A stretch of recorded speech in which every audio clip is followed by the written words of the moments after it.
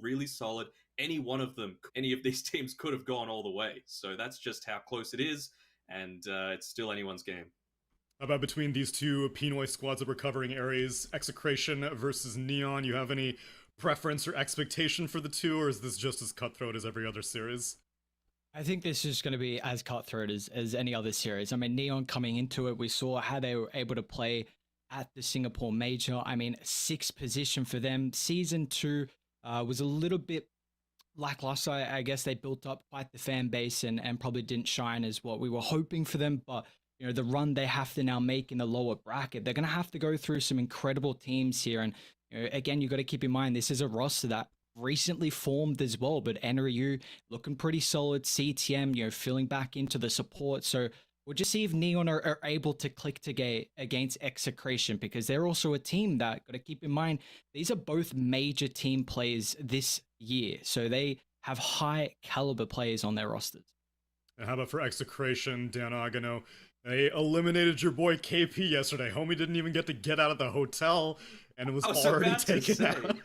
You know, like, can you imagine that? We were speaking with Mid1 from SMG yesterday, and he's like, yeah, KP gets out of quarantine tomorrow. It's going to be fantastic. We're going to have him. We're going to have a lot of team bonding, some more two truths and one lie. And then, you know, he gets out of quarantine. He's like, hey, guys, I guess I'll hang around for a bit or maybe get a flight back home.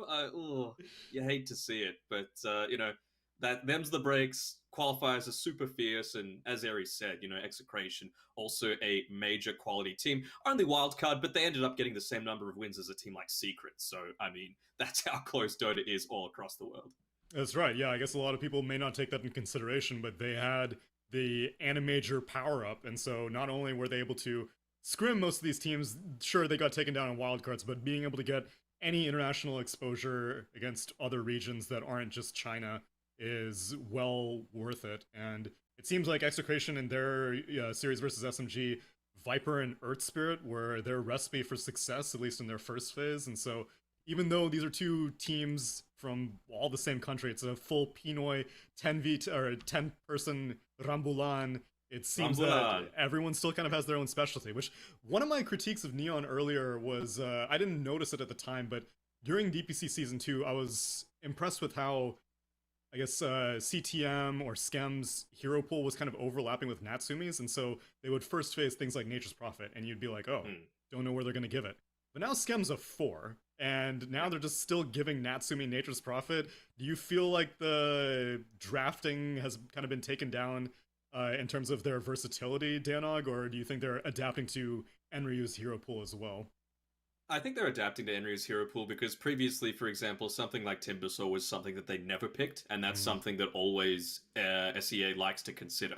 So now that they've got that in their back pocket, that adds another depth to their roster. But I do agree, it's all about the flexibility. You need to know, as Aries cracks open a he's got it.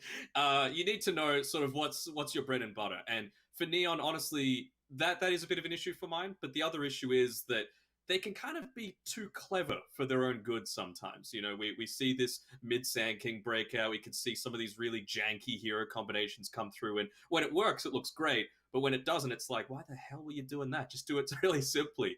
But yeah, with these two Pinoy teams, they would be scrimming a lot. They would be playing a lot against each other in, you know, every single tournament. And so, honestly, top 6, TI qualifiers, it could even come down to the coin flip, which I believe has gone Execration's way. They went and chose first pick. Neon are going to be Radiant. Honestly, both sides, it's weird. Both sides prefer Radiant, but both sides love first pick. So, which way is it going to go? I would be stunned if we don't see, like, a Mirana come out first, because that seems like the key staple for both of these lineups. Has that been like first phase ban? Because like I said, I'm just looking based off of the drafts, and so Viper still seems incredibly popular out of the entire qualifier. I know originally on day 1 I had said that Hoodwink was the most picked hero. Now Nyx Assassin's starting to creep up there. Lion is starting to creep up there. It seems that South America and Eastern Europe had their own thing going on, and Southeast Asia hasn't really paid too much attention to it. Aries, has there been any Southeast Asian heroes that you're like, oh, finally I'm getting to see the Medusa and the Axe more often than I was seeing in South America or something like that?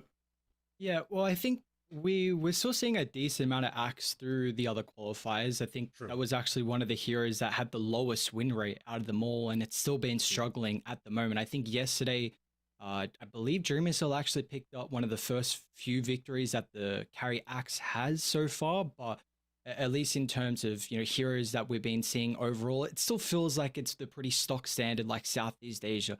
Especially in the support role. I guess talking about heroes that we don't really see too often though. RR, the Treant Protector for Execration is a potential to come in. This is something they played twice yesterday in that series versus Fnatic. So we'll see if they're going to be able to get these heroes that they have some comfortable knowledge on, or if the bans are going to come out and how really they're going to try and prioritize from Neon and who they want to target ban here. Yeah, you were saying the Mirana, Danog, any other ones that stick out to you as contested between these two teams? Probably AA, DK, Lion, Puck, maybe even an Invoker at the stretch. So those are all, like, some of those heroes are a lot harder to counter. Like, Lion just seems like it's always good, unless it's against something like a Lycan, which I don't think we're going to see that being broken out this time around. Little Gun, R.I.P. to my boy Little Gun, that's right. Yeah.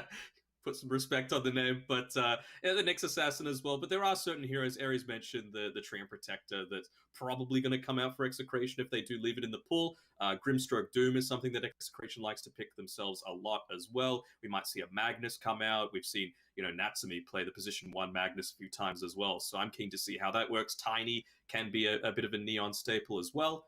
So we'll see. We'll see how everything shakes out in the draft. Yeah, we were being critical of the Axe, which is still doing pretty bad. Throughout all qualifiers, only 30% win rate, but another popular hero, Timbersaw, 31 picks, 35% win rate. So all these offlaners that I thought were very good during the Animajor and even ESL Summer, not proving to be as capable as I thought. And so perhaps it's just a comfort thing. Meanwhile, Mars is sitting on like a 63% win rate, and so that was falling off during the Animajor. It seems there are peaks and valleys, even though we're still in the same patch that we were for like the past month and a half. People are still discovering new things, and in this draft, we are discovering first pick Rubik. What?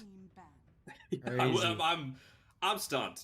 Back when Playhard was playing for Neon, I could understand that. That was one of his specialties. He was shining on it at the Singapore Major, but I haven't seen too much of CTM playing it, so it just seems a little bit off for mine. Also, the Mirana was still left in the pool, and neither team ended up picking it up. Even Execration, after this Enchantress comes out, which I was like, oh, that's a little bit weird. But I suppose they were thinking, well, let's pick up the Spectre now. Let's make sure that they don't ban it out, considering we've already got the Viper. We've got the break, so they'll just get rid of it next time if we don't address it now.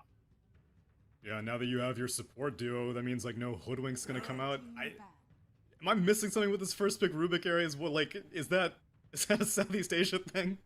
I think, like Denog said, Neon overall as a team, previously when Play Hard was on that roster, I remember when I was watching them through a lot of third-party tournaments, they were playing at like 20 out of 22 games. They were loving the Rubik. But I think in particular here, the Viper getting picked up, Nether Toxin's a great ability to be able to steal. You take that, you're able to shove out some waves, you can get a lot of farm, the break is nice.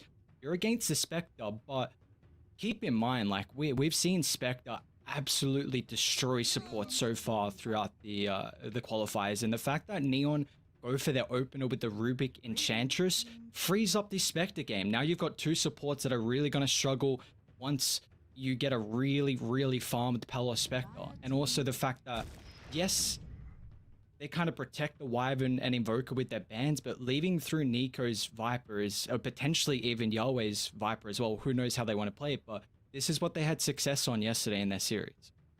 Yeah, at least they'll be able to get their hands on the Doom, which is also a bit of a denial pick if maybe Nico was eyeballing it, but still, like, and they do manage to go for their Earth Spirit, so this is something that Execration were consistently doing in their series versus SMG. They were going Earth Spirit, Viper. A lot of heroes that we have not been seeing, both the Rubik and the Earth Spirit in this series showing up, not necessarily in the rest of the Southeast Asian qualifiers, so I'm intrigued. And we've still got the Treant Protector that could be yet to come. I believe in both of their wins that did also join the Earth Spirit Viper pairing. So sure, yeah. It's something that they've let through for RR, which is kind of surprising. And even just then, like just to go back to the Rubik super early on, I know we're harping on it about it a little bit, but it's a bit out of place with the Spectre being able to rip apart these supports. It's not like it's a Lion, you know. You can't just get rid of that Haunt illusion straight away when Spectre presses it on you. And you're a Rubik. You don't want to press something like, sorry, you don't want to buy a Glimmer Cape or you don't want to buy a Ghost Scepter super early on. You need that Aether Lens. You need that Blink Dagger. You need to be able to kind of make these plays happen in these team fights. So not much is left for the defensive side of things for yourself. The more I look at this draft, I feel like they should have just picked a Grimstroke instead or something. Because, now it's a Rubik supporting a Jug. That doesn't seem great. Mm-hmm. I mean, they do have a really, really strong lane, though. If this is going to be, more than likely, that's an Enchantress Jug lane, and you can kill the Viper very, very easily. Like, level 1 Viper is incredibly weak, and you've got the Enchant Slow for the Blade Fury. Jug's lane's okay as well because you can purge off the poison attack. Of course, it's a bit of a longer cooldown, but overall, I like what Neon are going with kind of with their draft. That's going to make it a little bit more difficult though, but Neon have to play super fast. Like, you've got the heroes to do so, and this is where Neon always thrive with as well. Like, going this early aggression, just running teams over. The last pick is going to be... this is where the draft is really going to get set into place here though. Yeah, I mean, that Viper could be dying many times in lane with this. You have to think, like, the Blade Fury duration is 5 seconds, level 1 enchant is nearly 4 seconds, and you're a Viper, which is one of the slowest heroes in the game, and you're not wanting to buy any kind of movement speed to start with. So positioning is going to need to be perfect. It might be getting even harder once you get some of these Enchantress creeps, so we'll see how on point they are with BDZ in particular, being able to block up some of these Radiant camps. It could be tough for the Viper, but they're going to go for the Razor to kind of, maybe think that, well, this lane might not go super amazing, but at least let's be able to control the enemy's POS 1 when it does get to the skirmishing part of the game. And I guess that kind of also forces Doom into an offlane role, which it could have gone mid, it could have gone offlane, but if Razor's basically guaranteed to be the mid, then I don't think Doom wants to go there. He'd rather deal with the Spectre instead. So both teams, I guess Neon looking for their mid laner, and Execration looking for another support. Neon bans out the Oracle, and Execration bans out the Lina. They have to ban Quap. I would be so incredibly surprised if Quap doesn't get banned. I know this is a hero we don't see a lot, but like you just said, Doom, you're not going to go mid because of the Razor matchup, and you're not going to put Spectre mid as well, or in the off lane. So the lanes for Execration, you're able to recognize how they're going to play it. So that Razor's mid. You need one of the better ways to deal with him in the lane, because that's how Execration are going to play. This Razor has to pop off, has to be the lane dominator, because you're worried about the Viper lane. Spectre, mediocre laning stage hero as well. And the reason why I like the Queen of Pain even more is because this is a lot of burst potential in the early game that can enable them to run over, and they don't really have that full burst as well from Neon at the moment to bring down a Razor or Spectre. So I think Queen of Pain is just going to perfectly fit in that draft. We'll see. It's a little bit off meta though, but I don't think Neon's one of those teams that cares about all that much. Also, tons of pure damage as well coming out there, which can deal with that Viper super early on. Hell, even the little mini pushback from the Sonic Wave to be able to deal with a static link. Maybe, kinda, who knows. Execration looking for their other support. Mirana has still been left inside the pool the entire time, and so maybe worth consideration. I do think that they need some follow-up stun. I don't think Earth Spirit Rolling Boulder, well, okay, never mind. They go for a Phoenix into a Juggernaut, and Neon immediately pick up a Batrider. Quick Batrider. How do we feel about this? I don't like either of these last picks. Yeah. No. It's fast, It seems at a least. little odd.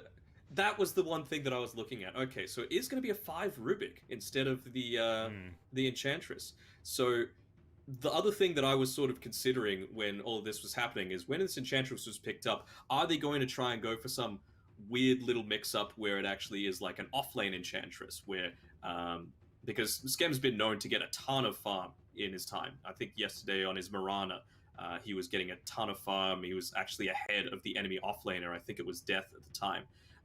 But he just couldn't do anything with it because you're a Mirana. It was all just support utility items as opposed to anything that's going to do damage. And she's very capable of doing damage if you just leave her there to rain down havoc. And when you've got, the dual Fire Brothers in the Doom with his Scorched Earth and the Firefly running at your face, oftentimes you do get that freedom to just be able to sit back and free cast those impetuses. Yeah, and seeing as how there's literally only one stun on the side of Execration, I do feel like CTM is just gonna have the world as his oyster, because at most it's the break from Nether Toxin that's kind of restrict his, I don't know, freedom to move around, but like other than that, I really see how they're gonna struggle. Execration's gonna struggle to keep Neon in place, but at the same time, maybe they don't care about that, because they've got Sunray heals, and that's probably why they were, oh yeah, you know, who cares about stuns? Let's just keep our Spectre and our Razor and our Viper alive constantly. The best offense is a strong defense, maybe? Sure. I mean, there's not even any amazing Skadi builders on this lineup, right? They're going to want to go for attack speed on the Juggernaut to be able to eventually deal with the egg when it gets to the late game.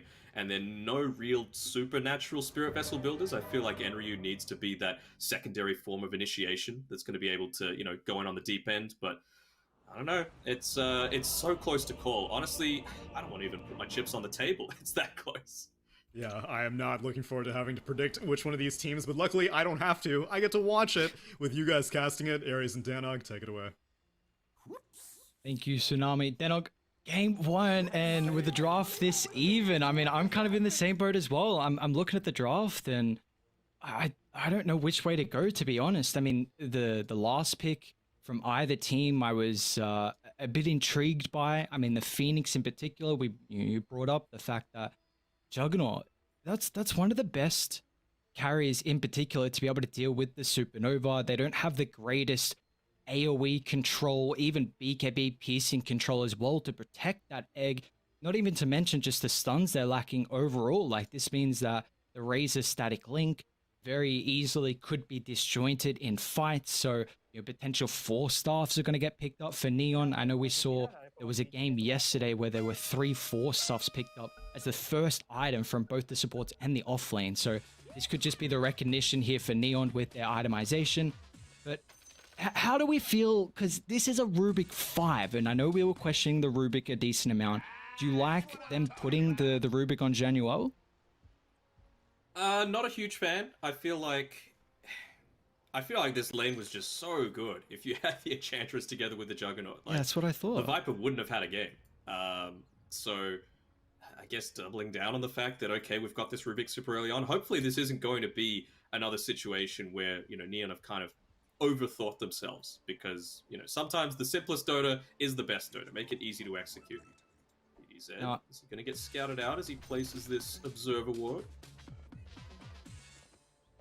Don't think One so. thing I do like about Radiant's lineup is this early aggression that can come out from them. I mean, the Batrider, I know I was asking for the Queen of Pain, but the Batrider definitely kind of fulfills that role as the early aggression hero. Probably going to see maybe the first 10 minutes might be a little bit more passive, relying on those ancient stacks to be able to get that Boots of Travel here for Yopaj, but they do not have a Dispel.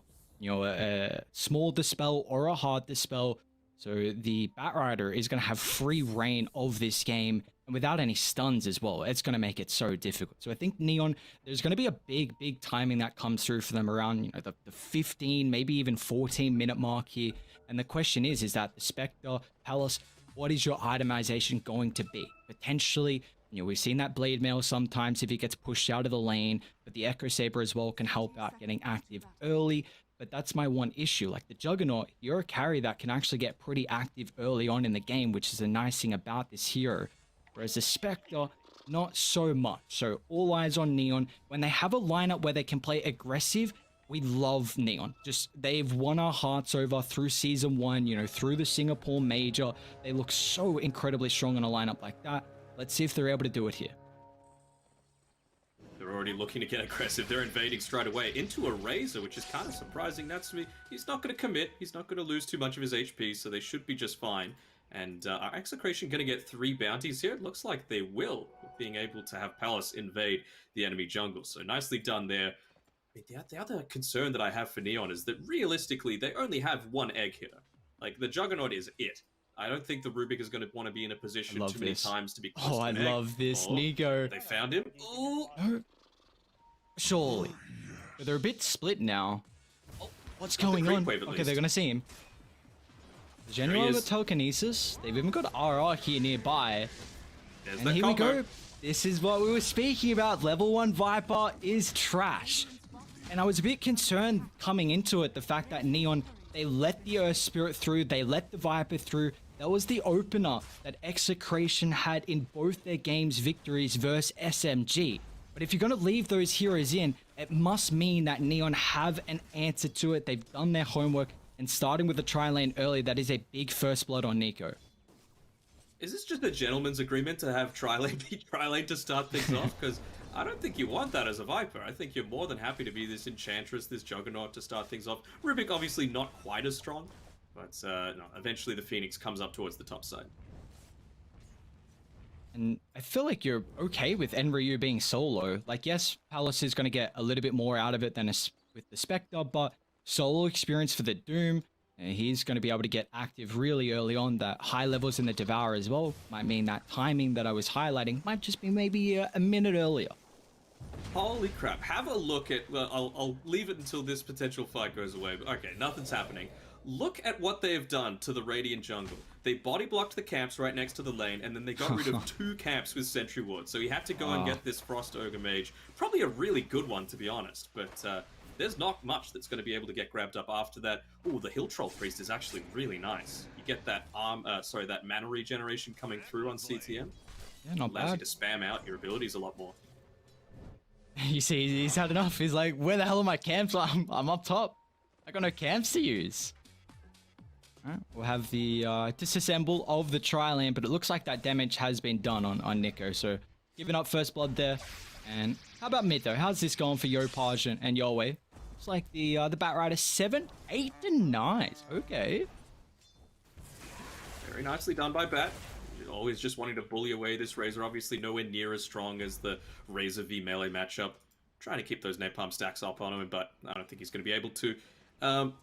You were talking about before, like, what sort of build is the Spectre going to go? It has to be Blade Mail. It absolutely has to be. They've got a ton of unavoidable damage when you've got that Firefly, the Flame Break, the Scorched Earth, which are going to be leveling up, so why not just turn it back against the enemy team? I am intrigued to see how Execration supports are going to be able to mitigate the Bat Rider in this lane as well. Because you take a look, like Enchantress, Rubik, you can bring a creep, dive under that tower, maybe even with the catapult wave. That could be the timing they're looking for on Neon. And you got a Phoenix. Like, this is kind of an immobile hero, not the greatest at being able to rotate early. Earth Spirit's definitely one of the better supports, but you take a look at Neon, they've got 2 stellar supports at that role. Yeah, for sure. And we can see that that's the main aim of the game for BDZ as well. He's already got the urn queued up, gone a decent way towards it with 5 last hits being able to be picked up by contesting a lot of these neutral camps. I'll give them a pass on Execration because they used a lot of these sentry wards to block up these enemy camps, but this ward next to Yopaj in the mid lane, he always places it there, or he always places it at the top of the stairs just to the right of him. So you place that sentry ward in the middle, you will get it 100% of the time.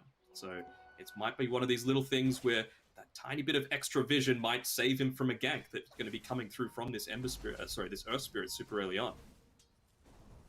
Yeah, and that's where he's worried about, the Earth Spirit from that bottom side. So you see him kind of angling a little bit more there. Natsumi bot, he's going to fall though. Nico, Power Spike coming through every extra level in the poison attack. BDZ as well is also level 3, so that is a great move from them. And this is kind of what we saw in, I believe we had day 1 and our first game as well with the Viper. As soon as he got that level 3, was able to get aggressive instantly. Yeah, and it's not just that. We talk about vision just before. They've got this Observer Ward on the high ground that we saw BDZ place next to all of these Radiant heroes at the very start of the game. He saw that Zhao was making the rotation through up to the top to... did he end up taking that bounty rune, or was he just checking for stacks? But he wasn't in the lane, so that enabled them to rotate through, get the stun in onto Natsumi when he was already low because of the Viper, and secure themselves a return kill. Neon are often a team that like to mid-lane Yopaj. Yep. Great move. Yowei, he's not going to tick out. 7 sticky napalm stacks. He's okay. Down bottom as well, we see the Viper getting dived onto the tower. So Neon able to use that awareness with the Earth Spirit rotating mid to find the kill on Nico. But again, it does cost them Yopaj. And I like the time that he rotated as well. Normally you would think, okay, I'm going to rotate around the 4-minute mark, the 6-minute mark, secure all these runes. He went at 5 minutes, right as it turned into nighttime. So he wanted to make sure that he wasn't being scouted out until it was too late. Top lane, And Ryu dived. Yeah, they got BDZ here as well. Roll's just a bit shy, but all he needs is the kick to help out. Ira did commit forward with the dive, but where's the TP? I think it actually got cancelled, so CTM. Yes, he'll get the kill, but he's going to even fall as well.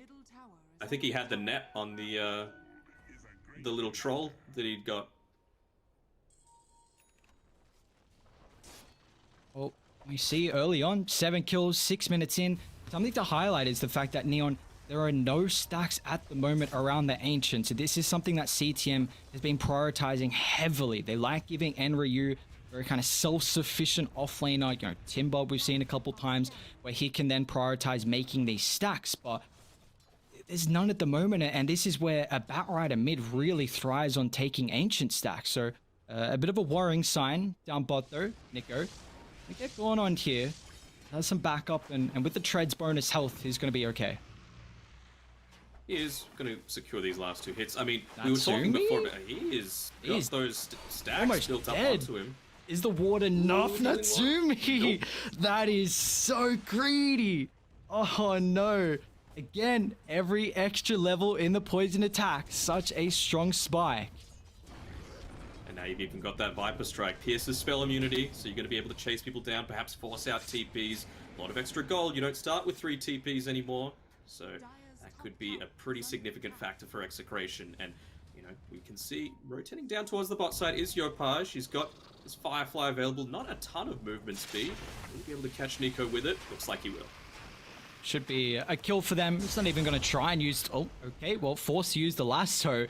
Is he going to pop the regen? No. Just keeps his life. But they're even going to haunt down here. Palos jaunting forward. Regen coming into play for Yopaj. Palos has committed very deep, but he's got the backup of BDZ. Even Enryu's going to show up as well with the first doom committed of the game. He's got max out Scorched Earth, so should be able to chase down the Spectre. It's going to tick out in a couple seconds here. There will be no deny. So we see Palos. Oh, another kind of greedy play we're seeing out of these cores. Thought he could get away with it. Even BDZ is going to roll under the tower. An instant assassinate into the TP out. He's out of there. He's also almost level 6. Almost level 6, and he's been part of 6 of the 7 kills so far. Fantastic rotation. There's a C Dota. 13 kills in 8 minutes. They're just killing people all across the map. And, well, the siege is even starting towards the top side, like we were expecting. CTM, he's playing a bit more of that, I don't want to say offlane role, but he is the definition of a greedy 4 at this stage. This is what we love to see. Yeah, the downside, of course, is that we were talking about the Batrider, what he was lacking in the mid lane. He had a very good start to the game, getting a lot of denies off against this Razor, but if you're playing this role with CTM, it means that he can't get too many stacks off. I think these might be the first ones that he's actually going to be able to claim for his back to allow him to come back into this game. Yeah, I mean, you take a look at the Batrider's net worth. I mean, he's actually just ahead of Razor at the moment. Natsumi will fall top, though. Again? Yowie and BDZ. That is a big one to pick up there, Yowie. Even though he's not doing too hot in the net worth, getting a big kill on Natsumi's Juggernaut is going to slow down the carry on Neon. Man. Things, I don't want to say things are looking bad for Neon, because they are getting a lot done with this Enchantress. And we've talked about how they're lacking stuns. They're lacking, you know, a solid way to get in on top of her and deal with her when she starts, you know, pushing out all of that right-click damage. It's not like these, you know, 4, 5 Enchantresses that we see that are like, I'm just going to build a Holy Locket and be super tanky with my Nature's Attendants and my magic resistance. No, no, no. This is a right-clicker. This is CTM wanting to deal a ton of pure damage, especially against this Spectre. Do you like the fact that he is going for the Dragonlance though over something like a Force Staff? Because I feel like you take a look, if you force out of, you know, Supernova to reset, out of the Viper slows, the Razor static link away from the Earth Spirit roll, like Force Staff just looks so valuable this game. Well, that ward that he just placed was not valuable because you know that small camp has been blocked for quite a while, and he just put an Observer ward right next to it. So, easy money, easy gold coming through to BDZ there. I don't mind the Dragonlance, right? Because A, it enables you to be, you know, a bit more of that tanky threat, the extra 10 strength is always nice. And it also means that you've got an easier way to deal with a supernova, and eventually you can still build into the Hurricane Pike. So I think it's totally fine. You do see, how's Palace going on the Spectre? He's close to the Echo Saber. He's going to TP back, maybe looking for a Haunt play to get out of the map here. Unfortunately, he's shy of the gold for the Robo Magi, so just a little bit off there on that timing. Would have been perfect if he had the Echo, TP back, then Haunt to join, but looking like he's still just going to fall back, farm up the jungle. They haven't made any real aggressive plays here for Neon. Is there anything we're kind of waiting for them? Honestly, like, when they do make aggressive plays, it's not even under a smoke. They just look to group up all together and just go as this big ball of a team and force the enemy team to respond to it. So I think they're just waiting for a few of these key timings, maybe Enryu picking up his BKB because he is incredibly farmed. He's already got his Midas, he's a good 1500 gold ahead of any Dire hero, and it's not going to be too far until he does pick up that BKB. Maybe coincide with the Dragon Lance as well on CTM. I believe there was a mechanism also completed for Nico, so he's going for a bit more of the utility route on the Viper. So we'll see how much that mechanism is going to play into these team fights here as mid lane. Yopaj get a little bit of antsy with the haste. Again, when you got a lack of stuns, it's so hard to punish the Batrider being up in your face. They do smoke up here on Dire. It was popping anyway, right? He picked it up 2 minutes ago, so he's got a regen now at his disposal.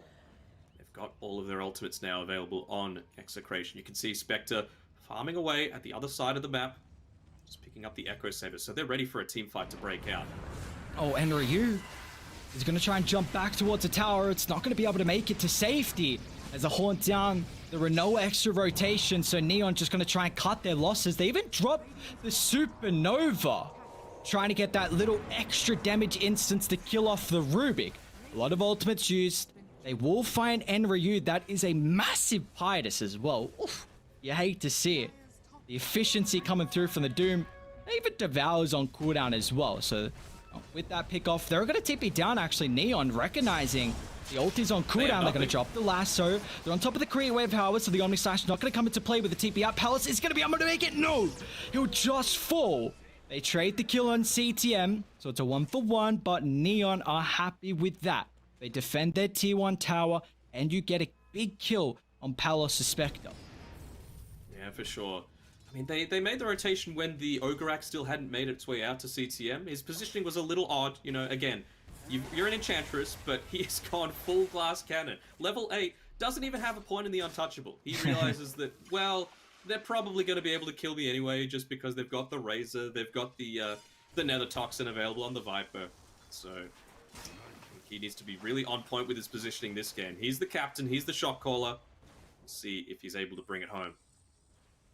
See what Radiant want to do as well, because they did show a lot of TPs down bot to protect that tower. Got a couple heroes nearby, but also so did Dire. Gonna drop the Omnislash for the health of the mechanism burst. It's not gonna be enough to keep him alive, and now with the Doom out too. Got chase down the Earth Spirit. Yoei's gonna swing on over. He's not gonna be. Oh, nice deny. RR. Beautiful play from them. They're still gonna lose 2 heroes, and with Yopaj showing up, he's gonna haste once again. So much movement speed to be able to chase him down. They will purge that off. Is there any way to slow down Yoei? You see, same with Neon, lacking the stuns at the moment. They find 1 kill with that deny coming out on the Earth Spirit. And that is a lot of rotations down bot. It is, and you know, it's the style of play that Neon like to go for. None of these crappy little smokes. Let's just ball up together as a team. We realize that we have the strength at this stage of the game. 3k net worth lead, even though we're behind in kills. They've taken a bit more of the map control away as well. And so Juggernaut, he's going to be able to continue farming at least until he picks up that Maelstrom. I don't feel like they're going to want to fight with it though. It's just a bit of a farm accelerator. Oh, well, Yopaj hasn't had many stacks at the Ancients, but I tell you what, that is a gigantic stack. Pretty juicy. Oh, Don't think they're in a position to invade either. They're more concerned about this bottom tower. Makes sense, it's going to open up a decent amount of the map. Nico's going to claim that last hit. The other factor of having that Dragon Lance on the Enchantress as well. Base attack range, 575. Dragonlance adds 140. In case my AU maths aren't wrong, that is 715. And just have a quick look over at the Spectre with the dispersion max radius for the damage being returned to you. It's 700. So obviously between attacks you're going to be wanting to start a step backwards just for that little bit of extra impetus damage, but you're also going to be avoiding a ton of this damage coming back towards you. Yopaj, that stack finished his blink and almost a K change in the bank as well towards the BKB. He is in fighting shape here to try and reveal the blink dagger. However, Radiant, their ultimates, they are still on cooldown, so they're not really going to be able to answer the call to defend mid. In fact, they're just going to glyph it up. See how their defense starts to mount though. Dire have an incredible ward on the backline in between this tier 1 mid and tier 2. It's just the name of the game. You see. Ooh, they stole it. That's pretty key. Being able to take away that Nether Toxin against a Spectre. It means that even though he's got this Haunt available, you can see he's level 12, but you know, he was kind of considering it, but thinking twice. They do, like usually I'd say with this lineup, they're going to suffer actually holding him in the next Nether Toxin. Is hold that thought, Neon. They're going to smoke up. They should know this smoke is happening because the sentry placed without seeing anyone. So Nico's in a great spot to pop it. On the higher ground, blinking forward, Lasso Doom, everything committed on top of the Viper, but they're going to try and cancel him out of the fight. Static Link drained as well. Yoe has only got 28 damage here, so Execration, they have to look to count their losses. As they get back, there's no stunts at the moment with the Lasso on cooldown. Natsumi, nice silence, but still the movement speed. Jug's moving so incredibly fast. Phase on cooldown at the moment, another kick slowing them down. The sticky napalm is starting to stack up. How far do they want to push on forward? Because Nico's back alive in 10 seconds. The Spectre though, it's away for the team. Palos can get down with the mobility. He's going to be able to make it back to safety. And they're trying to chase it, but they can't keep up. They've gone too far. The trap has been sprung. As CTM battling it against the world, they'll drop the Supernova to claim the kill as well. And while we do see Palos, he'll lose his life there. Januel to pick it up. So all in all, I mean, that's a 2 for 2 and not too much happening in regards to the net worth after that fight. Yeah, I mean, it's still a 5k lead, so Neon are going to be feeling reasonably okay with it. You've got the Doom, right? You've got the Midas available. They had used the Devour during all of that, so, you know, you're getting a good amount of value out of these sorts of rotations. Is this going to be a kill onto the Razor? Maybe. He stole the plasma field, Junior. Wow! What a play on the instant tip from Natsumi. And Yopaj as well. Oh, man. This is something I was going to bring up just before that fight, is that take a look at Rubik's net worth. He is the, well, at least the third highest, so the second highest, I should say, out of all the supports. And this is a position 5, but it's just showing, like, the Nether Toxin is such an incredible ability to steal. Even though it's only level 1, you can clear out creep waves. You can play like a Tree Protector role almost. So just playing the dead lane, shoving it out, getting any little farm you can get. And we'll see later on how this is going to come into play with those items. Because honestly, taking a look at Neon, like, they've got some pretty good scaling heroes. Yeah, they got great scaling on their heroes. Also, we were talking about, you know, the standard position for Rubik build going the Aether Lens into the Blink Dagger. He's changing it up a little bit. He's gone the 4 staff instead. I like it. It's going to be great against the Viper. Great against, of course, getting out of that Magnetize, out of the Static Link. And that's being comboed together with the eventual Hurricane Pike that we were expecting on CTM. He's starting to build into that as well. So 2 4 staffs already. We've also seen one queued up by Yopaj. Makes total sense. He's going to get it after his BKB. So that's a huge timing coming through. When are they going to be able to use a lot of this mobility to really take control of how these fights are happening? Well, they might actually look to smoke up. I think that was just Blink picked up on the Doom. He's got the ultimate available. Omni Slash in a couple seconds. Also Sunj and Yasha on Natsumi's Juggernaut. And then while we take a look at Dire, Holy Locket, trying to see any other items. BKB still shy on the Razor. BKB shy on Nico as well. And the Spectre is a bit away from the Manta. So they are behind in regards to items. And this is something where Neon can look to punish as they're setting up on Yowei top. Yopaj, can he just get in range for the blink? Yowei is pretty speedy. Back to safety. Carlos farming away from his team again, but again, he's got that Haunt available. I'm still kind of shocked that he doesn't have the Blade Man. You know, you have all of this damage that's being pumped out to you. The team fights are dragging on, and so you're just going to get so much value out of it. It's going to enable you to take Ancients a lot faster than he currently is with his Echo Saber as well. kind of feel like it's a bit of a mistake, to be honest.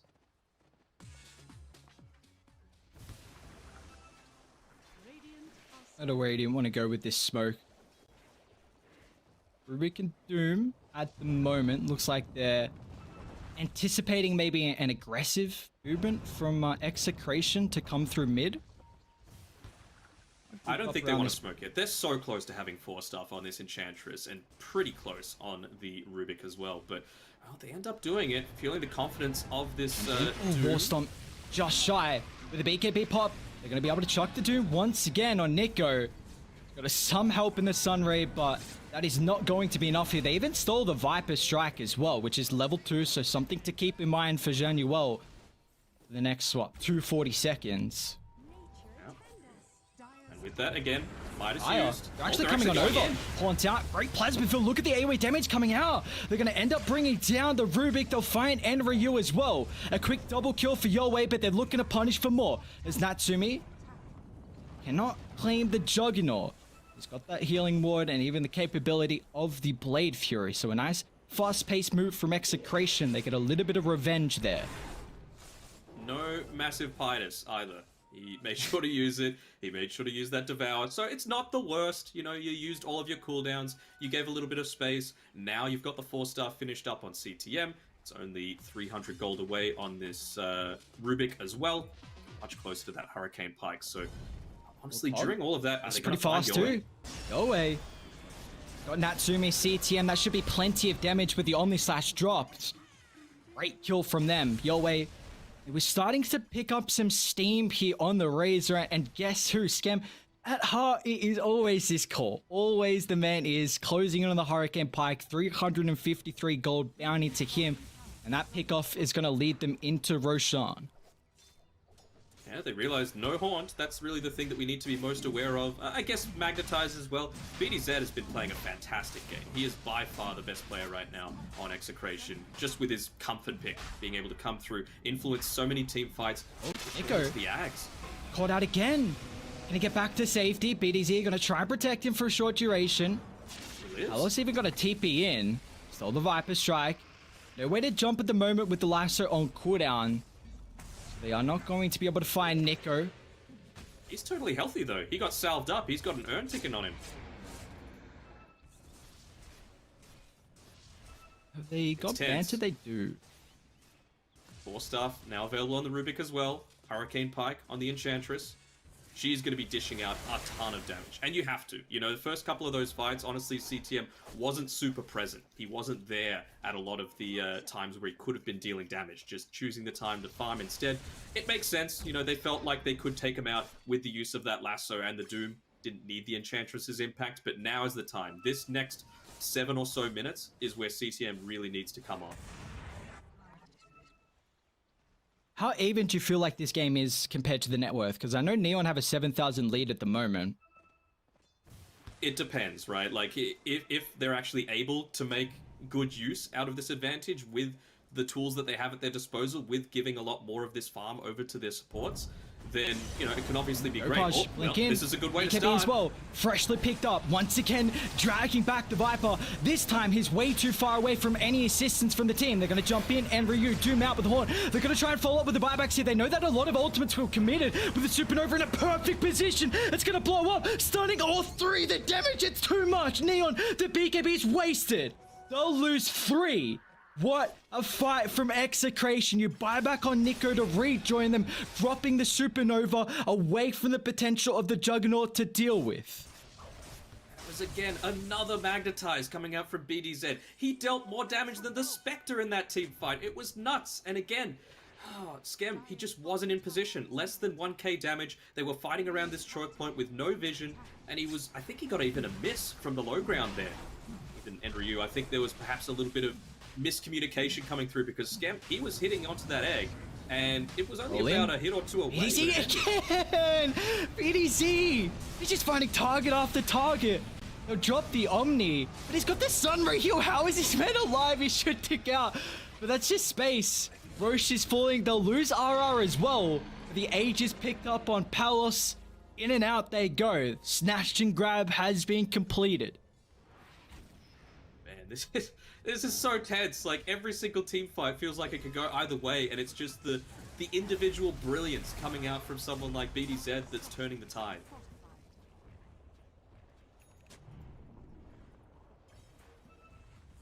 That's big now as well, taking the Aegis away from Radiant. Did I hear an BKB? Yeah, Yopaj. He popped BKB. Down to 7 seconds now. Okay. It's just a farming BKB, you know? Oh, yeah. 100%. Oh, Viper, Courier, CTM. Oh, he doesn't make it to the low ground. No TP2. Radiant swinging over. I have the T1 tower for the focal point to be able to rejoin the fight. They kicked it back into the nether toxin. But they're straining away all the damage here. They're going to be careful. Spectre still alive somehow. Got to keep in mind he's got the Aegis as well. And Natsumi with the Blade Fury and cooldown. The Juggernaut's going to fall. They'll roll in and make it at third. It's execration. They don't give a damn about the net worth advantage that Neon have.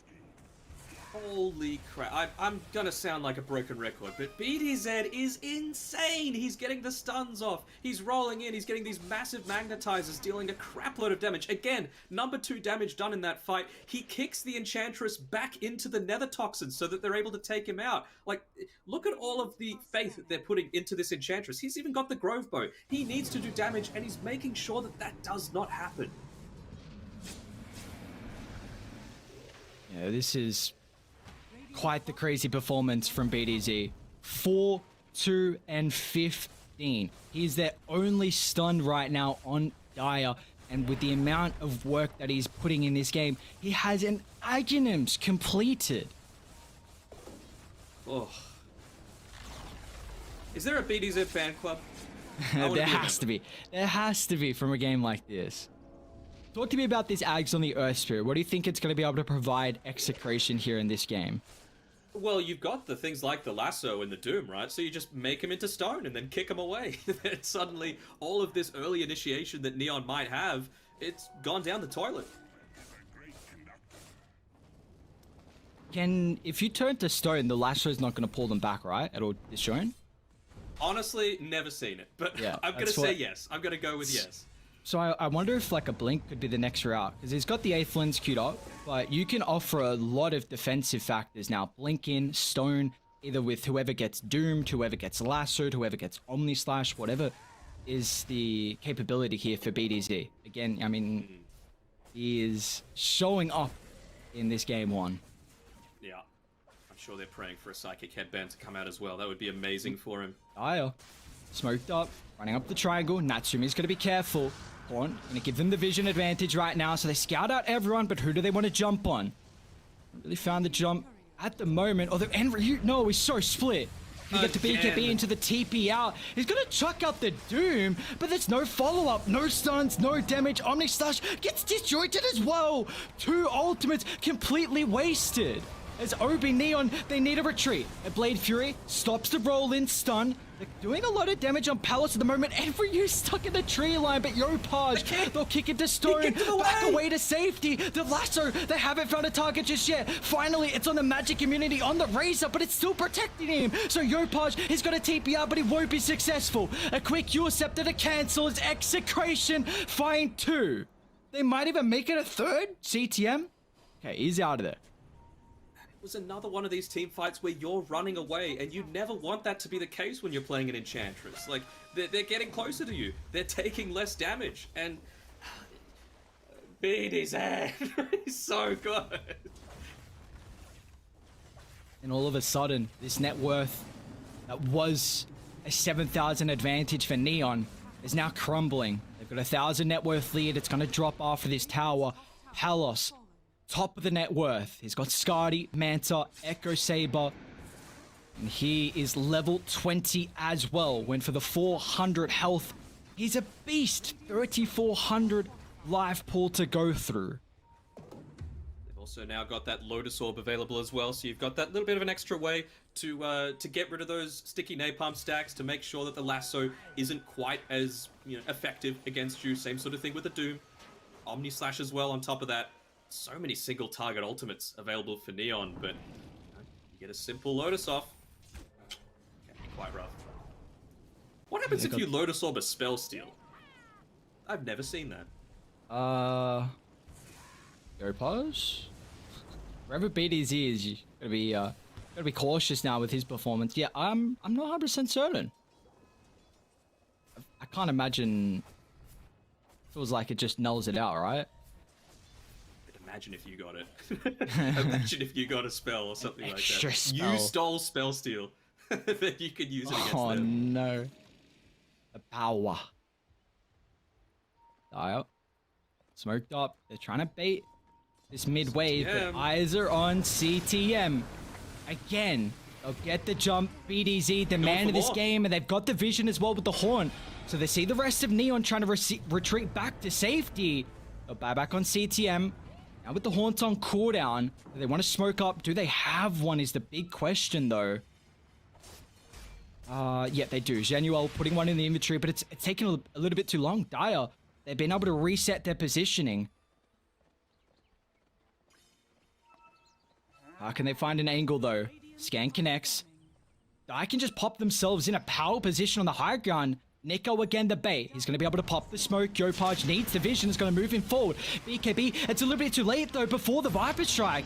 So his blink's getting cancelled. Nico forced off down to the low ground, but Yahweh now he's got a DD. The Supernova, it's a long way from the fight. They need to cut it back onto the high ground. Now with the egg, it's going to end up popping, stunning them all up. The Doom's out. Razor, he hasn't been able to steal any damage at the moment. This could be the fight for Neon to hit back. Lasso, controlling. Palace, he's in trouble. Warsom's up, but look at the Mercantile again. BDZ, he's ripping them apart. The magic damage, it's too much to handle. He'll roll in after the buyback. 3 are down.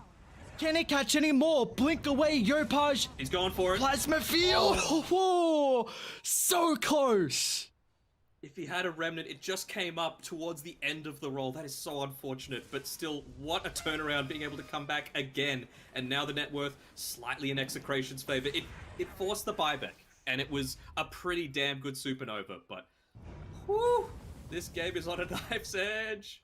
It looked like it wasn't the greatest Supernova to start, but Execration did an incredible job to make it back on their high ground, stunned on 3, all the AoE damage. When Radiant's BKBs, I mean, there's such a low... Yopaj? Oh, they found He's got BKB. He should be able to TP out. Yes, sir. He's back to safety. Okay. We're just seeing, though, when these BKBs, they're expiring, they are getting shredded from all the magic damage and all this AoE damage that Execration had. Yeah, I do agree. I feel like that Supernova was... You mentioned that it wasn't the greatest. I mean, Nia just kept running into it. That's probably why it was a better one. I mean, still... Smoke coming out. That might have been revealed. Yeah, they do ping it out immediately. One of the few mistakes that we've seen so far from Execration. Smoking behind the Razor. They're going to back up to the safety of their high ground. Alright, what do we got here? Omni cooldown, Lasso cooldown, Doom cooldown as well. Radiant, they've got a pretty good ward around that high ground near the secret shop. But I don't actually know if they can take this fight head on with all their abilities on cooldown. I mean, when you think about it, you never want to be caught in an enclosed space like this. You know, you're against a Spectre that's just going to be able to divide and conquer. You're going to have the Nether Toxin on the ground. You're going to have Magnetize. You're going to have, like, a couple of cliff spots where a Sunray can be perfect in combination together with a Supernova. You need to take these fights in the open field. So if I was Neon, I would back off completely. I would look to counter smoke once all of my ultimates are available and look to try and catch Execration, you know, maybe next to Roche Pit, maybe in mid lane or something like that. Yeah, we're seeing as well, like, the issue with the Haunt coming through, like you just said, in a choke point, the divide and conquer that the Spectre has. We brought up in the draft that these supports are just going to be food for the illusions, food for the Spectre. But another thing to mention is that Radiant, they are very much relying on Yopaj to get this jump. That Blink, Lasso, drag back, instantly just cancel one hero out of the fight. But if you get the Viper Strike, you know, that can cancel the Blink opportunity from Yopaj. Even better is that Horn. So I don't know how they're going to do it on Neon, but you have to get the jump before the Haunt comes through. Otherwise, it just feels like this Batrider capability, it's taken out a factor. Uh-oh. I mean, they knew they smoked, but they're still here nearby.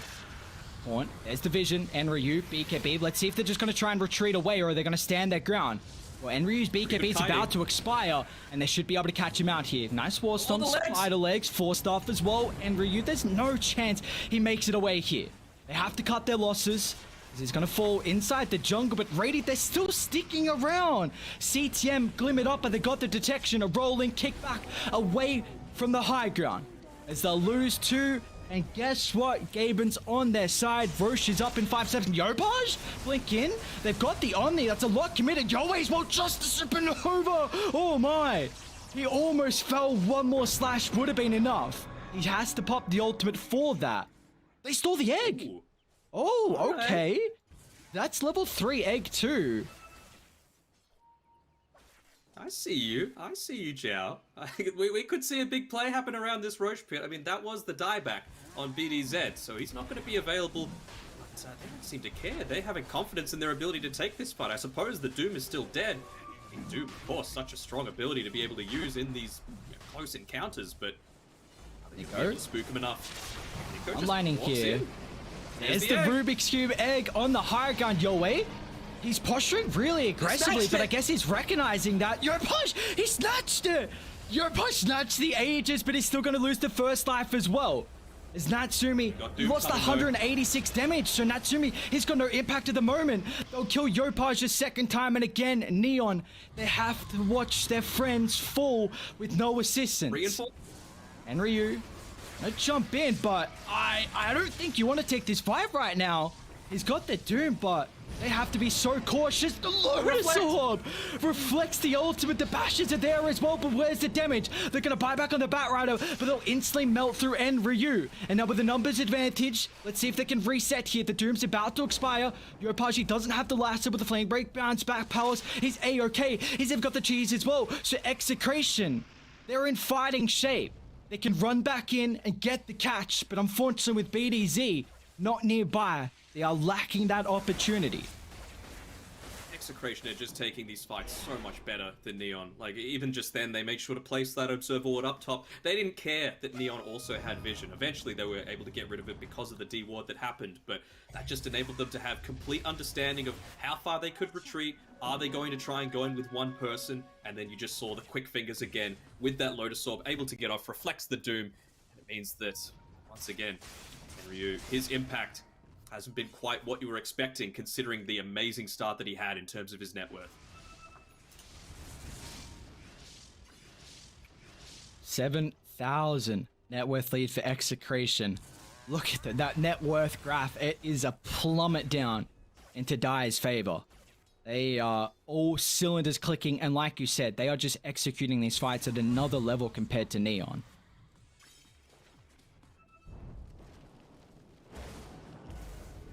Are there any big timings that we're going to see come through for them shortly? Any items that we're waiting for us? They don't have much of anything right now on Neon. Yoe? Oh, you got to be so careful. Start on forward. Instant BKB. They have to kite the static link. They're able to do so. Still was able to soak away 52 damage. They're going to look to reset. A whole lot committed. Doom still on cooldown as well from Enryu. It's greedy. More stuff forward, double force, Enryu back to safety, but the Horn's gonna fly. Spider Legs doing a great job to kite this, but they've been able to catch out CTM. The Enchantress, no man's land, unable to get back to safety with the rest of the team.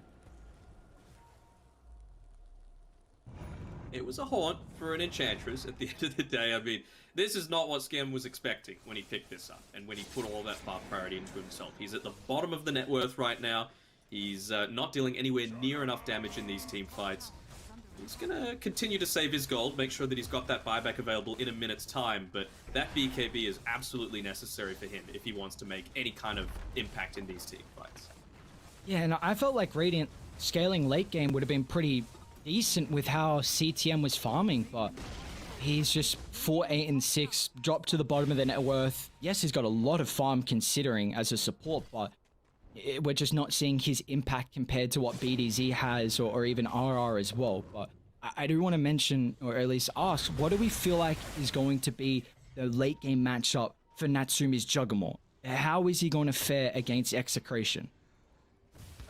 It's going to take a lot, right? Like, are we going to see a potential Ag Scepter come out for this Doom so that you get the break onto the Spectre? That might be it. Are we going to bank on Zhao being able to steal the Nether Toxin so that you can deal with the Spectre? Like, you're still against a Phoenix. That's something that you need to be concerned about. And it feels like every single time he's getting a full channel off onto that Sunray.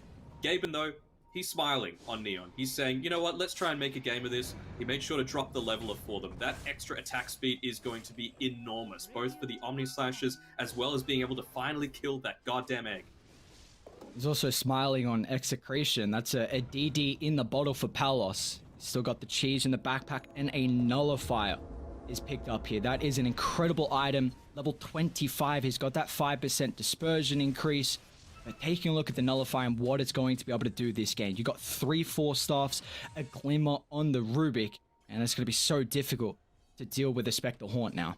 So they're going to smoke up, die up around their high ground, once again playing in a position where they can pop the smoke with a vision advantage. But Radiant, they're going to go the long way down through the bottom lane. Look at them, they're just playing around these choke points. I really love it. You know, they've got the vision. They've got the heroes on the... Well, I mean, if they make this big wraparound, it could be huge, although that's not the target that they're going for. They want to find this Spectre. You know, she's got the double damage, but not a ton of mana, and not a huge amount of survivability, it has to be said. So if you take away that Haunt potential to be able to get away to some other part of the fight, then, well, suddenly you can be food. Yeah, I don't know how they're actually going to be able to get there fast enough, Execration. Alos. Okay, instantly after that pause. And they're coming down too. Yeah, BDZ and RR both straight away moving to connect with the Spectre. Smokes. No, they're not all connected though. Yoe's still in mid lane. Nico around this high ground. Push hunting, blink forward. Oh, that's a big pickoff. BDZ has been doing so much work throughout the fights. Haunt in, jumps straight on top of the backline. Januel, food for the Spectre, but he's got a buyback. They don't have the outpost control though, so we won't be able to rejoin instantly. Doom's out, no Lotus Orb to be able to protect him. The Static Link's not there as well. They need to stay on top of the Razor, but they're unable to do so. They'll kite it back, and Omni Slash unable to do any amount of damage as well. So Natsumi has to retreat back to safety with the Blade Fury, but he's getting kited. The Viper Strike slowing him down at double force into the TP out. Can he make it? No! Yoe! Use the cancel and Natsumi will fall. He's down for 90 seconds. He doesn't have a buyback. And BDZ, the all chat voice lines are there as well. Oh, perfect timing with everything is totally right. He couldn't even just TP straight away there. I was like, but they got no stuns. There's no BDZ. You can't just go there. But they had the Supernova. It would have popped before the TP went off. So forced to attempt to make that kind of play. Nice double force stuff coming through. But it's just not enough. And well, they're going to finally start pressuring into the high ground. Can you imagine, 41 minutes in, first time that we're going to be breaching high ground? Oh, Rubik's still egg again. Okay. If there's anything that could help out, I mean, Nether Toxin would be great for a high ground defense, but the Rubik's Cube Supernova Haunt in. Oh, that might just not be a factor now. Is that Haunt or... Oh, so you got the shard. Sure, yeah. Not even Shadow Step here, the dispersion. No, you gotta be pretty careful now, with actually, that. right? Yeah, you're gonna be using the Fade Bolts, and it's like, call an ambulance, but not for me. Now, one thing about Execration is that they do not siege fast with the Spectre.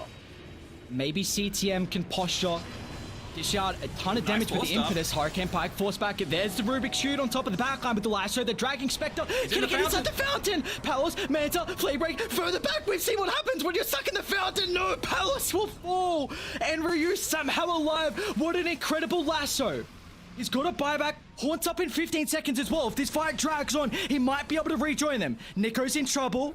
They're going to cut their losses as the Viper will sacrifice himself for the gods. Down for 80. Are they catching more though? Natsumi shouldn't have a stun. So that is 2 down. They both have buyback though, but the lanes are so far shoved out. I mean, again, individual brilliance. That's what needs to happen. Being able to drag the Spectre in the midst of all of that chaos back into the fountain and then flame break him back in when he tries to escape. On top of that, CTM finally able to just sit back and deal some damage. He was essentially doing the most damage on his team in that team fight, and he's almost level 20 now, so he's going to get that little bit of extra team fight control once these BKBs start to run lower with the extra untouchable slow. Hell, he might even go the Ancient and try and take this Granite Golem. That extra 10%, 15% HP is going to be super effective. Gaben just not smiling down on Neon, it looks like. Unfortunately, Roshan, it's a long respawn. The Juggernaut potentially could have been able to take that, but take a tier 2 tower. Opage gets a ward inside the base, jump in, instantly finds the Phoenix. They want to take care of the Supernova in the fight. They need to bring him down before the dive, but the telekinesis will control. No buyback. Phoenix doesn't have a buyback. Well, it's very close. He's also got the 25 cooldown on the lasso too. Roll in, BDZ finds a jog. Can they push him back? Nice force stuff once again. They're fighting before they're back alive on the Viper. That's a BKB. Actually, the minute a horn from your way. Roll in once again. A buyback gonna come through. Execration, they've got all 5. They've got to lose on Ryu into the instant TP. CTM will make it. But Natsumi? His Blade Fury's on cooldown. Can't sidestep the roll as well. Yopaj, he needs to do whatever he can. But he's unable to do anything. They'll lose Natsumi. He's able to get the Shadow Step as well. Yopaj, nice blink away. TP out. He's okay. Natsumi doesn't have a buyback. Oh, not again. He's having to go all in onto just trying to win these team fights. Do they have a Philosopher's Stone? No, they don't. So he's not even able to sit that one in his inventory while he's dead for a little bit of extra gold coming his way. And, well, we talked about before with Neon, they weren't put in an advantageous position. CTM? Oh? Oh, no. CTM. They got another force. They've already used it on Zhao and Got the nullifier. even Pelos. Abyssal Blade is out. And CTM is a goner, unable to get back in. And at least he's got a buyback. They also still Sunray, so we'll see how that's going to come into play here. What I was saying was, Roche still ain't up, so it's not the end of the world. And, well, it's going to be another 60 seconds, though. You've got some decent tower taking potential. I kind of want to see, well, I feel like Execration aren't going to want to go onto the high ground unless they're already in a super advantageous position. They're not the type that are just going to slowly chip away, so maybe the Ag shot on Nico isn't the way to do it. We've seen what Doom can do in the late game. This hero can just take multiple people out of a game with Refresher Orb. He now has it picked up, the double Doom capability. He is going to a Lincoln's on the Viper, the Lotus Orb as well, so we'll see how that's able to come into play here for Nico. I smoke up. They've got Chug up in a couple of seconds. Just as it respawns, oh, the vision from the Shivas. He gets away. Ninja gear though. He's going forward on Palace. And they finally have vision around this area, but no, taken away immediately. Who we got? What's this Roshan as well? Third one, Refresher Shard. Getting shown with the Aegis Cheese. They're going to smoke up. All 5 Radiant themselves as well. Smoke on smoke for this third Roshan, who is able to get the jump. It all comes down to the vision. Nico on the front line, time and time again this game, the Viper's been the one to pop the smoke. It's going to instantly happen with the rolling blink. Doom is going to get caught before the ultimate. He's going to pop the BKB and Ryu instantly. He's going to get cancelled though. Refreshes out. Now down to the back line. They drop the Supernova. It's unable to control anyone, but a lot of ultimates being forced. They're looking to reset. Is Yahweh? How has someone died just yet? CTM? TP out? Ryu? He's got TP as well. Nullify is there. I don't think he'll make it. Blink up in a couple seconds, maybe? Oh, BDZ. He's on point. Poor man, he ran across the entire map just to try and get away from this pesky Spectre. Ends up using at least the dispersion, but... Ooh, man, it's going to open up that Roche pit. Such a chaotic fight. I mean, Ryu... He blinked into the roll, so got stunned. He couldn't get that initiation. I think he doomed the Lincolns on the Viper. So he had to refresh. Yeah, but it just wasn't a factor at all.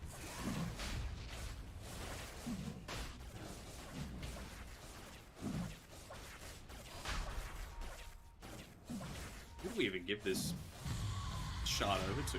I guess it has to be the Phoenix, right? But I don't know. There's an argument for the Spectre as well on top of this.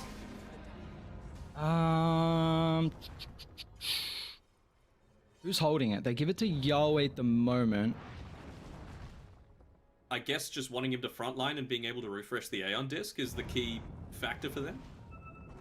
Oh, he's also got, I believe, the Ag Scepter coming out to him. So we could see some Tesla coil action. I mean, we were talking about before, how are they going to actually breach this high ground? Maybe the Viper Ags. No.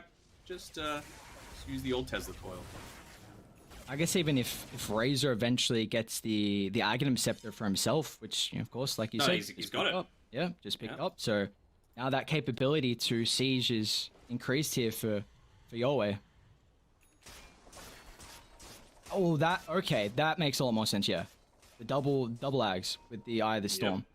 Yep. Oh boy, that is... What was the 25 telling he went for? He went for the attack speed, okay.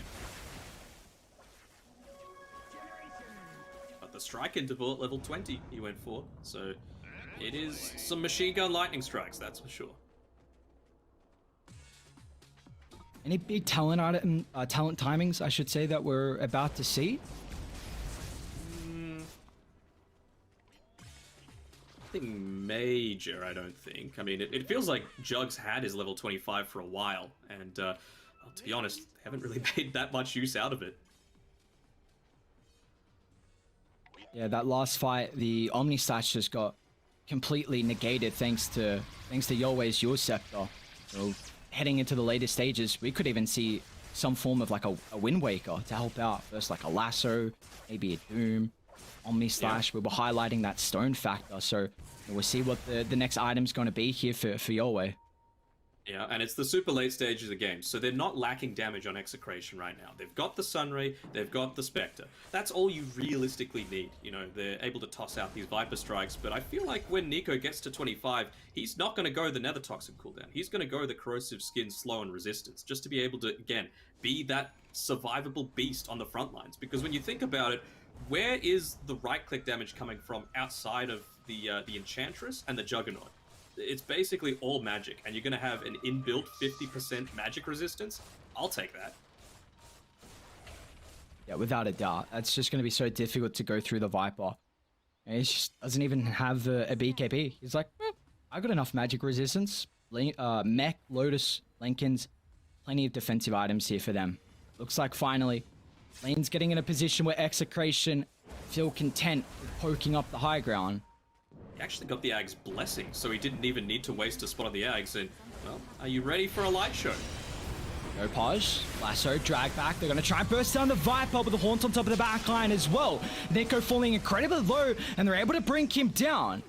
Look at the lightning. Buyback if he wants to reset, but the Rax is just getting shredded apart. Aeon Disc finds the proc. How are they able to reset and go back in? Doom's out, and Ryu refresh a pot, but the control is not there. Telekinesis, Spectre. He does have the Aegis here, but Juggernaut, he's zoning away the reinforcements as Palace is getting chunked down. CTM at the moment is having a free fight. When they're unable to get on top of the Enchantress, we see these Impetus go to work. We'll make it back up, Palace. One of the flame breaks. Lasso's up in 15 here. Where's he going to Shadow Step to? Straight on top of the backline. Januel up and out he goes, but it kind of baits BDZ. He's going to roll in, Silence on 2, and now with the Earth Spirit, he's in no man's land. But they won't have a way to stop the roll out. No block, but they're still hunting. Lasso, there we go, back up. They're able to catch up the Razor. Yowie, he's going to fall. A great fight for Neon.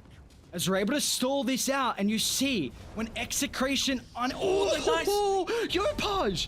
Roll should be back up. Flame break. Can he get another block? He can. The stun. Is it too long? I don't think it is. Oh, he made himself the stone. Sit in front of him. What's going on? This Aghanor's always out. He's surfing to safety. It's BDZ. Yopaj is still trying to find him. But they live to survive. Oh, Shadow Step. Palos. Okay. So all after that, the 4 set of Rax claim bot from the creeps. There's still battle going on the river. CTM's okay with the telekinesis. They also got the range Rax up top as well. Have we highlighted that? Sorry if you mentioned it before, but the Rubik shard with the telekinesis. No, I just saw that. Yeah, I just saw that. Yeah. And he's got the telekinesis land distance talent as well, so he's just gonna completely reposition all these heroes in team fights. He's like, you know what? You've got your Earth Spirit. Rubik does just as good a job. Well, maybe not, but you get what they're thinking. We're seeing what happens though. Neon, if you get the jump of the Lasso, they're eliminating one hero to start. And this is down to when you're on a high ground, when you're on your own high ground and in your base, one Enchantress, it's so much more difficult to heavily commit deep inside to punish her. Otherwise, if you don't bring her down instantly, you're kind of getting kited further and further back. Next minute, you're behind the throne, and next minute, you're just going to get punished. So we see that time Neon The jump from them, the lasso, finding a couple targets, and also the big thing is we've been bringing up constantly this game, CTM hasn't been dishing out the damage, but that was one of the fights where we really saw it come into fruition. I kind of feel like that was the first fight, once this Enchantress is, I'm going to say come online, just even had a Dragon Lance, that they've been able to, like, take a fight when Execration's on the run, and you saw how different it was. You finally get the use out of your Enchanted Quiver. You can finally have that max range to be able to attack people with your impetus. And, well, if he can get to level 25, it can be even more. You get that extra 6.5% impetus damage. You are able to be much more of a beast in these team fights. He's also not even had to use his BKB at all just yet, and he's going into a Moon Shard on top of that. So he just wants to rain down hell from afar. These are some big items getting picked up for Neon. Yopaj has almost got enough for the Aghanims, so that is going to be incredible. Another save like we saw previously with Zhang Yuo's Aghanim Shard, but also Enryu, he's got his Aghanims. So now you have a break on the Doom. It's going to last an extra 6 seconds. So potentially, Yopaj, is he going to buy out for the Ags or hold buyback? That's the question. Hell, it's even good against the Viper and the Razor, right? It seems like a lot of these fights are an issue because they can just run away with the overall lack of stuns. Mid lane, Nico showing. Force stuff. Oh no! That's not the start you're looking for. They've got to get back. You cannot stick around now. You messed up your initiation. Yeah, he did it in the wrong order. He force-stuffed himself and then tried to lasso him without popping the Linkens. Now Dire, instant smoke. Haunt for the vision. Radiant on the backline. Palace trying to target down the Rubik. Are they able to bring him down? Look at the shot. He's back to safety. The Supernova got used as well. They're going to commit on forward. Palace still takes care of the Rubik. They won't have Januel. He doesn't have a buyback as well. Gaben, what are we thinking with this Roche? 7 seconds away. What are you thinking? Come on, make a prediction. Quick. Minute 50. Instant. Oh, you're pretty close. Right. Closest without going over is me, technically. We are using pricing factors here. Honestly, I was hoping it was just a long, like the longest Roche one. I want a 60-minute game. We're 4 minutes away. Give me 60 minutes. Yeah, we've had like a 57-minute game, right? But we ourselves have not had a 60-minute game, so I'm hype. Everyone else has been getting 60. I know, B-Cop and Black got that 100-minute thriller. Gods and Ponlo keep getting 60 minutes. Jump in, Palos. He's got a DD. Yopaj, BKB Pop, and Ryu. An incredible Warstorm. Doom's out as well. This is the Aghanims. Doom to the break is there. They'll find him. He doesn't have a buyback. Aeon Disc, Omni Slash. Razor's gonna fall as well. 2 down instantly. Neon. What a counter initiation. They're able to protect Yopaj, and they want more blood too. He's back in the midst of it all. Nico, can they cancel? Oh, no. That's so close. So close. But guess what? 4th Roshan, it could be for the taking here. In fact, maybe RR's for the taking. Yopaj, he's got the gem. Dive, it's on cooldown. It's nighttime. They might not see him eventually. Oh. 5 seconds away. Tick-tock on the Roche clock. Yeah. And man, need that Yopaj, he's come into his own. Like, he... Oh, yeah. Had a bit of a rough, like, 20 to, let's say, 40 minutes, but multiple times now. Dragging Spectre back into the fountain. Dragging targets away. Yeah, sure, there was one botched initiation just before, but other than that, he's been able to create the chaos needed to allow Enryu to get these Dooms off. That Ag's Doom is fantastic. And he doesn't have to buy Ags now. Or do you give it to Natsumi? Who do you give these Ags to? Yopaj. Just give it to Yopaj. I think it's totally fine. And Refresher Shard too. So they're gonna have... Oh no, I mean Doom. Late game... Okay. So triple Doom. He's got a Refresher, I believe I saw Q-Dot for Batrider. Yep, so he's eventually gonna have double Lasso. But you see... I mean, it's... You need an answer to the Batrider. Often we see in the draft, a hard dispel is required. And if you don't have that, there is a massive opportunity in the late game for an instant pickoff. I mean, it lasts 4 seconds. You can drag someone so far away from the team. And we are just seeing in these fights, Yopaj gets the jump. They're not haunting to cancel the blink fast enough. And just with having a numbers advantage, Neon are doing so much work with that. And now they have the net worth lead. They have the advantage from Roche. It's pretty ballsy. They're going all out. They're all in on this, it seems, because CTM, he bought out his Moonshard. He's level 25. He knows he can be a beast. You've also got Natsumi, who I believe finished up his purchase of the Ags. I'm not quite sure where it is just yet. But, did he buy it and sell it? I'm sure I saw that come up. Oh, it was an Ags Blessing, right. What was this? Ags Blessing on Natsumi. So he doesn't have buyback, he has Aegis though, and he's going to continue farming this wave. It's always scary though, it's nighttime, it's spooky, and you don't know where Execration are just yet. Yeah, the issue is as well is that bottom lane. You see Yopaj is trying to deal with it at the moment, but would you kind of prefer to see Neon almost push through bot instead to not have to worry about the super creeps that are down there?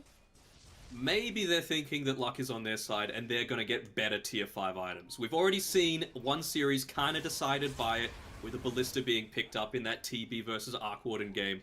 What could be the one? What could be the thing that shifts something either way for either team? I think Mirror Shield could be quite nice against all this Doom, Lasso, everything going your way. I think even Fallen Sky, hell. I think Gods was the one to say it, where as soon as it gets 60 minutes, can we just have a pause? Like, can we look at these neutral items again and just get a bit of a recap? Because I'm not gonna lie, like, there are just, you never see them. You never really see them. Although apparently in these qualifiers, we're seeing them constantly. We're gonna see them again. He went and bought his minutes, own Moonshard as well. So he doesn't have buyback. All He's 3,000 in. gold Fallen away. Sky. Oh, there's one of them. There's one of the big ones. But Radiant, they're smoking up before hitting items. You gotta hit creeps to get these. Smoke up. Die up. They've got this outpost control. The vision. How's Yopaj able to get the jump? He's actually blinking back to safety. And now Natsumi, he's pushing on forward. But you've got to be careful because the blink's on cooldown for Yopaj. So instantly with Hawk with the wall stop on top of the backline as well. And Ryu Doom. It's going to get reflected though. So he won't have the double Doom. They're controlling them up at the moment, but the damage is too much for them to deal with. Natsumi, the turn to stone. Supernova in the middle of the fight. CTM, he controlled the outpost. The buybacks are going to be able to rejoin with the TPs, but can they protect the Juggernaut? The Aegis respawn, you said, they're all in on this team fight. They bought up for the items, they need help and they need it now. Natsumi, Blade Feud, telekinesis, drag back, he's still alive, Natsumi! He's away! And Ryu, blink in, double doom, Yopaj as well, that's gonna be a wipe! Execration! They lose all 5! And look at Yopaj instantly! He's gonna shove out mid! Oh, this game. We don't even need tier 5 items if we've got things happening like that. Oh, tried to get the go on. That's a big buyback being used there. Are they gonna condition. Ooh. It's a win condition as well. What buybacks were used there from Radiant? So Yopaj and Januel. Oh, that Rubik shard, my god. Just yeeted him across the map, basically. Giants ring, baby. Who do we give that to? Give it to Doom. I guess he doesn't have much. He doesn't have much strength, which kind of sucks. The movement speed could be nice for him. Look at the dead. That's poopy. Did you see Apex. the ballista on CTM? Ooh. Oh, he's got a DD too. I mean, this... Do you like what the Spectre's been doing? Because it looks like Spectre has been prioritizing killing the Rubik instead of the Enchantress. I guess if you go Enchantress, then the telekinesis just protects someone. But now CTM, that's an issue. Now your Enchantress is big damage. Yeah, and you just have a look at the Rubik's items as well, right? He's got the 4-staff, he's got the Glimmer Cape, and you've got a Nullifier on your Spectre. So it makes a lot of sense to go onto that Rubik because you've essentially, ruined, how much is that? Quick mass. 4,000 gold of his net worth. Maybe more, 4.5k. Alright, what neutral items have we got? All 4 on Radiant. So Ballista is on your Enchantress, Giant's Ring on the Doom, Ex Machina on Yopaj. He is huge. And also the BKB, Jed. Oh no, the second Desolator as well is on your Juggernaut. He's actually got it backpacked at the moment. And then Dire, they've only got 3. Book of the Dead, again, kind of poopy. But That's on the Viper. We got the Fallen Sky. I've seen too many clutch Fallen Sky plays to win games over. One more is the Apex on the Spectre. Big items this game. Oh, man.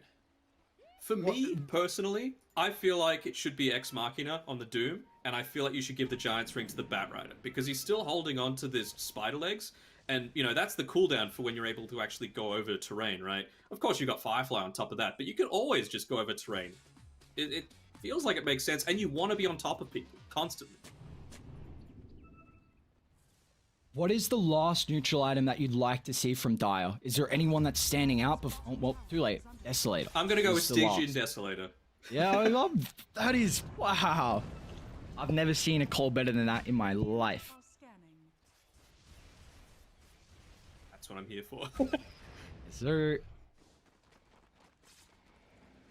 Dire, you cannot play away from your Spectre now. So often we see... Hold on, sorry to interrupt. Have a look at the win prop.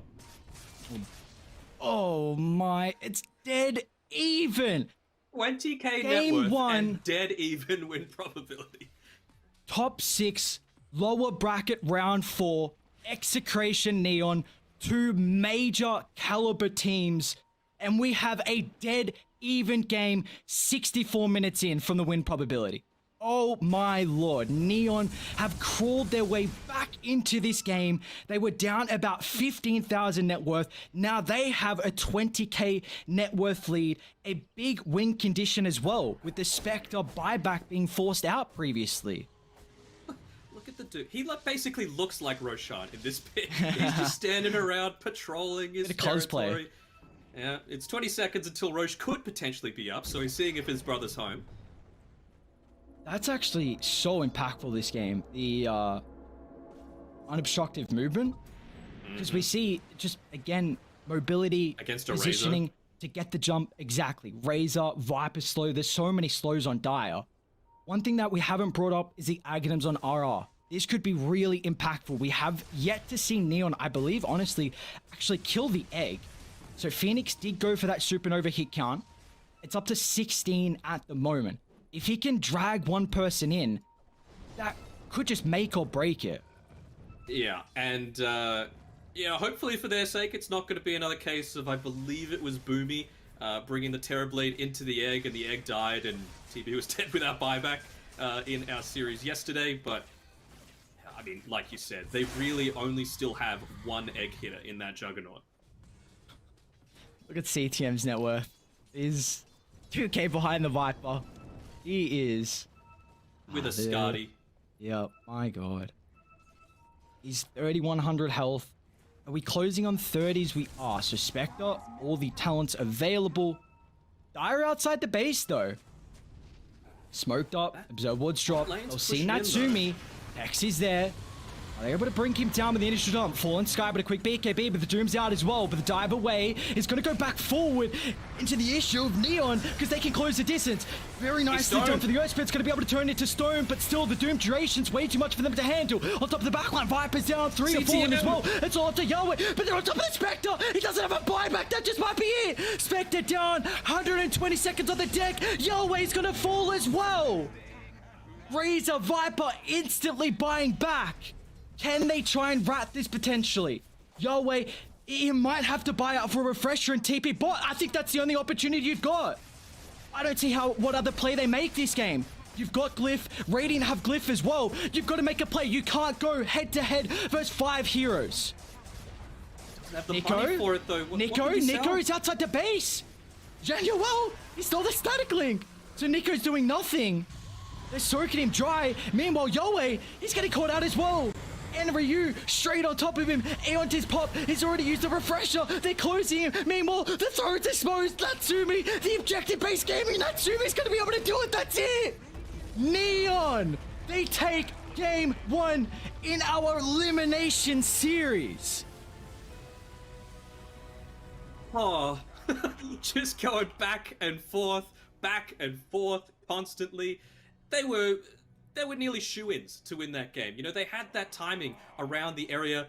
Aghanim Scepter pushing onto that high ground, but man, Yopaj coming through clutch and And Neon able to claim that game number 1. That is... What more could we ask for? Like, what more could we ask for? The caliber of these teams, elimination series, a deficit of 15,000, the probability skyrocketing back in that favor. The graphs are a shamble. That game was a shamble. We need to send it to a break and get the help of Tsunami to break this one down.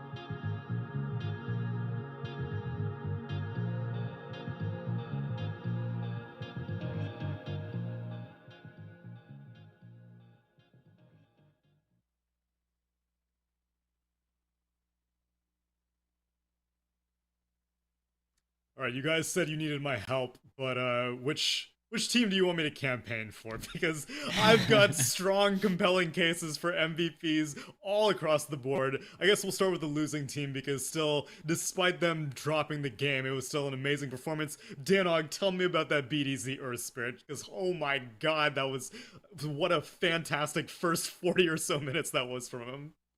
There's only so much a man could do, right? And eventually it gets to the point where you do, unfortunately, fall off. You know, the Ag Shard, it's nice to play around these Roche pits, but it doesn't provide anywhere near the same level of scalability as someone like Zhao, for example, who was able to save his carry, he was able to save CTM a few times, and, I mean, just tier 5 items, man. They can turn a game completely on its head. We saw there right at the end as well, CTM picking up the Ballista, dealing 6,000 damage in that last fight, and finally, the purpose of this Enchantress pick happened.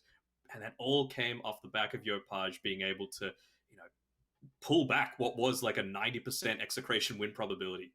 Yeah, and for the longest time I was like, if you're going to have an Enchantress, I feel like you'd be better off having a 5 position who is okay not having farm. But then Rubik was keeping up like almost the entire time with the Enchantress up until like maybe 50 or so minutes, which I mean, okay, sure, I don't blame him for falling behind at that point, but he got that shard, he was tossing all of his teammates away to safety so often. I saw so many fun interactions. One that I was kind of surprised I didn't see is, supposedly, I don't know if they've fixed this, but if Earth Spirit casts the Enchant Remnant on Supernova, because for some reason you can cast it on ward units, you can't attack the Supernova, and it'll live. Guess it didn't matter because no one was killing the Supernova to begin with, so Phoenix was kind of finding his purpose as just a Sunray bot, but it was still on a razor's edge the entire time. Although speaking of Razor, he kind of fell off a little bit at the end. He did. It was a really nice like Tesla coil push that they had going at one point. I think they patched out that remnant of the Supernova. Did they finally? Okay, good. I think they did, yeah. And the other thing that I didn't quite see was, potentially Neon around those Roche Pit fights using the Courier in combination with the Ag Scepter and the Ag Shard to pull people out of it. Because, you're hitting onto 2 targets. You can target your own Courier, and it only puts your lasso on cooldown for like 20 seconds. That's right. But there weren't any big Roche fights beyond like the 40 or so minute mark. It all just seemed to be one team won a fight, and then the other team went and took Roche. Yeah, and then I guess being able to finally have the I don't know if this is a hot take, Aries, but I think that Doom may just be the hardest carry in all of Dota. Because anytime I see a game, anytime I see that refresher orb come out, suddenly everything changes for the team. Because it's usually a Doom that's losing, that's falling behind. That's like, okay, just need to make my way to this refresher, just need to devour, just need to make my massive Titus kick in a little bit longer, and then Doom suddenly wins the game. Yeah, it's something that Execration have actually used to their success. We see Nico, he looked incredible through, the NA Major, even the qualifiers to get there as well. That Doom for them was something on another level, and they just use it back against them. I mean, Enryu, the amount of Dooms he was able to get, Yopaj as well, man. Like, those lassos were so impactful. And this is the issue. If you don't identify a way to deal with the Batrider in the late game, it's a free pickoff. And it cost them way too many fights getting that jump, and unfortunately they just weren't able to handle the issue of the initiation that Neon were able to provide. Yeah, for the longest time I was like, oh, maybe they don't need stuns. Maybe BDZ on Earth Spirit is the only stun that you could possibly need, but eventually, at 65 minutes, it did seem like the Batrider was just a little bit too difficult to deal with, but that's just game one, friends. That's just game one of an elimination series. We're gonna have to go to a break, and when we return, we will continue looking at the beauty that is Execration versus OB Neon.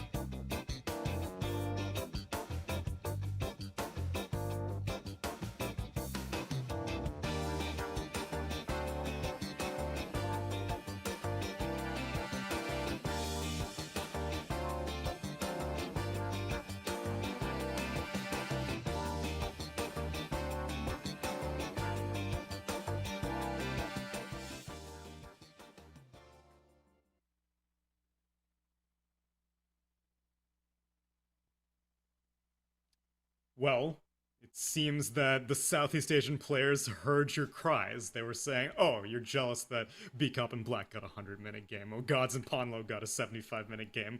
Well, Danog, it seems like this is not an isolated incident in Southeast Asia. This is happening with surprising frequency. 7 times. 7 60-minute plus games went throughout the entire... How many weeks was the DPC? Like 6, 7 weeks? 7, of yeah.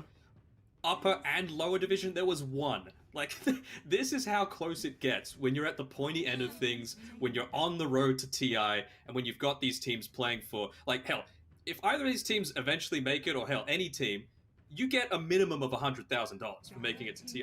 Minimum. Like, and that's, you know, very bottom of the scale. And I feel like with this caliber of Dota, you would be placed to do much better than that. Dude, and the prestige also. How many of these players even left inside the qualifier have even had a TI to their name? Maybe like the Fnatic and TNC players, but Execration, Neon, Galaxy Racer, and Boom, I'm pretty sure everyone right now in lower bracket, it would be their first TI attendance for a lot of them. And so, so much on the line. Not surprising at all that these games are going so long, but that's the kind of intensity that we like to see as we now begin the draft for game number 2. Aries, I think you had something notable to point out after seeing the Rubik and Enchantress being picked up first phase, and yet Execration did not respond the way you were expecting. Yeah, I thought they were going to go... Again, I thought we were actually going to see the identical first phase opener. Yep, I said I want more game 1. Why not do the same draft as well? But they didn't go the Spectre. I don't hate the Earth Spirit though, because again, this is the opening that they were able to beat SMG with. And of course, we can't hate what BDZ did with the Earth Spirit last game. The only issue is that the Spectre got banned out. So it's just, I guess, showing that they have a little bit more priority on the Earth Spirit. And if they went Spectre, then they probably would have banned out the Earth Spirit there. So, bro, this seems like some scrim kind of intel. They first pick Rubik and then they PA. This is not normal, Danog. Yeah, no, and against the Viper as well, right? You've got the Nether Toxin, you've got a break to be able to be good against the Phantom Assassin. It's... I'm not sure how I feel about it, but the Magnus is still in the pool. They might, you know, do a bit of a throwback. You can have the Enchantress throw that into the position 5 role. We were talking before about how, you know, when you've got, for example, the Nature's Prophet, it's not really something that Skem and Natsumi can play these days since Skem's movement, but we saw now Enchantress can be played 4 or 5. It's clearly in both of their wheelhouses, and maybe that's what will be necessary with this PA being picked up.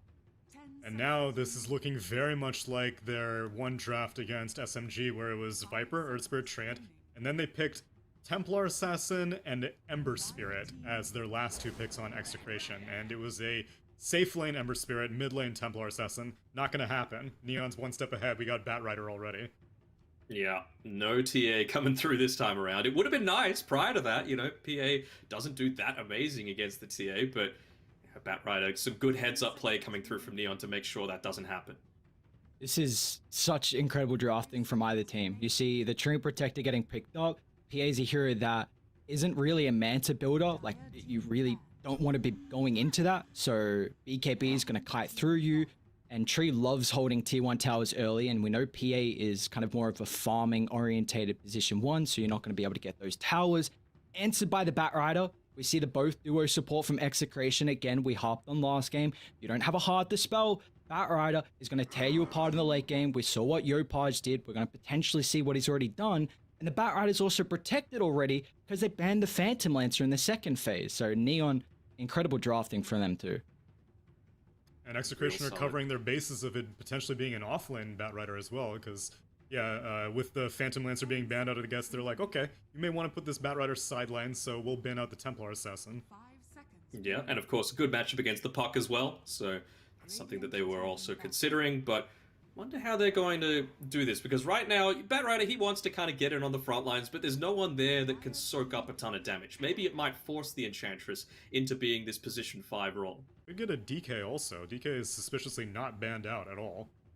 Yeah, and it was one of those heroes that we talked about prior to game 1 that is going to be pretty hotly contested. Still no Mirana. I'm a little disappointed that my prediction for that one didn't come to fruition, but, you know, it's not an amazing Mirana game. I feel like oftentimes where it shines is when you've got obviously the easy setup into it with something like the Dragon Tail, for example, and still, again, this is not stun gaming. You've got a puck with the Dream Coil, which is kind of that. You've got the Earth Spirit roll, and you've got the Overgrowth, and Lasso and Telekinesis is all that's left. But they're going to go a Luna, not care about all of that evasion that might be coming through from the PA when you can eventually transition into doing some kind of magic damage.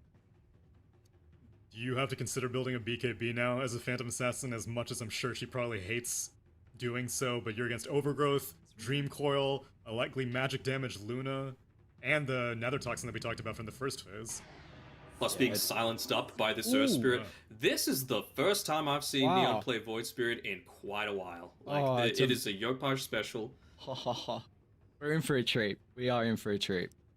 I wonder why it's really dropped off the face of the map. I remember watching some stats that Knoxville did for the NA DPC, and Void Spirit was like the constant across every single mid laner, and now it's just completely fallen by the wayside. But let's see if Yopaj has the tools to be able to maybe put it on the map a little bit more again.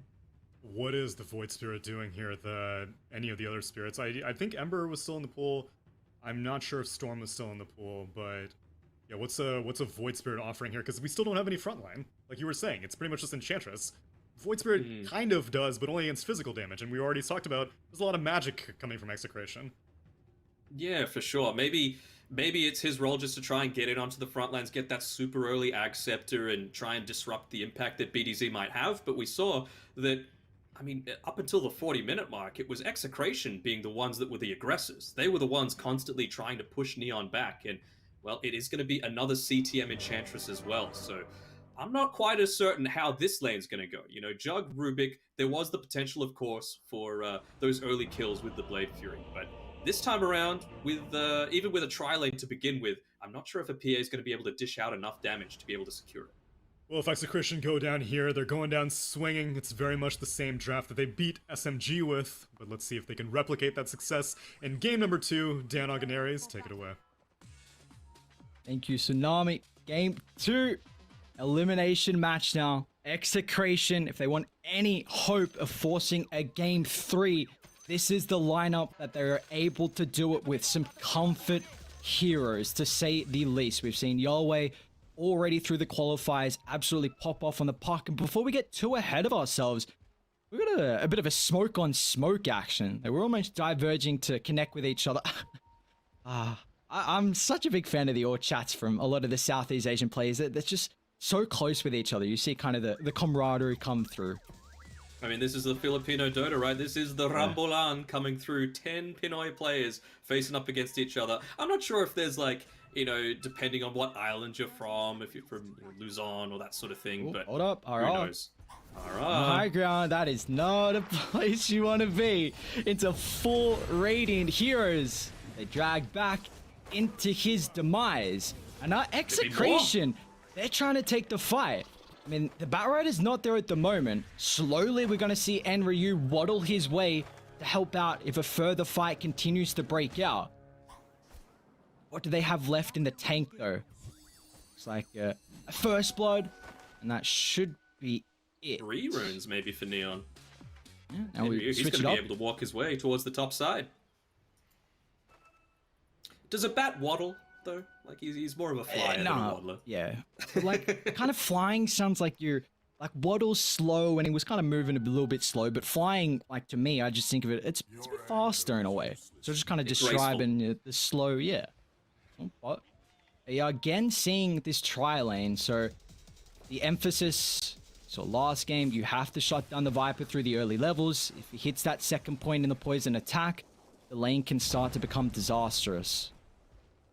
You're totally happy to have this solo as well on Neon, though. You need levels on the Batrider. That's why oftentimes we are seeing it picked as that gotcha mid lane pick when people forget about it and it's in a really good matchup. But if you're able to give him this solid start, then there is even some decent kill potential when you've got the Enchantress. When CTM starts to make the rotations through, you're going to still have that enchant, and that's going to be double slows against something that's relatively squishy like a Luna. I love what they're doing on CTM. We saw last game, just the recognition already. Like, these teams do not have long in between the break, but your Dire in particular, they're doing the same things to block the camps, and CTM's like, all right, you're going to do that? I'm just going to go to your triangle. I'll take the Centaur Conqueror, farm a camp away, and now I've got a creep to play with.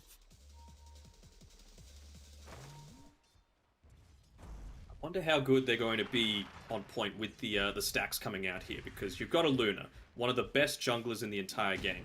Are they going to make full use out of that Nico? He's in a bit of trouble here. Wow. That's a lot of damage to level 2 Natsumi and Januel. And they can take the tower because the Centaur Conqueror. The timing now expires, but they're able to get a double kill. As Januel, your position 5, is able to pick up both.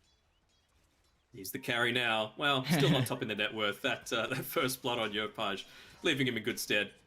But yeah, things looking real solid for Neon to start things out. And it's going to even put more impetus on the fact that these stacks are going to need to build up. Dire side, jungle, it's where you want to be as a Luna. And it doesn't really seem like the Earth Spirit is one of the better supports to be able to create those stacks for someone like a Luna. So yeah. I really wonder how that's going to come into play, because we saw it last game as well. Something we're bringing up is that the Enchantress wasn't putting as much emphasis on making those stacks for the Batrider. It maybe might be freed up a little bit more this game because of how well that bottom lane went. So all eyes on the supports movements early on once again. Yeah, for sure. And you can just see where CTM is positioning himself. He wants to make sure that these stacks aren't happening, even though Earth Spirit, he's one that wants to be brawling. He can't just be standing around here. I wonder if he's going to even just allow the camp to spawn. No.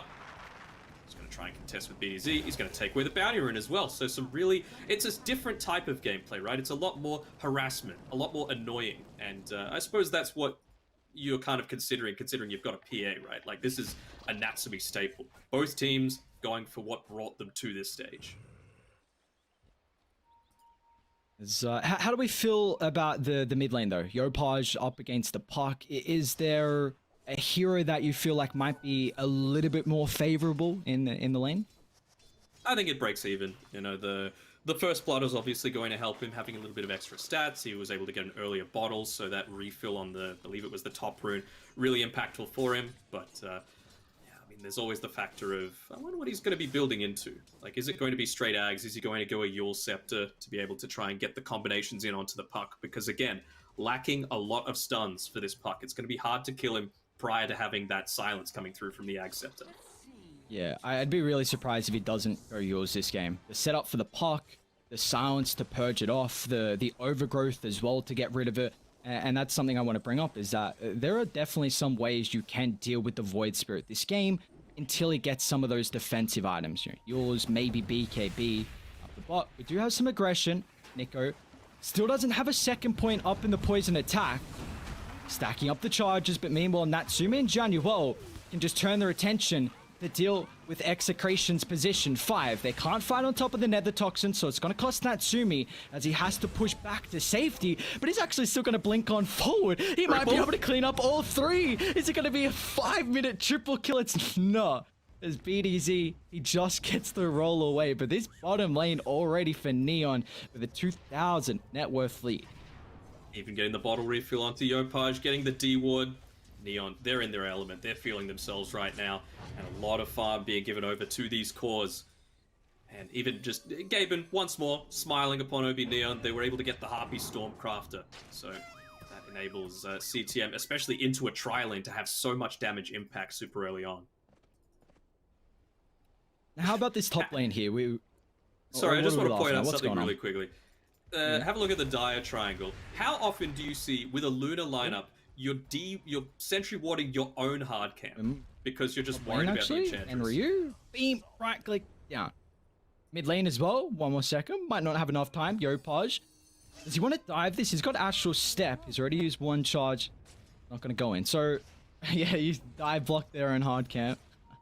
Yeah. Good old CTM. If he can't get his own creeps in his jungle, then you see he's going to make sure he can get them anywhere across the map. Have there been any stacks built up yet, though? I don't think there's any right now on the Dire side. Even Radiant as well, again, for someone like the Batrider. It's going to be nice if he's able to have those stacks to get a faster route to travel. But how about this top lane? I know we're 6 minutes in. We see Luna's 35 last hits doing incredibly well compared to the 20 on the Batrider. Do we feel like there might be an early rotation from Neon to force Palos into the jungle, or they're just trying to play their own game here? Well, I wonder how good their communication actually is with regards to, like, what kind of harassment Enryu is taking. Just going to pause that for a second as we've got 3 people down on this bot side. Korea not dying before the Ring of Health gets delivered. Actually committed full with the Phantom Strike. So they sense a sign of weakness here with the ability on cooldown. But a great rotation. Even Palos wants a shot. He's got an early point in the ultimate. A maxed out beam brings down the Phantom Assassin from downtown. But it is a 1 for 2. And now Palos is in the bottom side. And honestly, is this where you want to be for the Luna? Because you were free farming top. Yeah, and that's kind of, you mentioned the point being put into the ultimate pretty early on. If they were communicating, they would see that they don't have the Moonglaves available. So yes, you're scaring in a team fight, but if you're able to make a big rotation and push him out of that lane into the jungle, he's not going to have as much farming capability, considering there's no Glaives bouncing around. And we're also still yet to see our first rotation from Yolwei. And there's both mid laners have a lot of tempo controlling early. And as soon as I say that, they're going to smoke up. They've already got 3 heroes to connect to down bot. Natsumi also just TP'd in. So he has to retreat. And it looks like the Rubik is going to be the sacrificial lamb. I don't believe they'll cut off Natsumi's positioning there. So they get a kill. That will be a pretty early tower. I don't know if Radiant can come down to defend it. I don't think they can either. And honestly, I'm a little bit surprised that Natsumi, you know, went back down to the bottom side of the map, considering they would have known that Luna TP'd away. So you don't really have anyone contesting you on the top side. I suppose actually just prioritizing... Okay, Yopaj, she's in. Coil drop. Now, Palos is respectable amount of health to be able to stick around. The coil's been wasted. And Yolwei, the telekinesis, he doesn't get the jaunt away. Sticks around for a little bit too long. And I was saying that Neon, I didn't think they'd be able to defend bot, but in fact, they do just that. As they're looking to push on for more, you don't want to dive too far. As the kickback still Eclipse holding at the moment, Yopaj, she commits forward, but the beams, they're raining down on Januel instead. As Yopaj is able to sidestep up, and now Palos is going to be careful. Natsumi, jump back in. CTM. We've seen what can happen on an Enchantress if you're able to freely dish out the impetus. I know it's only level 2, but it's still stacking up, and we don't have another round of the ultimate, but Yopaj, 3 points Resonant Pulse, that's plenty. We don't see the Void Spirit too often, but a Yap Boy Void Spirit is one we are always treated by when he plays it. I mean, you mentioned that they don't have a ton of right-click damage now, and it's basically all magic, but I mean, you're very happy to take these big team fights, considering you've got the 4 points in the Resonant Pulse. Yopaj is huge. He had a full bottle, able to be refilled towards the start of that. He's going to be able to go back and pick up the Bounty Rune after pushing this mid lane in. And all this time, Enryu, he's just been sitting happily on the top side. 9.5 minute boots of travel coming out from him. So he's going to be able to put a lot more pressure out onto Palos. Like, you can go for a smoke dive here onto the Luna because you know that the Eclipse was used on the bot side. How are you going to turn it around? I don't think you can.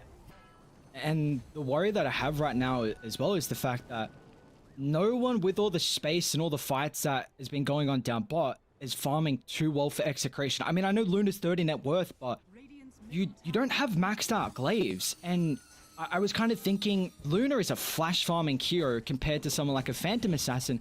You have to itemize for that. You need a Battle Fury. But Natsumi's already got 2 components. He's 3, 1, and 6, top of the net worth. And that's not an... Eventually did have a little bit of a rough time at the very beginning, but these team fights did not go the way Execration were thinking. You have to think, you mentioned no TI veterans in the lower side of the bracket, so you have to wonder, are some of these nerves potentially starting to get to the players? EDZ. They scanned, so they know they're on the higher ground. Coil dropped on 2, but the Eclipse as well. Palos down to the southern side, kills off Enryu. Yopaj is not going to get back to safety as the Viper Strike will tick him through with the poison. Zhao? I believe Zhao should make it as well. Oh, he rolling bowled it away. It's a big fight though for Execration. A great scan, scouts out that movement into the triangle. They get 2 big kills, and also Palos getting some experience as well. So now he's got 2 points in Glaives, and we should start to see his farms skyrocket. Yeah, for sure. What's Ara's build been like so far? Just pretty standard Ara build here, 2 points into the Leech Seed. He wants to make sure that his presence at a lot of these tri-lanes, these early engagements, is as high as possible. Really big value, doubling the effectiveness from level 1 to level 2, and then it's just all about the living armor. But still, the fact that that tier 1 tower top went down so quickly, they're not going to be feeling too happy about that on Execration. Do you like that Palos has not opted for the Mask of Madness this game? Feels like that's something we see often just to, again, flash farm, but going for a little bit more of the stat-orientated build, it looks like. I mean, you mentioned it, like, it doesn't provide any kind of stats, I suppose, and, you know, considering the start that both the PA as well as the Void Spirit have had, you just don't want to be this glass cannon. You know, you're the core. If you die, it is a huge deal. It's not like this pos 4 Enchantress that, well, you're pos 4, right? You will eventually have some kind of an impact into the game. Well, either team, you know, smoking up Radiant. We're trying to connect to the triangle because they were aware of the stack, but a little bit too late on that one. And Neon, they're going to be cautious now of the Phantom Assassin's positioning. But Natsumi seems like he's pretty aware right now of the capability. I say that. See you later. What that is. Not a spot you want to roll into, to say the least. 3 heroes and Execration. They're coming over, though. They want to look to try and get a return kill. As Yahweh, Coil holds back him too. But in the meanwhile, Yopaj is on the prowl. Gets the drag back with the Remnant. Yahweh still orbs back up. Should be okay here. Actually, they're going to look to turn it back around as they're kiting this further and further back to their side of the map. Again, they've got the vision, so hopefully Neon look to place down a sentry ward. They know that the smoke was there. They know that the rotation was there. You don't make a 3-man movement like that without placing down some kind of vision. Meanwhile, with all that time, Luna top of the net worth. That is your Battle Fury completed for Natsumi, and he also has a triple stack at the Ancients. That is a incredible Battle Fury timing. Treads, Orb of Venom, so definitely not naked to say the least. He's only level 9 though, but yeah, we'll see that start to pick up here. It happens when you're in a tri-lane, right? You're always going to be splitting the experience away with everyone else. So Luna, right now, having a little bit of that XP lead, but that's going to change around massively. Like you mentioned, with that early Battle Fury picked up, they could give him a good amount of solo experience, as I think it's a 4 stack right now of Ancients. Yeah, I wonder if they'll make it a 5th before he tries to take that one. Yeah, and we were talking about in the draft, it's very annoying to be playing against all of this magic damage, so that BKB has been queued up already. Rubik, they get brought down again. We just see supports running into the land where you really don't want to be. Up into no man's territory, getting brought down. Okay, Ira does have a smoke, but it's going to be a bit too late. They had a really nice observer ward up top in the lane that scouted out the PA, falling back to the triangle area, and they also knew that he had the Battle Fury. So I thought maybe if they had a smoke, they could have contested it, but it just got delivered a little bit too late. They're going to try mid instead. Nice timing. Roll in, kick back. The Palace is a little bit too late. Regardless, that beam, not a long enough stun duration. They've got the lasso, and Ryu, a perfect target. Remnant just held him in place there inside the fire, getting hit by the tower. Fantastic play by Yopaj. Costs him both of his Astral Steps to get away. I mean, it feels like this game, Neon are doing the small things better. You know, Natsumi there was in the blur, farming that big Ancient stack. He had 2 heroes moving around beside him, and he actually waited. He stopped. He realized, okay, I've got this experience disadvantage. I need to be a little bit greedy here. I need to make sure I'm taking all of that solo experience away. So he just stood in the blur for a good 5 seconds and said, guys, get the hell away from me. I need to be able to catch up so that I can deal with this Luna later on. Bot lane. Eclipse along with the overgrowth. Double ultimates committed for the kill on Enryu. And they will find it as Palos claims that one, 341 gold into the bank there of the Luna, who is officially now top of the net worth. It's a pretty early Blink Dagger as well here, picked up by RR. And this is something that Execration have advantage of in their team fight. The coil, magnetize, eclipse, overgrowth. You take a look at Radiant though, very single target orientated. The Void Spirit, pretty much the only one that's going to have that AoE damage. So we've seen time and time again. I mean, these late game fights, I know, of course, 16 minutes in, but when it gets to that stage, that's where team fight really starts to shine, unless you can get that pick off. So, Batrider did an incredible job last game, but you've got to be careful going head-to-head versus Execration. And it's going to be on Zhao once more as well, right? We saw last game, he was able to steal, I believe, 3 different supernovas. He was taking nether toxins. It was a pretty solid performance coming out from him, but this game, there's some even better spells to steal. There's Dream Close, there's Overgrowth. Now, what do we feel like the next item? Speaking about Jiao, where'd he go? Jaunted back to Just mid. into the cause, you know. Why not?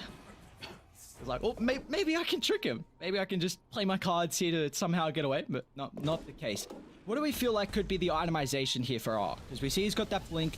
Could it be like a potential solar crest to just buff up Palos as much as possible? Or is it a bit more of a utility item or defensive item, I suppose? I feel like the Solar Crest is totally fine, right? Because you're eventually going to have to deal with his PA, and that extra armor that it's going to provide is going to be massively useful. Hell, even just having the armor when you're not using it on yourself is going to be great. And then, yeah, having not gone for that Mask of Madness build on Palos, just providing him with that little bit of extra attack speed as well if you were to use it on your own teammate is going to be super. So, another support that's items is starting to progress here is CTM. That's Treads, Dragon Lance, and guess what? I mean, it's not the Ballista, but a Dragon Lance, the Growbow can do a decent amount of work here for someone that likes to sit further on the backline. And what we saw early on in the game 1, that Spectre Haunt was causing issues for CTM. This time, it's going to be a little bit more different from someone like a Luna. But you've got a lot more ways now to get on top of CTM as well, even in the early game. Like, your way, he's going to dive in, he's going to use all that magic damage. Still, no point in the Untouchable, actually just got 1 point there at level 9. But that Witchblade, in addition to all the magic damage, should be able to take out Scam pretty quickly. So his positioning even more important as they make another dive. EDZ. He doesn't get the connection without the stuns. Trying to scurry away. Yopaj. Oh, nice! I think they're yours timing. Yep. Oh, Yopaj, can he get away though? Astral Step still on cooldown, maybe a deny from Roshan. Yopaj! Oh my. Maybe they just take Roshan instead. It's like, okay, we've got to get some revenge. You killed the Void Spirit. We got to take your life for that. Sure, you get the assist, you know, if Roche is the one that eventually takes you down, but I guess not. You've got Enryu rotating through as well, though. He has enough money to be able to buy the Blink Dagger, but doesn't have it yet. How to save up for that PKB? Oh, great overgrowth. Onto 2. They'll kill off the bat. They'll kill off CTM. They see how important this fight needs to be around the Roche pit. They're going to buy back on the Enchantress. They know the ultimates were committed there. So I don't believe Execration can actually stick around for this. And maybe Radiant, if they get some information that Roche is low, they might think about it. But PA, still without Destro, might be a little bit too hard. They're going to smoke up, though. Let's see the angle BKB, they want to take. Very early BKB. Palos. They're all grouped up again on Execration. Smoke's going to pop. Yopaj is going to TT. Look at this art as well. Top of the Earth Spirit, BKB not popped just yet. Natsumi now will do so. And with the jump on forward as well. Great ward in the backline. They're going to be able to utilize that for a Phantom Strike target. An Execration. They have to sound the retreat, but they're actually going back in. They've caught out Yopaj. Coil drop. He's not down just yet. Pals, they stole the coil. Zhanyuo, what a steal. Locking him in, but Natsumi is unable to man fight here with the BKB on Kuda, but it doesn't matter. It's all on Yopaj. The DD still paying off drastically as they get the flame break into the lasso. 5 down on Execration. Oh, he was playing with fire. You could tell, considering that, you know, the Void Spirit, he was playing on such little HP, but eventually able to get it back. Not too much used in the form of ultimates on either side, to be honest, in that particular team fight. So that might lead Execration to think, all right, well, when we respawn, we might be able to go. No Batrider Lasso available. But, more importantly, just little by little, the net worth increasing for Void Spirit in particular. This Ag Scepter timing is going to be the key moment of importance for him. He's going to get that around the level 15 mark as CTM. He's in no man's land. We've seen a couple too many supports dying in a peculiar position. He also bought back as well. Yep. Yeah. 70 seconds. What's the health of Roche? It's about 2/3, but I mean, look at the lanes, not in a good spot. And I feel like Execration only went for Roche because they literally got a kill or Roche denied while they were all in there. Yeah. It's not bad, though. You've got the Manta style, so he's going to be able to push out that bottom side. Eventually the illusions go away, but mid lane pushed in. Will. Yeah, why not? No Lasso, no Enchantress. Roche already kind of weak. Could this be another Yopaj special? They stole the Aegis. Yes. They do know. They use the Illusory Orb underneath the Radiant Observer. Like, she's just standing there. How big is this Aegis going to be now for Execration on the Luna? Do you feel like this is going to allow them to take towers and pressure the PA, who doesn't seem to be online just yet? I know. Well, Speaking about the PA, she's getting going on. Oh, TP's still on cooldown. They're going to be able to find it before a BKB TP out. Nice use BKB it now. use. He's got to stand his ground in man fight. As Palos with the Eclipse on the backline, but the Overgrowth controlling the Phantom Assassin. He needs a target to Phantom Strike to. Back to the creeps, but the BKB's now expired. And the rotations, they're a little bit too late. Yopaji's finally going to show up, but they've lost Natsumi. A drag back with the lasso will claim a kill on the Earth Spirit, but now they don't have the numbers advantage, as CTM will fall as well. And Execration find 3 under the T1 tower, and they smell more blood. Yowei, blink in, and Ryu, he's gonna get caught. 4 down. This feels like it's just the Yopaj show. He needs to be the one trying to get as much out of this as he can, because you still don't have the value out of the Battle Fury, right? You went for that BKB because you wanted to be able to take these early team fights, and if these team fights aren't going your way, that is a lot of farming capability that you've just passed away. See here, level 18 already on this Luna compared to the 16 on the Phantom Assassin. So that's going to be a big deal. Next key timing, of course, that Desolator. But, you know, you have to think even with that. Are they actually going to fight your paws here? He's like, I don't think you're going to be able to kill me, brother. I'm pretty beefy. You see, Nico's is actually kind of switched up the build this game. We saw a bit more of the utility. I believe it was a mech into the Lotus as the first 2 items from Nico in game 1. He's gone the Pike into the AC that's queued up here. And we also see the talent as the attack speed. So he's looking to scale a little bit more. About 2 or so minutes away from Neon's key timings. They're making a smoke play here on Execration's side to try and take advantage of that. They're going to get the kickback onto CTM in time, and that Nether Toxic should take him down. Obviously not wanting to take the team fight just yet, because again, you're about 800 gold away from Blink Dagger on your Bat Rider. You've now got your Ag Scepter, and I feel like you still need that Desolator on Natsumi. So maybe now, when the Enchantress comes back up, you could be looking to go, but that's going to be into a Luna with Aegis. She's going to have her Eclipse back up in about 10 seconds or so. You've got everything online, and you know, it was a good use of the BKB as well previously by Natsumi to avoid the kickback into the Dream Call stun. But I think that's only about 350 gold away from Yoei having his own Ag Scepter. He's so farmed. 18 as well, so the coil's maxed out. And you're always a big fan of highlighting any cute synergies they have team and hero-wise with the coil. They've got the kick at the moment, so it's not something like a mag skewer, for an example, but you know, it could definitely come into play. But that is now 2 ultimates that are going to be able to control you through BKB. I mean, Overgrowth is 5 seconds maxed out. Coil is a ridiculous amount with the Aghanims as well. That's 8 seconds. So this BKB on Phantom Assassin, it's, I don't want to say a waste of gold, but it's definitely not going to provide you something that it usually does. It's been punished heavily. Yep.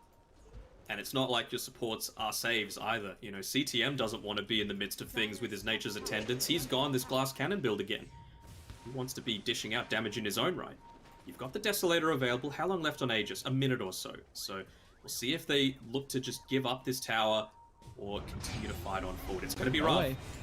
Well dropped. They caught Rubik as though. well. Natsumi, that's a great BKB. Instantly, the puck's going to get brought down. It's not the start that Execration are looking for. And now with Luna on the front line, Lasso drags them away, so Januel's going to be able to keep their life, and Nico's pretty weak. They actually just have to sacrifice Palos.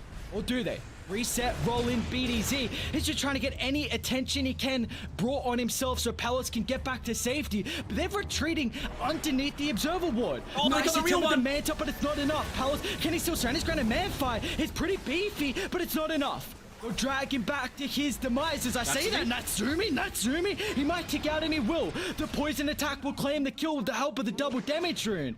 But 4 will fall on Execration. An incredible way for them to take the fight against the Aegis advantage that Dire had. Still get away on RR, but they just the small things. Really good positioning by Neon, making sure that they're staying between their tier 2 and tier 3, taking advantage of all that extra armor that standing around that area provides you. And in the end, Yoei, he's been playing a pretty damn good game. That time around, though, he only caught the Rubik inside the Dream Coil, and that was the key difference there. Now this one, pretty even with the net worth. Take a look, it's just favoring Execration at the moment. Yopaj is thinking about going on RR. Feel like he's got the damage. Nah, maybe. That is a fat wave. Looks like he just wants that. He's a core. He wants the farm. Alright, how do we feel? Astral Step, recharge time chosen. So I think that's going to be the thing. Like, we were talking about it. They're lacking a frontliner. Yopaj is their frontliner. Like, he is putting a lot onto his back.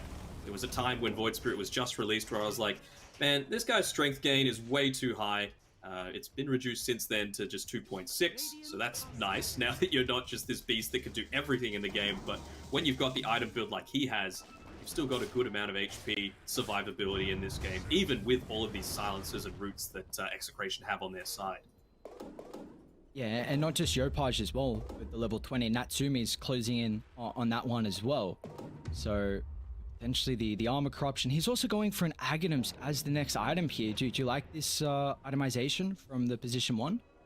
Why not? It provides you with a basic dispel, I believe. So that's going to be nice against the overgrowth, not needing to pop the BKB for that. What about Dire? Any big items we're seeing potentially come out? AC's closing in. Lotus Orb as well from RR is about to be completed. Palace, only one component to the BKB. So do you feel like this might just be a couple of minutes where we'll see either team just try and get these items? Yeah, sit back and farm for the next little bit, I believe. I mean, you've still got a tier 1 tower in the mid lane, so you're feeling a bit more confident about doing it right now on Execration, especially given that you've got a Luna, it's nighttime. But I think Neon are totally happy for that to be the status quo. You know, only 700 gold away from this Ag Scepter. It's going to be a little bit away from Void Spirit's BKB. I don't think you'll have that available by the time this next team fight breaks out, but you will have the 4-star. Actually, no, he's opting to go into the Ag Shard instead. I made a bit of a blunder during our post-game last time, thinking that it was still the old fun one, but now it's just the double flame break, so just boring Dota. Do you still rate this Ag Shard though? Because I've actually seen it picked up a decent amount. What makes the double flame break so good? I mean, it means that you can just use it to farm a lot more effectively, right? You can just toss it into a wave with a couple of stacks of the napalm and then just get on out. It's kind of like, who was it? It was AUI that referred to stuff like Ghost Push, basically, where you can use like illusions, or you can use things that allow you to immediately get out of the lane and have a team fight impact, but also change the status of the map. And with how slow this game is transitioning at the moment, as well, we're actually going to see Smoke Up, Radiant. I feel like they're in a position. He could be bait though. Showing mid, jump in, Manta. Who's the lasso? It's actually on the Viper. So able to bring him down into the start. Nika's actually still alive, and now with the coil, gotta keep in mind that's the Aghanims. So they're wasting the BKB duration of the Phantom Assassin, and Palace is able to stand his ground and right click. PA drag back, but inside the river with the overgrowth controlling 3. They'll bring them both down, and they're in trouble. BDZ, one more right click, he'll fall. But still, Neon, you see the BKB piercing stuns. It's kiting them too heavily, in particular, the Phantom Assassin in these fights. Yeah, and they've got the range to be able to just... Tria Protector doesn't want to be right in the middle of the team fight. You've got the Dragon Lance on the Luna, so she could just walk away from where the Dream Coil is, even being able to deal a decent amount of damage, having gone that Aghanim Shard. Natsumi, thankfully for Neon fans, was able to get away on basically 100 HP. But still, it's another team fight going the way of Execration with Rosharp, that Ag Shard. Who they could give it over to? Yoei? Just another way to... Luna's already got it. Yeah, maybe just another way to be able to break these Dream Coils. Yeah, they honestly don't have the greatest shards on their team. With Luna already having one, then what's the treants? I didn't even know.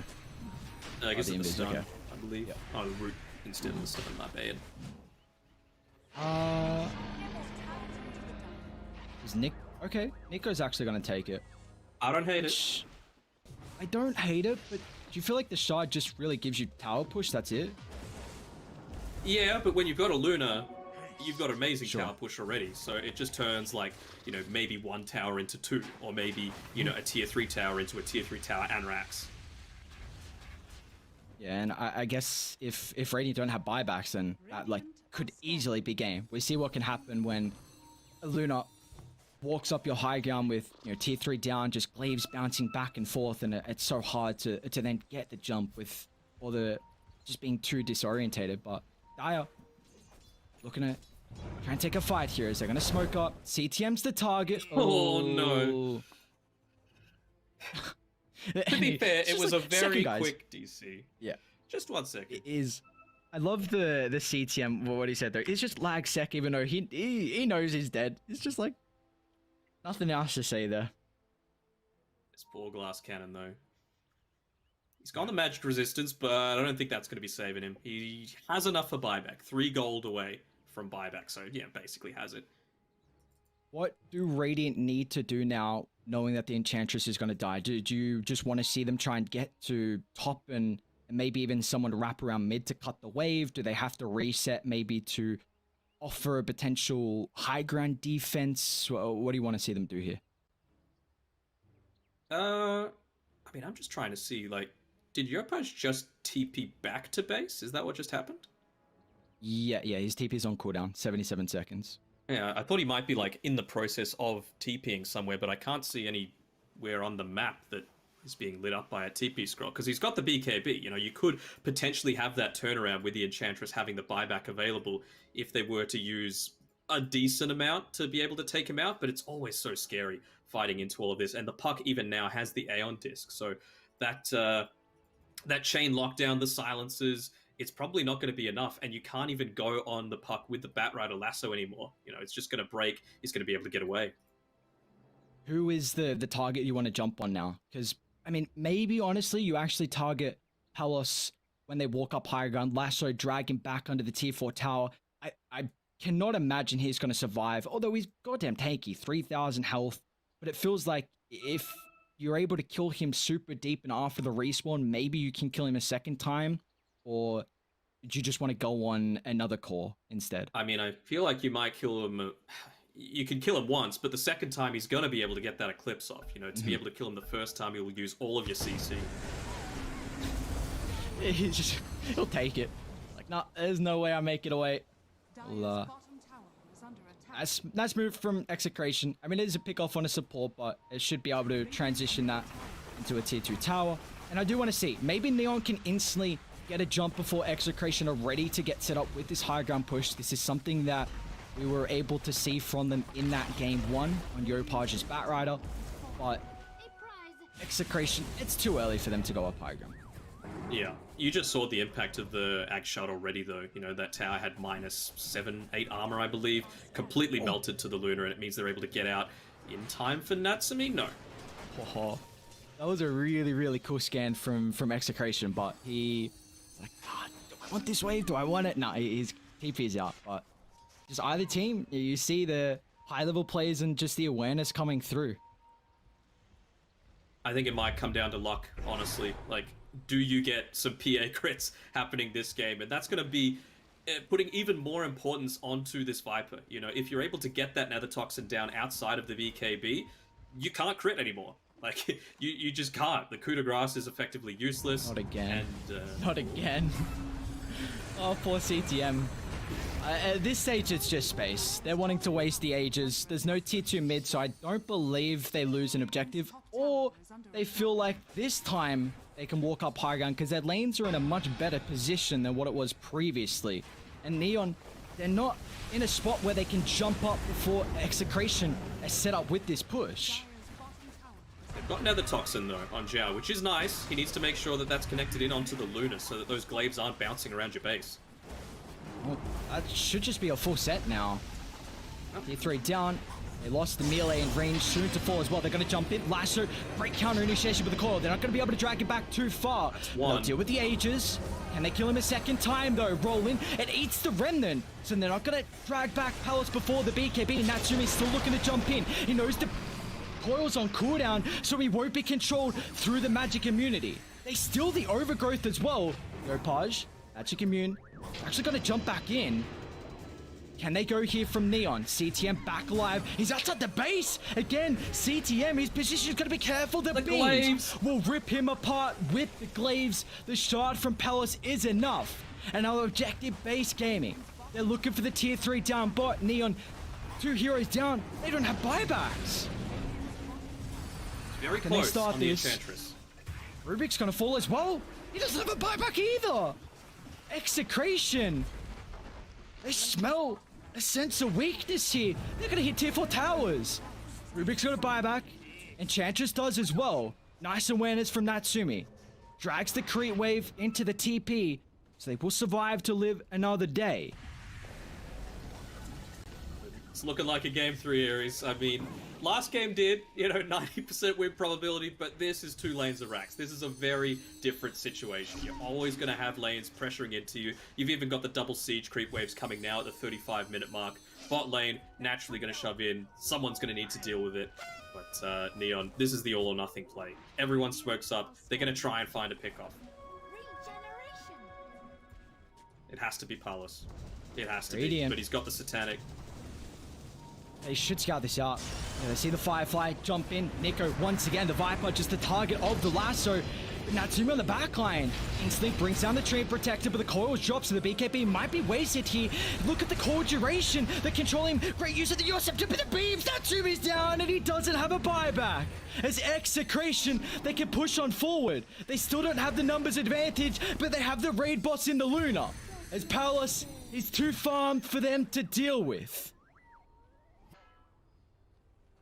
It seems like just too much. That was the tipping point. They needed to kill the Luna in that fight. And, well, even now beyond that, I believe she has an E-Blade coming out to her. So just in case the PA is able to get in on top of her, she's not going to care. She's just going to sit back, either E-Blade herself, E-Blade the PA, potentially turn around with all that magic damage you've got on your side.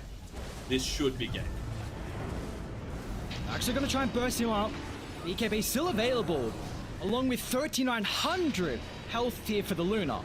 So trying to go through this health pool is going to be very difficult, including the Satanic that's also available in the arsenal from Palos. To BKBs, couple we can be committed. Gonna have to look to reset, but the creeps are going to work. The tier 4's unhealable damage here. This is the kind of game where you might say, GG, end down mid. Maybe not the GG, but this is C Dota. The CGG is real, and Neon, they're not going to give this one up. They know luck could be on their side. Well, we saw what could happen last game.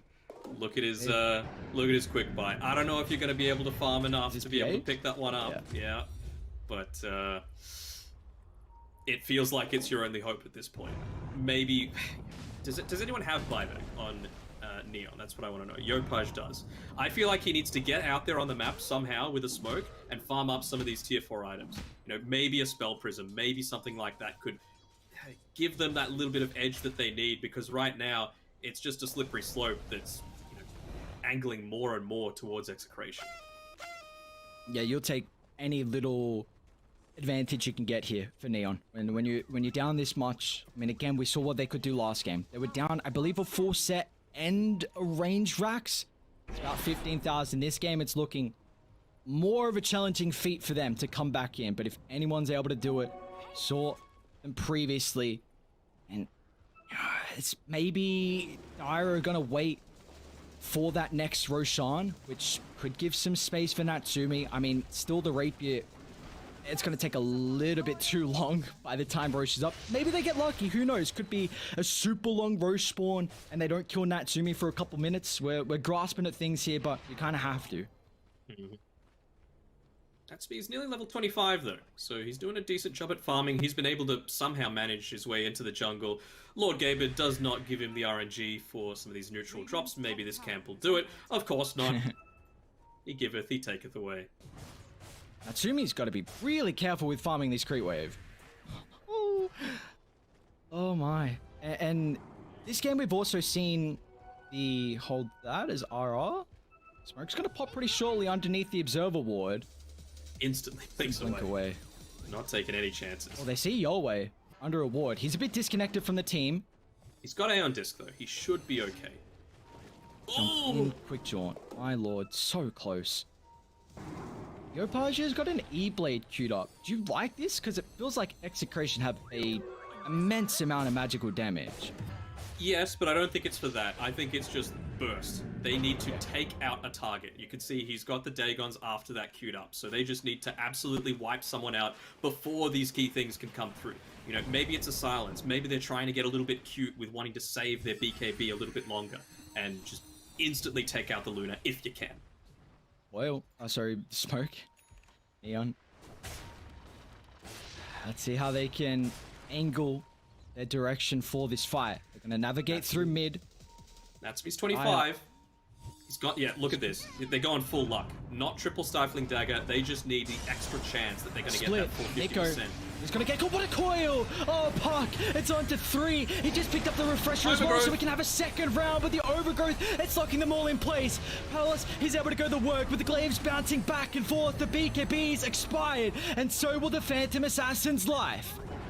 He'll buy back, look to rejoin them, but he's unable to close the distance fast enough. Neon, they need a reset, but CTM won't be as successful.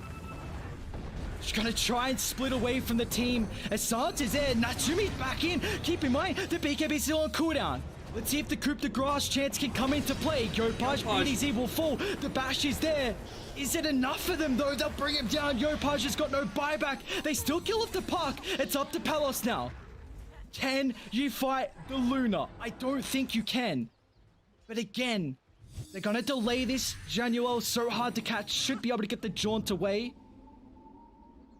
He's got orb up in a couple of seconds here. I believe they will not catch him.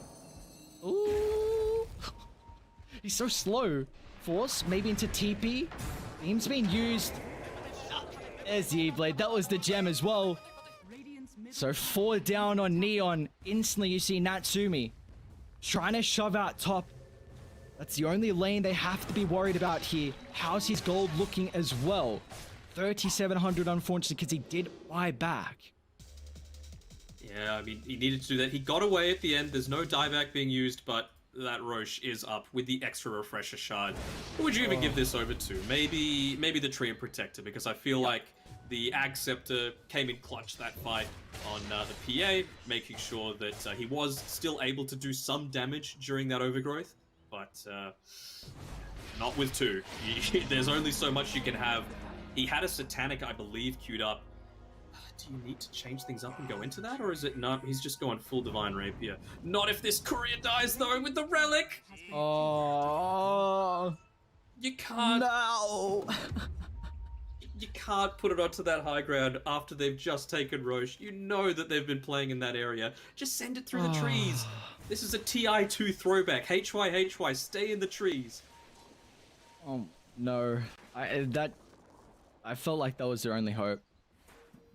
We'll see. We'll see what they can do, but I mean, the last full set, more than likely going to have... Yeah. I mean, I was going to say maybe they can... They're going to have to go up against Megas without a doubt, but I don't even think Execration care. They can just stick around and hit tier 4s after this tower dies. They're even just letting Nico siege out of all heroes. And he's got that Hurricane Pike, the attack range as well with the talent, Minotaur Horn, Aegis. I just feel like Luna's unkillable right now. Alice has been lassoed back into Fountain one time too many. So he's just like, you know what? I'm not even going to be part of this. Maybe now that they've taken out the tier 4 tower and the glaives can bounce. Well, they do still nether toxin. It'd be pretty nice here. I hear a coil. Who's called to the backline? It's the Bat Rider. Out of all heroes, you needed that lasso flicker. Maybe going to be able to come into play here. One more right click. It's enough. They'll bring him down. It does make space though, as the Age is going to get claimed. But we saw what the Bat Rider could do for them in the game 1 to bring it back. And without this lasso potential, they're going to end up losing their full set of racks. Now they have to go up against the Mega Creeps. Not yet. Against Very Megas. soon, though. 2 minutes left. They are got to try and hold out for 2 minutes. 1, Batrider will be alive. 2, Korea will respawn with that Sacred Relic. I don't know if they can do it against a Luna. CTM is not in the greatest spot here. Needs to get back to safety. They need every hero they can get for this defense, and while they're throwing to expose, they're going to jump in.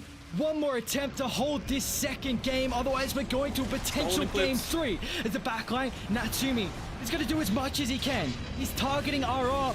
Already one overgrowth has been used. He'll crit down the Tree Protector, but with the BKB on cooldown, the Phantom Assassin will fall. A buyback on CTM, but they have to call it quits, as this is what we want. We were wanting a game 3, and we're going to get it. Gonna get it. This seems a lot more like C Dota as well. About the same number of kills as last game, but 20 minutes shorter. So Execration this time around able to take advantage of that advantage that they had in the mid game or so, and really stick it to Neon with some of these itemizations. Trio Protector in particular, wanting to commend him for going so early into that Blink Dagger, forcing something like the BKB to come out from the PA, and then, of course, immediate response with the Ags coming through from Yoe's Puck. Yeah, just incredible itemization. Again, it felt like last game we saw both teams, their itemization was so costly for that game to be turned for Neon and to go as long as it did. But this time, Execration, they will not throw the advantage they have, and they're going to force a game 3. Now we are one game away of deciding who is going to move forward here. Neon, Execration. What a series we have. We'll send it to a break. When we come back, the panel will join us to break this down.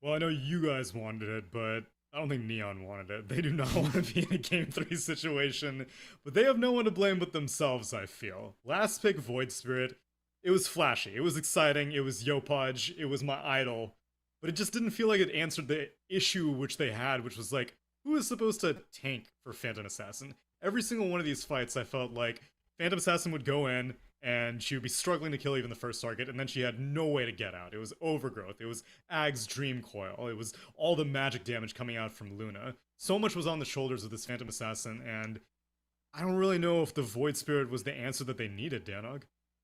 Yeah, I mean, you can't fault the way that Yopaj played it. Like, I thought he was fantastic all through the early stages of the game, key use of the Aether Remnant during team fights, but yeah, at the end of the day, if your core isn't enabled, then what are you doing, you know? And so I feel like they need more of a frontliner. They just need to switch up the draft altogether, right? Because this is 2 times in a row that they've pretty comfortably, I would say, lost to the laning stage, even after that fantastic, lost the early mid game, even after that fantastic laning stage with getting 3 bounty runes, getting first blood, and getting Natsumi a triple kill at like the 7-minute mark of the game.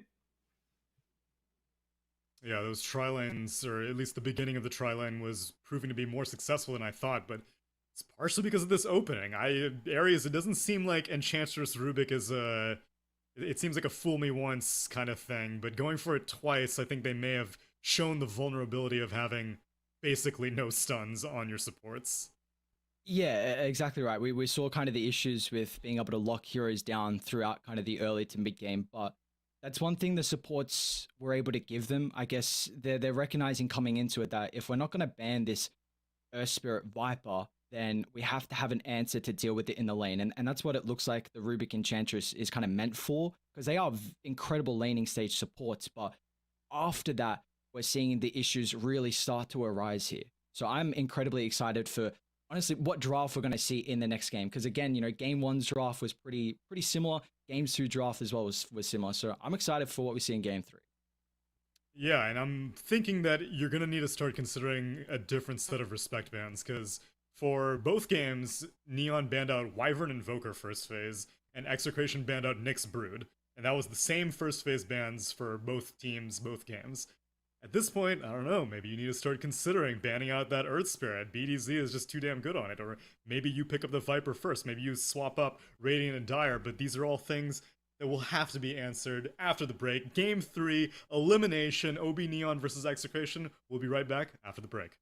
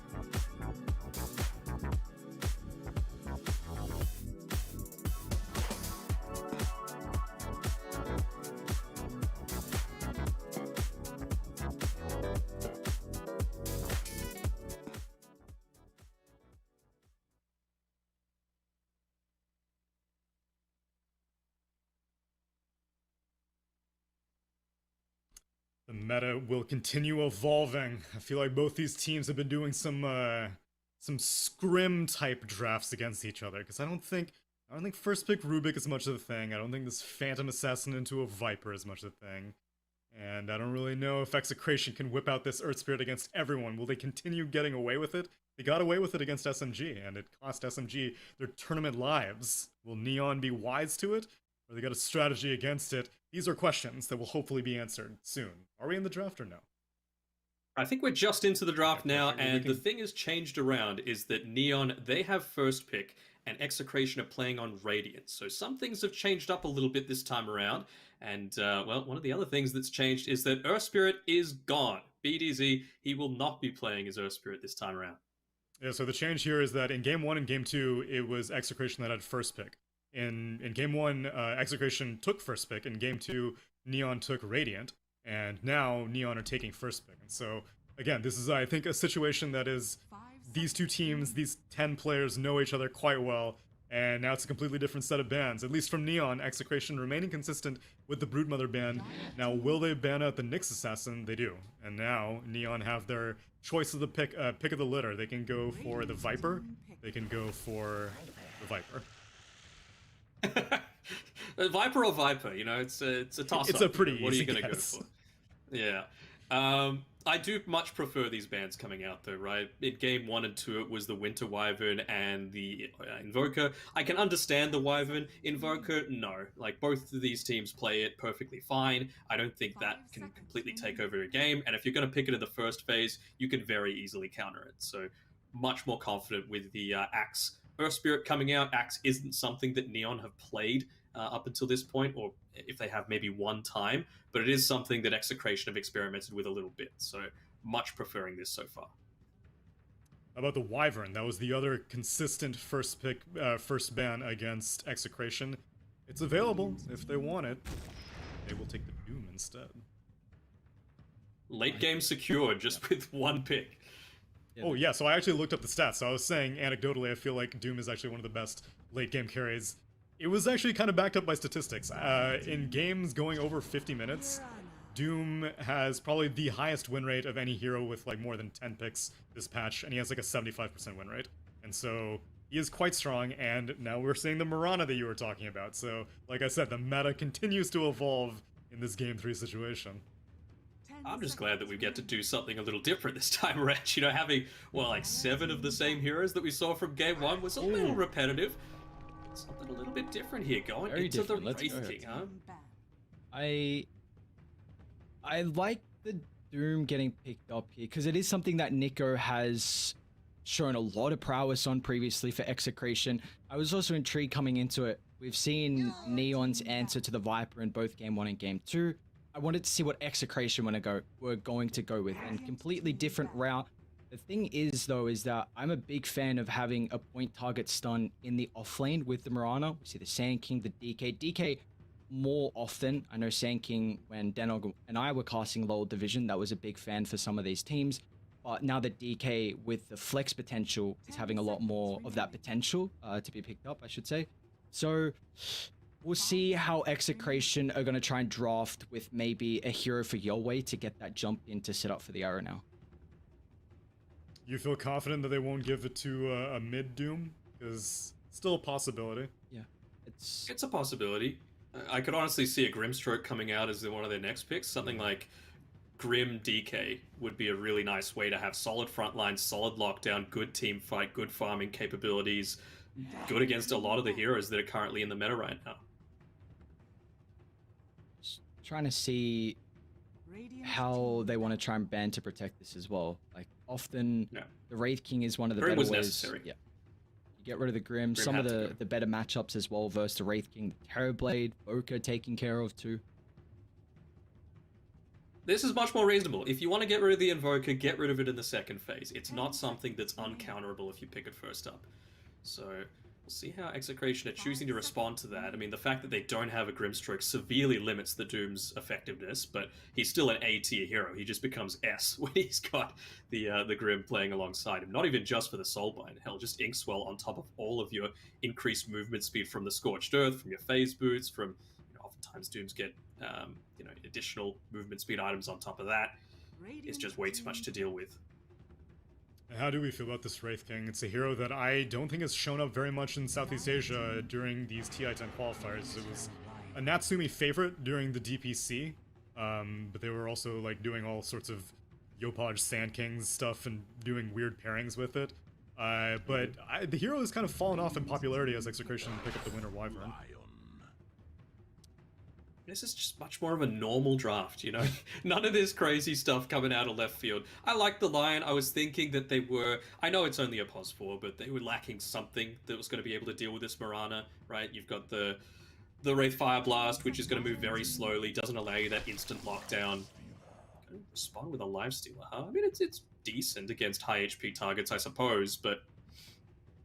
Haven't banned out Razor, though, so if Neon want to maybe send the Viper mid or just have Razor in the game, period, that's an availability. 10 seconds remaining. It does look like a... I would just... Would you hate to see Viper on your Page though, Ares? Like, I don't want to see that. It just doesn't feel like his hero. It's 100% Enryu. I really do not want to see Yopaj play that Viper. Oh god, it's happening. Okay. It's happening. The worst case scenario. They do pick quite the hero though to go versus the lifesteal. The lane's going to play pretty well. You've got the amp as well. Doom doesn't have a high amount of armor. You now increase your Roshan taking potential with that Slaughter.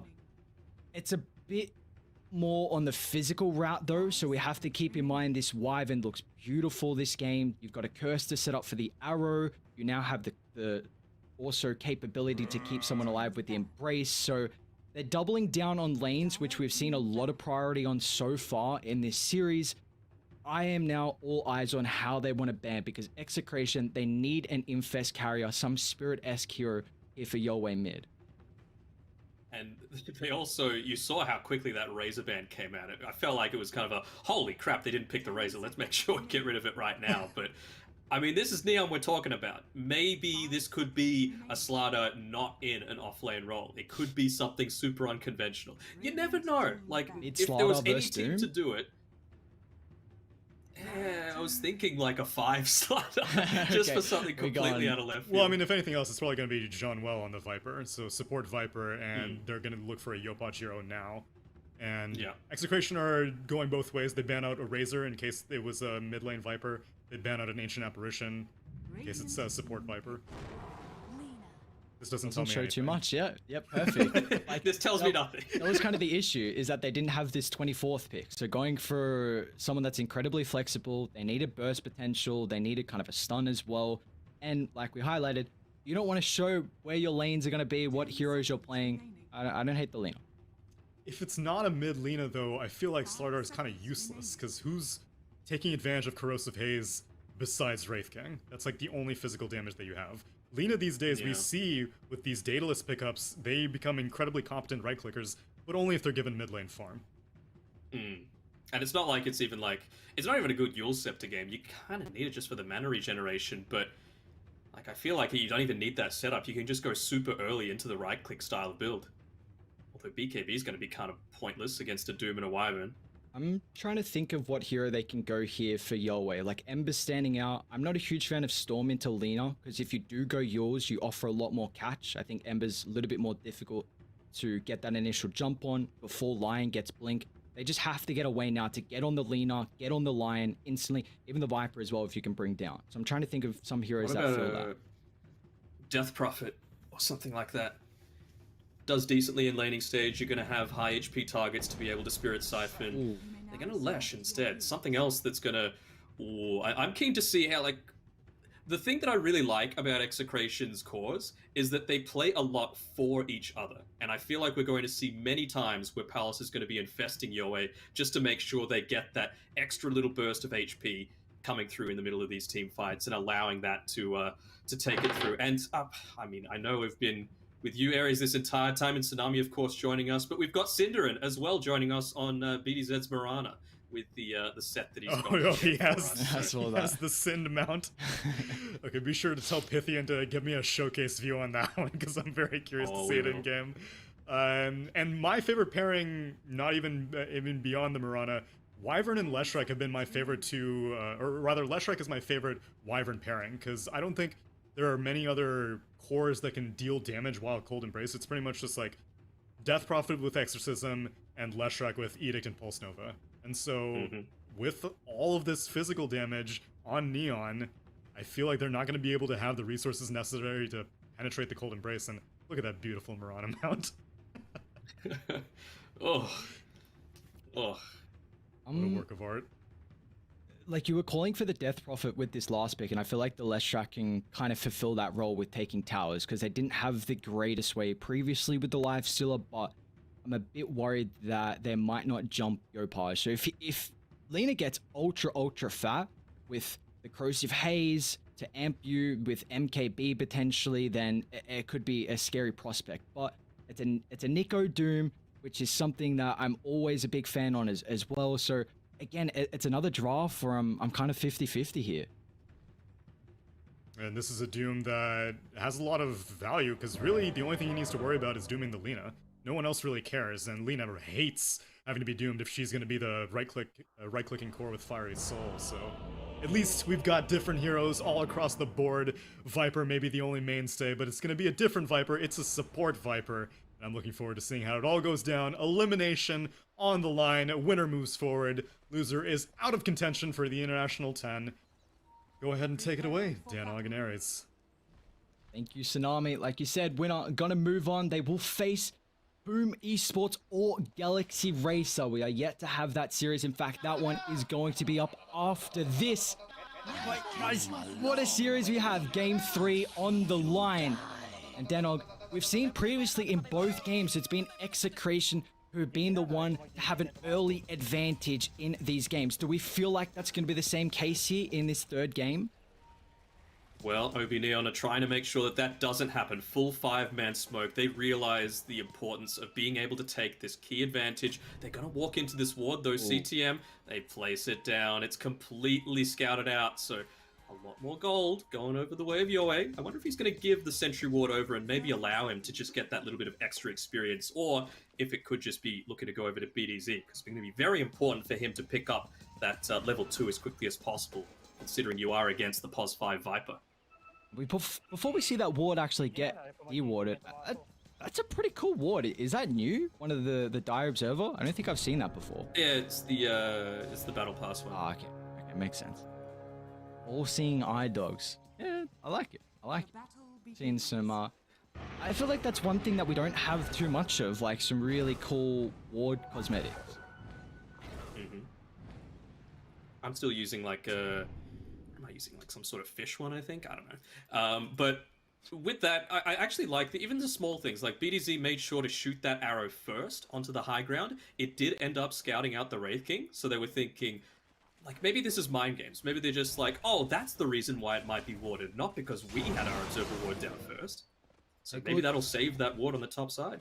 Oh, it's another Viper game and another tri-lane. Even though Viper is as a 5, Execration bringing the aggressive tri-lane with Palos, BDZ, and RR. Now, I do want to ask, yes, South America are one of the better regions to play this Viper as a position 5. Do we see Southeast Asia do it at all?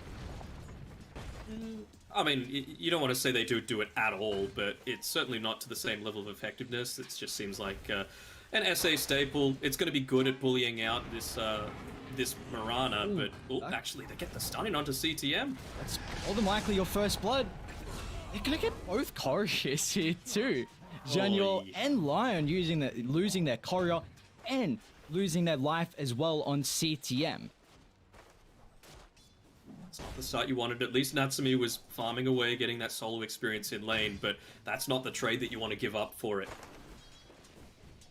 Oh, we got a second in that tri-lane. How do we feel like this mid matchup's going to fare? The Leshrac versus the Lina, both heroes that deal an incredible amount of magical damage early.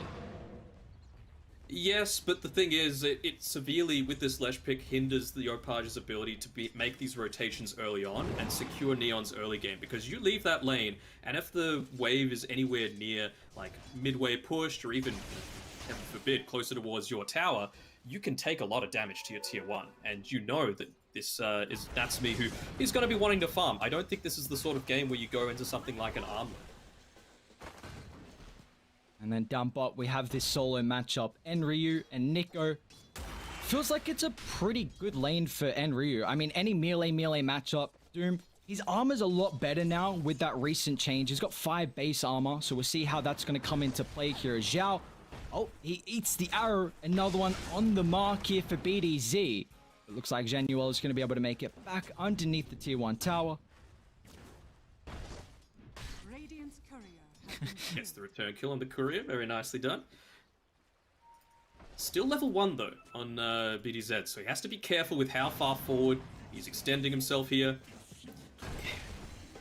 I think the story of this game is how much faith Obi Neon are putting into their newest recruit, Enryu, because taking out this Wyvern at the start of team fights is going to be, I don't want to say their win condition, but it's going to heavily tilt things in their favor if they're able to remove that factor from the equation, considering all the right-click damage that they have.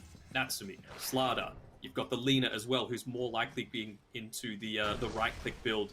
Still got to go the Yule Scepter, but still, you'd need to transition into being that right-clicking core if you've got all of this minus armor, and if you want to stay relevant into the later stages of the game.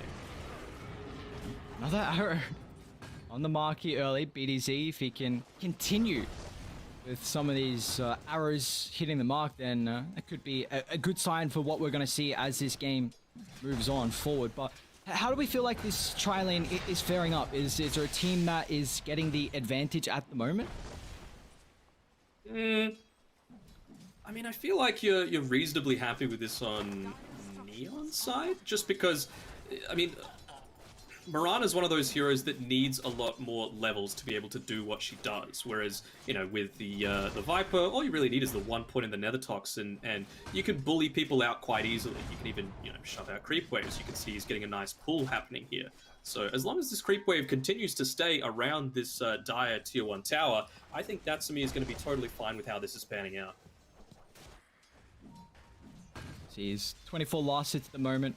The Bracer, along with the Chainmail, recognizing that he's going to need these stats to keep himself in the aggressive lane that we have. It'll be a lot of action at the moment, and potentially already we're seeing a lot of the stacks as well in the jungle. Heroes like the Leshrac, the Lina, there's a double at the Ancients for Radiant, double at the Hard as well, and I believe for Dire, they just have a double at the Medium by the Outpost here. So not as much emphasis for Yopaj, but another thing is the fact that they actually blocked out the small camp here against Lina. This is something that we saw a lot of emphasis on in previous games against the Enchantress, just to take away her effect. And Yopaj on the Lina, this is a hero that very much thrives on shoving up the lane, going back, farming up the jungle, especially that small. So nice awareness from Execration. If anything, I mean, it's so hard to do it, right? Because you've been in this tri-lane and you don't have a ton of levels. Nico, he's gonna fall. You see this solo matchup, it is not going well. 24 to 13. It's level 6 now as well. And coming back into this lane, it's actually so difficult. You've got minus 10 armor as mid. Yopaj falling incredibly low. A very nice. Oh, CTM. What a timing on the TP. They line up for the double. Man, that's the sort of play that can completely turn things around. I was thinking, because of the lower levels as a result of this tri-lane, that, you know, you wouldn't be able to make this rotation towards the mid lane on CTM to try and kill Yoei, who had just TP back to the lane. So if you kill him off, that's a lot of his time not being used. They did a good job of being able to block up this small camp, and it would have brought Yopaj back into this game, because still, right now, he's sitting towards the bottom of the net worth there. CTM should fall mid. Slow thanks to the Arctic Burn, extra level in it, sets up for the arrow. And I love the rotation as well. They've got a catapult wave, but Yopaj is just going to turn. Drops the Laguna. Yoei's incredibly difficult to bring down thanks to the one charges, but will still fall nonetheless. There's another rotation from the support, Jean Yuel, getting involved to kill the Mirana. That is kind of busted, though, that the Diabolic Edict continues after you're dead. Like, so this tower is basically half HP already, less than half HP, because of that siege creep. So good recognition of that by Obi Neon to be able to, you know, rotate through and make sure that you're not losing a ton of your map control this early. And that could have been completely different as well. The fact they had double bounty for Yopaj to be able to refill up before, you know, that Lion TP in just to keep his life. It was the 3-minute bounty was still there and the 6-minute bounty was just coming up. So Yopaj was actually able to still stay in the lane. And if he wasn't there, that's potentially killing a support into the tower. Just the beautiful movement from Execration. You're bringing the supports with that catapult timing, with the 2 points in the Edict. It could have been disastrous early for Neon. But they withstand. He's here on the bottom side. He's had to walk all the way down here to make sure he's not giving away his TP scroll. That's one thing Neon really like to do. They like to place these deep observer wards either behind or right in front of tier 1 towers so that they know when they can make their more aggressive rotations. And with this one here, that's why they're not just getting right up in there, hitting the tier 1 tower. The siege creep's going to die because of it, but still, better the siege creep die than you. Seem like at the moment the tri lane, of course, it has crumbled with all the emphasis that we've seen on mid, and now some of the emphasis put on bot as well. Nico is going to go for this Midas build, but Neon, they've got their sights on the stacks at the triangle. As Yopaj with that haze here, he wants to just try and maybe see if we get a kill, maybe even get a couple of creeps as well. Yeah, he took the 3 big creeps of all those 3 different stacks there, so nicely done. Even gets an observer ward. Well, not going his way. Zhao's going to pick up the gold, and it's looking nice. He's got a fluffy hat coming out to him as well. We know that that's the real meta. Honestly, when they use this first Doom, a bit more difficult on a hero like Natsumi. Well, in fact, they don't need it because Yahweh, he's got plenty of damage and also plenty of mana left in the tank to man fight here, but they're going to turn. Conan Bros, not enough. Burst potential coming through thanks to Laguna Blade, but there's the Doom. It's onto the Lina, but where are the stuns? Moving incredibly fast thanks to the Fury Soul, 2 points along with the Windlace. So Lina makes it back to safety. They will end up losing CTM though. Yeah, they end up losing CTM. Kind of interesting because he had a Tango left. He could have gotten underneath the tower. Maybe if they dived in super far, they could have maybe gone for a turnaround. But with that Doom still having the lingering effects of it, not feeling confident and not wanting to even put Yopaj in any kind of risk of going down there. That's an incredible play from Neon, actually. Like, if you lose Natsumi twice there, they would have then taken the T1 tower top, would have made it much more difficult for him to farm in the jungle. But now you see where the cores are playing just opposite sides of the map. Zhao will fall top. He's just trying to soak up whatever experience he can at the moment. But an incredible TP. Wraith King goes bot, takes that tier 1 tower. Now he's got more camps to play with, and naturally the Wraith King is someone who wants to be playing around this bottom side of the map, around the triangle camps as well because of the Ancient. So love the play from Neon. Yeah, and good warding as well, right? They're setting up this observer vision to make sure that all of the different Wraith King skeletons are going to continuously push forward. They're always going to start running down towards the lane, but if there's neutral creeps to hit, they'll divert to get that, and it just speeds up your farming efficiency by an incredible amount. We'll still end up losing the top tower, but I feel like if you're trading against a Leshrac, you're more than happy. Yeah, without a doubt. And you also see that Enryu's about to have a blink completed. He's top of the net worth. You know, there's going to be a bit of a timing here for Neon with this blink where they can get active, knowing that, I mean, Doom's going Midas, so he's looking to scale a lot more into this late game. So all eyes on how Neon want to try and utilize this blink here, because they've got a lot of pick-off capabilities. You can run a duo with either the Slardar Lion, Slardar Lina, even kind of the Viper as well. There's a lot of pairings they can have right now on the side of Dire. Natsumi, he's feeling real confident. He walked right underneath that outpost so they could see where he was, walked into the lane next to the tier 2 tower. He is far away from the rest of his team, and he does not have ultimate. And in fact, he just eats the arrow. Natsumi will fall. That's a big kill to pick up. His first death of the game. And the Wraith King was starting to get a bit out of hand if he was able to continue with that steroid thanks to the Skellies. But now it gives Lifestealer a little bit of time to catch up. I believe this is the armlet completed here for Palos. Yeah, he's the one that needs to be farming super early on, joining a lot of these fights. Of course, with the BDZ Mirana, he's already got the Spirit Vessel halfway. Sorry, halfway towards the Spirit Vessel. Oh, life still gets ripped apart. That was the pairing. Early blink tag coming out. Yep. Still sticking around though. He's putting his team on his back. Uh-oh. He stays too long. Doom's out on Nico. Maybe CTM can get another Ravage. CTM. Yeah, I don't think so at all. Oh, they even get the curse. So even CTM is going to end up falling here. Nice rotation from Execration. I mean, you lose Palos, but you get some revenge as Nico picks up a double. Just little mistakes. I mean, CTM, unnecessary death. Natsumi before probably shouldn't have died. You know, they hadn't shown themselves on the map in quite a while. You'd given them all the information you could possibly need in the world, and I mean, you had an observer ward, right? And Arrow is a pretty slow-moving stun. He could have sidestepped that. Maybe it would have given his team enough time to rotate down and save him, but not going to be the case. Continues taking this ancient stack. Don't think BDZ is going to scout it out, though. They might try and kill BDZ, though. Underneath that observer ward, maybe Nico bot. He's away. Moonlight Shadow used while people were in vision of creep waves and observer wards, so always having to be quite careful about that. CTM is going to walk on forward a little bit. I know that he was coming there because of that more recent observer ward placed by BDZ, but I mean, this is the way that Execration like to play. In the first, like, 12 to 17 minutes, they put all of their vision in aggressive spots, especially against teams that like to make these 5-man rotations like Neon.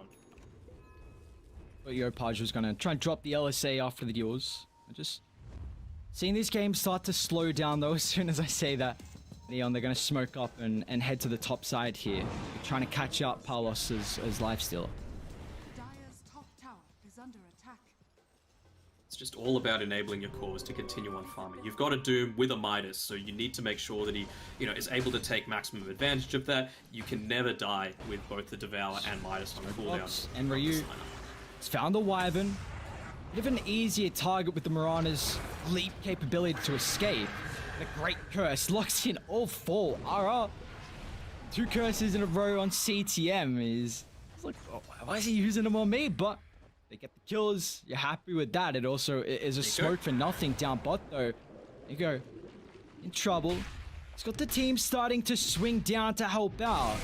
So you're gonna even have to drop the Doom as well, Januel, a little bit too late. Continue? Now the sprint's expired. So Slider, he's got to run himself back to safety. But Neon, they don't have any more rotations. It's just Yao that can try and protect the Slider through the Doom, and he's going to be able to do so at a high extent. So find a 1-for-1, but you're happy with that. That's a Doom use for a position 5 death. That's value. That is such great value right there. And even with that kill, he's going to bring himself closer to finishing up the 4-staff. Fantastic against the Doom, just getting away from the Leshrac as well. How do we feel like either team is wanting this game to go? Like, is one team happy with this slow status quo that we have at the moment?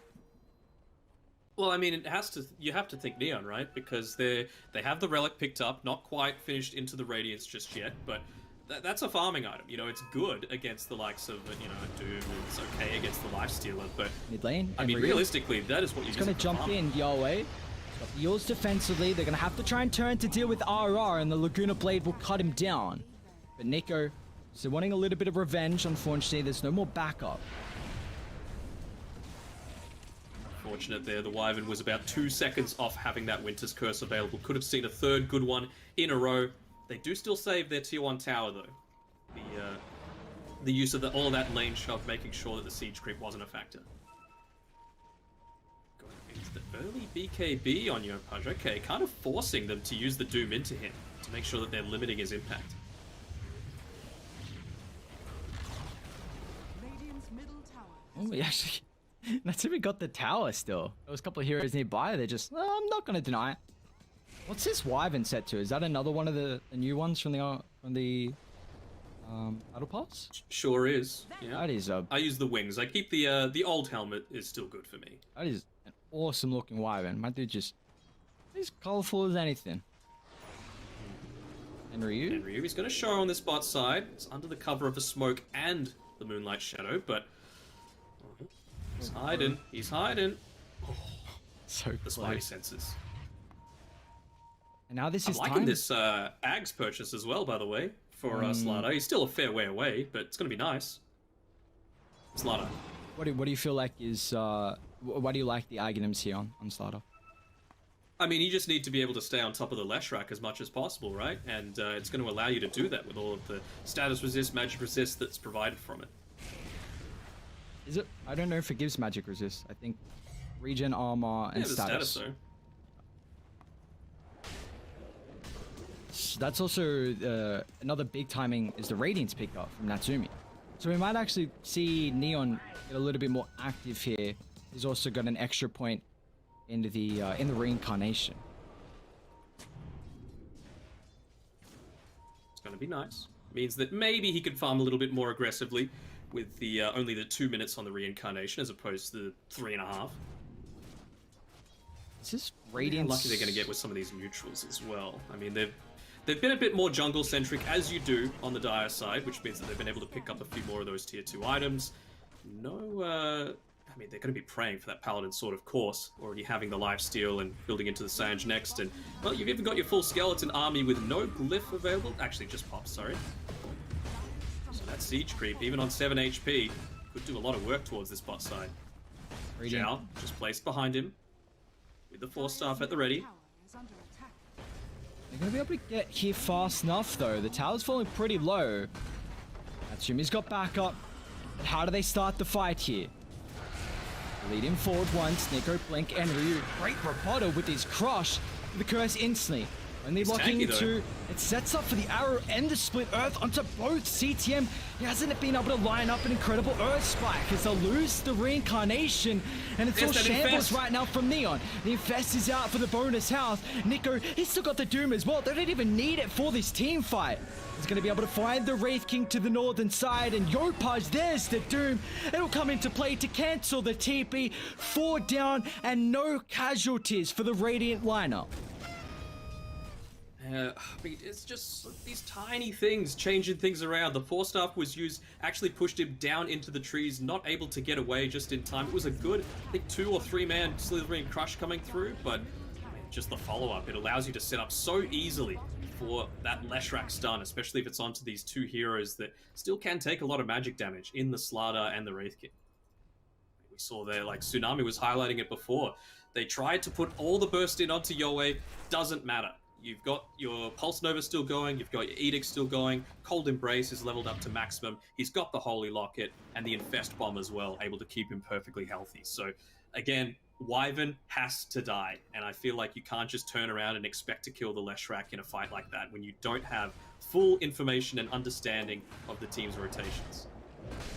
And it doesn't feel like Wyvern's going to die through the Slardar jump. I think they need another blink, and I mean, you see Natsumi has it queued up after the Sunge, but this is going to give Execration a decent window here where the Wyvern should be very difficult to bring down. He's going to go blink himself just to make sure that he could stay completely away from all of these team fights. That's his job. It's basically, when these BKBs start to come out for Neon, he needs to be able to blink in, use the Winter's Curse after the BKB's been used to essentially nullify it. Or if the Leshrac, maybe the Doom, are getting jumped on and a lot of spells pumped into them, just use your Cold Embrace. Jump in to save them without any risk of yourself dying. They will get their tier 2 though. The Execration, it might look to try and start to control the top side here as Nico, he did just complete the BKB, top of the net worth on the Doom, even though that laning stage didn't go as well as what you would be hoping for Nico here. So he's still looking like he's going to have a lot of impact in this elimination game. Radiant's bottom tower is under attack. Just trying to think how they're going to deal with this overwhelming threat that seems to have come. I mean, the Leshrac hasn't had the most amazing game by any stretch, but you've still been able to pick up your Eternal Shroud in combination together with the Yule Scepter, and you've got the supporting cast to enable you. So I think Yoe's game is going to be just fine, even though he's sitting 5th on the net worth. Radiant's bottom tower is under attack. Closes Palace. Scotty. He's about halfway there. Yeah. I feel like Enryu, they're going to feel a lot more confident with making these aggressive movements when the BKB is up on Enryu. They're going to make the movement anyway, but I feel like it's more of a forced response as opposed to something that they actually want to do. Radiant. Turns the Radiance off on Natsumi, not wanting to reveal anything about his positioning. Luckily enough, They it's a Roche? GD. It might be a No. bit greedy. Oh, they give it to Yopaj, actually. Smoke pops They on saw, Natsumi. they saw. It was underneath the observer ward as well, so they knew that they were in the area. Good quick response coming up from Paulus there. Do have Lena as well building into this machine gun sort of build. Yule's BKB, the boots to travel into the Dragonlance next, is also gone for that damage talent as well, so we'll see. This game can continue on for Yopaj, could be a little bit too much damage for Execration to deal with unless they can jump and catch her on the backline. Still though, the cold embrace is just going to nullify everything. Yeah. I'm going to keep saying it until the cows come home. RR needs to die if Neon have any kind of chance of winning a lot of these team fights. Or he needs to be in a terrible position. But I feel like he's shown that that's not going to be the case for him. Roche would help though. Lines drawn though on the minimap. Smoke up just from 2, I believe. Nico and Yoe the only ones caught underneath it. He's actually going... Play around this observer ward. Thought it was happening already. He backpacked his infused raindrops wanting to go for the snatch. Slowing this one down. I mean, we've had some crazy game 1 and game 2s. But now, elimination match again. They're just gonna... They're gonna play this one a little bit more slow here. 21 kills, about to be 24 minutes into it. You can feel the nerves, right? Yeah. Like, normally if this was a pub game, you would be sitting back on your slider, comfortably farming up the rest of your BKB. He's not that far away. He's only about 1,500 gold away or so. But just the threat of losing the Aegis and that being the reason that you don't make it to TI is so scary for these players. The stakes are so high. I mean, one mistake could turn this game around just completely. I mean, it's a 2,000 lead, but it really doesn't feel like it's that much in it at the moment. And my eyes are on if Natsumi, if he can get this extra level in the reincarnation before our fight breaks out. I mean, he's about 17 and a quarter at the moment. And Execration, I mean, we did see them attempt the smoke previously. But in fact, it's Neon that are moving up aggressive right now. Top, Natsumi, they found the target. You were highlighting the Wyvern, but there's no follow-up.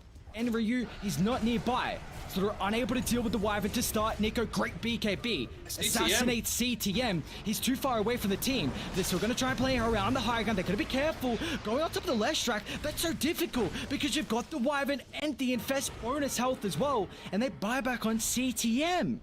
So Execration, they're happy with that. You get the kill, you force the buyback, you're going to reset. They will look to force Roshan.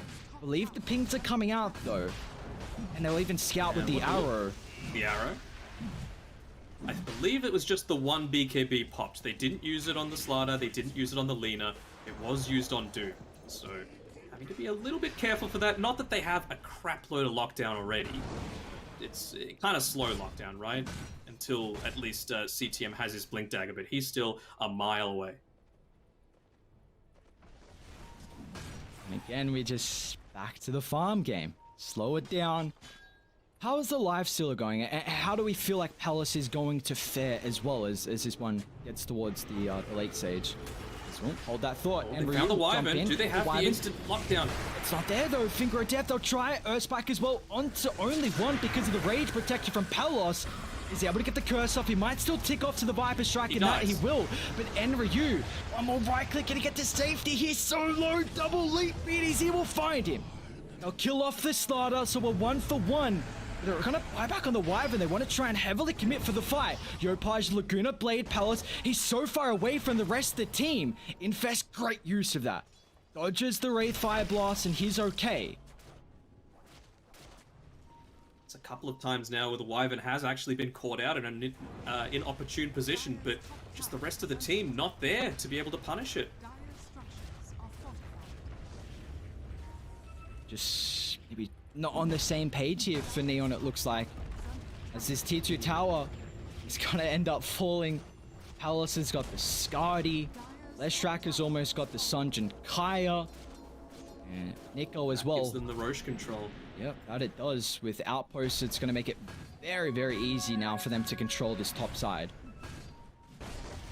You mentioned before about the importance of having like the level 18 on Natsumi before they took that encounter.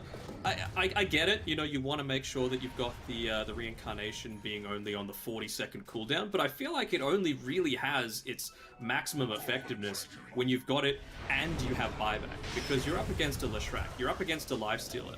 Oh, actually, they get the. That's a huge kill. Enormous. That is going to open up Roche for them. You know that the Wyvern can't take this team fight, and they're instantly just going to book it for there. Oof, I was not watching that. What is he doing around that area without buyback? Yeah, the Lifestealer was there with him as well, but it's just... I'm not sure what he was trying to do position-wise. Maybe D-Ward, but... You gotta let the Mirana do that, you know? You've got leaps, you've got buyback. Right, they're coming over.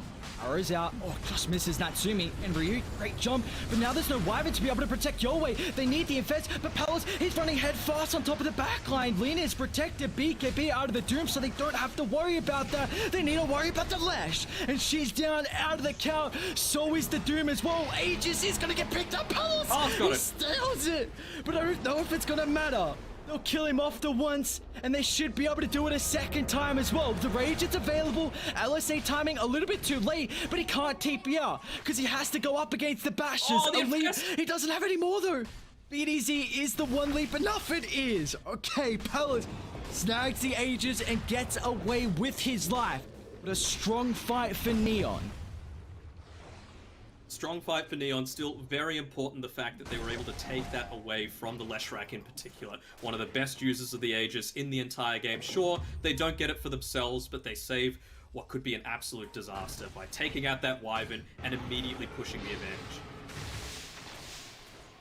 Yeah, you just bringing up constantly this game, the emphasis that they have to put on the Wyvern. And you see, as soon as that hero is down, it's like a flip switches for Neon. They see the objectives, they see the opportunity they have to take a fight, to take Roshan, and this just has to further highlight how the remaining duration of this game has to look for Neon. If you don't kill RR, these fights are going to get so difficult. And you saw the impact of having the Blink Dagger there on Natsumi as well, having that secondary way to get in onto the backlines, to get in onto Yowie and take him down super early on into the piece. Enryu does a lot on his own, but it's just not quite enough just yet.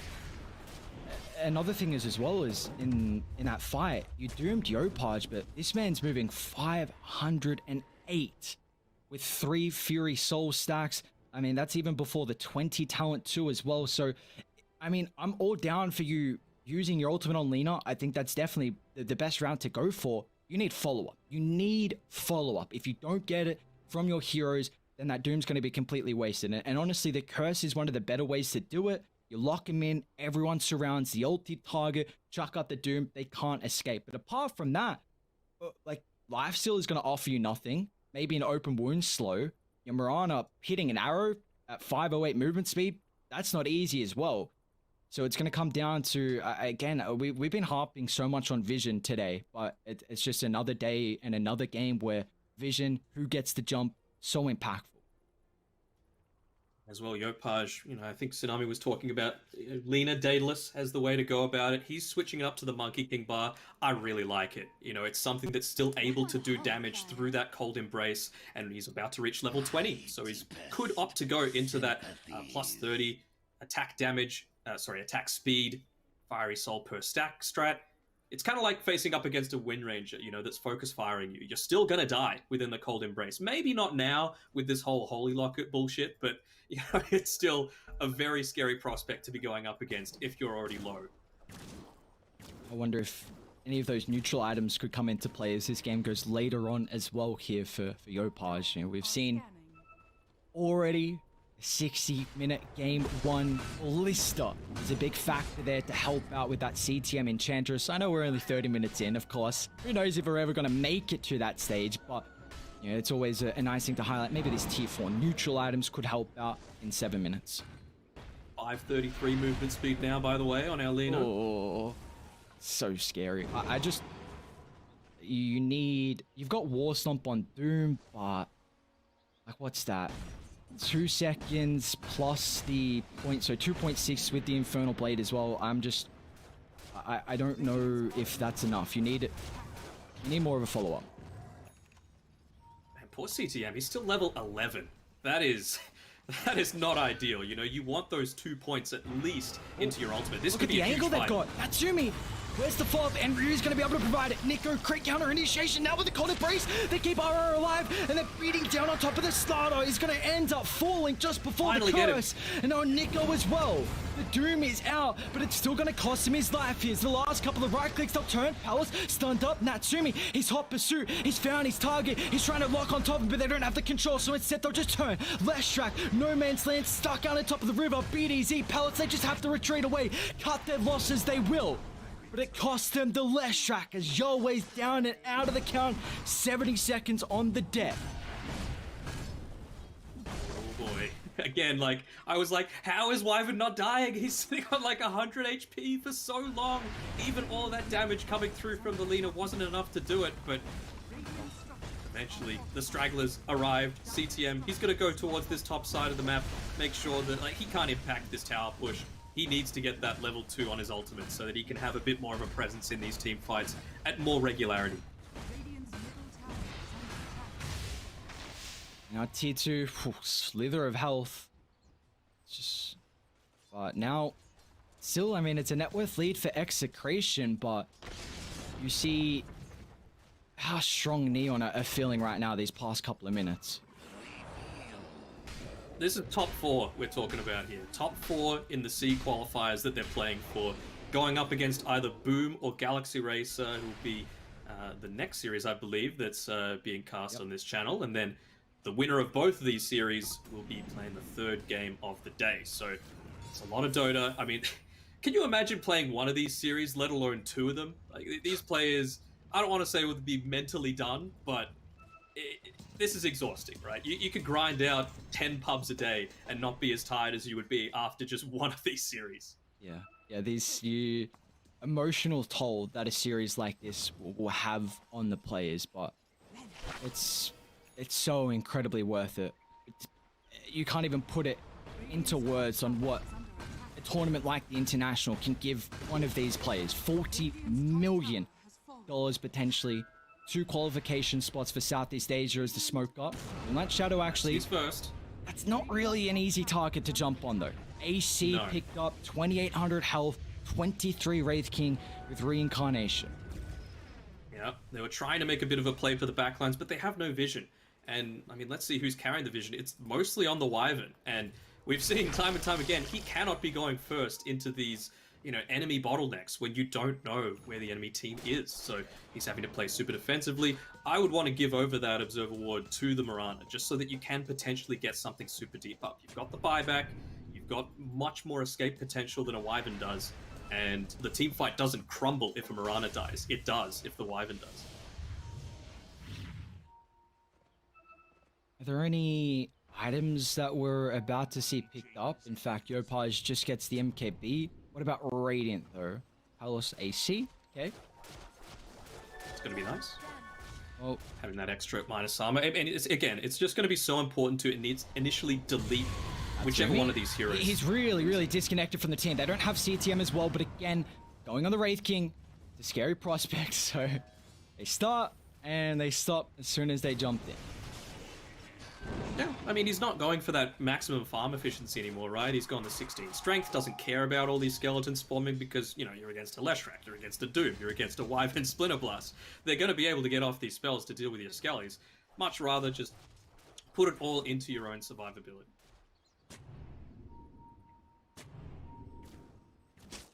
Such an even game here as we head to the later stages. Roshan feels like that's what either team are waiting for, potentially up in a minute 13. Natsumi, again, you see how far forward he's positioning. Okay, this time he's really split from the team. They're up top by the outposts, whereas he's down bottom farming. They look to try and get Especially at connected. nighttime, you got to get to the safety of your team. Yopaj would be even better if they were able to get it onto him, but no, they don't get that chance. You've also got this wave kind of pushing in on the bot side, 35 minutes, so the double siege creeps are starting to spawn. So I wonder if Neon, with their, I want to say they've got slightly superior split push, given that they've got the Wraith King, they've got the skeletons that can just march on down the lane, that ghost push, if you will. This is ballsy though. Just walks into Wraith Fire Blast him and walks away. That's the mental game right there. Who knows? Maybe next time, instead of just a Wraith Fire Blast, it's an Earth Spike, Laguna, Finger of Death. He's just keeping them on their toes as Natsumi. Well, he's going to be kept on his toes here. They showed up top, so they're well aware there's no backup. First life taken away instantly, and they still have the Doom as well. Oh, what a blink. Natsumi's out of there. They still caught the back though. Oh, they caught it. Ryu, he ate the arrow. No, you don't want to keep your support alive, and Ryu is so important now with the backup as well. The curse, Yopaj will tear apart his support.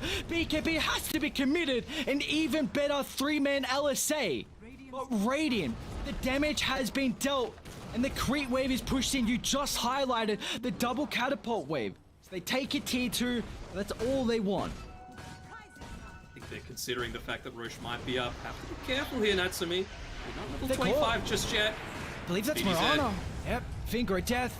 Versus even Laguna Blade. Oh, the brace was used. Ryu's gonna buy back. Take a look at how important this fight is. The buyback from Slardar recognizing this could change the game. If we take this victory into Roche, could give us a chance to make it to TI. It's Natsumi. Oh, he's gonna lose the reincarnation, but Yopaj is freely hitting on the high gun. Natsumi's still gotta be careful. Needs to back up at the team again. The split earth timing, and Ryu, he just pulled back. Room's out, they'll deal with Nico, but at least he's still able to use the ultimate before he dies. It's all Palace though, tearing apart the Neon lineup. As he'll deal with Stardust, that's a dieback, down for 100 seconds. It's a long-ass Roche respawn though. I'm not sure if they're going to be able to get anything out of it. Without this Doom being able to just run in and be this beast on the front lines, you're having to play a lot more scared. And you can see here, he's going to show on the top side. Could this prompt a response coming out from the Neon guys? I know it's a 3v4 situation, but we've seen before that they feel pretty confident even when they're down a number. Feels like Neon... He's got the Blink Dagger. Oh, Natsumi? I think he's trying to bait with this illusion. Yeah, who's baiting who? Radiant. Walk up Paragon Palace. That is... another point blank stun it. The flicker for the lash. That's insane, actually. DD bottled over on Palos. Oh my. They're actually gonna fight with this, Palos? Doom's on... Doom's still down. DD's gonna get popped. Glimmer will protect him. He's actually stuck on top of the shot lash, remember. So they want to make sure they're fighting around all these choke points, completely removing an area of initiation out of Neon's arsenal. 25 seconds on that Roche timer. It's so unfortunate that it's a long Roche spawn, because it was a little bit faster than you would have been able to use that dieback on the Slardar, but unfortunately for them... 25. Mortal Strike cooldown, a 2-second cooldown for your Wraith King. Highest level in the game. See how Roche Natsumi... is up. Oh no, they didn't spot it. Aghanim's Shard, Cheese, and Asia's is available from the second Roche, and Execration are the first to scout this out. They've also got an incredible ward around the northern side of this Roche pit, so that high ground advantage. And how do you walk into the pit? The constant split earths are going to make it so difficult. He's even got the radius as well with the talent. They've got to get it onto the backline somehow. Do they even have a smoke or anything like that on Neon? I don't think they do. Moonlight out, go away. Get the ward. Both D wards are going to come through. But still, I mean, the Leshrac split earths are covering the pit here. Arrow. Gonna get eaten. He's on the front. Wraith King, oh, the backline, Nico is able Divide to find and the conquer. Dune on top of the Lina. That's a big target, but he doesn't give it 10. Look at the Lina turn, Finger of Death out. Now with the reincarnation, they're going to try and look to turn and fight this. A buyback coming through. Doom's not going to have his ultimate for the second life, but Ryu, he's caught out. The split earths, they're layering the ground, Neon. They just can't get in the midst of it. Ayula's controlling up Genuel as well. They're going to lose 3 heroes here into the TP, maybe. Oh, the nick of time stun. As 3 will fall, now you can take the second Roche of the game here.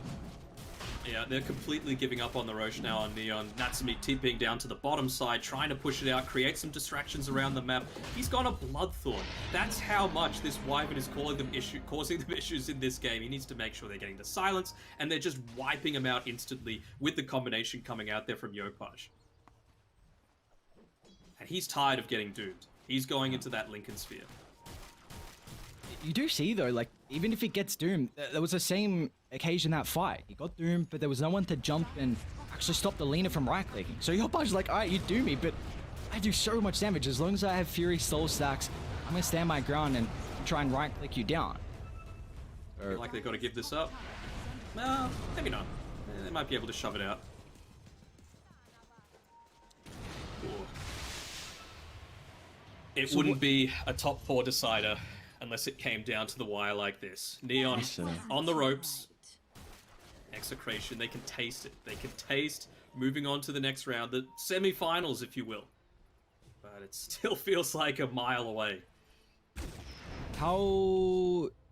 Are you a fan of the Aghanim Shard on the Doom? Do you think there could have been a different target you would have preferred, or do you like this for Nico? Who even else is there? I mean, open wounds on Lifestealer can be kind of nice. The slow, just for being able to kite around, particularly the Wraith King, is going to be good. Wyvern is okay, Mirana's is horrible. I never want to see Mirana get it until it's literally cannot go to anyone else. And even then, I would probably sell it before I gave it to Mirana. And I guess with that Ag shot on the Doom now, I've been harping on kind of the stun lock and anyone following up with the Doom ulti. So now having just a little bit of extra stun, I mean, you kind of have that old level death as well in there, worked into the shard. So we'll see how that extra 0.6 seconds of stun is going to come into play, depending on the level. I mean, they're just holed up inside their base. They realize they can't go anywhere right now on Neon.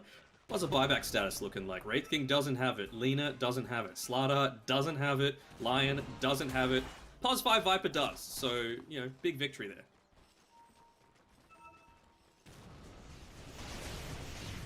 Gonna do it the methodical way.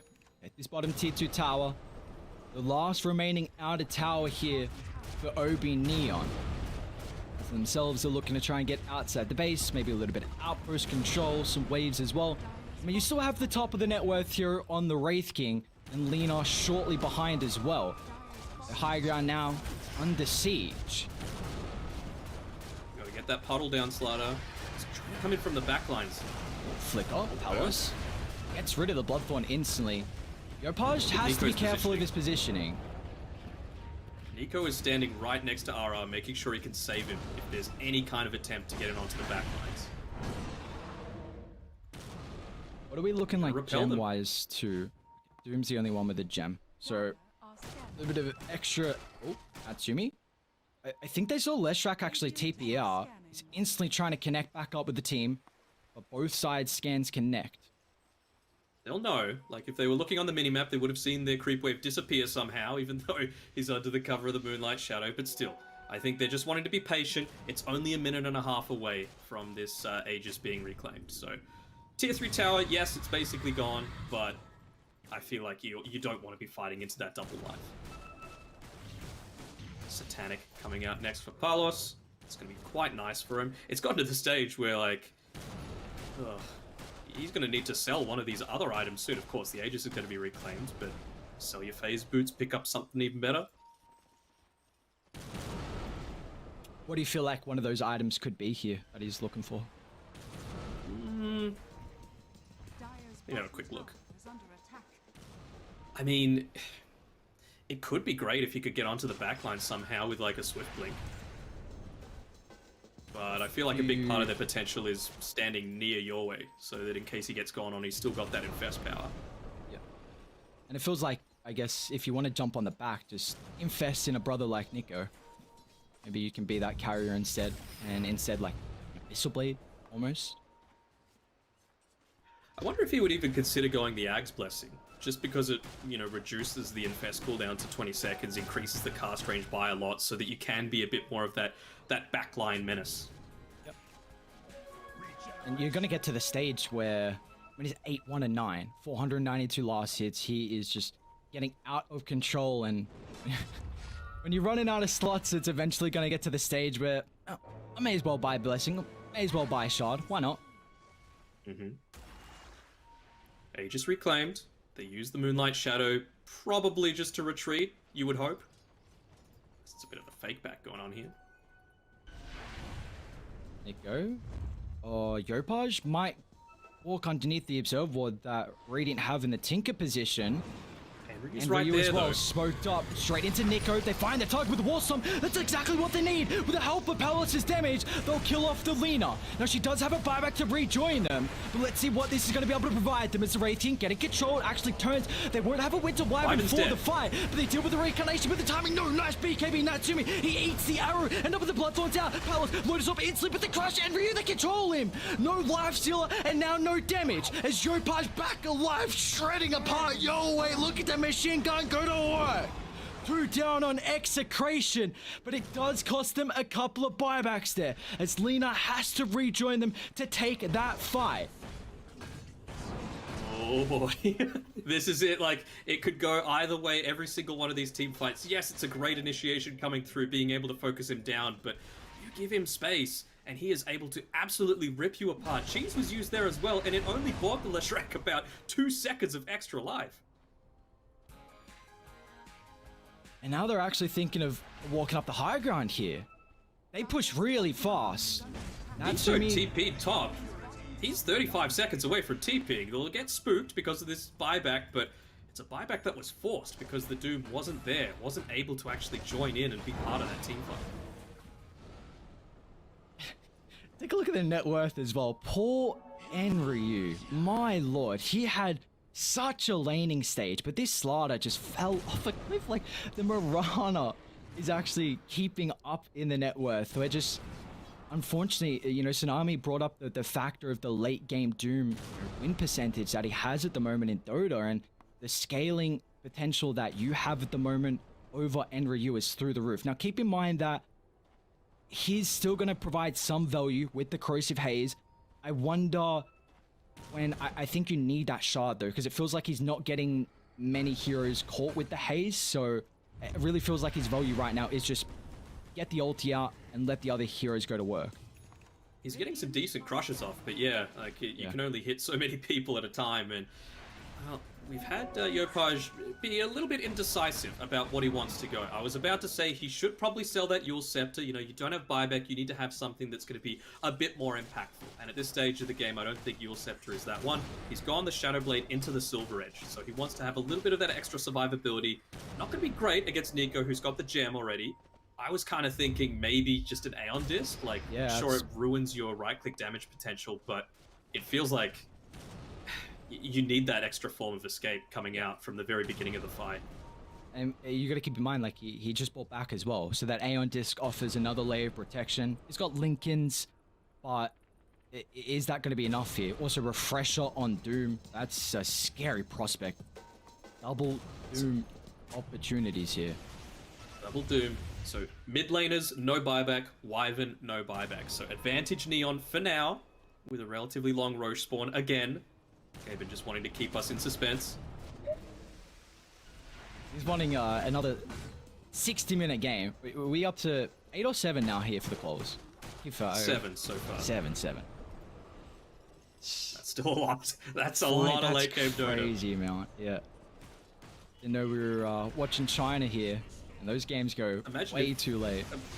Imagine if T1 was playing as well. Probably some of the best late game Dota players in the world. Yeah, their late game capability, the execution, just like them, Execration and Neon are doing so well to be able to execute in these past couple of late game that we've seen so far in this series. And still looking to head that way, as I mean, we're about to hit the 50-minute mark, and it's only a 3,000 net worth lead for Radiant. Once again, it feels like it's all on this Roche fight. Something that we've seen through the entirety of the series. But previously, that Leshrac split earth was way too much for Neon to handle, just layering the ground and making it so difficult for you to position. Yeah, for sure. Getting a bit lucky with this rune here, the illusion rune, going to be able to push out that bottom side of the map, make Execration perhaps second guess themselves, but Infest, he's Nico, away. who's able to jump, smoke pops onto the back line. They haven't found the Lena though, so they have to try and He's in the doom up puddle. Andrew. Instantly, he's just running to the opposite direction with the BKBs. They popped the Wraith Fire Blast. Doom still has that second round of the ultimate to utilize here. They caught out the Lena, Lena. but Nico, he's canceling the blink with the Radiance. The Lotus Orb is out. They're going to be able to protect Yopaj, and now Natsumi still pushing them further and further away. Reincarnation's been popped. He's still got the BKB for the second life as well. Arrow. They're holding the high ground. Arrows on the mark. And Ryu back to join them as well. Yo, way! No, the Lishrax on the high ground. Finger of death. What occurs? Flicker down. He's going to make it back up. That's a dieback. Natsumi falls as well. What occurs? He's able to rejoin them. They need a reset. Neon, cut your losses and get out of the area. As Zhao is trying to stalk and get away, but the Trickster Cloak is not enough. Just in time for Roche to be back up and running, but you've still got a Doom available. This is the power of that late game Doom potential as he picks up the gem. He's just going to walk on back in. This is both, no, just the refresher. Damn, it feels like this game has been going on for a lot longer than it has. There is some crazy win condition opportunities now for Execration. Only the Lion has buyback here. CTM, I mean, he's got a blink, got a force, the 8th lens as well, but we saw Natsumi had to buy back there, and Ryu had to buy back, Januel had to buy back, and now you're going up against the Aegis on Palos, the Cheese as well. I'm trying to see who's got that. Who's got the Cheese? Backpack from the Life Stealer, and the Refresher Shard. Who other than the Doom to hold? You're forgetting about the most important item of all, the Wind Waker on Wind Waker. DPC. He's done his job of pushing in this top lane somewhat, and of course we've got a level 27 Yoe, so those Diabolic Edict explosions are just going to melt these barracks. Big lift. Oh, I don't know about that one. Cliff. Do they want to fight before Enryu? I think you have to give up this top set of racks, especially how do you commit to Split Earth like that? You know, maybe you go for a mass smoke wraparound as Bloodborne's out. A lot of damage. No Wind Waker. Oh no, it's so hard to commit. You got caught in Brace save, potentially an Infest save, a Wind Waker save now. So difficult. But Neon, they're all back alive, and with bot pushed in with the catapult wave, they're gonna have to reset and choose a different angle. They can do this, though, you know. Yeah, just get the TD and go forward, you know. It's just really one wave that you have to concern yourself with. Natsumi is level 28, so has a little bit of that extra skeleton attack damage. Not going to be impactful so far. He has finished up that Nullifier, though. You bought back previously. He's backpacked his Radiance. Radiance. No boots. I mean, yeah.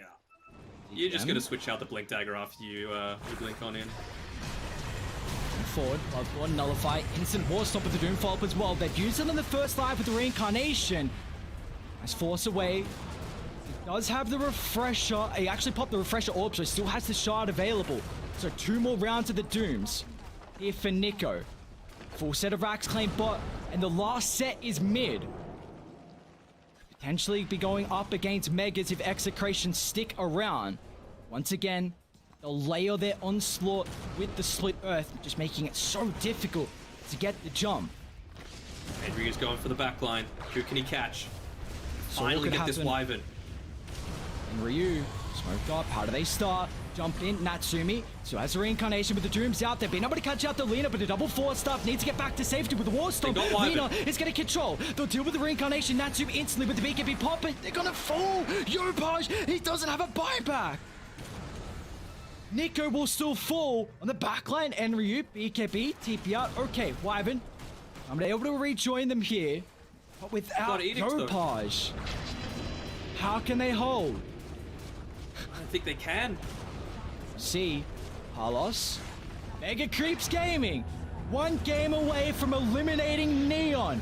Your way, But the BKB, Natsumi, forced off once again, and Ryu, it's a great crush, but they're locking on Natsumi. They're going to be careful what occurs. It's even better than the crush. It's on to 3, straight on top of the throw. The follow-up with all the damage, Natsumi. He'll kill off the Viper. No buyback. CTM's down as well before he can get the finger of death. He's got a buyback to rejoin them. Another 3-man crush. The buyback coming out, but the reincarnation. There's no BKB. Natsumi, a 4-star back to safety, but the Wraith King's getting targeted. Wraith King's down. Execration! They might have just done it, and they have! The cheese and chop!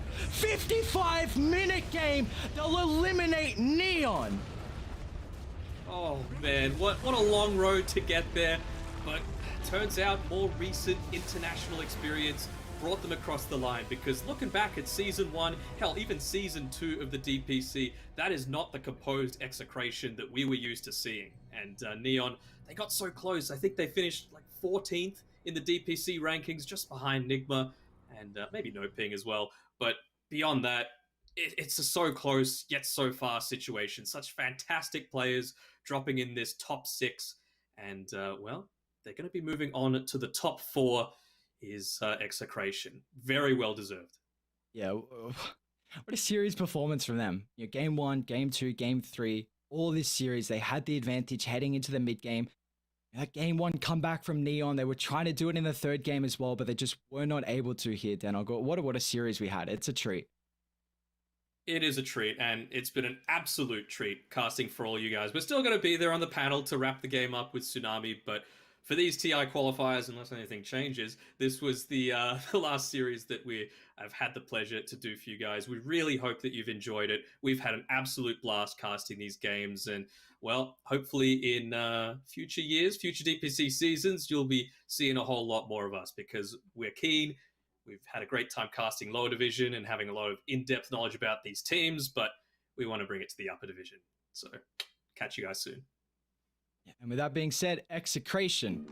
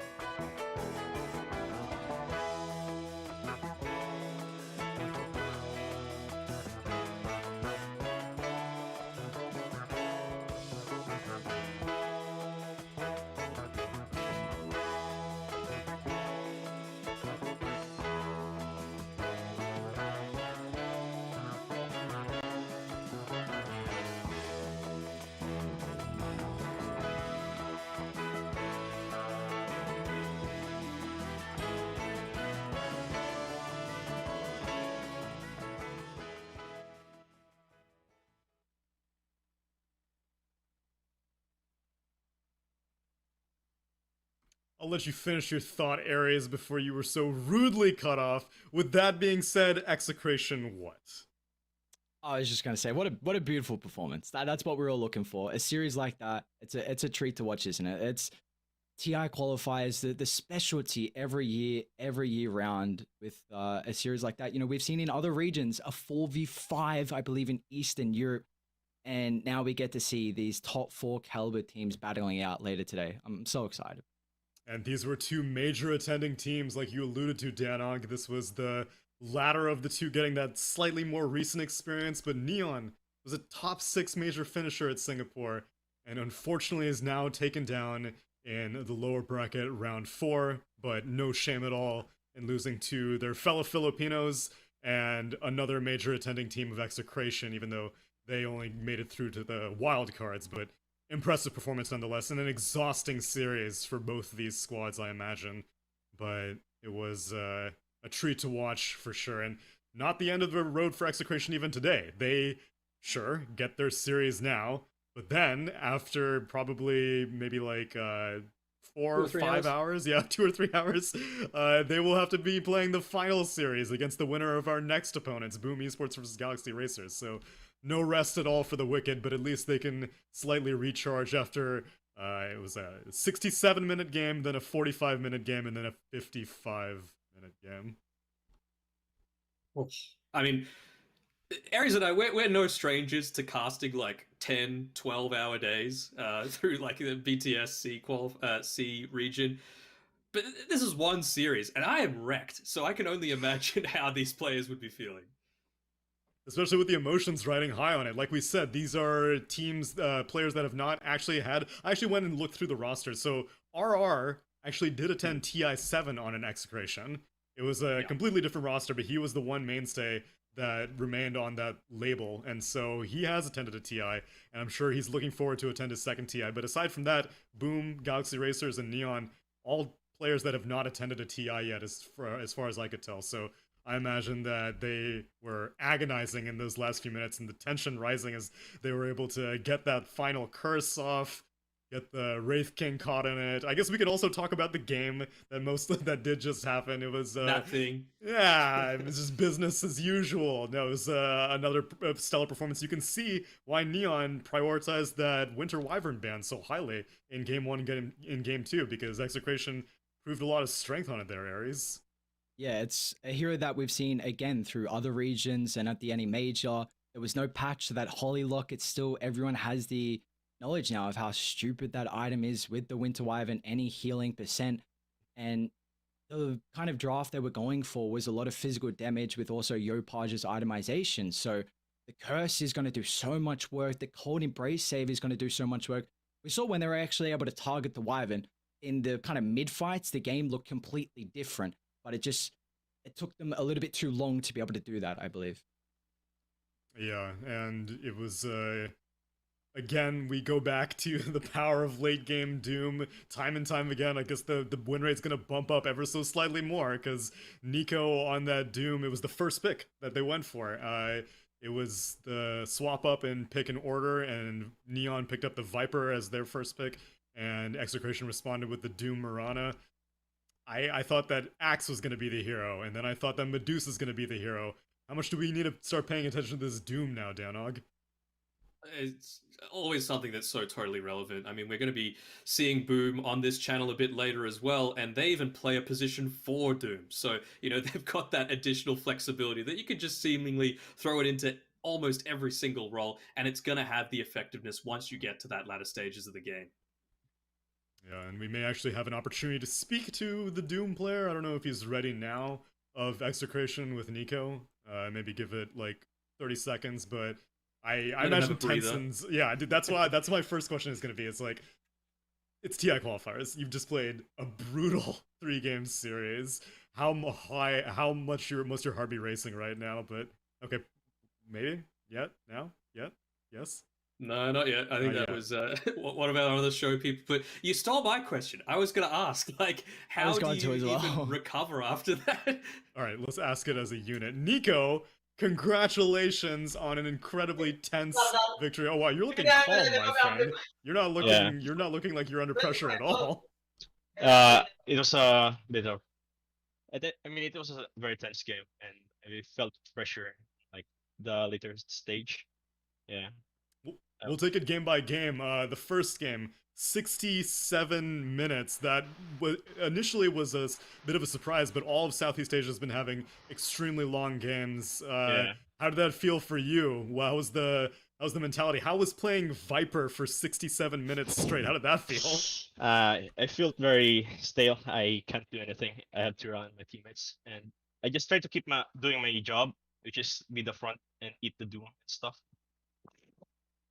Yeah, it worked out well. And then in game number 2, you were again on the Viper, so you said it felt stale, and yet they made you. Did you ask for it first pick? I'm guessing no Yeah, offlaner ever asked for it first pick. You did. I kept asking for my role, my hero, because what I felt is like sacrifice for my team. Yeah, cool. I mean, it's all about what's going to benefit the team at the end of the day. With all of that, I mean, the games in these qualifiers are going later and later, right? Do you guys take inspiration from the likes of T1, who are a fantastic Southeast Asian team, especially at playing the late game, or is it more just trusting in your own abilities? I think it's both. We were pretty fired up after like seeing T1 win the ESL tournament, and since TI is already on the way, we want to qualify on it, and you just have to stay focused and be calm during the whole tournament. Because if we manage to self-destruct, I think we're not gonna be. I think we might have dropped before reaching the low semi. How do you like refocus and recharge and stay calm after a series like that? Like we were saying before that like we're feeling exhausted. You said it was very tense, but how do you guys look to kind of reset the situation for yourselves and calmly enter the next game, which will be either against Galaxy Racer or Boom? Yeah, even though we make a few mistakes along the way, like in game, we tend to not brag about it or how do you say it? Say the Dwell on it. negative stuff. Yeah, Yeah. you just can't like spread the negativity around the team. Because one negativity goes up, I just have to I just have to stop. Yeah, negativity breeds negativity, basically. So just trying to stay positive, right? Cool. Who is that person in the team that's trying to communicate with you guys? Like, who do you feel like is the more vocal person, or is it kind of a joint task? Cool. Um, I think your muted. mic's muted. There you go. We have a bang with us, and he tries to motivate us and keep us calm every after loss. So he's a very big plus for us here in the team. I was curious That's about that nice. because during DPC season 2, Yeah, he was just like on vacation and then he stuck around. yeah. And then right around like tiebreaker time, you guys brought him back. And now he's with you for TI quals as well. Please tell me you're paying him at this point. I'm not sure yet. I don't really know anything about that. He only gets paid once the TI actually happens, but if it does happen, then you're gonna have to face one of your next two opponents. Do you have any preference? Do you want the rematch versus Boom, or would you rather play against Galaxy Racer? I prefer the rematch against me because we never won against them in the since season 2 in tournaments, but we do occasionally scream with them before. So I just want to like have my payback against them. I respect it. We'll have to see if that happens. That will be the next series. But take a break, man, because you're gonna have to play that in like maybe 4 or 5 hours. Do some homework. Have some bonding moments with your team. But over that series with Neon, you guys look strong, and looking forward to seeing how you guys do in the next series. Thank you. All right, there we go. At the end, he seemed a little tired because he seemed cool, calm, and collected at the beginning. You're just like, it was another series, making it through round 4. But I think maybe reality started setting in. He was like, oh god, I've got to play another one of these. I've got to play another 2 games of Viper. At least it could be 3. Who knows? Yeah, but it might be one of those situations where, like, you're calm on the surface, but like a duck, you're just paddling like mad underneath the water. So it was great to be able to talk to him. Again, there are so few opportunities that we get a chance to actually speak with a lot of these players from the Southeast Asian teams. They don't get the same publicity that a lot of the other, European, North American teams get. So I'm glad that, this DPC season has enabled a much more personal connection with a lot of the players. So if you haven't already, make sure you're following these guys on all of their social media, both the teams and the individual players, because there's a lot of content out there for CE Dots. Yeah, you just need to find it on Facebook, but there's a great deal of personality out there. And there's a great deal of personality in Australia as well. I know you guys said it. This is your last cast of the DPC season. Danog had some parting word, but Aries, if you have anything that you wanted to say to all the viewers. Oh, it's just been a pleasure. It's always fun being able to cast these games. When we get games like that, what more could we ask for? A series going down to the wire, two major caliber teams. That's all I'm looking for from a series like that. And that's all we're going to get for the rest of the day. I mean, you take a look at the teams that are left over. There are some incredible powerhouse names there. And I'm excited to see what's still in store for us. Yeah, and this is only day 3 out of 4. One more day after this, and we'll have the Rambulan brought to a close, hopefully, and we can crown a victor out of all of these Southeast Asian teams. But that'll be it for this series. Execration move forward, and the next series, Boom Esports versus Galaxy Racer, will be coming up after the break.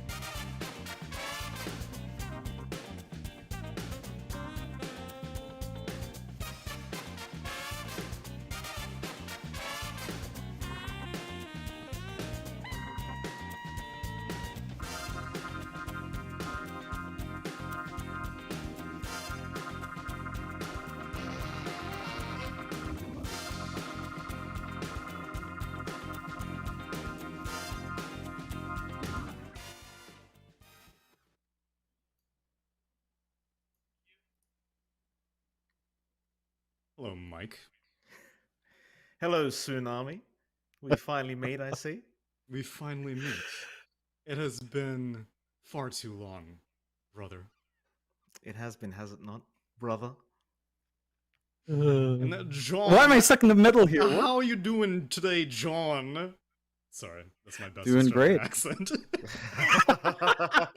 It was not good enough. You beat me Better in the than accent mine. front, but I might beat you in the facial hair front. Gentlemen, welcome to another elimination series. Boom Esports versus Galaxy Racer. Already had a heartbreaker behind us with Neon falling to execration. And it's not about us, it's about these beautiful Southeast Asian players. Boom versus Galaxy Racer. We're gonna have to go fast because apparently they've been speedrunning this draft, but if I could at least get some quick first impressions. John, from you, even though the lower thirds are not quite accurate, John, from you, Galaxy Racer, they were not on my radar. I had said this before. Then they beat Omega 2-0. Then they beat Motivate Trust 2-0. Who are these guys? They're really strong. They had a roster shakeup right after the DPC. I think they let go of Adam. They got in Your Dream. And it's really shaped up quite well. I think we saw that a bit in BTS Pro Series 6, where they placed number 4 in the groups. They kind of didn't have that long run in the playoffs, but they did amazingly well. And I think this was a team that a lot of people underestimated. And you've got Miracle on offlane, which is a big shakeup for him. He's been playing there for a few months now. And it's been working out quite nicely. Then you have Alacrity on mid, who I believe there are a whole bunch of people who've talked about, players in C who've moved out. Alacrity is one of those players that feels like he should have taken opportunities elsewhere, but there's like communication issues coming through, so he never had that spotlight. And seeing Galaxy Racer get that moment here, I think it's really good to see. And a lot of people didn't talk about them a lot, but me and Mike had a discussion. We had MTG as our lock-ins, but we were always kind of looking at GXR as that dark horse in there, like number 2 below MTG, because they just surprise you every single time. And then as for their opponents, Boom. Yesterday, at the beginning of today, I was just like, wow, 66 minutes and 75 minutes. That's a hell of a series to go through with TNC. And then here, Execration versus Neon tries to get very close to that. But yeah, Boom had a pretty good performance. They beat Execration, almost beat TNC. What's your expectation for them here, Mike, with, I don't know, Galaxy Racer, the dark horse candidates? I mean, it's going to be all about the position ones. I mean, even Boom Esports before this series started was talking about how Dream is so in Your Dream. They have a bit of a rivalry going on. In Your Dream has played for Boom as well, so there's a bit of a matchup between those two that we got to kind of look out for. I think Galaxy Racer, though, I mean, like John said, we had them as a dark horse, but we didn't really expect them to do this well. But I've got to say, they've been looking unbelievably clean in every game they play. And I'm actually quite scared for Boom Esports. I don't think this is going to be as clear-cut as people may think as we get into this game. I think they might be the scarier team in this matchup. Yeah, for sure. Initially, I would have thought, oh, upper bracket Boom Esports, upper division DPC, they get bumped down. Galaxy Racer, these are freebies. But Galaxy Racer have 2-0'd every single one of their opponents here in the lower bracket. It's looking like a miracle run. And I love a good grudge match, and I love a good draft. We already have 3 picks on both sides. Boom Esports taking the Lion, the Spectre, and the Undying, and Galaxy Racer pick up the Leshrac, Shadow Demon, and the Tusk. Yeah, we don't tend to see the Undying as often. Would shift to the healing meta. Phoenix and Winter Wyvern have been taking center stage, but this was a bit of a staple for C for a while. C and China were really spamming this Undying. Comes back in, really aggressive support to have on hand. Helps you create kind of that space for the Spectre and helps sustain it in a sense once you get the Soul Rip up in lane. I kind of enjoy what I'm seeing from Galaxy Racer more though. They've got the Shadow Demon, Leshrac, really solid ways of starting up some fights. If you get the Disruption Chains done, you've got this really aggressive Tusk coming out as well. Great area denial. Snowball save is going to be a factor with that Disruption on top. So it can be a bit dicey for Boom to get that instant pick off, especially for the line. We've seen Snowball and Disruption saves against the Finger Hex combo. Could be a bit tricky to find those ganks around the map. Yeah, you were mentioning that it's going to be the battle of the 1 positions. Okay. Well, that completely derails whatever chain of thought that I had. Yeah, Necrophos coming out. I mean, it counters out the Spectre, right? Like, it's still one of those big Spectre counters, even throughout the Ultra late game, even if Spectre farms as much as it wants. The Reaper Scythe's going to be a really big problem. Early game, very annoying for the Spectre as well. But yeah, it's a hero we don't get to see very often. John does tend to bring it up very often, though. He loves seeing this hero up against the Spectre. So John, you always tell me. Tell us about it. Is this Necrophos going to be the pick here? Is this what it is? It is against the Spectre with no saves for the Spectre. You don't have disruption on the Spectre side. You don't have the snowball on the Spectre side. It's going to be hard to kind of get that positioning right for Dreamusel in the middle of a fight. They're going to have to try to target the back line, jump that Necrophos first to ensure you're going to have a stable run with that big pause. This is also something we've seen Miracle play a couple of times in the offlane, quite comfortably. It's, say, within his top 3 heroes, along with Mars and his Centaur up there as well. But it makes it more complicated for Boom to play that protective style around Dreamusel now. And on paper, it seems very cute. Soul Catcher into Reaper's Scythe. You're like, bro, where'd all my HP go? Against a high strength target like a Spectre, it looks pretty good, but Boom are adapting. Not necessarily all about buffing up the Spectre. Now they have a Ricky to help intercept some things. Probably hunt down this Necrophos, put a smoke cloud on him, and maybe try to nullify him through a Ghost Shroud. Yeah, I think the Ricky pick was quite nice. Like, they're obviously going to run it in the mid lane. Makoto, one of those mid players that can have massive impact in the game. So I like seeing him in heroes like this. And against what they've got on GXR, there's not really a counter towards the Ricky right now. Like, you haven't got the catch for it. Very hard to lock it down. It pretty much deletes all those heroes that GXR does have, especially once you have the Diffusal Blade up. So I think it's a very, very good pick. And as well as that, it just kind of gives you that secondary kind of carry. Like, it can transition to a carry if it needs to. So if Dreamusel has a really tough time on the Spectre, you can kind of rely on Makoto on the Ricky instead. I really like it. I think the draft for Boom Esports is going very well this far. 5 seconds remaining. Yeah, and even a bit of a denial pick also, because Dreamusel played, a repeat pick, because Dreamusel played it versus Execration in their earlier series. And we've seen mid-Ricky kind of pop back in. It was SMG that I remember running it. Moon had a great time. Just comes on really fast. And it's also this natural nullifier carrier to kind of handle that Necrophos as well. Ghost Shroud tends to be really annoying. So on top of popping those soft targets, Necrophos is not going to feel too durable as well. What I'm keen to seeing now is what exactly they pick here for their safe lane, what the In Your Dream hero is really going to be. Because we're assuming Leshrac mid might not feel too good against a Ricky depending on how far forward Mikato plays. They still need that big win condition on the side of GXR themselves, and options are rather limited. We see the Respect ban on the Lifestealer. That's something that we have seen IYD play quite a fair bit. So they're going to have to kind of weigh their options. Even a Meepo Respect ban, just preventing that sort of a cheesy last pick there. And meanwhile, Boom need to figure out their FBZ hero. Respect in that regard as well. Mars gets banned out, Centaur gets banned out, and Boom banned out the Tide, so options are limited. They go with a Pango. It's a fun draft from Boom. It's a very fun draft, but I like it, right? Because you need someone that can play with the Ricky, as well as that Lion. So I think it's going to be a really strong mid-game timing, right? Because all you want is you want to give Dreamusel space. He's a Spectre. He wants to hit creeps forever. So you've got this kind of 4 Protect 1. The Pango, great team fight with the Rolling Thunder. The Ricky, very hard to catch. So much Disable and Burst with the Lion. And then you've also got this kind of tanky Undying. I think it's going to be an extremely hard draft to deal with for GXR.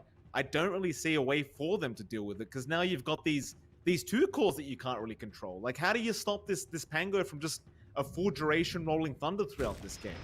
I just don't see it, and maybe that's the way. Maybe you go for the Doom, but is this like a pos 1 Lesh now, or? Yeah, is Safe Lane Lesh? Yeah. In Your Dream's playing it. Alacrity is playing the mid Doom, and it's going to be Mizu on the offlane Necro. Wow. It's a bit of a shakeup. We don't tend to see that safe lane Lash, off lane mid, much more common, but I think a few teams have done it before. It's just been a really long time. It does mean that Galaxy Racer has a really fast game to play. Like, they can't afford to stall this out. They can't afford a 60-minute game as we've seen. They have to play this within 30, 35 at the latest. Take those tier 1 towers with a Leshrac, apply as much pressure as possible. They're scaling towards late game. It's not amazing. Maybe you could play around with the disruption illusions just a bit. Maybe you rely more on your Doom. You have to really play with the Reaper side. All of those are really long cooldowns on those 2 heroes at the end. So you don't really want to drag this one late here. So I'm cool with turning the Leshrac into a safe lane. That's like a European and North American thing for sure. But why Doom, Mike? Out of all of the offlaners that were, I guess, left in the pool still, or rather all of the mid laners that were left in the pool still, what is the Doom doing here? I think the Doom's going to have some pretty nice value against the Riki, right? Like, you just want to kind of Doom it up, and then Makoto can't really do anything throughout the team fight, and I think that's going to be the one way they can actually try and shut down Makoto throughout this game one. Obviously, still very good against the Spectre as well, just having that mute there against all the items that it does tend to pick up, but I think it is more kind of just revolving around just trying to shut down the Riki. And if you can take care of the Riki, then you're not really going to have a very strong mid game for Boom Esports. And that way, GXR can just kind of run over you before the Spectre gets online. And it keeps up with their original strategy of the Shadow Demon and this Necrophos maybe being the answer to Spectre, but I gotta see it play out. Mike LePhoenix and John Xfire take it away for game number 1. Thank you very much, Tsunami. It is indeed MLP Dota and John Xfire here with you today. John, welcome back, sir. I know Tsunami already asked you, but I've got to ask you too. How you doing? Doing great. This is exciting. We didn't really touch on it, right? Like, former teammates playing against each other. We've also got a bit of a streamer fight, right? Like Dreamucel and In Your Dream, very well-known personalities. In fact, they're already fighting here. Absolutely. They're already going in Your Dream. Very far forward, some stickers being placed. Dreamucel will go for a bit of a chase, but I don't think they're really going to be able to catch anyone out. Of course, for Boom, you've got this Undying, so you don't necessarily want to fight into an Undying at level 1. It'd be very scary stuff. It's 4-old FPC. It's copping the tips already. Yeah, he called out someone being a scammer, so I think he's just throwing shade to In Your Dream as well. You know, that's the history between these teams. They've played with each other a lot. It's almost like an Indonesia and Civil War, but not quite, because GXR is a bit of a mix.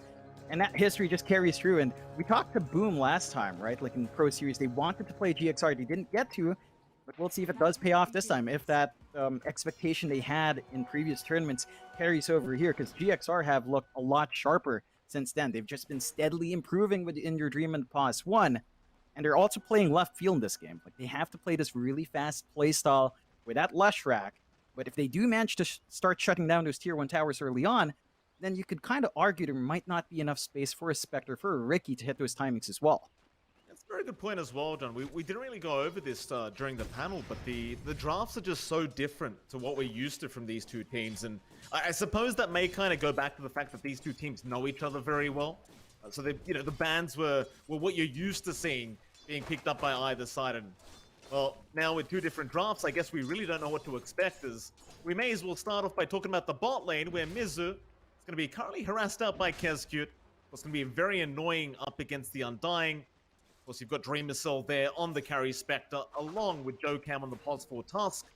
There is a bit of creep pulling action going on here between these two supports, but well, we've seen this one before as well, John. They kind of just meet in the middle at the creep camps, lock both of them at the same time. Looks like Dreamucel, he's going to be able to freely farm it up. This is a bit more painful for Mizu. He's not getting the EXP he wants.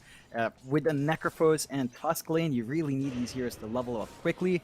Necrophos, especially level 1, just doesn't feel great. And you can already see a bit of pressure from Kezcute. He gets the decay off, starts to right-click you down. The heal coming through from Death Pulse just doesn't feel amazing early on. And Necrophos plus Tusk, I mean, normally a Tusk is a very aggressive support, but with a Necrophos, it doesn't tend to play out that way. You can see Jokam with the Ice Shards just maybe looking for opportunities to isolate, say, Kezcute, but you don't necessarily win those early trades in this lane here. Of course, up at top lane as well, you've got In Your Dream, who gets a very nice split earth off onto Hyde. Doesn't lead to much, just a bit of harassment. Be up against FBZ on that off lane Pango, and he does have the support of Polison on the Shadow Demon. This position 1 less, John. I mean, we've seen this before a while back. It was very popular at one stage. I believe we have seen In Your Dream play it quite a bit, in fact. Does it inspire confidence in you? It normally doesn't. I think in GXR's case, with the rest of the heroes they have with the rest of their lineup, they've got a very specific ID to it. So they're kind of tuned for that early timing, and that's why also when Leshrac can work out here, they just can't afford to miss. They have to play perfectly early on. In Your Dream's already off to a fairly steady start in this lane, clearing out the camps with a pull. He's pretty much uncontested in his last hits. Not too much FBZ can really do to pressure here. Like on this Pangolier, you tend to have a good time, especially once you get something like an early orb corrosion. But FBZ is not even starting that. Looks like he's just rushing the urn, wants some self-sustain, wants to be able to spam his spells, and it's much more passive from Hyde as well. He's just focusing on stacks, seeing the same thing from Paulson, but when you play the stacking wars against a Shadow Demon's going to win. When they go, they've got In Your Dream with the Hex out. He's going to have to try and find a way out, but FBZ connects a very nice swashbuckle, avoids the Split Earth, and gets the first blood. And we used to always say this, but with a Leshrac, John, you never want to see it dying this early on. It is a very momentum-based hero, especially when you're playing a Position 1 Leshrac. You need to have the best start possible. Now, that's not what's happening in Your Dream. It's just unfortunate. I think with the emphasis on stacks from Paulson, it's a bit further to walk into that triple camp area for the Shadow Demon compared to Hyde just walking into his triangle. And they're going to try again. Earth Spike up. He'll be alright this time around, though, it looks like. He does pop the Edict. In fact, they are going to go for the Disruption into the Split Earth. Nice little combination there as they go on to Hyde. But Hyde is going to run off as even the neutral camp helps them out. Ollison could not get those Shadow Poison stacks off onto the Lion. So Hyde's going to walk out scot-free. In fact, he'll salve up and go ahead and take a Water Rune for himself. That's a great feeling for Hyde. Just forcing out so much mana use there. Paulson is down to 1 Mango. If they're going to look for that play, it's going to be a bit harder, and he's just going to have to really make this jungle work. He's just emphasizing the pulse, playing safe. I think that's the way you have to go, despite having that stun setup. So far, the early game for Bloom's going nicely, though. Down nice shard. Very, very nice shard. Catches two of them, but the Tombstone going to be placed down. Jokam with the tag team still going. They do kill off Keskut, but Dreamer Cell, he wants a bit of revenge. He'll keep the chase up onto Jokam with the slow from the Tombstone, but it does wear off now. It does seem like Dreamer Cell, he will not be able to finish off the kill. In fact, top lane now. More action to come as the neutral camp again. Just going at it with these stuns, but Hyde, he'll get the Earth Spike. He'll make a run for it. Ollison, he'll try with the Shadow Poison. This is that one, though, and it looks like Hyde should be all right. In fact, oh, never mind. Paulson, he lands the 4th. That'll be enough. And it's starting to turn around here. As long as Paulson's nearby, you can look for those counterfights, and you know, you start to stack it up. You get 4 stacks on, you're going to burst this to support. You're just not that tanky on the line just yet. And yeah, he's in trouble. Makoto, a very nice rotation in, secures the kill for the team. Onto Jokam they go. Jokam, he should be alright. But I actually really like that choice from Makoto to go ahead and take that kill. Because as the Riki, the faster you get that Diffusal Blade up, the faster you can set the pace for your team. So I think it's much more worthwhile he takes the kill over Dreamer Cell. He just jumps in at the right time, really early rotation. And that's one of the things when you're playing against a Doom. Like, Alacrity, even if you leave him alone lane, it's not like the Doom does anything in that lane. He just kind of sits back and farms. It just stays the same whether or not the Riki's there. So you can take that opportunity to leave the lane, look for a kill. You're not going to lose your tower in that downtime. And there's just not much GXR can really do right now. They're kind of stuck with their supports in each lane. They can't really rotate the Doom. Well, he does have Doom up. They could look for an opportunity if Alacrity finds the angle, but he's walking under wards. He doesn't have a smoke. He doesn't have an Invis rune, so just kind of waiting around here. As long as he farms to Devour, I suppose you feel okay, but it is a bit slower coming through from GXR. And that it is. Bot lane Hyde gonna make the rotation down on the Lion. Gonna run right into Jokam. Hey, Jokam gonna get the vision, giving this information away, but Mizu still being chased down a little bit, but looks like they are just going to kind of leave him be. He does have that ghost form up now as well, so he's not quite as easy to kill. Hyde's going to stick around for a small camp pull, and Jokam, he's keeping up the vision for his Necrophos. Now Hyde, he's not really going to be able to get much done. Oh, never mind. Earth Spike's out. They do catch Mizu for a second, and the Tombstone's down. They want to try and go for the chase. Jokam's still around. He can try to help out as the Ghost Form now is expended. Jokam back in onto Keskut, trying to get rid of the Tombstone. They will pick it up. In fact, they'll turn around now. They want to try to go after Keskut, and they might get him. The Undying dropping lower than Mizu. They will take him out first, but Mizu, can he make his way out of this? It looks like he might be alright, but no, Makoto gets the Blink Strike out, tricks the trade, and Blink Strikes right back out of this team fight as now FBZ joins in. Jokam, he's still going with the snowball in onto Hyde. He wants the trade something, but he might just get nothing as the disarm does fly out. The tag team does nothing, and they will probably find another kill. In fact, they will. Hyde will take this one on the Lion. Boom Esports fighting back at that bot lane extremely well. It's a really heavy commitment to shut down the Necrophos, though. That frees up the top lane here for the Leshrac to just keep farming. In fact, it's actually taken over by Paulson. But they kind of free up the lanes a bit for GXR to breed, and that does lead to a slight network lead. 2K, Alacrity still kept unchecked on the Doom, and he's just building up with that Devour. Typical Doom things, just always more efficient because of how Devour is nowadays. I think you are still pretty happy as Boom right now. They are getting that activity out for Dreamocell and for Mikado, who, again, as you mentioned, Diffusal is going to be really key for him, and he doesn't really want to hold this lane against a Doom. Level 8 with level 3 Scorched Earth is pretty annoying to deal with. They're just taking what they can get. However, the stacks are being cleared out by IYD. There were 2 quad stacks, 1 triple stack, or 2 triple stacks and 1 double stack, and that's a lot of gold to inject to IYD. He's just shooting up in farm right below the Doom. He's going to reach a really good point where he can start considering some early team fights and some early push. This is really great news for GXR. I mean, you saw how much In Your Dream was struggling earlier on, but definitely with those stacks, he's caught up so darn well. GXR, you see a bit of a smoke up here from Alacrity and Jocam. They're heading down towards the bot lane where Dreamocell, he's by himself right now. In fact, he does have Hyde around, but that may not be enough. They get the Doom up, but a great Earth Spike. Hyde, he puts a stop to this gank that's happening, and Hyde, he might die for the trouble, but it won't really matter if you get the Spectre out. And that is going to be the Doom expended. First Doom of the game, not panning out to a kill. The Dreamocell, he's stuck around. It won't matter though. He'll get into the tree line, he'll TP up. GXR, however, they're going to be able to get that bottom tier 1 tower for free. Opens up the map a bit more. They can invade a spot jungle. There are some pretty good wards from Boom to watch movement around the jungle, though. They've got this really sneaky ward right by the ramp, another ward on the opposite ramp as well. So they have information as to where GXR can play. They can look to trade up top.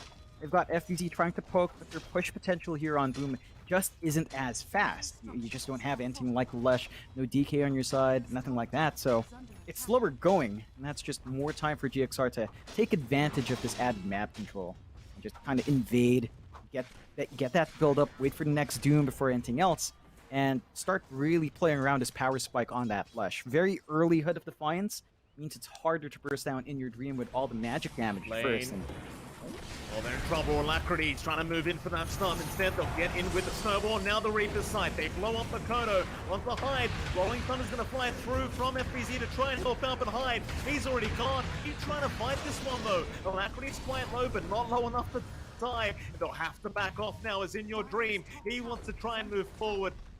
He will go back to that T1 mid tower. Geez, you've got to love the aggression here from GXR. You talked about it on the panel, John, but with this kind of draft, they need to make it work. And what a 4-star pin onto Kezcute. That was the 4-star of Mizu. Bringing the Undying forward, and they get a bit of a cherry on top of that T1 mid tower. And this is exactly how GXR needs to play. They've taken out 2 tier 1s by around this 11-minute mark. The map is very open now. Our Ricky's still waiting for Diffusal, so now you've got this awkward situation where you might have to take riskier lane farm, or you're just going to have to share that jungle with your Spectre. Doesn't feel great to have these 2 cores farming at the same time. You're not able to clear out these objectives quickly. Top tier 1 is just about to follow it at 379, so they should probably look to get that done first. But GXR is just having a great time. Like, Paulson's just super efficient with his stacks. They're really getting that farm distribution up quite nicely. Top 3 cores right now, all from GXR. And that last fight broke up while Doom was on cooldown. So next time they engage, Alacrity's going to have that off. Reaper's Scythe is just about half a minute off as well. Boom, they need to find a way to kind of play around those cooldowns. Once they see a couple of those spells committed, they need to maybe consider looking for a kill op. It's just that everything's kind of coming in slowly. Like, our Ricky's just not quite ready for that level of commitment. He's going to need another few minutes on that mid Ricky. You look at that gold graph though. I mean, GXR top 3 are all the cores of GXR. Really fantastic play. You're seeing that jungle In Your Dream taking even more stacks that Paulson continues to make for the team. Really great play up from our support Shadow Demon. Boom Esports, they are going to have a very, very strong mid-game timing, though. That's the one thing, right? Like, when this Riki gets online, it's going to be a bit of a problem. We've seen them deal with it with the Doom and with the Reaper's side. We'll see what Makoto can do. In fact, they've caught out FBZ. Top lane, Purge is out. He'll try to go for the Rolling Thunder, but no, the Snowball is going to put an end to it. And FBZ is going to drop. He's farming so far forward. The XR, they take another kill for themselves. They're just really, really good with punishing that. Again, they've got better map control, better TP points. So if you go too far forward, someone's going to have to cop that. And I think in this situation, you're happy it's just your Pango. The Spirit Vessel's already up. Blink is still being steadily farmed. It's not all too gloom and doom for Boom, as they allow everyone else to get steady income. Mikado still lacking an Alacrity Blade and the Robe and Recipe, so a long ways off from that Diffusal. It's still about 1k or so. Still have to farm up. Dreamocell, it's a Spectre. Even with the Blade Mail up, you still need so much more. The Manta's probably going to be a starting point, but you know, we're talking about maybe 25-30 minutes when you're finally online with additional items on top. So all GXR needs to do is just keep that pressure. Like, they're all over the map. They're kind of grouped up as 3+2.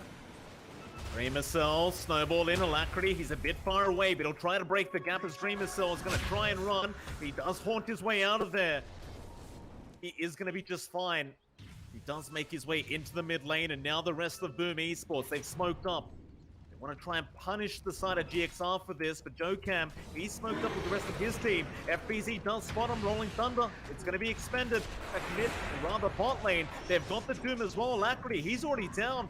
JoeCam is still being chased down here by FBZ. Swashbuckle not quite on target. In fact, Purge is out. A great chance there by JoeCam. He's split up the team fight. Reaper side, then FBZ. He's been caught out. Now Kezcute, he's going to try and make a run, but he is not a very tanky boy. He will drop us now, Makoto. He's been caught. He needs a blink strike target. He'll go into the backside of them, but it may cost him his own life. But JoeCam will chase him down along with Mizu. They should have this, but no tricks. The trade, not going to be enough. Another great team fight from GXR. It looked good for a second there for Boom John, but those shards, they just split up the team fight so darn well at that staircase. And that's all she wrote. In fact, top lane now, Dreamocell. Oh no. They still have the Doom up. They'll commit it. Dreamocell, he does not have anywhere to go but the grave. And another nice shards from JoeCam just to lock him in. There's your tips out, Mizu. Loves the plays here. In. I can't quite blame him. They're just on point with the rotations. Boomer making some really weird decisions. They had to defensively use Haunt. They tried to play around with that information instead to try and clump back in. But again, their fight potential early on is just not quite there. The Diffusal for Mikado is not yet done, so his damage output, his control with the Inhibit active isn't there. They don't really manage to rip off the softer backline that they need. I'm sure they take care of the Shadow Demon, but it takes far longer than I think they'd expect. And they're not really able to get the numbers advantage before engaging. Like, they have to even it out to a 4v4, because they're always going to play 4v5, because of the Spectre just farming. So they need a pick-off to translate into that team fight, and they're just kind of forcing the issue. There's a 7k lead for GXR at 16.5 minutes in. That is more than significant at this point in the game, up against a Spectre. This is just a really slow start for Boom, and GXR knows that. They've smoked up. They're just going hunting again. FBZ, look how far forward he is. In your dream, just going to run right into him, trying to bait him forward. FBZ not taking it, though. He does back off into the tree line, but they are still surrounding us. JoeCam, he gets the snowball off, hits the stun. He got that vision, and now the shards is out. FBZ, though, rolling thunder away, and that should be enough as he does commit the TP. Meanwhile, look at Mizu. Well, heroes around, but they aren't really confident to try and deal with this Necrophos quite yet, and they'll have to leave him be. This is not really the way that Boom Esports wants to be playing this game, but it just feels they have a choice in the matter at the moment. It's just, they're not able to really dictate that pace. They have to play passive on Boom, so GXR are the ones running around the map, pointing out where they should fight, forcing these engagements, and all Boom can do is kind of just respond. They're sticking as tree so far. They're buying space out for that Riki and Spectre to keep farming up. Rumisol already has the Yasha, has the Manta recipe, just waiting on the ultimate orb. They've got the defusal ready in Mikado, maybe they go. They should. Mizu, you're right for now, tricks the trade out, but he still has that ghost form, and now the rest of GXR does move in. Is under attack. Do not connect the dust on Makoto. It's gonna be just fine. Look at the way GXR is kind of smothering Boom right now. Just making them sit so far back, just near their base, not allowing any kind of neutral camps going for themselves and just taking over that triangle. Boom, they need to be the aggressors. They need to find a good team fight. No choice in the matter. FBZ, roll forward, blink in onto Alacrity, but BKB's already there. He's going to go for the fight now. They'll try to go into the backside of the Joe Cam. Meanwhile, Alacrity just holding the rest. They've almost found one. They'll take down Paulison first, but Alacrity, he's onto the big target. They've got Dreamer Cell. They'll Reaper on onto the Undying now. Yes, good. He'll survive, but Makoto, he may not be so lucky. He'll try to blink away. They chase him down. Quite. And leave him be. In fact, Boom Esports trying to reinitiate now. But can they really take this team fight? Your Dream is quite low in mana. They'll leave them be. 1-for-2 trade in the end.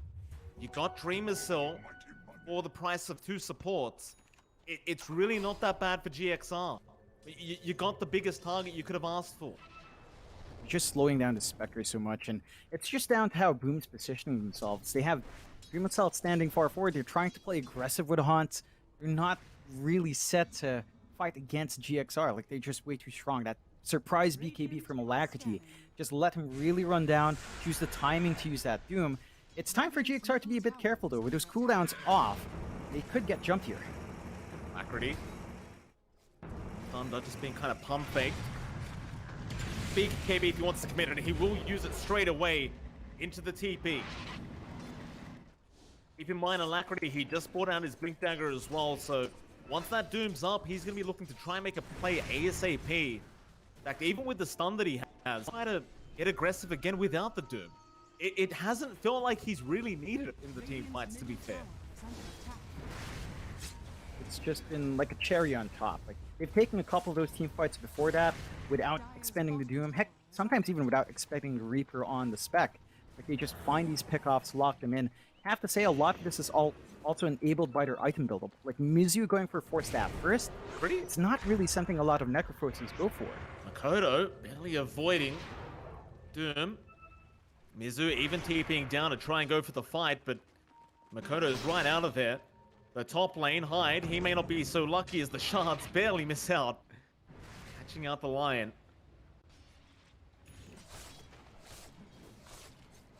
So Boom, they're still surviving. They're still 9k behind. It's a pretty bad place to be, but they could just try to buy more time for Dreamer Cell. That's all you need to do. It is a Spectre after all. Yes, they have the counters to the Spectre. It's still not going to be that easy once you get into the ultra late game. GXR, they're not planning to slow down. They smoke up again. Where are they headed? They are going to wrap around through their own jungle. See, they want to try and make their way into that Radiant Triangle, because that's pretty much exactly where Dreamer Cell is going to be hanging out. It's not going to be an easy task to try and get yourself up there unless Dreamer Cell, he goes into the top lane, he'll try for the TP play, they don't have the vision, Paulison, he won't get the disruption off, instead FBZ, he's been doomed up, Reaper's Scythe committed as well, and it looks like the Pango is set to fall, as now Kezcute will be chased down on the Undying. He's a bit tankier. Haunt is in. They're going to try and fight this one out. They're onto Alacrity now. They want the Doom dead. He's a tanky guy with the BKB, though. Instead, they go on to Mizu with the Aeon Disc. Going to save his life as Kezcute now will drop on the Undying. Dreamer Cell, he is not able to fight. He needs to back off, but he cannot. In Your Dream has the control. And Boom Esports, that was a very wishful reinitiation from this Radiant side. And it wasn't even close. They're just being toyed around by GXR. GXR, their aggression is just near perfect. We finally see Mizu assemble that Aeon Disc as well, so the combo breaker catches them off guard, and they at least find a bit of a consolation prize in Jokam. Not the biggest kill, and is a shared bounty as well, so it's not as much gold as you'd want. but GXR is still in control here. They haven't made progress on tier 2 objectives. I think that's where they need to start looking next. Less emphasis on finding these kills, more on actually taking objectives so they can really shut this map down further. Well, that Mizu's got the shards up as well, the Death Seeker. It's a bit of fun. Double damage as well now on Mizu. Not that he's going to make much of it. He is a Necrophos after all. Just wants to be that tanky guy in the front lines, you know, just being really annoying to deal with here for Boom. And, well, speaking of Boom, they've smoked up as 5 now, but it was under vision. Into the Roshan pit, this could be a really detrimental play. If GXR realize they've gone for the Roshan, it's not so obvious, even with the smoke vision. So you've got a Spectre, they're behind right now. You wouldn't think they'd try to rush a Roche, but that's exactly what they're going to do. And GXR, they are nowhere near this Roche to contest. And that's actually a very sneaky play from Boom Esports, but it does work out. So GXR, That's big. they're moving their way up. They want to fight. Even with that Aegis up on Dream Assault, they don't seem to care. And they go who they're going to start on. It looks like they have found Kescute already on that Undying. He'll plop the ultimate, but it won't matter. He's already down. FBZ, Rolling Thunder. They'll go after Mizu on the Necrophos. Finger committed. They will be able to get the first kill on that Necro. And maybe they can keep going. They found Polison on the Shadow Demon. Well, Snowball is there on our Tusk. Alacrity, a big stun out. Dreamer Cell, they're trying to doom him up, but the Hex is there in time. They can't get Dreamer Cell. He'll turn around now. Alacrity, he does eventually get the doom out, but Dreamer Cell's just going to kite around and back off. Mizu, he brought back onto Hyde. They will get the Lion, but they will not get the Aegis. They won't get the Spectre. And well, Alacrity, he's back in after Makoto. Tricks of the trade. Is it going to be enough to Soul Rip? It's going to heal him up just enough to allow him to get out, but he's stuck between some trees right now. It won't matter though. Link Strike is there. Spirit Vessel out. Mizu, he doesn't want to die back. Gotta be careful as they haul back in. So much damage being dealt. The Ghost Form gonna save his Dreamer Cell. Forward, trying to go after him. Aegis is gonna be expended with the Reaper Sight being committed. Mizu, somehow still alive. Paulison trying to get him out with the Blink Strike. Makoto, he'll go into the backside. He'll take care of the Necrophos. On to the rest now. In your dream, he wants Makoto dead on that Ricky. They might lose Paulison in the process. In fact, Dreamer Cell, he's really getting to work on Makoto. Trying to escape. He still has the tricks of the trade. He'll make it out. Just barely. In fact, never mind. He will drop, but at what cost? They found so many kills on the Spectre. Dreamer Cell, he got a triple kill. And Boom Esports, they are suddenly looking like they're back into this game, John. Yeah, they punished GXR for kind of forcing the issue. They saw the Aegis get taken, and they still force a fight. It's just a bit optimistic. Their initiation wasn't smooth. They were cut off. They were trying to focus on the Undying first. Didn't really pan out, and it fell flat from there on. Like, with an Aegis, it just doesn't feel great to doom up the Spec. Although In Your Dream's looking for the deny at the very least. Nice man to dodge. On that Split Earth, and the Tier 1 tower will drop. No deny coming out from In Your Dream. 7k net worth lead is what remains after that last team fight with GXR. So they still have the net worth lead, but Dreamer Cell, in that last team fight, he did seem very, very powerful. And we know with this hero, he's nowhere near his peak yet.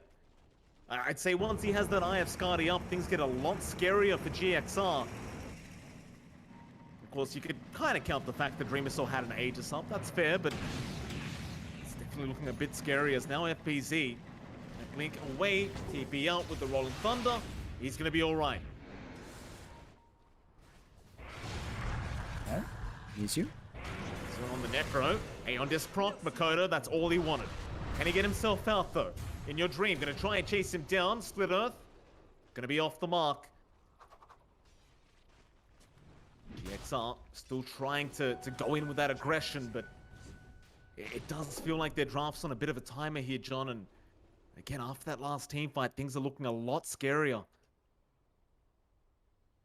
I think they're overemphasizing fights. They're not really looking for the objectives. I think what they should do now is just look for a tier 2 to shove in, look for a lane to shove in, go for the objective, take the fight under that area, and just kind of hope that Boom kind of trickle in, that you can use your single target control in a big way, transition a couple of kills into a tower, and start to threaten high ground. Because if they don't make progress onto that high ground, well, the Spectre is going to be really fat.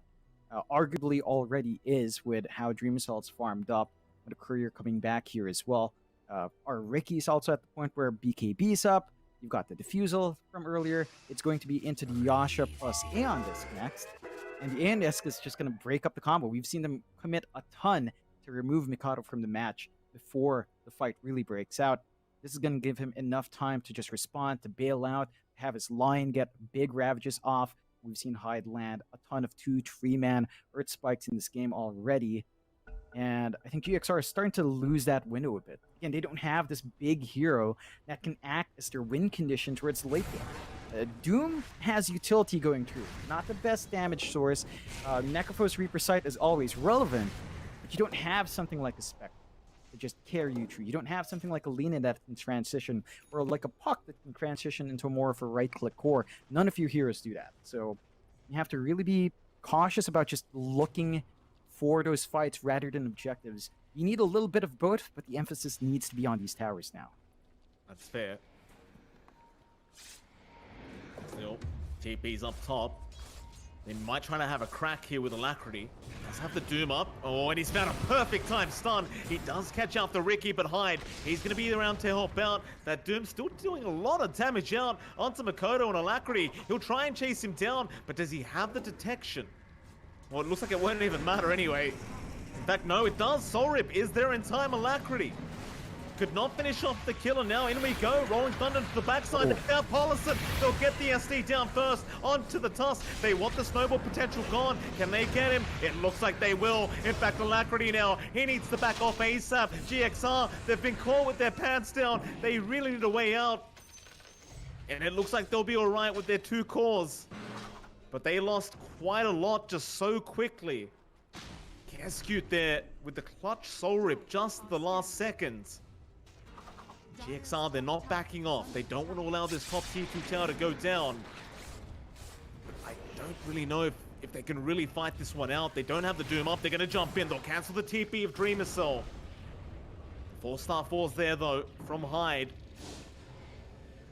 That's going to be enough for Boom. They won't take the tier 2. They'll get a lot of pressure, a lot of gold, and of XP. They'll get back to farming. You're getting really big on Dream Cell now. Scotty up, lots of stats, level 19, about to hit the 20 mark for the Dagger Slow or the HP, both really good talents to have on hand.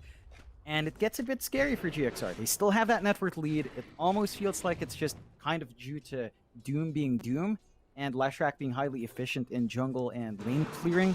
It's not really amounting to big items that are turning this game anymore. Like, Mizu's kind of taken the backseat since finishing the Aeon Disc. His progress has been rather slow. Really needs that Sanj-Kaya combo to have a bit more stat resist, to be able to stand in the front line better. And they really need to think about target prioritization. The fights from GXR just feel disjointed. Nice Rolling Thunder setup, Earth Spike out, but that's not going to be enough. They'll back off. Mid lane. GXR rushing forward. Dream Assault, he's been caught out. Snowball is there in the Walrus Punch. They've got him down, but can they burst him down? Reaper's Sight, not going to be there yet, but it won't matter. They've got so much damage, they will eventually get him. There's Makoto now. He's going to try and go onto Alacrity in the backside. The Doom so low, but the Ghost Form actually going to save him for now. As In Your Dream finishes off Kescute and Paulison. He will drop. Now the Reaper's Sight. Makoto, he's going to survive through it. They'll try to reinitiate onto In Your Dream, but he still has his BKB charge up. Makoto still being chased down. Misu, the Death Pulse. It'll be enough. 4 down for the side of Boom Esports. And that's a 4-for-2 trade. They only found the supports of GXR. GXR, they push towers down very, very fast. In we go into that mid-tier 2. Not going to stand too long. They're forced to use a Fortify here just to save themselves. Really good use of GXR on the information there. Like, they saw the 2 supports up top. They saw FBZ plus the Lion. And then they just immediately collapse onto mid, knowing that the big team fight from Rolling Thunder wasn't there. BZ, he's gone in. He's trying to defend this mid-tier 2. In fact, he's doing quite a bit of damage out onto In Your Dream, but he's not backing off. He still wants this mid-tier 2 tower. And they'll be able to get it. The Rolling Thunder not proving to be quite enough. It just lines up now for GXR. That's what we've been looking for. Tier 2 progress, mid gone, top and bottom left. They can also start to think about high ground. If they take something like Seattle Roshan, next Rosh is going to be big. Aegis, Cheese, Ag Shard, lots of good upgrades to have on hand. You could maybe hand it over to In Your Dream if they want that split hurt to come out. Even on, well, they already have one in Your Doom, so they're kind of set there. But that's going to be the next objective I think both teams will be looking at. It is still a minute 20 off. That's going to be a little bit more time for Boom to kind of build up that farm before forcing an engagement. Boom does have the Haunt back up. They are working towards that BKB on Dreamocell. Not too far off, all things considered. And he also has his 20 spike, 23 HP for durability. So we'll see if that really helps the cause in the next engagement, as GXR has been rather consistent with the net worth lead. They're back to 10k, bouncing around between 5 to 10 throughout a couple of fights. And that does still give them power despite having a much more early lineup. It does start to feel like they're kind of reaching the peak. So if you're a GXR fan, you kind of want to hope that the team just keeps this momentum up, doesn't really sit back and farm for too long. Yeah, absolutely. I mean, you can see both teams just kind of checking on that Roshan pit. It's going to be 25 seconds away for the Roshan respawn. Smoke up immediately from Boom. They want to try and make their way in for a team fight. They get the initiation. You know they want those supports first. They want the Tusk dead. They want Polison on the SD dead. No saves allowed for GXR. But it looks like they won't feel confident enough to make their move in. Roshan is now up. Dire's top tower is under attack. GXR still standing their ground, waiting for that initiation. It's almost like they already know it's coming. FBZ, he does scout out the Roshan now. Tower is under They attack. get back to their own side of the river. Neither team initiates. It's a bit of a game of chicken over this next Roche. You look at Dreamissor though on that Spectre, he's so close to having that BKB up. You'd love to have that BKB in time for this next Roshan fight. I think that's the idea from Boom, is to try and buy enough time to get that BKB up on the Spectre. And suddenly that Reaper Scythe, it doesn't really matter anymore. I mean, it's still a really solid source of lockdown, but you're not going to be able to get that killing blow, and that's really hurt the side of GXR, especially since they specifically chose that Necrophos to counter.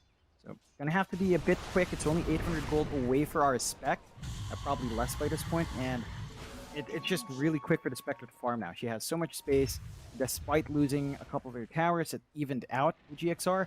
The mid-tier 2 being gone hasn't really opened as much possibilities for Galaxy Racer as they'd want.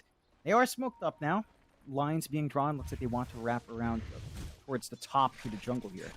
What they do, it's a long wrap around through the top lane, it looks like. Makoto's going to be around to break that smoke on the Ricky. They do run into him, but GXR being very, very patient with their initiation here.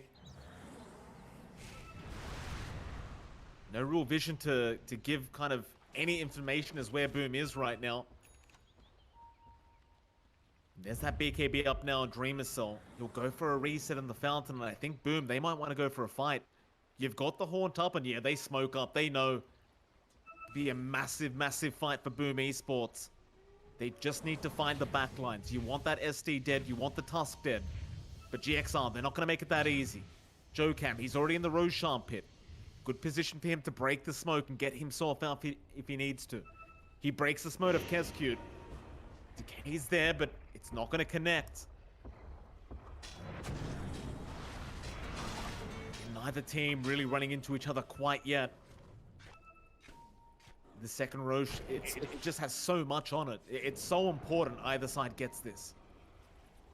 Down to the fact these two teams have players who've played with each other so much as well. Look at the wards, look at the position they've been standing in. FBZ was blocking out smoke, although he's going for the wrong thunder. He found Polison. They got the SD. Snowball not going to be able to save it. The Ghost Scepter will be able to do so as now. It's a full-scale war in the mid lane. But who's going down first? It's going to be Jokam. Meanwhile, Alacrity. He found Dreamissor with the Doom. He did not get the BKB off in time. He's going to die onto another. They found the Undying Hide. He's trapped in this little igloo made by Jokam, and it looks like he is set to fall as they find another kill.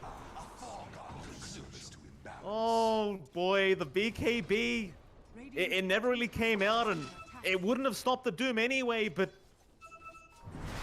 it would have maybe made it a bit easier. Just full chaos in that fight, and now GXR, they've got first dibs on this second Roshan. That was a smooth ride for GXR. They immediately buy back in 3 heroes, knowing that if they win the fight, they can take the Roshan. They've got the second life to play with, they've got the cheese, they're very secure in this position. And boom! It looked good at the start. They got those instant pickoffs, they just could not protect their Spectre. And just maybe a bit too hasty there from Dreamusel. He really needs to use that BKB, not just to block the Reaper, but to really block In Your Dream's damage. Like, Doom alone, the damage coming through is nice, but it's really down to In Your Dream melting you with the AoE damage, the Scorched Earth, the Infernal Blade also just ripping right through you.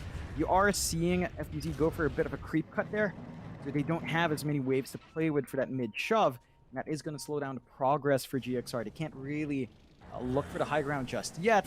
It's enough time for Boom to respawn on their big cores now, especially that Spec.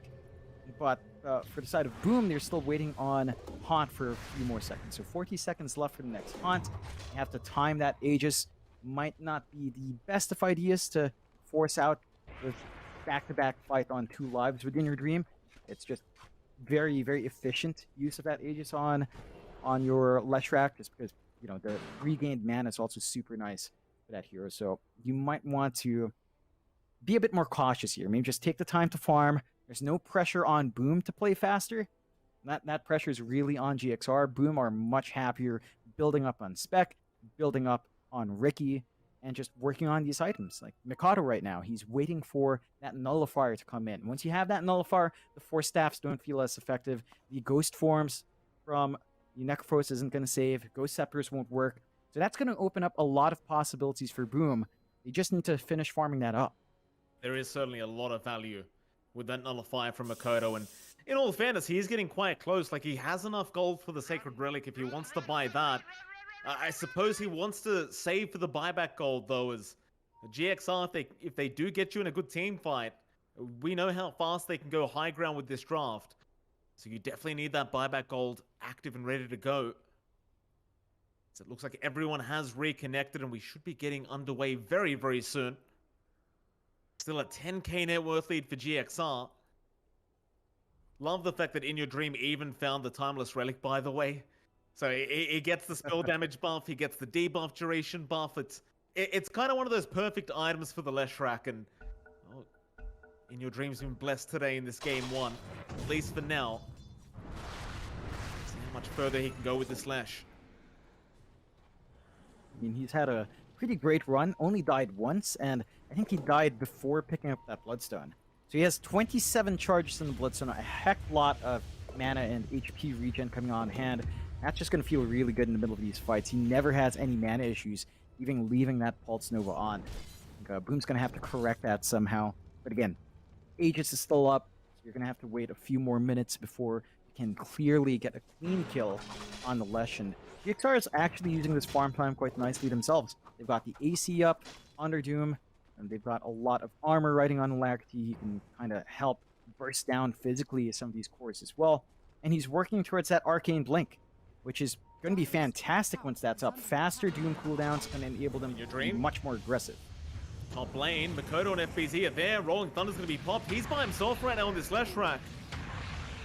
But Makoto's not going to make the jump in. And Your Dream will be allowed to just TP down bot to join his team. Radiant's bottom tower is under attack. Yeah. Radiant's bottom Riku just falls. He did a pretty good job at least shoving back the wave a bit, so they can't instantly trade, and they can start pressuring the high ground. Remember, Aegis is still up for a very long time. They can look for that really fast push with the Edict up. But they can. You see that shards from the Leshrac already denying the area around that tier 3 tower, and we always talk about how great it is for high ground defense, John, but it's also great for trying to go high ground with that Diabolic Edict and that area denial. And Your Dream chipping away at that tier 3 tower along with Mizu. They'll get the tier 3. Onto the melee barracks. Boom. They've smoked up on the side. They're looking for a way into this team fight. Again, they want the supports first. Spirit Vestal out. Just chipping away at the Leshrac, but they've got the racks. That might be enough. Boom. They do not make the jump. They'll let them go. They just can't afford to commit. Like, if that fight falls flat. Even if you find one kill in your dream, you're not guaranteed a second. The best they can hope for is just have Dream Assault keep farming up, have this Ricky Mikado try to finish the nullifier. I believe he has the gold. He just lacks buyback on top of it, so a little bit more for weight if they want both that online. In fact, they don't. Straight up nullifier. This could give them the spike they need, and just taking off the 4 staffs, taking off that ghost form coming true can help them, especially the Spectre, to focus down on these targets. The issue is they're not finding openings. GXR has constantly stuck together as a team. No one's lagging behind. No one's playing on the opposite side of the map. It's a full-on team rotation from GXR, and that just keeps them protected. Strength in numbers. Haunt's not going to isolate one single hero, and it just limits the capabilities of Boom. One lane's always going to shove in. Someone's going to have to be ready for the response. We do at least have travels on FBZ, so he can always zip down to the bot lane and de-shove. But they're just really not able to cross that river all too comfortably. Like, they're stuck farming, and it's still good for a Spectre, but it just doesn't feel like they're catching up fast enough to counteract how well GXR is moving around the map. And look how tanky they're going to be on the side of GXR. Like, Mizu's already got that Heart of Tarrasque. In Your Dream's got enough gold for one very soon if he wants it. Just buy it outright right now. They're going to be 4K carries, just, or 4K cores just kind of walking around the map for GXR, but they are going to jump in now. FBZ, he's there with the Rolling Thunder. They've blown up Paulison again. Doom's out though. Dreamercell, he's going to cop a bit of man fight. He'll just stand his ground and now back off after both supports are gone. Who do they go after next? Alacrity, he's being focused. Well, Reaper Sight is there though. Makoto will survive just barely as Kescute. He will drop, and Makoto, he'll make a run. So instead, they'll have to go after Hyde on that Lion. And they'll get him. More chaos in this team fight. And that was just a 2-for-2 trade, believe it or not. Just both supports from both teams going down, but all cores survive. Say that feels maybe nicer for Boom. They only really have to expend, Haunt compared to Doom and Reaper's Sight being expended, so it's a bit slower for GXR to take the next fight. They can still look for the push.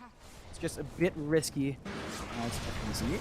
They're on to Mizu. He's got the Aeon Disc though, and it will proc. He should be able to maybe find his way out. He's a very tanky Necrophos now. Acts up on Dreamer Soul. He can shadow step in if he wants. BZ, he's gone too far or no. He gets the Rolling Thunder off in time, and now the Shadow Step comes in. They want to try and reinitiate. Onto Mizu again. The Necrophos dropping quite low and does go down. Now onto In Your Dream. They'll go after that left track. He'll try to fight back with the Pulse Nova. BKB's making it very hard though. But Boom Esports, they need to back now as they're looking for a way back in. Alacrity does make the jump in. Onto Dream itself. The Split Earth is only going to connect on Kescute. They get the Undying kill. They lost Mizu for that. So it seems like GXR are more than happy to just keep moving forward. It's In Your Dream. He has not backed off. He has the hard up, 4k HP. That'll be another T2 tower being taken down by the Lesh. That's all outer towers gone for Boom. It's going to be a bit trickier for them to step out, even for stuff like, say, the Roshan. Got major map control advantage for GXR. All their tier 2 still up. They've still got a tier 1 bot. They're much safer in their jungle if they want to take a step back and farm up. And they're going to have their cooldowns off in a bit. They took that second fight without Doom, without the Reaper Sight. When the respawn's in from Mizu, it's going to have that sight. They're going to have the Doom off in a few seconds. So they could actually look to go back here on GXR's side. There's not too much to worry about as long as they find the right targets up front first. Then they can certainly make things happen. Just need that information out. We just need to really find that squishy target that they want. It's either Dream Assault dies first or Mikado dies first. I think those are the two big ones you want to doom up, and you can just kind of go from there. Like, this Undying doesn't feel like it's particularly tanky at this point. The Tombstone's still annoying, especially for the slow, but it doesn't tend to live too long, especially since your Doom went for the AC anyway. So much pressure in this game 1. You'd love to have that game 1 advantage in this series going into game 2, and of course the loser of this does have to leave the qualifiers for good. The winner will move on to top 6. Just so much pressure. Could go either team's way. You've still got that 13k net worth lead on the side of GXR, but is it going to matter later on? Little shadow step in the mid lane. It's going to harass out Alacrity a little bit. Getting a bit of vision. GXR just maintaining their composure. Not panicking. Just going to back off as a team. Smoke up as 4. Just follow in your dream. As he baits the side of Boom Esports in.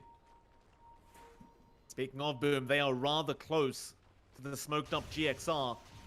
Hyde might run right into the brick. Smoke and does. Paulson will have his smoke broken. They jump forward. Makoto, though, he's jumped in. They go after the Shadow Demon. Meanwhile, Keskut has been caught out. Now Dreamer Cell, he's in the team fight. They got in your dream on the left track, but he's just so tanky. He's not taking any damage whatsoever. Finger being thrown out. He is still alive, though. Now Mizu, Reaper Scythe catches out Dreamer Cell. They'll get the Spectre. They've got FBZ, and they even found Makoto on the Ricky. He can blink strike away unless they can perma-stun him up, and it looks like they just may. They do kill him off. FBZ, he brought back right at the tail end of this team fight. Hyde, meanwhile, still being chased down, but he does manage to blink out. Now GXR. Well, they don't know this yet, but Roshan's up in roughly 12 seconds.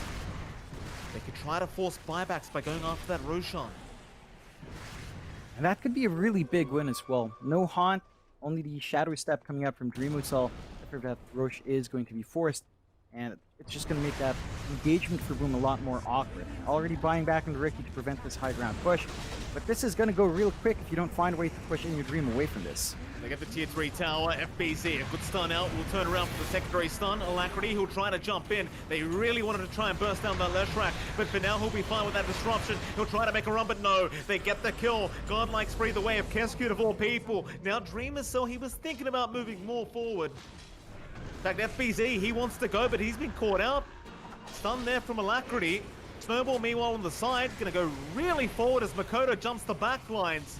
Tries to go after Paulson. Will blink strike out again onto Joe Cam. They've got the Hex there. They're trying to save though. Purge is out as well. Dreamer saw a very slow moving target at the moment, but they will make the jump in back onto Joe Cam. They'll get the tusk down as Alacrity. BKB TP out. He'll leave the rest behind. Paulson, he'll try to do the same, but he will drop as now Mizu. He's being chased down. He'll try to run, but there is probably no running as he'll turn around. He'll try to fight back a little bit.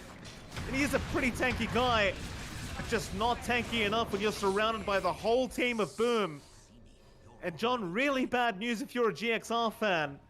They don't have many buybacks and Roshan is up.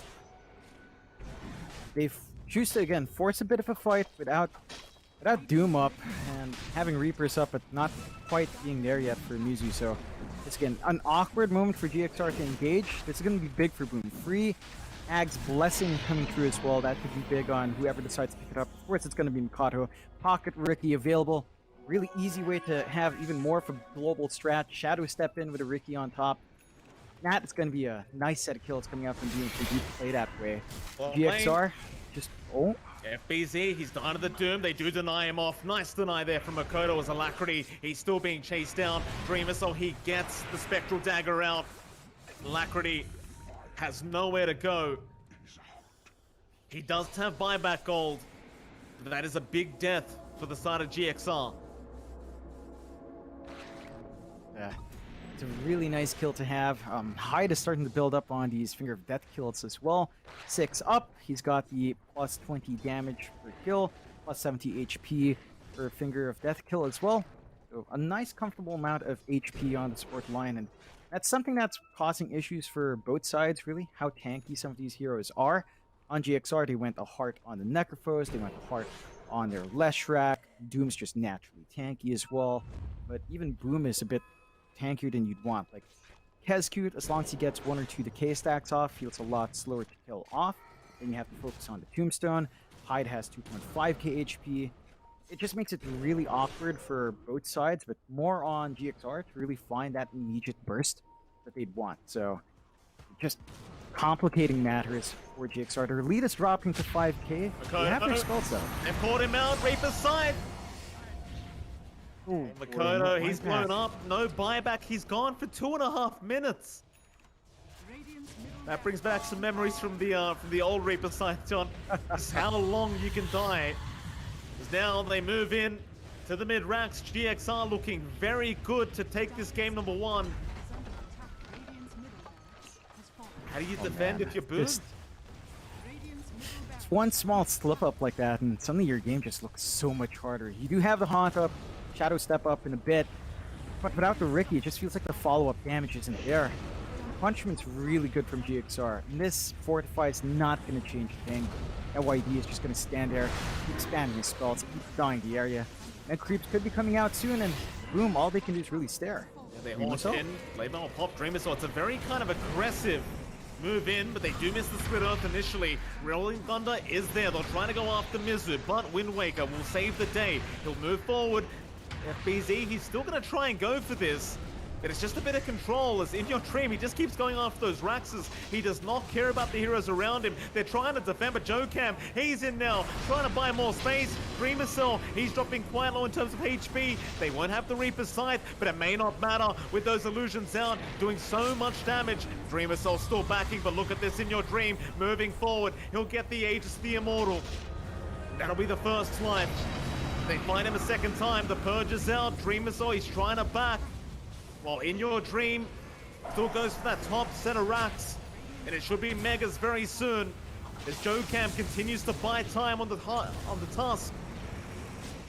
FBZ, another Rolling Thunder, does get it done too. Megas are up though, they've got to try and fight back right here, right now. Jokam, he'll be able to back off in your dream. He'll move forward with alacrity. They'll buy a bit more time. Meanwhile, FBZ still rolling around. There's your haunt out now. They really want to try and blow up this Lash Rack. They've almost got him, but no! The snowball is there in time. They'll buy some more time in your dream. He'll get the Bloodstone active off. He will survive through it all, as they found the Undying as well. He should drop. Dreamer Cell's gone, and that'll be GG for game 1. Oh my GXR. god. I mean, these guys, they just come out of nowhere. And they just look incredible. Yeah, it's just looking fantastic. Again, since they've had that roster shakeup with In Your Dream stepping in, it feels like they finally found a roster that clicks into place. For Boom's part, I mean, it looked pretty tight early on. They were keeping it steady. They were finding some fights. It looked like they were reaching that point towards a late game where the Spectre Ricky comes online, but GXR just managed to find the objectives eventually, take some fights, and just clean up. I think Boom's going to have to really shake it up for game 2 if they want a shot at still staying in these qualifiers. We're going to head to a short break, John, and right after that break, we're going to be back to discuss what happened in this game number 1.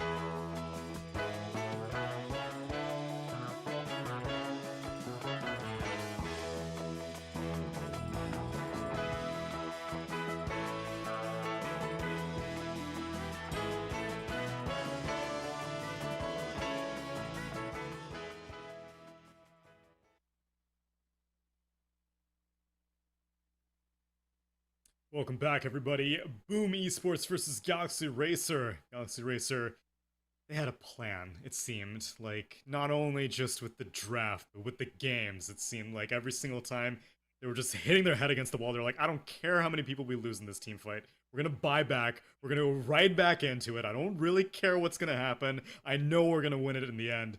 And by golly, they did. They took it with a Necrophos. Of all heroes, John, a Necrophos. Yep, it comes out in the offlane. It's the Spectre counter. We didn't even see that emphasized, right? Like the sight going on to Spectre didn't come out every single fight. It was only towards the end when we saw more stats up that they really targeted it. But I think the more surprising thing was that Leshrac Pause 1, which you just never see in Southeast Asia, but in your dream, he played it perfectly. Like he knew when to rotate, he knew when to start looking for those towers, and they just played around their timings really darn well in GXR.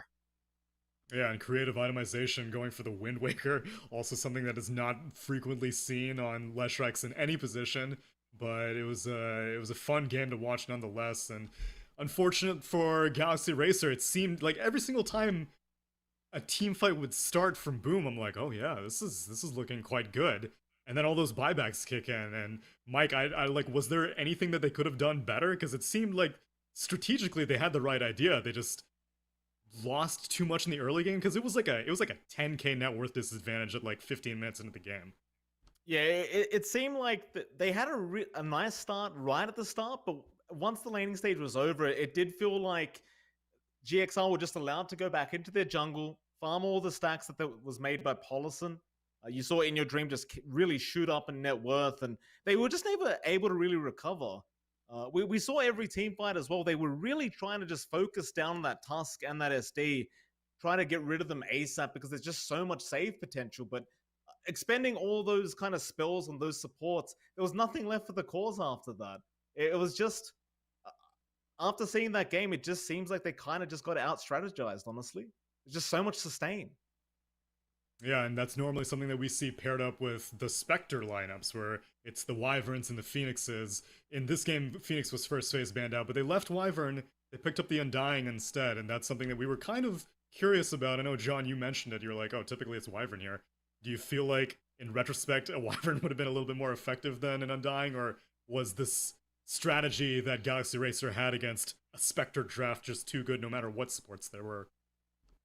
I think the Winter Wyvern would have helped a little bit more, especially because of Winter's Curse. Less about the Cold Embrace, really. Just having an option to team fight. It felt like it was pretty lacking for Boom in getting that engagement on. Like, they jump in, get the tricks off, you're relying solely on Earth Spike and Rolling Thunder from FBZ. Not the most reliable. Like, Hyde had to constantly land 2-man, 3-man Earth Spikes, and FBZ had to keep chain stunning people together. But there's nothing to tie in that team fight. Nothing to help that Ricky have that AoE damage that he wants to spread out, and without something to set that up, it just felt lackluster there. Yeah, and if we check the death timer, I'm pretty sure Ricky's still dead from that last team fight. So we'll go to a break. We'll let him respawn. We'll come back with game number 2 of Boom Esports versus Galaxy Racer.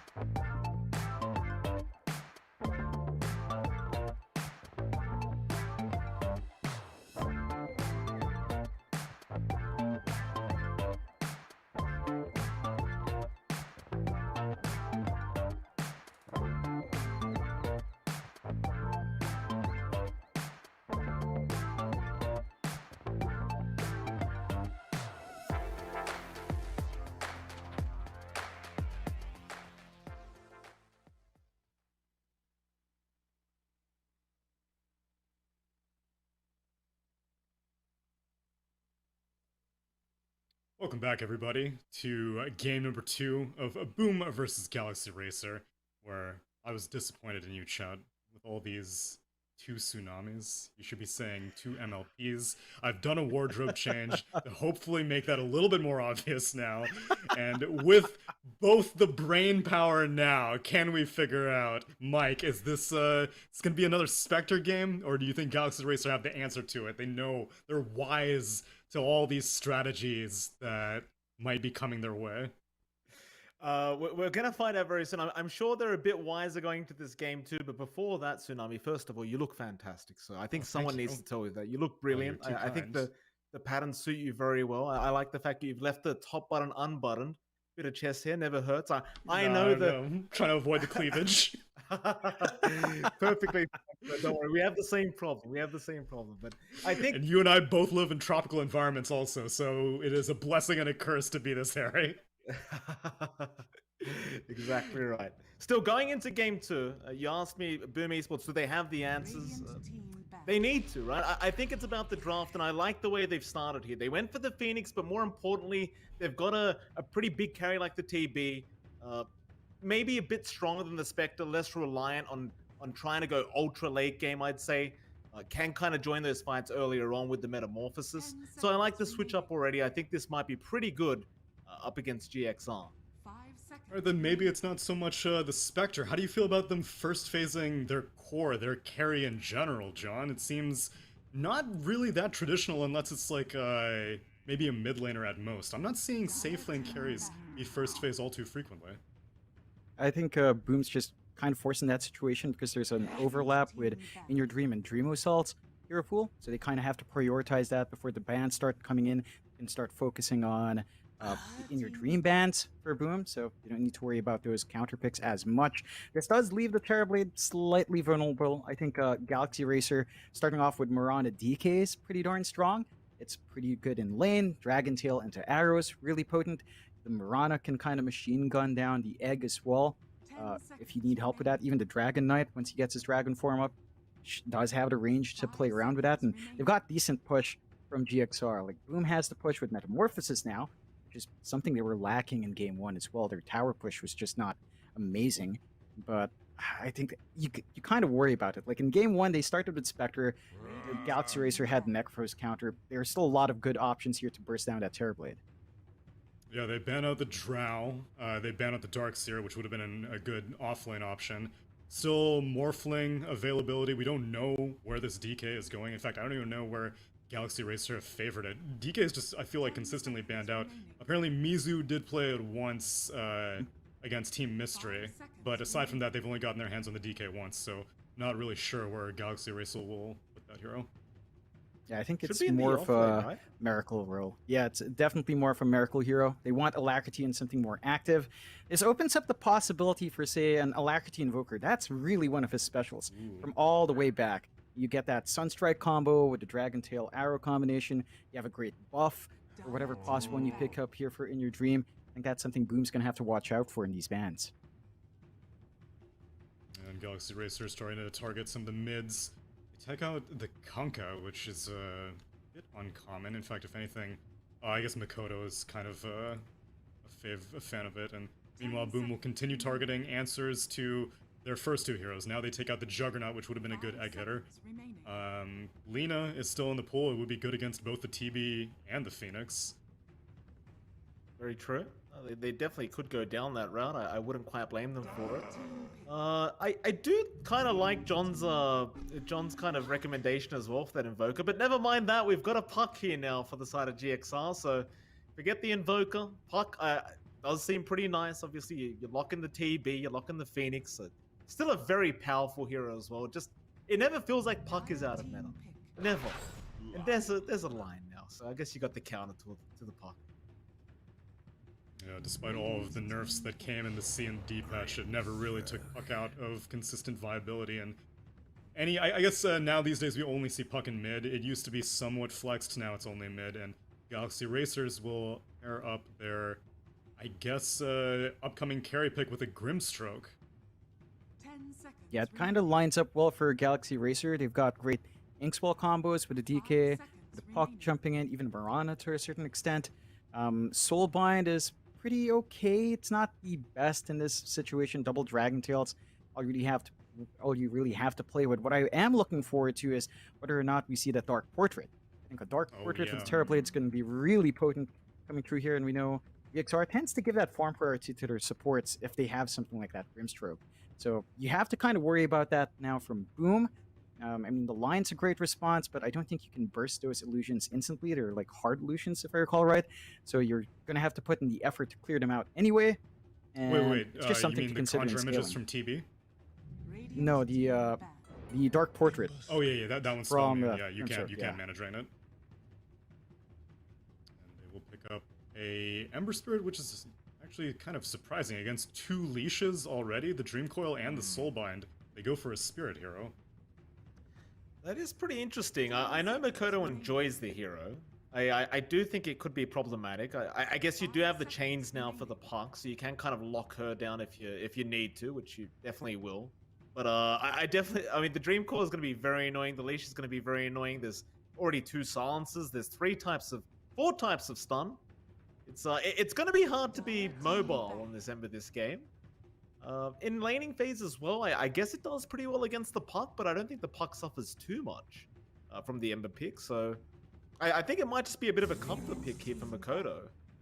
Maybe just feeling like he just wants to really just play a hero he really knows, and he has played it a lot. So I guess he should be feeling very confident on it. Hopefully they ban out a Morphling then, because right now Morphling seems amazing. Being able to chain the Ember by replicating it to him, shotgun versus the Terrorblade. I don't really know if it's an in-your-dream hero. Throughout his DPC, I didn't really see him play it too much. He was mainly Mizu, but that was like when they were still figuring out who's the offlaner, I guess. Yeah, it's been a while. It is one of his old specials from a long way back, so I wouldn't be surprised if GXR actually do pick it up. Boom.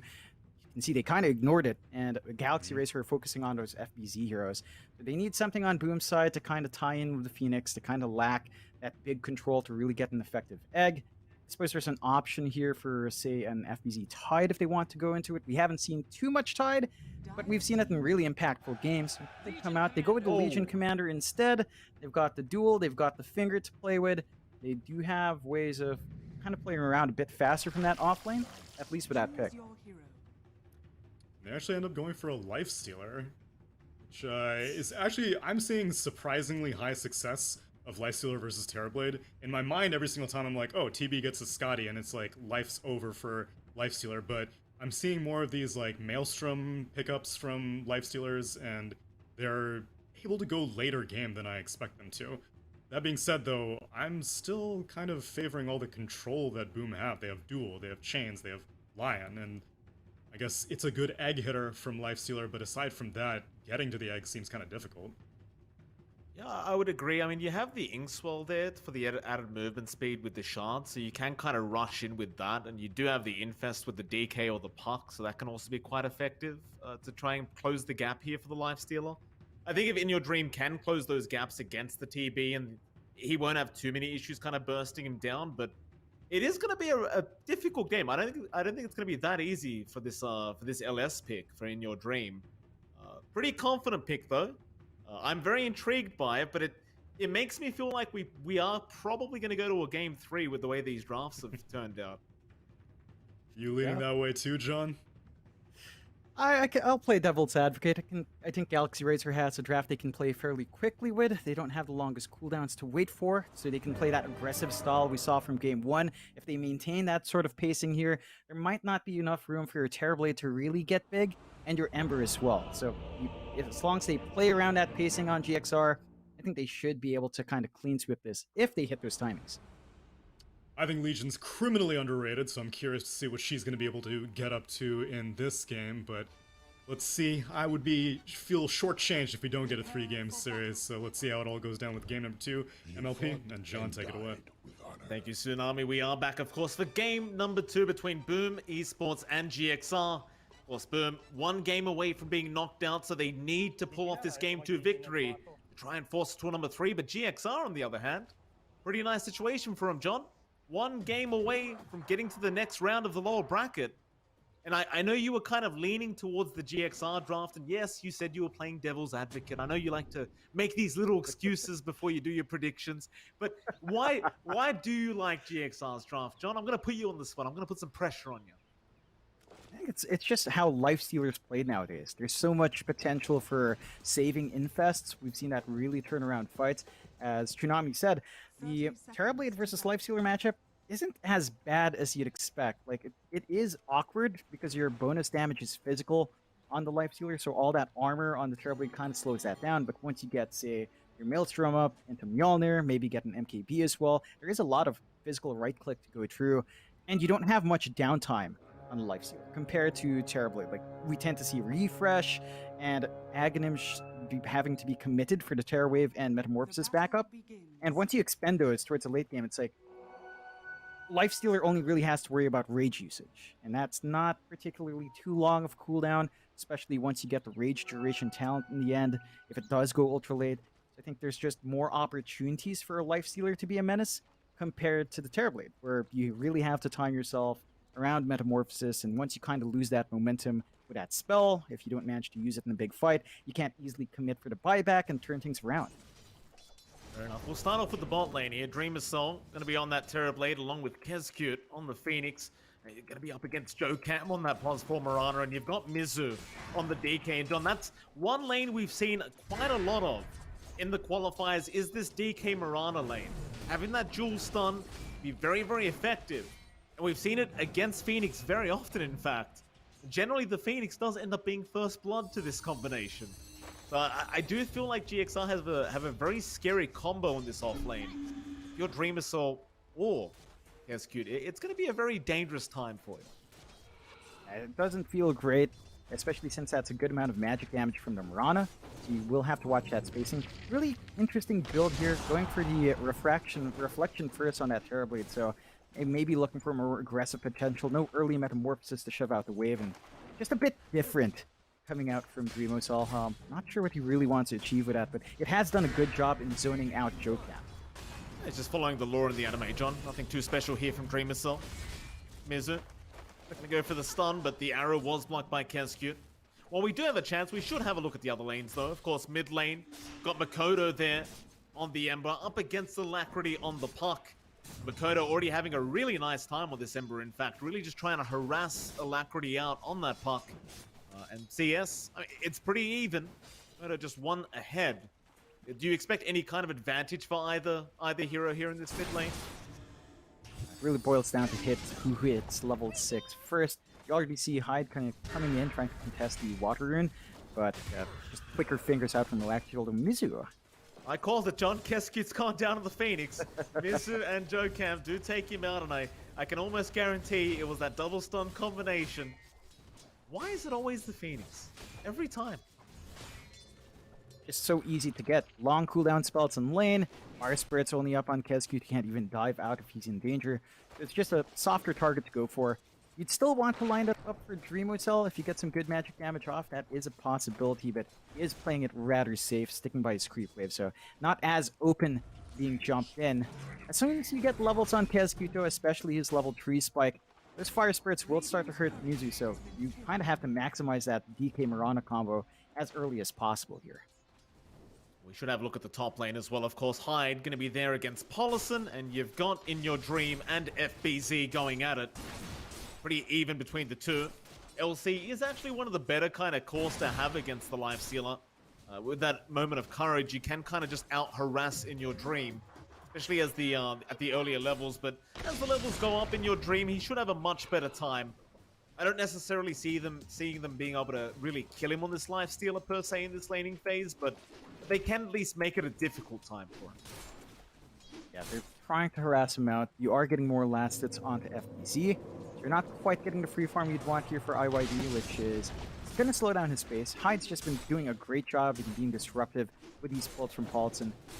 Putting FBZ in the position where he can clear out the wave, still get his EXP, get his farm, and that's all you really kind of want to look for. Fast levels on that Legion Commander, maybe some stacks in the jungle to help you get your blink timing down the line, and you're pretty much set. So a slower lane there doesn't hurt either side, might benefit Boom slightly more, but as a Lifestealer, you kind of don't care as well. Though Paulson's chasing deep Paulson. here.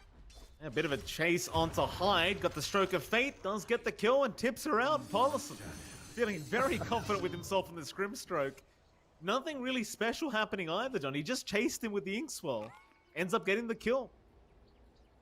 Yeah, I love seeing that. You don't tend to see supports commit all the way for these deep chases, but with a life stealer, you can leave him alone. There's no kill threat from the LC when that support's gone, so you've got all the room in the world to just keep trading hits with that support, and you kind of win out early on. The magic damage coming through from the Grimstrokes a bit too much, and you're kind of happy. 2-0 already for GXR, less than 1k lead.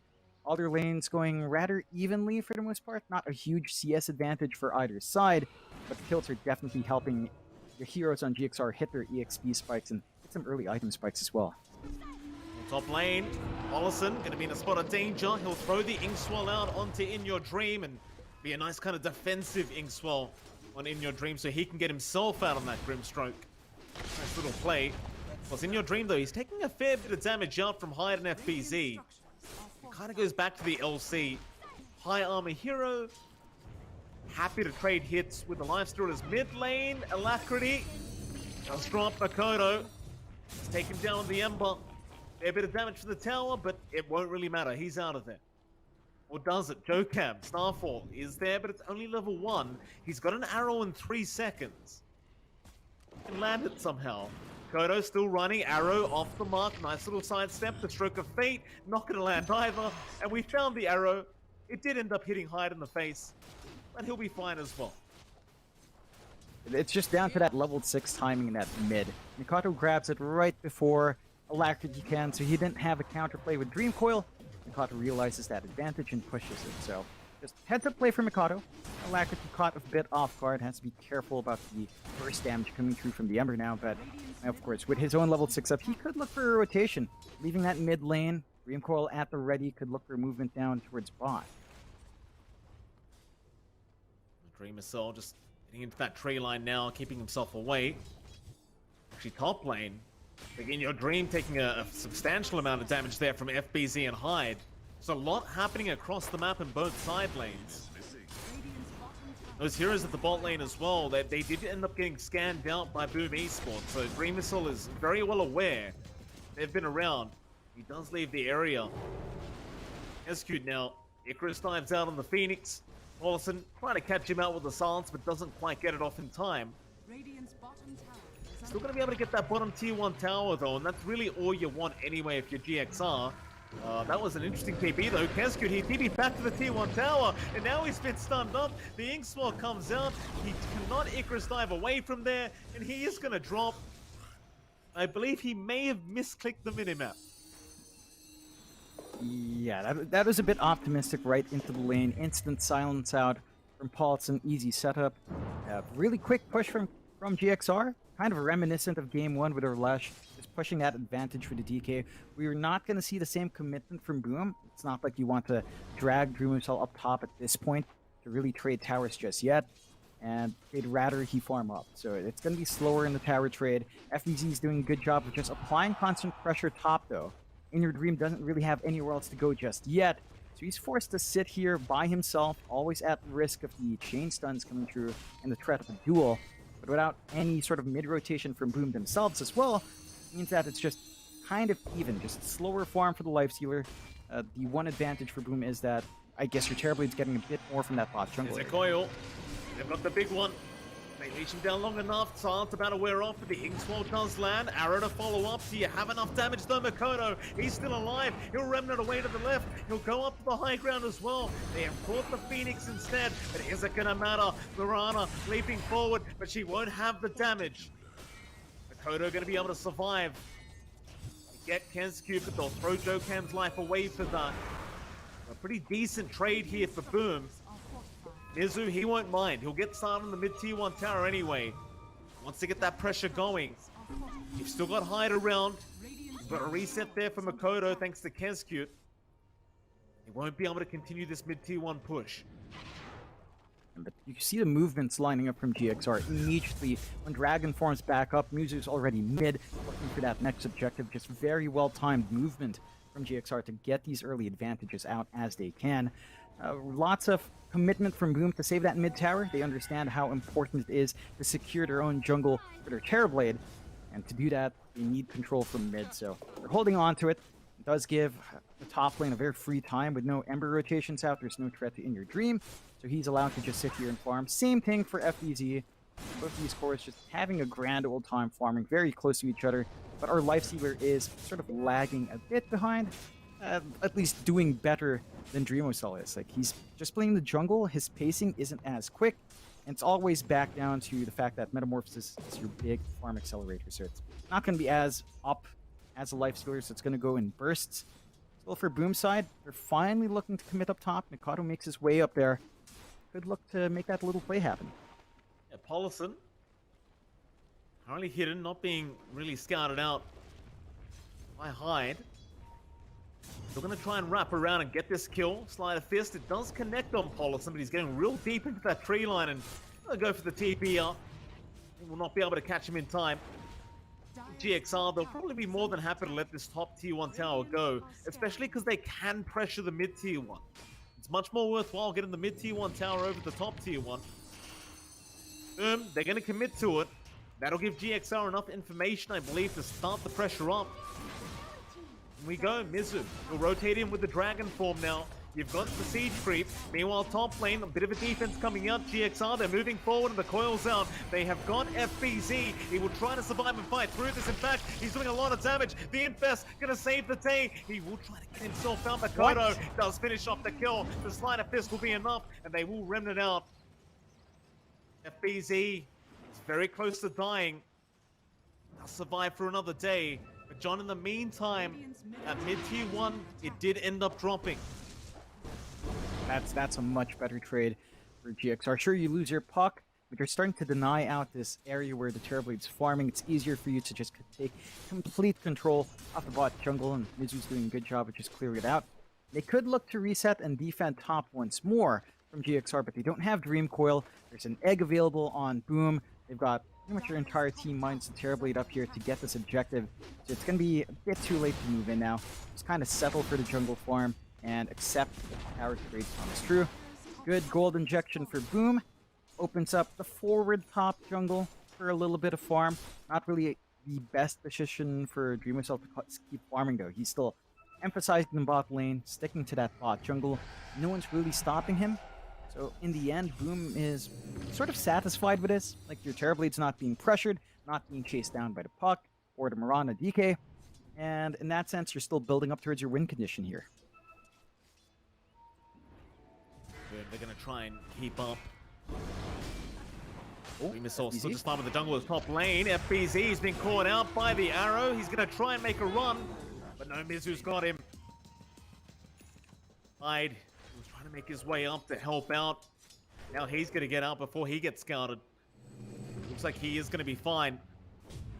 Still a very nice kill for GXR, and I'm going to say FBZ, he does tend to get caught out in that position quite a bit. I suppose it is still buying a lot of space for the other cores. And all the emphasis is really on getting Dreamocell up, and to a certain extent Mikado. There is a smoke coming through from Boom, just on executing Mikado. You still have the egg waiting, so they could look to make a play. TP's going up top, FBZ's got his Blink Duel ready. You jump on though. Mizu, he's a bit of a tanky target. Joe Cam's around to help out as well, and FBZ, he's not going to be able to make the jump in. He'll reveal the blink. Now GXR to just back out of there for now. You can't forget In Your Dream, he's still kind of neck and neck in terms of farm with Dreamocell. Still a very even game between these position ones. You just got to kind of wonder who really... Oh, hello, a Dagon. And against the TB though, it makes sense. It does. You just don't see it too often, but it looks like Alacrity's going to look for that opportunity to use it soon. Moonlight expended. False on Alacrity up front. Going on. Mid lane. The attack is there. They want the puck. The Moonlight Shadow is out, but the Sentry Ward has been dropped, and there's your duel out now. Just lock him in place and take him down with the finger. And the Slide of Fist from Makoto. Very nice setup for the side of Boom Esports. Very unfortunate GXR. That was the Dagon being revealed for our puck. There's now a chain down. Makoto, he found another. Ollison. Try and get out as Mizu jumps in your dream. He's there with the infest. Guess who's going to drop? Makoto. He should be able to just remnant out of this, but he's going to try and make it a bit more of a mission for In Your Dream. As the breast, well, Mizu, he's trying to get the stun off. He'll avoid Makoto, though. 1-for-1 trade it was. It's like both teams will have to accept it and just get out. A lot better for Boom, taking out that puck. Really unfortunate for the side of GXR. They didn't expect a mid lane sentry randomly between where the tier 2 and tier 1 are. They just got caught off guard, get stunned up, follow up forward to ensure they get the kills. And they kind of underestimate the information game of Boom. They know what's going to happen with Marana on the opposing side. Very close. One of that stun off onto Makoto, but Makoto is very quick with the remnant out. And that's one of the things we talked about in the draft as well, right? Like Makoto, he's meant to be having a tough time against the draft of GXR, but for now, he hasn't died once. I can't remember even seeing him being caught out, to be honest. Speaking of caught out, and on hide, Mizu gonna blink right into him. X is there, Earth Spike. Buy some more time as Hyde will try for the TP, but the coil is out in time as well. Alacrity, the vision, Mizu with the ink swirl and the Dagon out, just for good measure. It's a small little kill, not the biggest. This is going to delay that blink timing from a line just a bit. But in the end, Boom is still farming really nice on Dream Assault, so all the attention's taken away from Terrorblade. Triangle, it's not warded up offensively by GXR. Can't really track that, and you blink forward. Yeah, nice blink in. FBZ, he found a jewel. Dokam farming very far forward. Tried to leap away, but it was already too late. FBZ, he'd got him. Dire's middle tower is under attack. So, Boom. It's just such an even game between these two. There is still a 2k net worth lead for the side of GXR. You look at Dream Assault's farm, it is escalating at a rapid pace. Excuse me.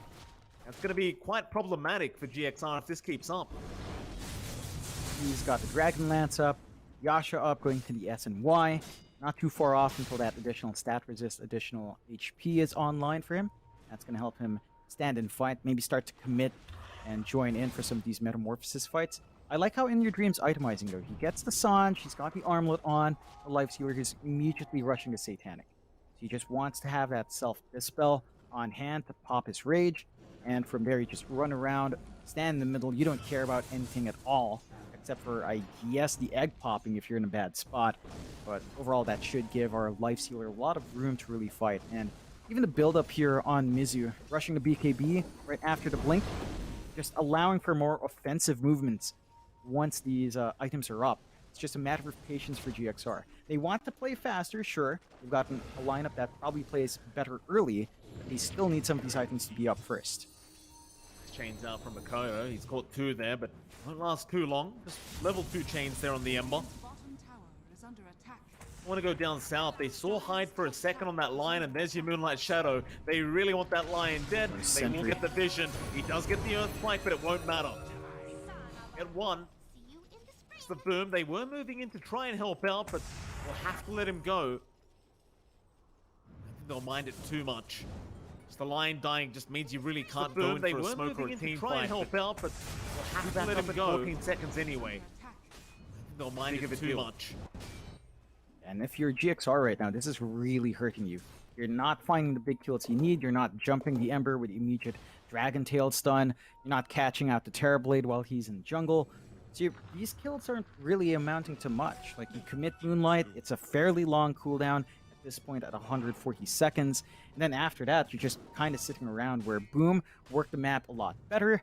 Mikato can jump across lanes to get that farm a lot safer by virtue of being an Ember.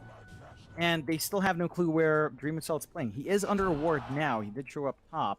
But no one's really in position to punish him for being up there. Wallison. He's going to get reflected on. Meta popped immediately. Dream Assault not playing any canes. Nice little kill. To farming for him. It's a bit more of a farm game than game 1 was, which is perfectly fine considering the cause you do have up. kind of wonder at what point both teams just kind of group up as 5 and run at each other, but it does feel like it's probably going to be another 5 minutes before we start seeing those big team fights. Yeah, they're just taking it slow. I think even looking at the item buildup on a Alton right there, he's rushing the Ags. I think they understand that they want to take it a bit slow. They want to go towards the late game. So you might as well start saving up for the Dark Portrait to be on hand. You know, start to clone that Terrorblade when he does show up.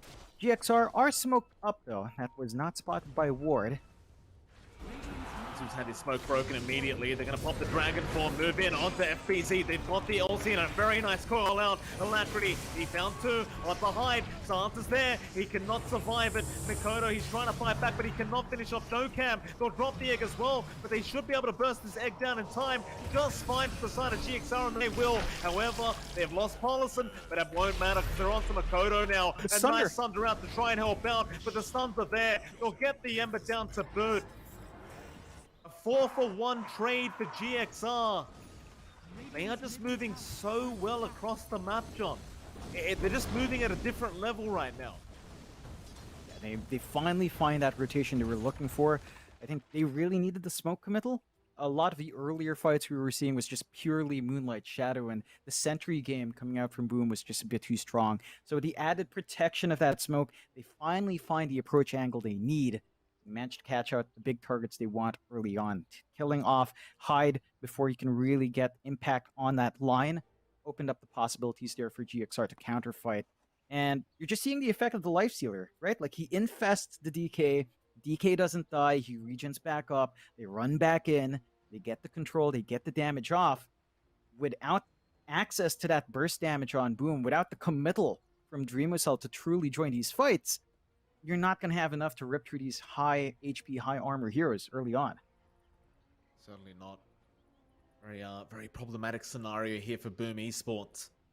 5k net worth lead now for GXR. I highly doubt they go in for a Roshan or anything like that, but they could certainly try if they wish. It is just going to be a little bit too early for that Roshan, as you haven't got the draft to get the damage output out in time. Probably just back off, keep securing that farm. You know, although they are 5k ahead, In Your Dream is currently just about 2k behind.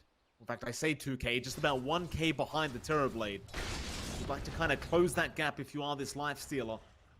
Just trying to ensure that you can contest him throughout that late game.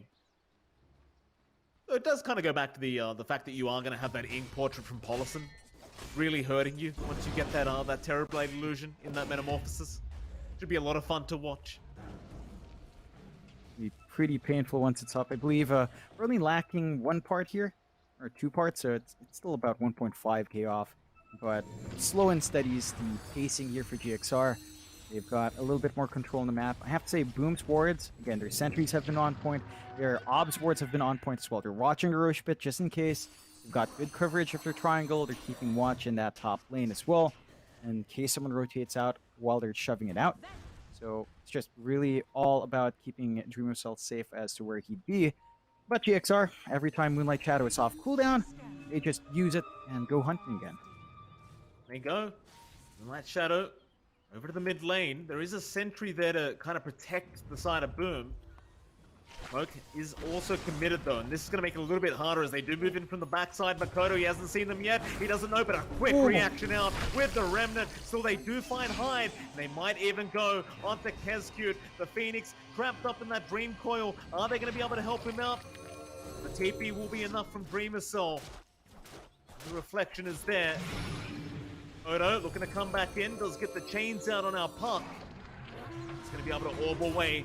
Ollison, Jewel catches out the Grimstroke, a very nice Jewel. Is it going to be enough? Yeah, it certainly will. It looks like GXR do not want to fight into that high ground now. They want to back off, or maybe not. It's a fake back. They're going back in. Mizu onto Makoto. He's so darn low, but Dreamer Soul, he'll stand his ground like an absolute Giga Chad. Protect his friends, and they will be all right. They'll get themselves out.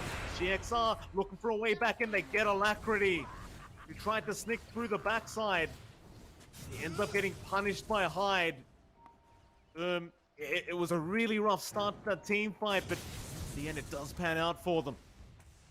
They can't afford to lose Paulson that early. They need the Grimstroke up to get the Soul Bind off, which is another piece of control for catching that Ember out. They need the Phantom's Embrace for the silence. They need the Ink Swell to save.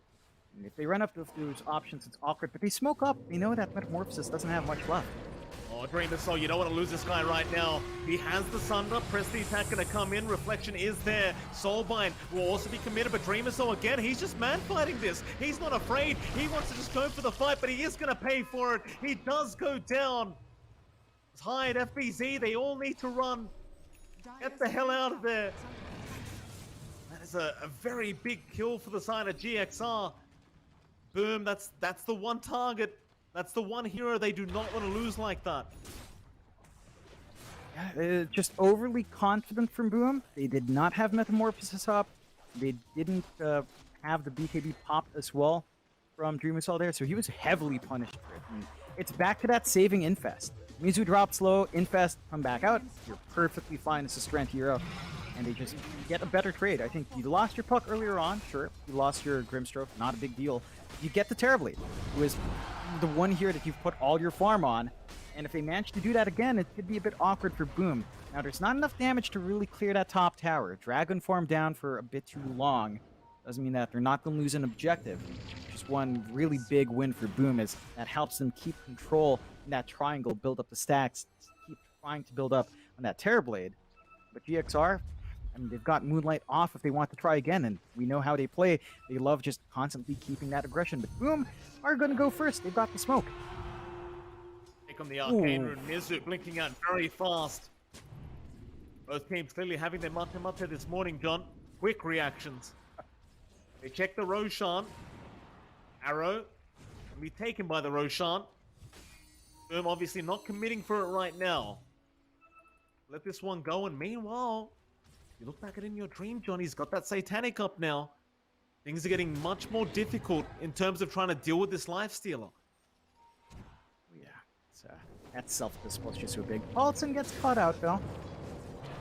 Paulson goes the other way. Makoto, he's going to find him, but the Earth Spike, that's what they needed. Makoto, he did have the chains on cooldown. Won't matter in the end. Can you really get anything out of this, though, or is it just a bit of space again for Boom? Just space. It's just one of those small pickoffs. It's like when GXR kills off Hyde.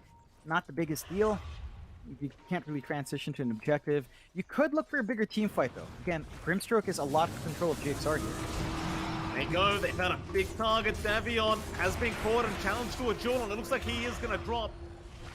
Boom Esports into the mid-tier 1 tower, and this should open up the Roshan for them. They've already popped the meta. Lacrity now. The Moonlight Shadow going to wrap around through the backside. He wants to go after the Phoenix, and they blow him up. Kescute's gone. Hyde falling very, very low and does drop as well. But now Dreamer Cell, he'll get to work. Who do you want to target, though? In Your Dream, he's just going to run away. Dreamer Cell will keep up the chase, but they can't lock anyone down.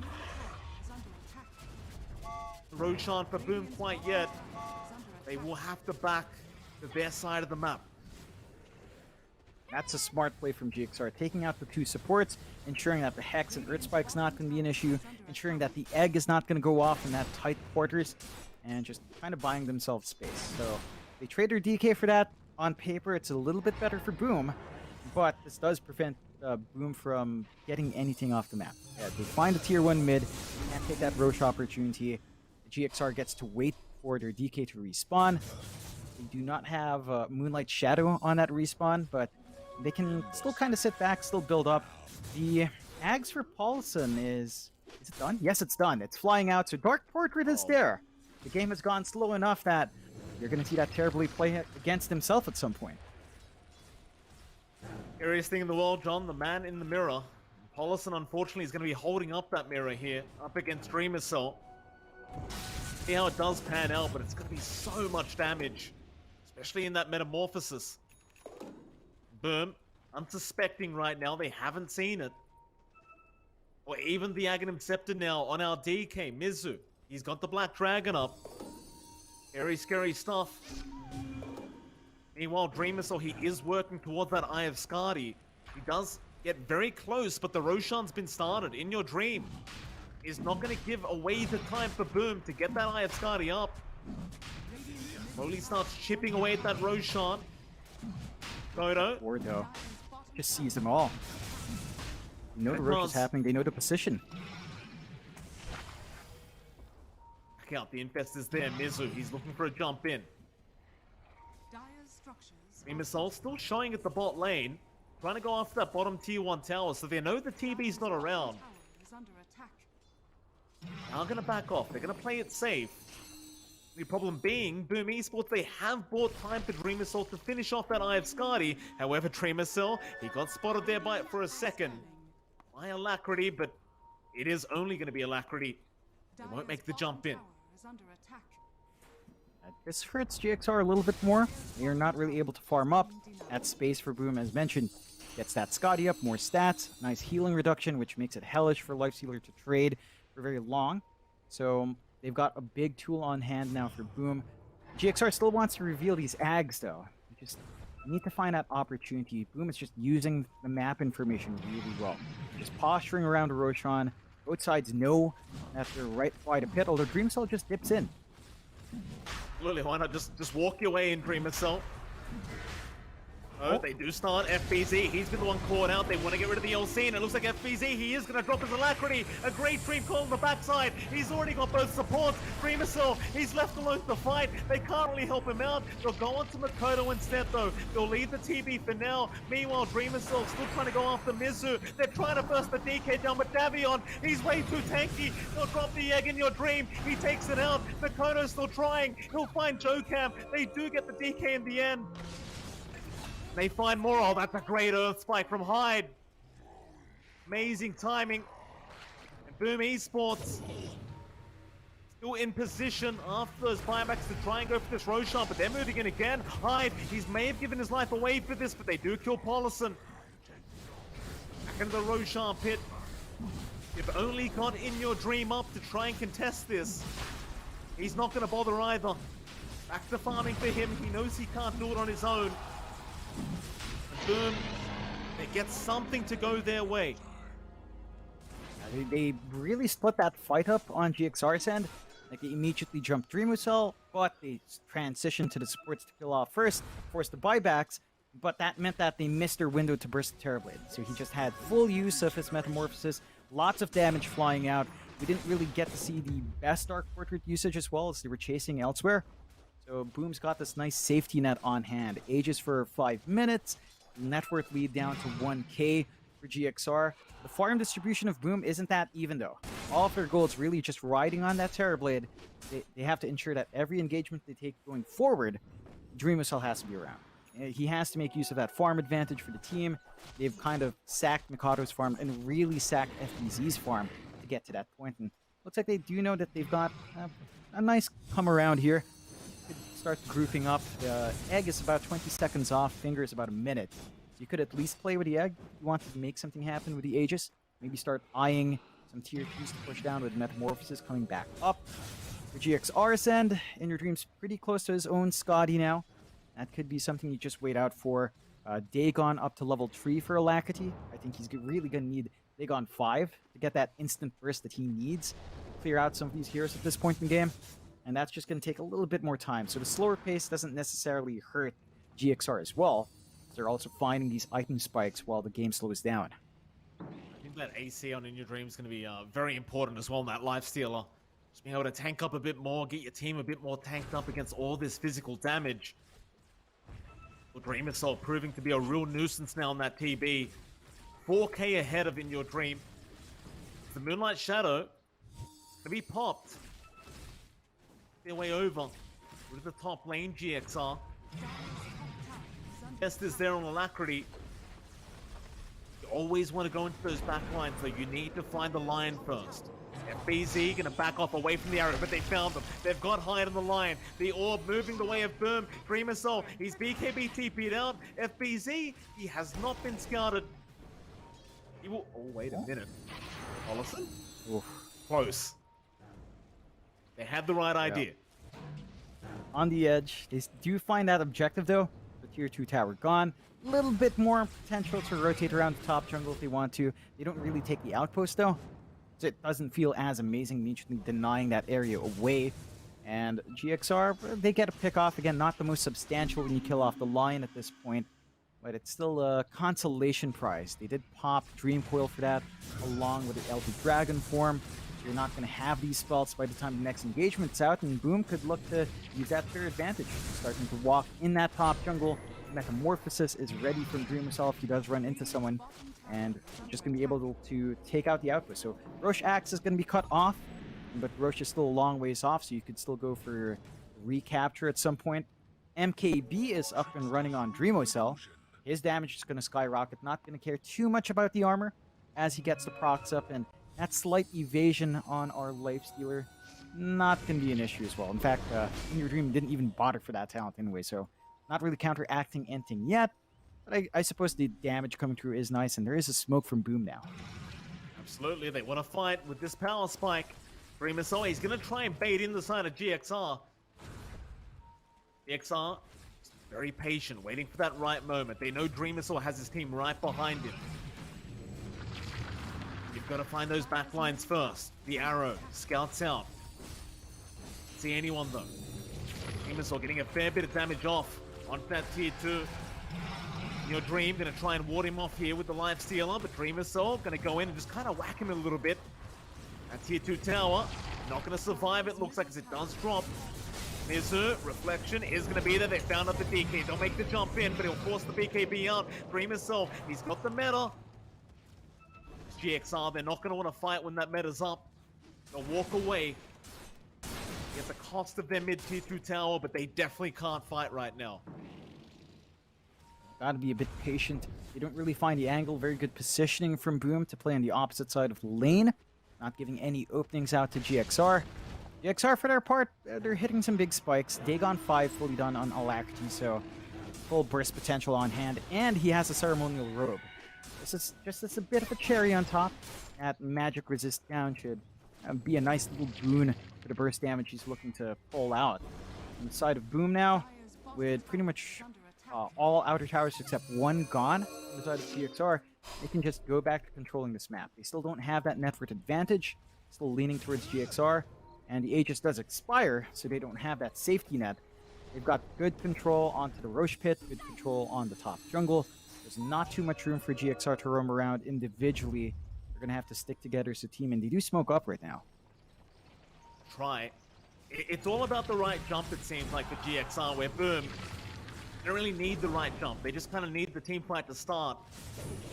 They seem to be aware that they are around as Makoto, he does break the smoke. Will they move forward through the triangle? GXR trying to find a target, but Boom, very nice movement. Back into the dire jungle. They are not making it easy for GXR to start the fight, so instead they'll go after the mid-tier 2 tower. And of course, with this Aghanim Scepter DK, they do take it quite fast on top of the Lifestealer damage. They'll get the tier 2 mid, but Boom Esports, they're going to go high ground. They'll force a tier 3 tower.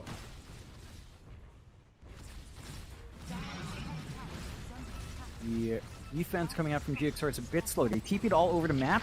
They're going to have to walk up here, although... Alacrity, oh, that's a lot of damage out. They got the silence to press the attack. Gonna purge off the silence.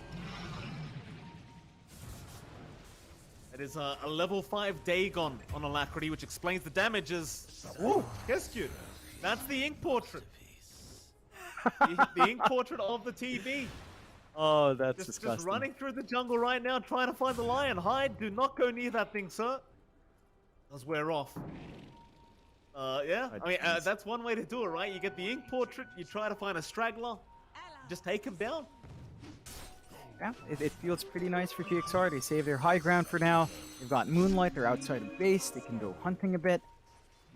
They've got Dark Portrait off cooldown again. Why does this thing give 150% outgoing damage? Why does it get 50% bonus? Why? What do you mean, John? It'd be unbalanced if it was only 100, right? Too weak. No one pick it up. Absolutely. Absolutely. Give it 150, but why not 200%? You're right, Mike. What a visionary. You should be balancing good. You never know, John. I might be. Hide, FBZ. They're in the jungle right now, waiting to initiate.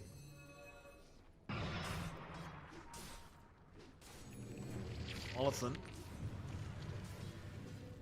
Think out. So many quick reactions in this game, it feels like. Everyone's just blinking everywhere. Could be a smoke again from GXR. They're grouped up by that tier 3 tower. No smokes available. They're just going to make sure they go as a team. Roshan up in a minute as well. A fairly short respawn. Of course, a double damage on hand here for Boom as well to take that next fight, as is balanced. Ags up in Mikado, which means that the Remnant spam is online. Much more impactful and much zippier, so harder to catch down, as GXR is still looking to force it outside. They're still playing outside. They're not too scared to just hide in the high ground, which is good, because they're going to need to engage for that next Roshan. You don't want to give that second Rosh away. Way too many goodies in Roshan's belly, and you wouldn't want to deal with the Aegis once more on Dream Assault. He's already got the Satanic up as well for the self-dispel, so it's already harder to lock him in, and it's starting to become a case of, alright, the Terrorblade's the only guy who's really hyper-farmed, but are you as a team on GXR good enough to kind of counteract this one hyper carry on Boom side? It's all going to go down to execution here. They found the Mirana. Jokam gonna just leap out as now the Soulbind's there. Mizu, he got the double stun off to press the attack. Gonna purge that off. Still leashed up for Kodo. He needs to remnant out. He didn't remnant far enough, but he will get out in the end. Just barely on 200 HP. Dangerous stuff here. Luckily, you have FBZ behind with the press the attack and the shards. Just kind of purge off the stun of the DK. They're gonna get started on this Roshan, it seems. Double damage activated, Dreamer's Soul. It's not really gonna take him too long to finish this off. GXR, if they wish to fight this, they need to react very quickly. They scouted out with the arrow, but it's too late. Surely it's too late. They're trying, but there's no chance. It's already gone down. Dreamer's Soul. He'll get the shards, he'll get the Aegis. Does he keep the shards though? Could. I think the Zeal is pretty alright. It's a 14-second cooldown for buff it provides. The HP drop could look painful, but I think with press the attack, you're going to compensate for that relatively quick. And it gives him something to do when he's stuck in melee. Like, he's not super useless running around. That added move speed will help him out by a fair bit. I wouldn't mind it too much, but he's just holding it all for now. He does hand it off anyway. There's that meta pop. They want to try and get this tier 3 tower down ASAP. See, with the Aegis up, they're feeling very confident at the moment, but there's your jump in. Mizu, he has the Inkswell as well, but to press the attack again. To save the day is Dreamer's Soul now. He needs to be slightly careful. It's a lot of damage, and in your dream, with the Heaven's Halberd, he takes him out. God. The Aegis gone in your dream. Getting back toward Dreamer, so he has no mana. He needs to run. He'll BKB and just try to get himself out of there. There's no turn off the Davion. Jaw him up, finger him down. No buyback? We'll get one. No buyback on Mizu. Go back high ground. Swell down on Alacrity. Will not make the jump in. They lose the T3 tower. At least for now, but that's going to be about it. Boom. They will not go any further. And that's the one awkward thing with the Terrorblade. If you don't have the refresh, you die with Metamorphosis up. Even with the Aegis, you can't really do anything with that second life. So they're forced to back off. No egg as well, although that cooldown isn't too painful compared to Metamorphosis. But GXR have given themselves some breathing room. That's a really aggressive dive forward coming out from Mizu. Just all the way up front. All the egg was running. Nice punishment out from Boom. But they can't really progress on that lane. At the least, if a wave shoves in, someone from GXR will have to respond, and they do manage to finally take the network lead here on Boom. 2K up on their side, 16-23 at 42 minutes in. Starting to look like a bit of a longer game shaping up here. GXR, their lineup towards late game, it still has some possibilities, yes, but it isn't as scary as the Terrorblade. So I think once Dreamosol finishes up the Swift Blink, maybe starts thinking about the backpack refresher we tend to see, maybe start considering the Aghanim's as well for additional Metamorphosis opportunities. Once you reach that point, your windows for success on GXR feel a lot narrower. You're going to have to figure something out soon, as the game doesn't get any easier for GXR as it goes late. That it doesn't. Still the AC yet to come up on In Your Dream. Mizu working towards a nullifier. Interesting stuff. Dream Assault still going for that swift blink on the TB. Pretty standard though. Just that very, very kind of late game blink, and there you go. He does buy it out now. They have the meta back up. They might want to go for a smoke and they'll commit. Right behind Makoto, through the mid lane they go. EXR, they'll be ready for this. Stay on their high ground. So they don't give any kind of lives away. This will allow Boom to kind of just take over the map. Not really any objectives to take right now, but maybe they could slowly start chipping away at that top racks again.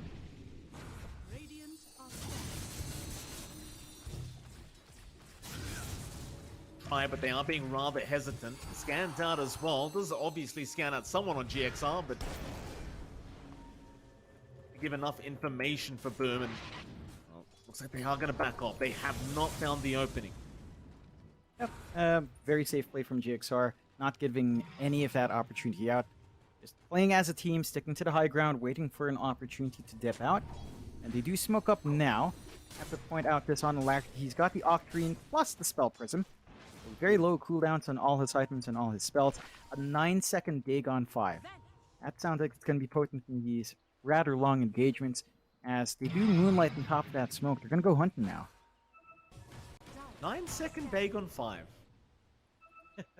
what a fun way to have that item. They jump in. Oh, they found the big one, but again, the press the attack gonna save the day. Still the floor up. Kescute on the Phoenix. They're on to FBZ. Still, they will lose Paulison. Dokam dropping low, but Dreamer Soul. He's trying to man fight in your dream. Oh my God. The fight of the Giga Chats. Who's gonna win this one out? They both back off as Dreamer Soul has fallen very low, but he'll get the Sunder off onto FBZ. Onto the DK. Davion has been caught out. The finger is there. They burst him down. 2 down for the side of GXR, and they are not committing these buybacks. Time to go high ground for Boom and try to force these buybacks out from GXR now. The issue here is that they don't have much time in Metamorphosis. It's not going to last too long. They can still look to try and push, but I think our puck can kind of wave clear that quite nicely from safe distance, especially with how spammable the spells are. So without meta up, it's a slower process. They've got the glyph, they can clone up the Terrorblade, fight back, and that should buy enough time for at least Miranda to come in. Although, well, it was on the Ink Portrait, still Dreamer Soul In Your Dream at it again, but Mikoto trying to go right into the back lines onto Alacrity. Won't be able to catch him out. T3 tower, it is going to drop. EXR, they will not lose a Rax yet. They do lose another T3 tower. They do manage to hold high ground, and they won't really have to commit any buybacks either. So not really too much lost here. At least for Boom Esports, they are slowly chipping away at the base of GXR.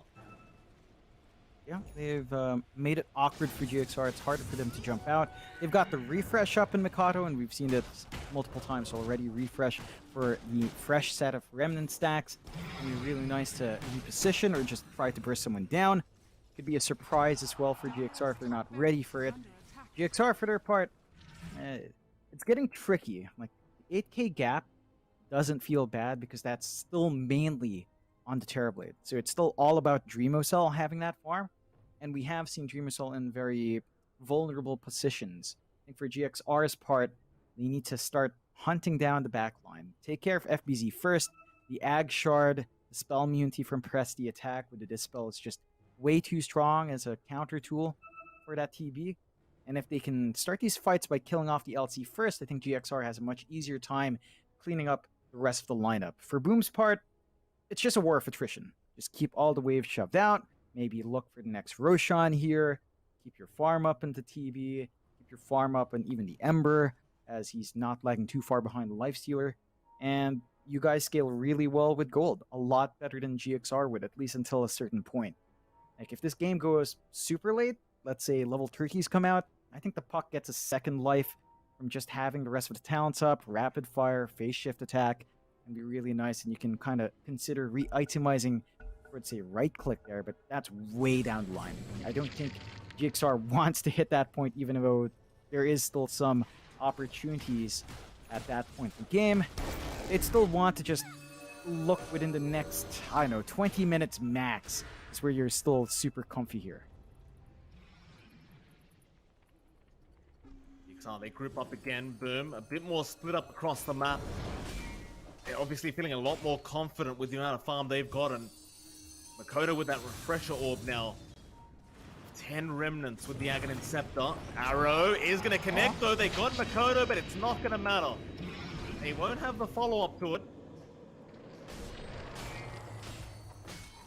Once again, kind of just backing off, waiting up the next Roshan. Boom, they'll have a quick peek into the Roshan pit, but there's still about 24 seconds till we find out when it does respawn. Still a bit of time. Because Boom would be very happy if it was a very early respawn timer on that new Roshan. We'll find out very soon though. The XR. See, they can't really afford to let it go either. It's going to be a bit problematic if Boom gets another Roach. And it is an early time. Really quick, 15 seconds left. A bit of a risky spot for GXR. They just bought out the AC on In Your Dream. He does not have buyback gold. He lacks 800. So if they're going to force this fight, they have to ensure the Lifestealer gets to ride out. Because if he doesn't, that could just be the end of their high ground there. Oh, and this is quite possibly the worst Roach for GXR to have to deal with as well. Ag's blessing up. That could mean a free Terrorize coming out for our Terrorblade. And he's going to have that second Metamorphosis for 10 seconds. So they need to contest this. They're just not quite in the right spot to get there. Yeah, and Dream Assault, he's going to take it very, very fast. He's even got the Moon Shard. He ate it already. The Roshan pit, it's just not going to last. GXR, they're not around to try and counter this. Terror Wave is indeed going to be the case here for Dream Assault. This Terrorblade is just massive now. You just kind of wonder how In Your Dream and GXR they're going to be able to try and deal with this. He wears off from Dream Assault at the very least. You don't have to worry about that part. Radiant's bottom tower is under attack. Now, almost certainly going to try for the high ground now.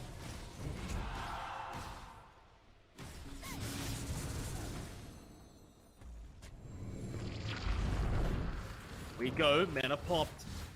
Millie Barracks, the back lines just in case they want to start. Dagon, quite a bit of damage In Your Dream. He'll start the fight, but Dream Assault, he'll stand his ground. In Your Dream needs to back out immediately. It's just not enough quite yet for the Lifestealer. He needs the backup from his team, and Mizu, he'll jump in with the stun. There's Alacrity, there's a big arrow, but to press the attack again, gonna make it too hard to hold down the TB as Alacrity or rather Makoto, he just jumps in by himself. He's clearing them all out. A double kill out for the Ember, and he'll just get the hell out by himself. As the tips are there from FBZ. Makoto, just all over the place. He did pop the Refresher Orb, and he did use all his remnants for that. But it's opened up the base for Boom Esports. As they're going into the tier 4 towers now. In Your Dream, he's going to try and get to work. Mizu's there as well. Dream Assault standing his ground, and there's your duel out FBZ. He catches the big one. The DK in trouble. Finger out. They'll take him down. He'll commit the buyback immediately, but there's no dragon form left. How do you fight a melee form? They really force Boom back. Boom, they've got to go for the tier 4 towers. They don't really have a choice. Dream Coil's there. They've got Makoto, but they want the back lines first. Onto the Lion. They've got Hyde. Kescue can't really save him. Dream Assault trying to get onto In Your Dream. He will. They've got the Lifestealer because they have the damage. In Your Dream, he's going to have to fight back. Makoto in trouble. Has to stand his own ground. He has no remnants left. He might drop, but no, he does make it out. Just the nick of time. Into the Terrorblade now. Dream Assault. Gonna be all right. Does back off. And so GXR, 2 Raxes down, but they are not out of the game yet. That's just getting really scary coming out from GXR. 2 lanes constantly shoving in, a Terrorblade this big, an Ember this big. They're scaling towards late game is just, it's just not quite there, especially with the way They've itemized here on Alacrity. He's still all magic right now. The Ags is going to be up soon. But if he buys out, he's not going to have buyback. He's a bit far off anyway, regardless whether or not he bought. So at the least, they've got this BKB piercing spell now. They've got some tool for controlling the team fights. You are seeing a bit of an interesting tidbit when they do man fight within your dream, right? Like when he does face off against Dreamo Cell, it feels like the life healer actually wins out somehow. So I guess that answers that question. The issue is they need to be able to actually kill him. Kill him twice over. So we'll see if they can. They smoke out. They're going outside here. Wrapping from the backside, Mizu, oh, they found Makoto. He got the BKB off in time, but he's leashed to the ground. Maybe they can get the damage done in time. Makoto, no, the Sunder. Dreamer Cell gonna save the day, but he gives his own life away. He's lost the Aegis. They dropped the egg yet. Not quite Keskyun. He'll back out into the Terror Wave now. There's your egg out. They're trying to get the full duration in your dream. He's trying to burst it down, but he's got no help. The sun will be there. The Sunray, the duel out FBZ locks him down. Do they have the damage output? Not quite yet, but they eventually get it. He'll buy back onto Davion. The DK Mizu is going to try and fly over the cliff in your dream, coming back in to try and help out. He could not do so much as to save him, but he will go to work onto FBZ. He'll get the Legion Commander down. It's a 4v3 scenario. In Boom Esports, they want to go high ground again. Still on the backside, Alacrity trying to get Makoto, but he is going to survive as Alacrity. He's stuck around. He's going to try and all matters in your dream now. He jumps in with the Infest Dreamer Cell. They're mad fighting again, but they've got him. They've got the TB down onto Makoto now. They've got the Ember as well. Oh my god. Oh, they've managed to hold the high ground. The Ancient is exposed though. That Sunder just killed Dreamo Cell. He was trying to be a hero. He shouldn't have tried. They lose both of their lives because of that. And it's back to that point. The Lifestealer wins the man fight. It's overwhelming the amount of lifesteal he has with the Satanic, with his passives. He's just able to just out-sustain the Terrorblade in a direct trade, and it's a costly fight for GXR. They're up against the ropes. No Mega Creeps yet, but Exposed Ancients leaves a lot of possibilities for Boom, but GXR are still fighting. They're still getting new items up. This Arcane Blink on the puck is going to be really helpful, especially that lower cooldown. Imagine more uptime on the Dagon in the middle of the fight, more uptime on the Dream Coil. Divine up and in your dream. It just needs to reach out, and we're not seeing what we saw last time when the Divines were coming out. No. In your dream is a man of purpose. He's going to use that Divine. He's going to push up. And he is. He's going to force the buyback right here, right now. They're going to go for these tier 4 towers if they don't buy back, I think. DXR, 1 Rax will be taken in your dream. Do you want to risk it? He's going to try onto the tier 4 towers. Boom Esports, they are holding out. They'll pop the cliff. They do not want to commit these buybacks at the moment. They want to hold out a bit longer. They've got Dreamers off in 10 seconds. Dream Coil's placed. They've got Hide, but it looks like GXR will just more than happily back out now. At least getting one of the buybacks. And they do get a mid-Rax. It's good enough for GXR. I think they're happy. They can't really take any other racks. Tier 2 still standing bot, Tier 1 standing top. So they can't quite go for, say, a Mega Creeps trade and kind of force that way. They're in a really awkward spot, though. Refresh up on Dreamo Cell. This is the second life of the Terrorblade. This is where he has insane uptime on back-to-back Metamorphosis. It's like 100 seconds if he manages to time that right. Or just joining in after the buyback, he's not going to be completely useless. So GXR have to be cautious about how far forward they go. This is a massive risk with that Divine and In Your Dream. If he's caught out, that could be it.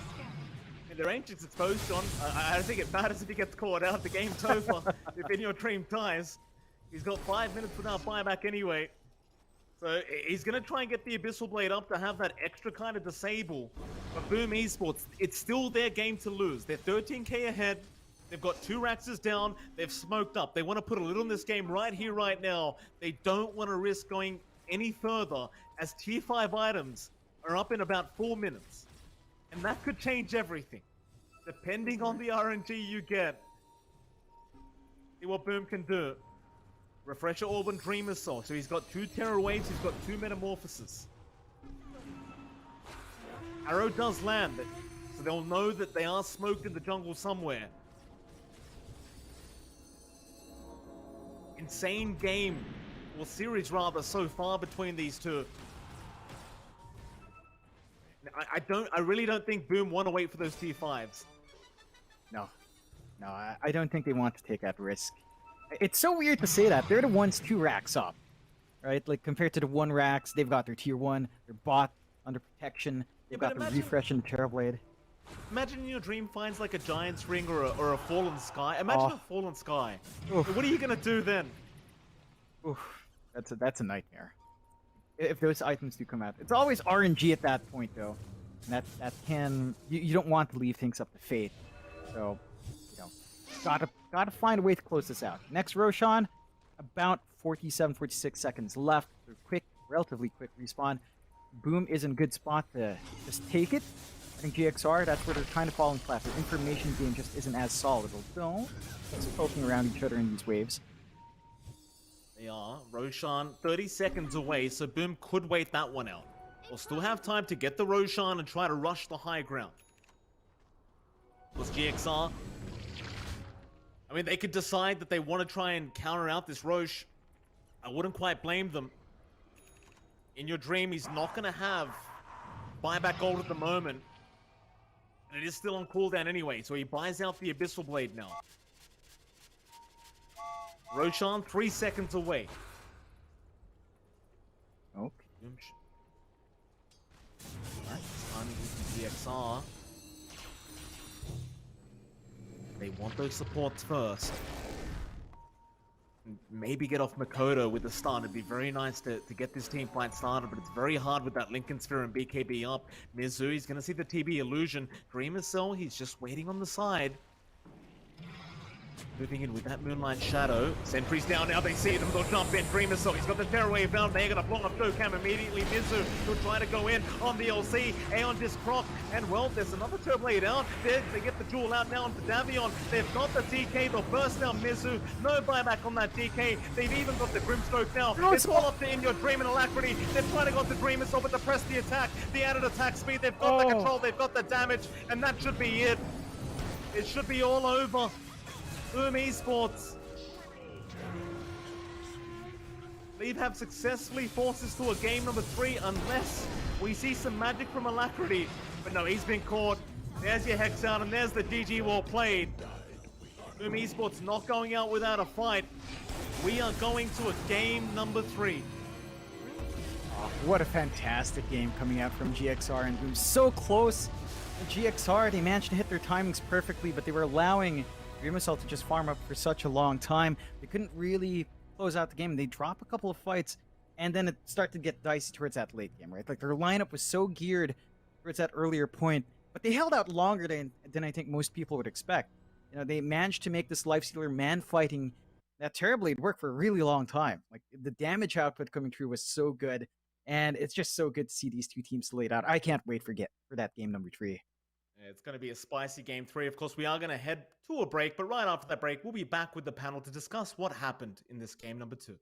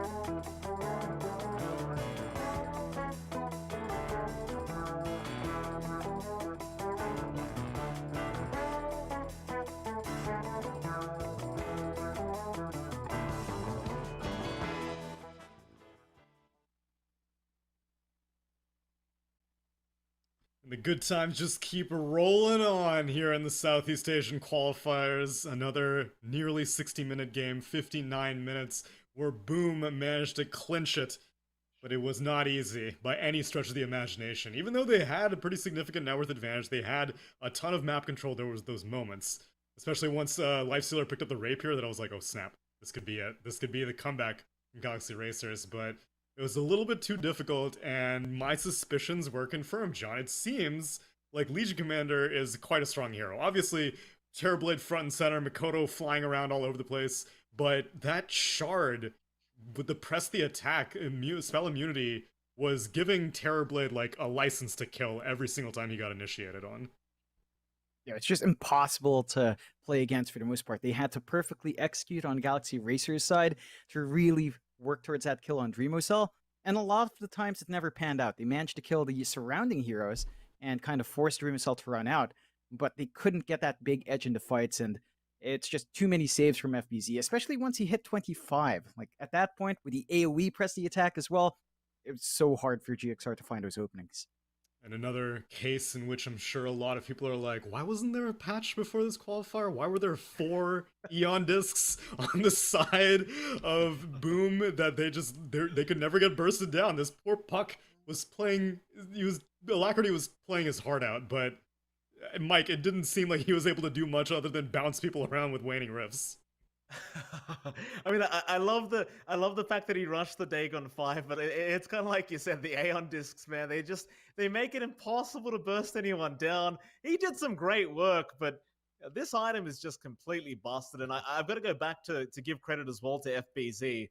You pointed out the LC. You thought it was a pretty strong hero, and I've got to give you credit. The shard pressed the attack. It made their life a living hell that game. They just couldn't get the control over these heroes. Every time Dreamissile gets caught, Makoto gets caught, here's a press the attack. Enjoy. Stun never happened. It's a rare offlaner. For some reason, throughout the Animator, I was actually expecting Aster to be picking up more because during the Chinese DPC, I was seeing XXS spam it, but Aster didn't do that great, and as a result, I'm guessing Legion Commander didn't see much love. But FBZ is raising the stocks on it because I've looked at all the other offlaners. Axe has like a 35% win rate throughout all of TI10 quals.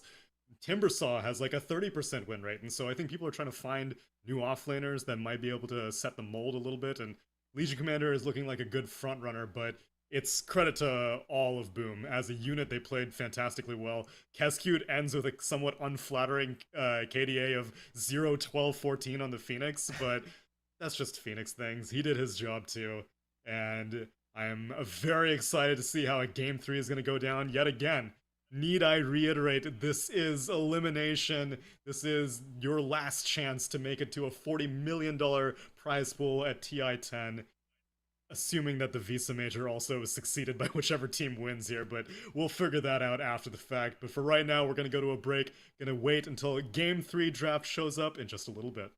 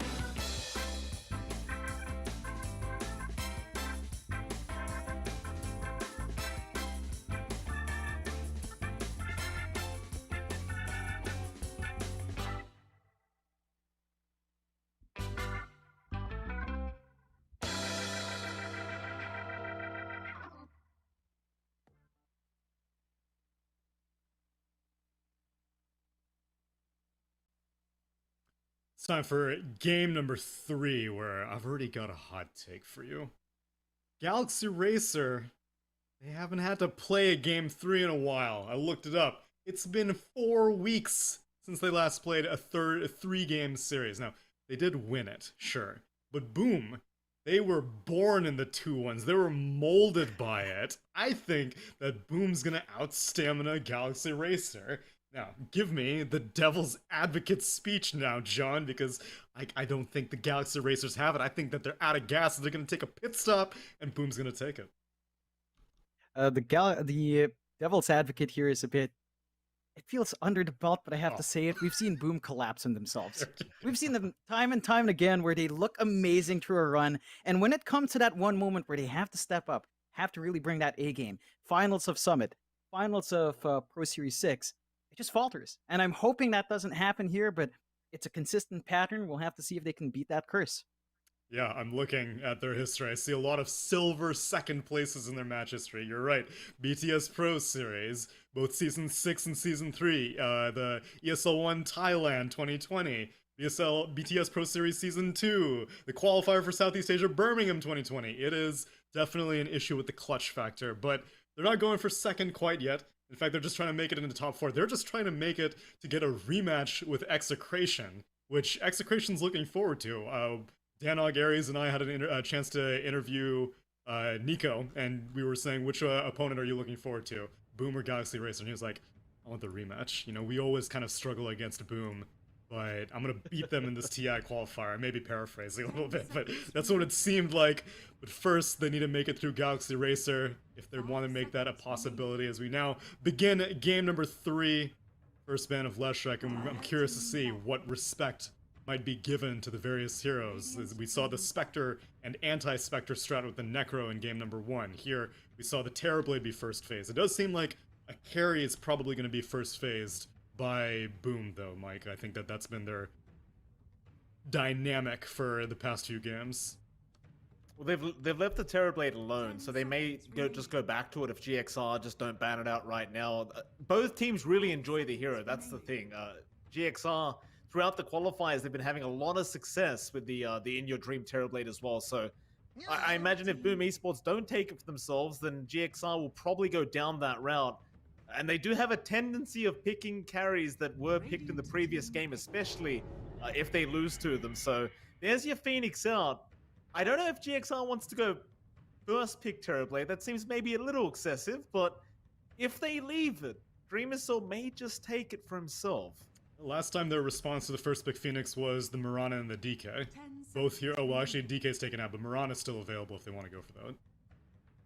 Yeah, could still be a really solid way of getting that done. Still a great laner, and still kind of look for different off lanes to combine with it. Something like the Mars could also be picked up to deny that from Boom. FBZ plays a mean Mars, and they already have the Phoenix to combine, so they could go with Mars Mirana, set up their off lane first, kind of worry about the carries as it goes on. They could just ban the Terrorblade if Boom doesn't pick up that combination early.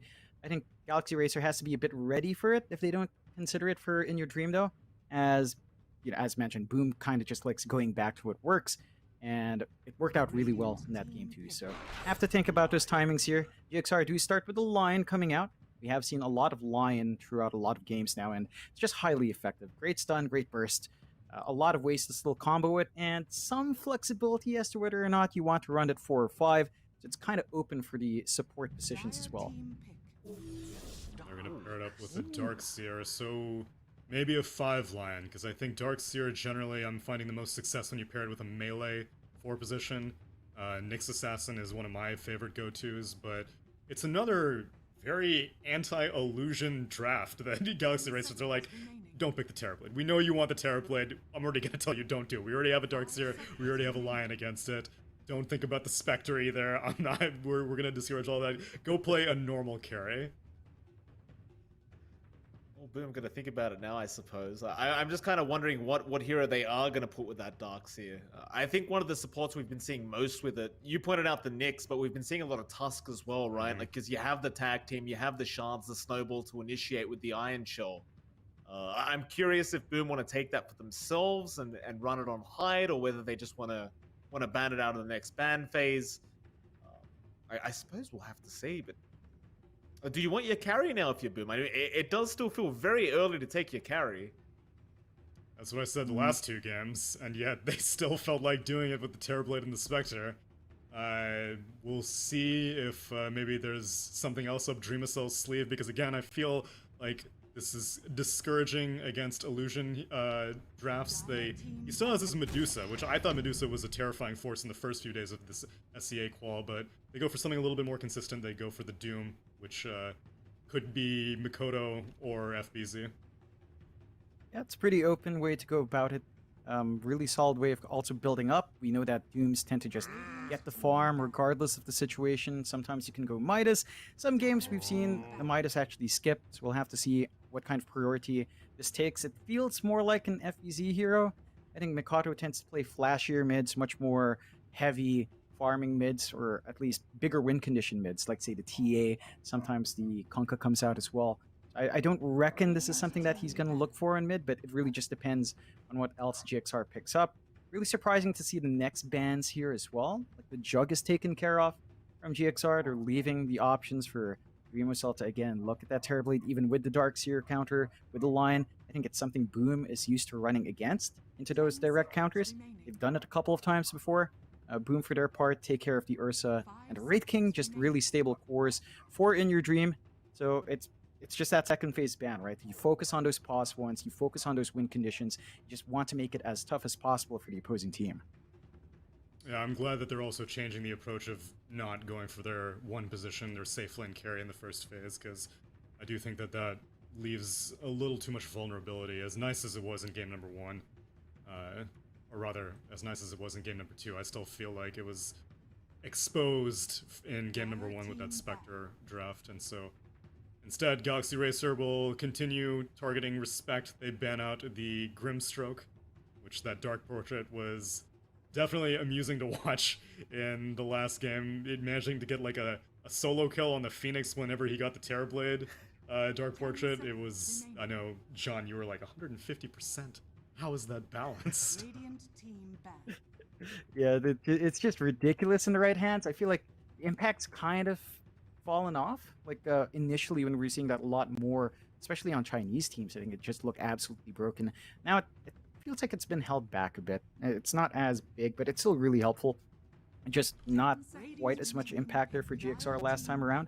Still keeping it safe. I think the Grimstroke ban was more to prevent double Doom, which is just super good for Boom to have on hand. And they managed to take that Spectre now as well. So there's that win condition for In Your Dream. And we've seen a lot of In Your Dream Spectres across our time here, Mike. I mean, we've seen a lot, and I gotta say, I'm surprised that Boom Esports kind of let that through, because In Your Dream, this seems to be one of his more favored kind of position ones to run. In fact, I think every time we've casted In Your Dream in this qualifier, if he's had the opportunity, he will take the Spectre, along with a bunch of other teams, of course, because the hero just looks completely busted again. Yeah, it seems like a pretty strong pick. I guess into the Doom Phoenix, you know, you've got some nice ways of kind of dealing with the Spectre, but it is still a pretty big problem, I'd say.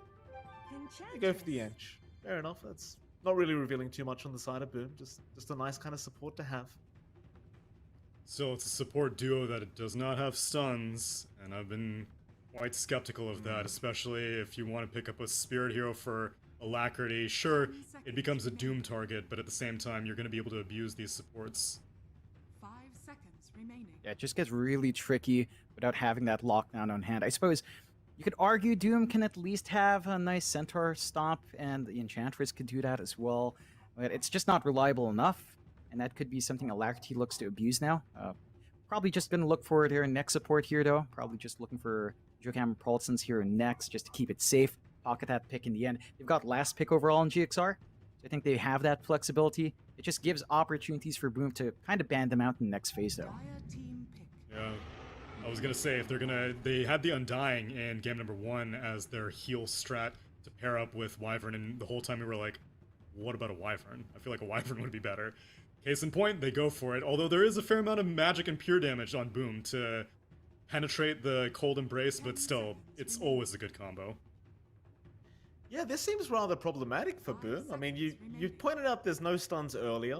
It seems like they don't really have the catch for this Wyvern. You can argue the Doom can do that job, but you know, he probably wants to catch somebody else, like the Spectre or the Darkseid with the Doom, or even the Lion.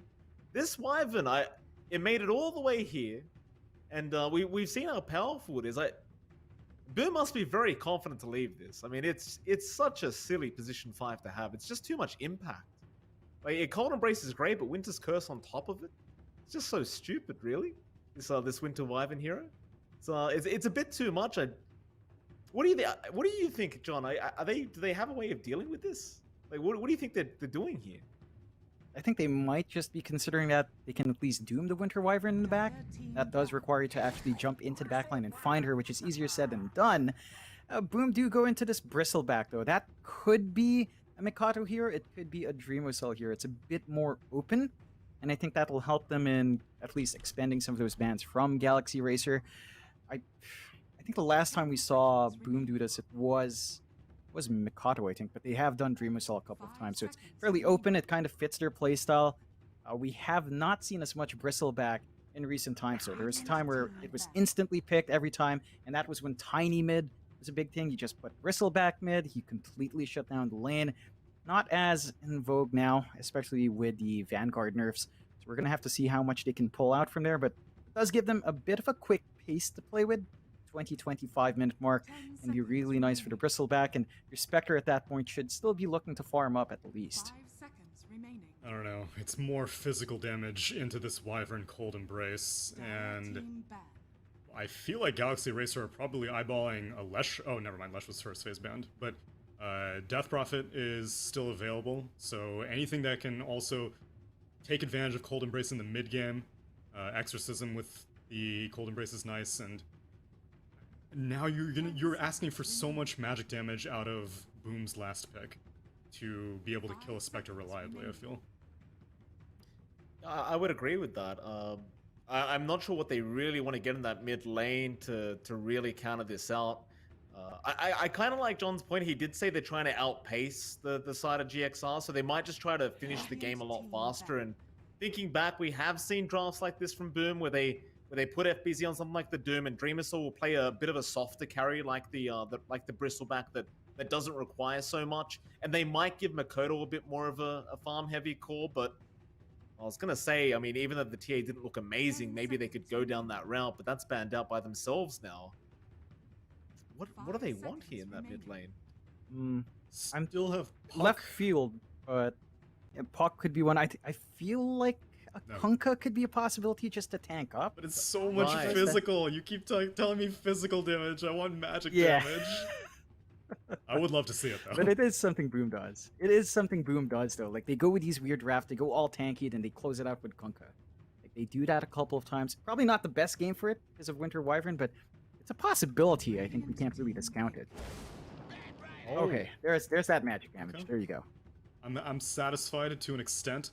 No way you could slot in a save on Galaxy Racer now, as they're looking for the mid laner that will probably have to deal with the Bat Rider. So let's see what Alacrity might have up his sleeve for this one. Oh, they actually banned out the Puck themselves, so that's not a possibility. Could go for the mid Viper, right? Like you need the break's not going to hurt either against the Bristleback. I mean, what else works against Bat Rider? It's just one of those heroes that you don't really beat in the mid lane. It just kind of wins out most of the time. No, never mind. They go for the laner route. Fair enough. So I guess that's one hero that can deal with it. Can deal with the Bat Rider, it can deal with the Phoenix Supernova, it can deal with Untouchable on Enchantress. That seems like a pretty ideal last pick for Galaxy Racer. Just ties in that draft quite nicely. They have some good timings to play with. There's some pretty good setup with VAC LSA. LSA to follow up with Winter's Curse. They've got a lot of ways to kind of play quick here for GXR despite having that Spectre. For Boom, Oh, it's I mean, they've got a Makoto bit of a on the quicker Doom. pace. Oh, okay. So they actually do go with the mid Doom to counteract Healing. I guess that can work out. FBZ and the Bat Rider we've also seen a lot, but Makoto Doom is a bit more of a rarity. So we'll have to see how exactly he itemizes. I think you still want that activity to come out from the Doom, and you want to be showing on the map, running the Spectre down when you can, and really shutting down that jungle. If In Your Dream gets a free time to farm, he is going to scale really nicely into that late game. I'm curious if Galaxy Racer might consider trying to tri-lane the Spectre and let Darkseer just deal with Bat Rider by himself, because now that the lane might be like Spectre Lion against Bat Rider, you're not going to have a very good time as the spec, so may try to do some musical lane shuffling, but either way, it still seems kind of favored for Galaxy Racer, but every single time, I think Doom, he is the late game of late games, especially against the Spectre. Once he gets the Aghanims, once he gets the Blessing, maybe even the break against the Spectre is going to be so invaluable. Yeah, I mean, I would have to agree. I think it's going to be a bit problematic for this Spectre. I have trouble doubting the In Your Dream Spectre. I've seen it enough now to know how good he is on this hero, but I would agree with you. I think Boom may have come out with the better draft here going into this game number 3, but it's anyone's game sooner. Very exciting one to watch. That's right, it comes down to stamina. It's 3 games, 2 50-minute plus games for 1 and 2. It's not about which heroes you picked, it's about how much brain power you have, because you're going to have to play another series after this. After our upper division of TNC Fnatic, it's going to be the winner of this versus Execration, and I can't wait to see who it is. Game number 3, MLP and John X Fire, take it away. Thank you very much, Tsunami. We are into game number 3. John, game number 1, game number 2, it's been a real ride. Very close series between these two. I guess we never really got to hear your thoughts at the end, but who did you think came out with the better draft? Honestly, I feel like Boom's lineup actually fits their playstyle a lot more. This is much more aggressive. This is much quicker. This is the kind of playstyle we expect from Boom, running around, looking for fights early, having a core that doesn't care to farm too much on Dreamocell, and just taking those early fights. Oh. Although they catch FBZ. Yeah, good luck, have fun indeed. FBZ, he gets caught with his pants down, and it looks like he is going to be the first blood. Jokam the one to pick it up as he was a bit of a running man up the hill, and the bounty runes in that dire triangle. But a great start here for GXR. Yeah, that just sets up really nice. Extra gold on your line, easier time to start up, extra regen on hand. They've got really good spots to drop wards now, really nice aggressive forward ward to watch the triangle, so they can watch the stacks that a Batrider would love, that a Bristleback would love, and they can contest it easier. This is really good showing from GXR. We were lacking some of that jungle evasion earlier on, so they can prevent the flash farm. It's just going to be down to, can they use that information? They're going to have to be disciplined enough to get those timely rotations out. They even have this early sentry ward blocking that small camp. So it's going to be a bit of a rough time right outside the opposing sentry for D ward. So it's going to be less advantageous for Mikado, especially as he will rely on some of those camps for some nice small creep skills early on. 100%. Definitely a nice little start here from GXR. Just the little plays that make the laning stage so much easier. We should just talk about that mid lane while we're there. Of course, Makoto and Alacrity going to be against each other on the Lina and the Doom. You think Alacrity will have that big of an advantage here? Like, it seems like the Doom, just as a hero right now, is going to be able to secure a farm no matter what you do to it. Alacrity, do you think he can harass him out and slow him down a little bit?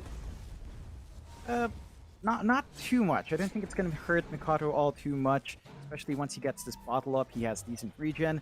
He has decent armor now as well. Whereas before, when you had like 2-1 armor, it used to be a meme. They're chasing down Mordo. Kezcute's under a bit of pressure here. Oh, is Jokam currently being chased down by some creeps. And does also need to back off as Kezcute. He's going to be alright. Just runs his way out.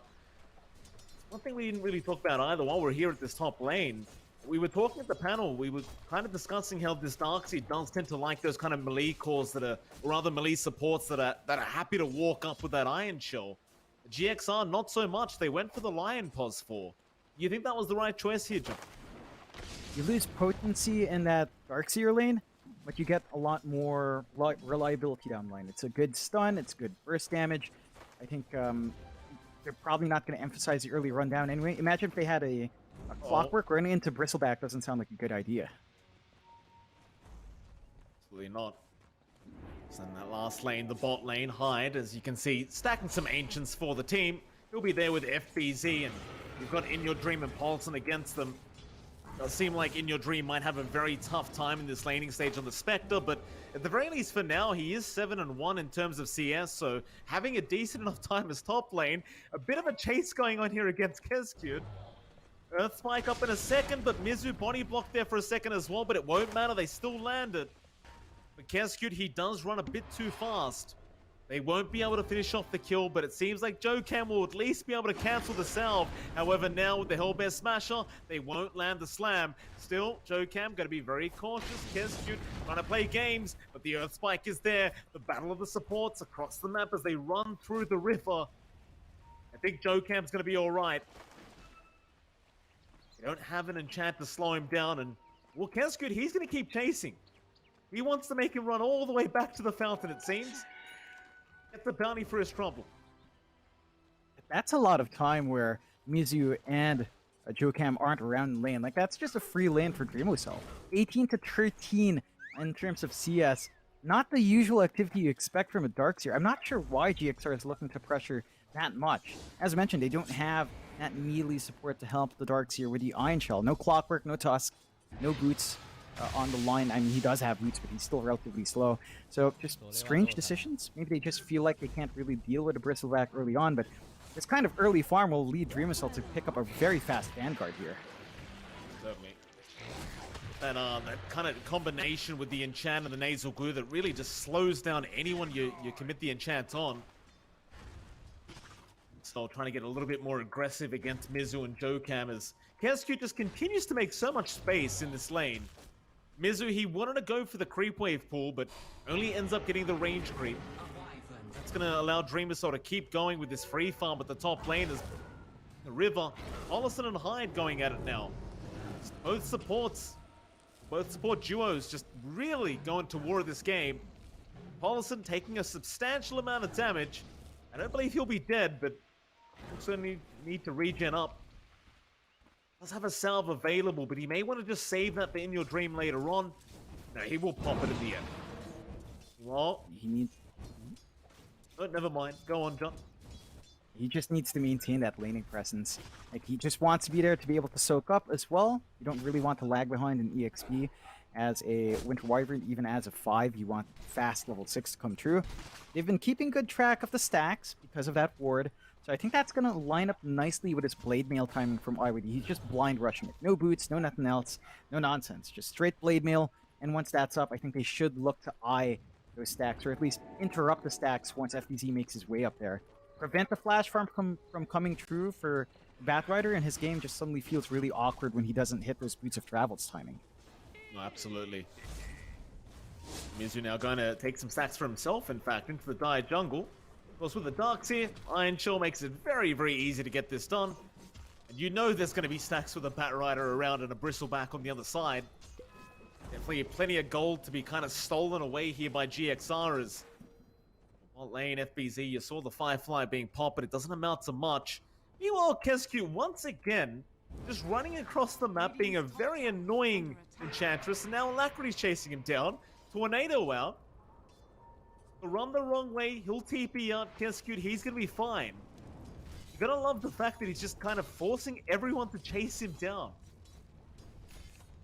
It really frees up that mid. Mikado is not under any pressure. He's still farming up. Nothing stopping him from just devouring everything he can. He also takes the power rune, which is pretty painful for Alacrity, as he'd want something like a haste to start rotating with his level 6 up. And that just gives opportunities for Mikado to dip into that jungle again. They've got a ward on the triangle to watch out here from Boom. They're just really making use of all this information quite well, and it's getting a bit awkward for GXR. They do spot these stacks being taken out, so Jokam is up there. Jokam, he's soaking a lot of XP out of this, so he's not really getting much gold out of it, but he takes a lot of XP away. You gotta love the timing there for Jokam. There's now a nice hex to cancel the Icarus dive, and Alacrity, he'll happily take the life of Hyde on the Phoenix. Be the second kill already for GXR, and the first for Alacrity. Now Lion, Jokam already doing some great work. He's just making this movement on the map pay off for itself. They're at the point where they kind of realize they could leave Mizu alone, level 5 in the Darks here. He can just play with the Iron Shell. I still worry about the space Dreamwhistle has, but In Your Dream. Easy.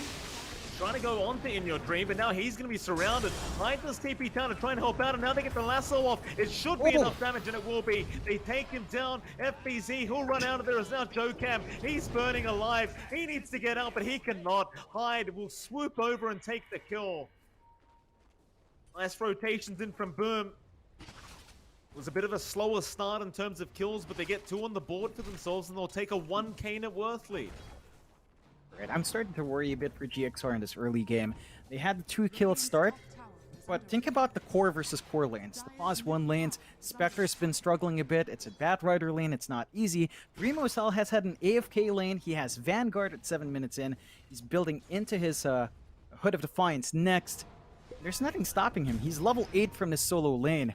This Bristleback will be a massive issue once he's done farming, and that's going to be relatively soon. We talked about Boom's timings being a bit earlier with this kind of pause 1. They're not really being held back from hitting those timings, and GXR, well, they're going to have to stall out longer for that spec, stall out longer for the Darkseer to hit his level 10. Is when you're really comfy with starting to run around with a wall. Playing around here with GXR, he's actually just standing his ground. In fact, Paulson, he dives in, he takes the kill. He is going to give his own life away to In Your Dream, so you got to kind of question how worthwhile that was. That was a very kind of manly play out from Hyde.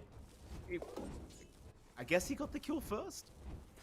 Yeah, I don't mind that too much. I think you're taking the Spectre away from lane. He's not farming up, having to play in those camps. Blade Mail's up, though, for In Your Dream. And the chipped vest, can you imagine, on a Spectre. That's an absolutely perfect neutral item.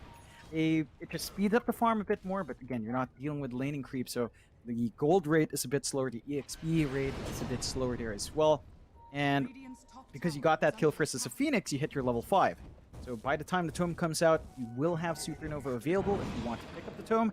And that's the point where you could start looking for more combos. Lasso into egg on a big target could be one, or just threatening some area denial with the egg is already going to be pretty big here for Boom. You know what they say, John? You buy enough Battle Pass levels and you'll get what you want in the game. And in your dream, clearly, putting his money where his mouth is. Very, very nice opening neutral ida for him. To bot lane, going to try and take over that bottom lane, but he's going to be very cautious as FBZ, he's looking for a lasso. Might be able to find one. The surge was there. We've seen Mizu on this Darkseid before, and generally speaking, he wants to probably rush an Aghanim Scepter. It's the last time he did. He hasn't queued one up yet, so we'll see if that's going to be the case. Do you think the Ags would be the right itemization here, or would you rather see something like the Guardian Greaves rush on this Darkseid? I'd say the Greaves are probably better. Heck, even maybe... No. Pipe doesn't sound too amazing, but Guardian Greaves might be better off. Like, the Ags is really slow. At least with Guardian Greaves, you're going to have a mech on hand, so you can show up in these fights, sustain your team a little bit more, help the cause out earlier. Because Ags is just so slow. Like, you're going to sit in lane, you're going to AFK farm, whereas the rest of Boom might just be forcing the issue. Speaking of, Boom is already smoked up from mid. Mikado's still got that Doom ready to go, and they're almost at the egg, but not quite there. We'll see if they can find a target here. We'll hide. Mikoto going to run into Jokam and Alacrity, and they'll get the Yules out. Alacrity, hold down Hyde. Should have enough damage to just burst him down. In fact, on the side, though, they've got the lasso. Doom out. They've caught Mizu, a much healthier and rather valuable target as they do take him down. And now Alacrity, he's going to try and run. Can he get himself out? He barely does as Jokam. He will not be so lucky. Get something for their trouble, though. 2-for-1 trade. Definitely more favorable to the side of Boom Esports. I wouldn't say that. It's a 1-for-1 because of the deny. Like, Mizu got denied from Alacrity. You didn't get that core kill. Oh, he did Minted too. Lasso and Doom. You didn't really gain as much as you'd want. Yeah, you're slowing down the Darkseer's farm. You're not gaining gold yourself. And that's the hurting point here for Boom. However, I say that. It's 4-4. It's a 6k lead for Boom. So it doesn't feel like it matters all too much in the wider scope of things. So you're still having a great time with Dream Salt's farm. Uncontested, just completely uncontested. He takes a top tier 1 by himself. At what point does GXR feel like the Bristleback will be a problem? Because let me tell you, Mike, Vanguard up, Hood of Defiance up, Eternal Shroud almost up. This is a scary Bristleback once he shows up in the middle of a fight. And he queues up that Aghanim Scepter. That's when things get very silly with the Nasal Coup. River, they've caught FBZ. Winter's Curse expended. Light Strike Ray is there. Alacrity pops the Laguna, but FBZ, he will survive. He'll make a run. Haunt out with the Spectral Dagger, but FBZ, he barely goes down. Just barely. In your dream, his job is done now. Back to farming. They do chase for more. Jokam, nice stun out. The fingers there on Hyde, but he might make it out himself. Hex, Jokam, how much more damage can you pump out? Hyde, one more hit. No, he's forced the egg up. Jokam, he'll man up. He'll try for this. Can you get 6 hits in Jokam? I don't think you can, sir. It will explode. And Hyde now looking for that sweet revenge, but the TP play Jokam. He doesn't really get up, but he does. Oh, how do you just do that, Jokam? How do you get away with murder like that? It's back to that point Tsunami brought up, right? There are no stuns here from Boom. Their supports just don't have inherent stuns. They have to rely on Hoof Stomp from the Centaur creep for both Mikato and the Enchantress to get control. So it's hurting them. There's been a lot of TPs out, and it just doesn't feel great for Boom. But I don't think they mind too much. They've still got 5k ahead of GXR. They're grouping around bot. Paulson's not safe here. No, he's certainly not, John. No Winter's Curse up either, so he can't really use it defensively, and Dreamer Cell is going to get himself a free kill, it looks like, as nobody's coming down to help him out. They've accepted that Paulson is going to die, and that he will. Still, they are trying to pressure the mid lane. I say that, Alacrity, he's been the one to be doomed up, but he does make his way out. FBZ, unable to connect the lasso, so instead, they'll go after Mizu, wall down, but there's your lasso out. He's got the darks here. Do they have the damage, though? A vacuum back into the wall, surge up in 1 second. FBZ still trying. He has the flame break. It should be enough with all those sticky napalms, but no, he doesn't make it back. Will die just before the TP finishes. very least, Doom expended, Alacrity runs out of there. So you didn't have the worst case scenario for GXR, but it was still pretty bad. It's not ideal there for GXR. You're protecting your Spectre in the sense that all of these fights break out while IYD's elsewhere. So you're still building up in your win conditions, just not fast enough. They're going for that mid push. Their push isn't the quickest from Boom, but they're tanky enough that eventually this tower ought to fall. And once it does, the map opens up a lot more. You've got Egg back up on Boom. They can look to still deny the area away from GXR if they want to play that way. They have to watch the Winter's Curse in about half a minute, so they can't quite overextend. You're seeing the effect of Dreamcell just showing in lane. Light Striker Ray, they'll lock him down, but he takes no damage. No damage. No damage whatsoever.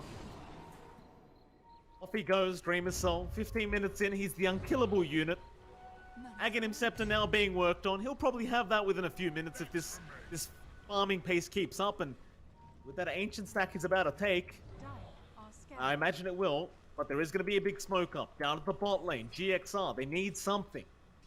Saw Makoto for a second and Jokan, he gets surged up. He needs to get the initiation and does. Haunt in, there's no help for Makoto. This should be a nice free kill and they'll get it. Nice setup from GXR. You're playing around that Haunt opportunity quite nicely. They have the finger, they look for the kill, and then immediately you go back to farming here for In Your Dream. So it's just a rinse and repeat around those two cooldowns the side of GXR and kind of trying to stave off the aggression from Boom. Boom, that's what happens when they kind of pull off from their big clump up. If they're not together, the Haunt will pick them off one by one, and with their playstyle right now, it's like they clump around mid, they expend Doom, they pull back, individually farm. GXR kind of reads that well. But Boom, knowing Haunt's down, knowing Finger's down, they are smoked up around here. Lasso's back up too. Got the Blink Dagger as well, Alacrity. He's going to be the one that's targeted, and they drop the egg immediately, but the Winter's Curse there. Paulison, he may have saved the day. Alacrity, Light Strike Rain, he's going to make a run for it. They committed everything for that, but they will get nothing. Paulison, he even gets an Invis rune. Would you believe the man's luck, John? He's fine. They don't have the detection. It's too far out. Really well played from Paulson. He did lose his courier, his Holy Locket, so that's going to be stalled out for a minute and a half, but not the biggest deal in the world. Still, that opens up the mid-push, and Dream Assault just face-tanking this. And he is, but they've got Alacrity back in this mid lane, so they can try to defend. Tower's down, maybe they can try for the fight, but Dream Assault's not going to be the target you can go on first. He's just way too tanky, way too farmed right now. In fact, Dream Assault, he's going to walk into your house and start taking your creeps away. Fortunately for GXR, there's nothing they can do about it. Just held back from the triangle. Lots of wards now from Boom to watch that area. And the one saving grace right now for GXR is that ever since Boom hit this 6 to 7k lead, they haven't really expanded it. It's just been floating around 6k. So they're not widening the lead, which is kind of good news for the opposing team. Ideally, you wouldn't have no lead at all. But maintaining it means that you're still finding farm at the same pace as Boom is. So they're not lacking efficiency on farm on the map from GXR. What they lack is time. They've managed to get this blink up on Jokam. Patience is sort of paying off. They've got that instant blink hex initiation, and they can look to reveal that. Been baited in, Mizu surged the way in now. Alacrity does join in, and they catch out the Bat Rider. He got a little bit greedy there, trying to chase him down. He had the blink off cooldown in the last second, but it's not enough time as now Dreamer's Cell top lane trying to go after Jokam. The Jokams realize you could just TP out, and Dreamer's Cell's going to lose his courier. There's nothing even on the courier. I'm not sure what it was doing. Yeah. I don't know, maybe he picked up that point booster, I think. Just had it delivered from the shop and just didn't micro it well. So you lose something there. Losing FTZ is a bit bigger. He's the one core on Boom that hasn't really been able to farm as much. He's lagging behind on In Your Dream, lagging behind on Alacrity. The rest of Boom's cores, Dream Assault and Mikado, are up on the top two. So your Bat Rider is kind of taking the back seat for this, and that could hurt. You want that Force Staff to be up, ideally even a BKB on FTZ so you can really dictate some of these engagements, but that's going to be a bit further off. Still, Boom with that movement out, you start the Roshan, and once you build up those Nasal Goo stacks, it's not going to take too long for the Roshan to start falling. They've got Egg to back them up here as well in case a fight comes out from GXR. They do. Boom trying to just kind of guard that Roshan pit. not allow the exits from that Radiant Triangle as Dreamercell. He's still getting to work. The Roshan, less than half HP. They'll try to get started on FBZ. Laguna out, Finger out. They get down, FBZ is now Dreamercell. He'll have to back off, but what a great Winter's Curse. He holds all three down, and they will burst down Kesgu to boot. Onto the Roshan now, in your dream. It's a gift shot. It's Christmas for in your dream. They even can't hide now. The Phoenix in trouble. They'll haunt him. They'll take another. Oh, boom.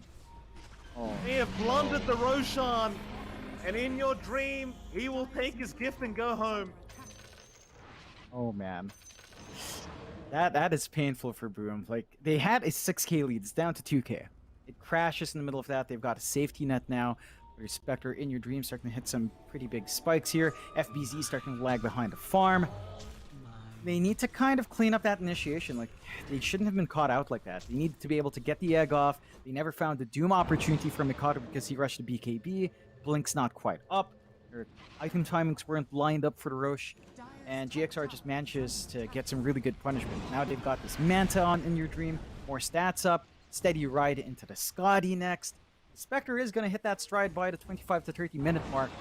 And Boom, for most of this game, has been satisfied with just solo farming on Dreamocell, right? Like, he's almost got the Aghanims up, about 200 gold off. They have to make something happen. Like, that's the point where, all right, enough's enough. We had that early Eternal Shroud, early Vanguard, but they didn't really run forward with a Bristle. They can't afford to do that any longer. They've got to take some of these tier 2 towers. They've got to start shutting the map down. Otherwise, it's going to be a bit similar to how Game 2 was. It was Terrorblade versus Lifestealer, and yeah, Lifestealer could do a couple of things, but that's still a Terrorblade. In this case, that's a Spectre you're wanting to push into the late game too. Not quite an easy hero to deal with in the late game. It's a bit of a smoke up here from Boom Esports, but there's not really a target they can go after. Or at least be able to scout out a bounty rune, but they'll just take it and back off again. On the bright side, they are just still ahead in terms of net worth, but it's so negligible though. Just 1k now for Boom and GXR, while they are still behind. Slowly but surely, this Spectre is coming out online, and in your dream, he's going to start working towards that Eye of Skadi now. And I think that's when things start to get a little bit more problematic for Boom Esports.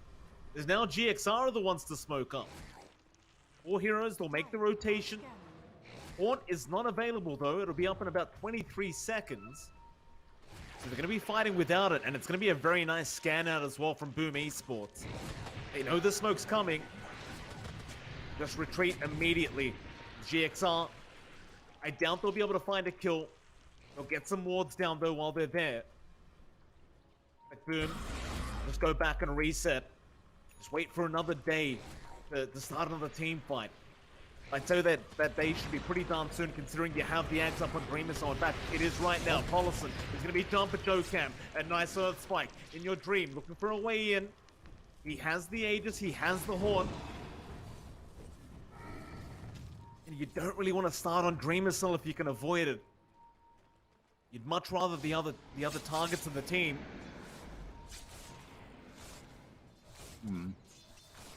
It's a bit awkward right now. Oh wait, Dreamercell's by himself now. They're gonna make the jump in. They'll drop the wall, they'll drop the Light Strike Ray, they'll drop everything. He's got the Sun Ray, but they've got a lot of damage now. And as your Winter's Curse out, they'll lock down the Doom. But Dreamercell still alive with the Light Strike Ray to follow up. They'll drop the egg now, but it's just not gonna be enough. Dreamercell, he's still trying to walk away. Is it gonna be enough though? The Spectre, the chase down, the egg, it saves the day. Light Strike Array is gonna be there. Alacrity trying to survive. He does drop. Pollison, he's gonna go down, and Dreamercell, I thought he was guaranteed to die, but this man just won't die. He refuses to die as they go after Mizu. He will TP out. Oh, it felt perfect, John. It felt like they'd have enough.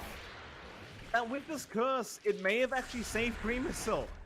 It just bought those extra couple seconds for the egg to come in. Definitely, it was a big factor in where Dreamercell. I have to question why you jump a Bristle like that, though. You surely know, without a source of break as of yet, and without insane burst damage coming true, with a Shroud and with a Vanguard, he's just blocking a lot of it. He does not care.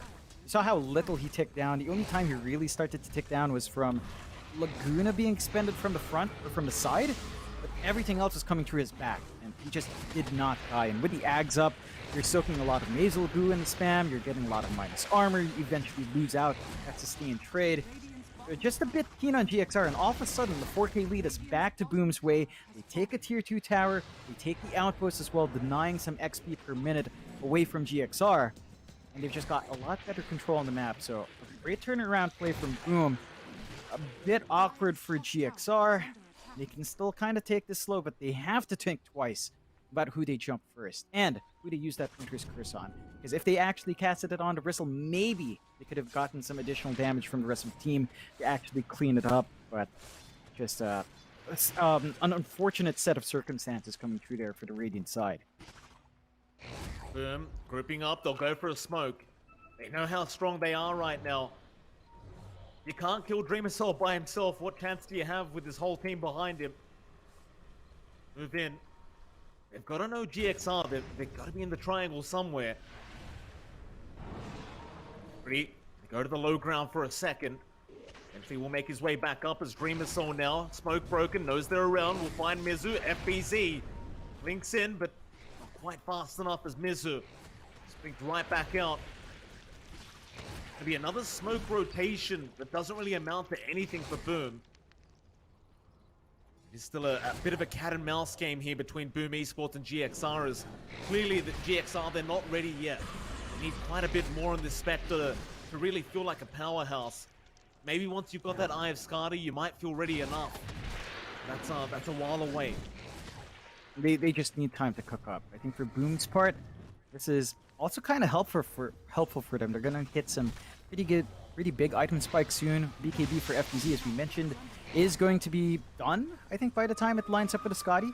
So your Batrider can just take the front line, back up the Bristleback a lot better.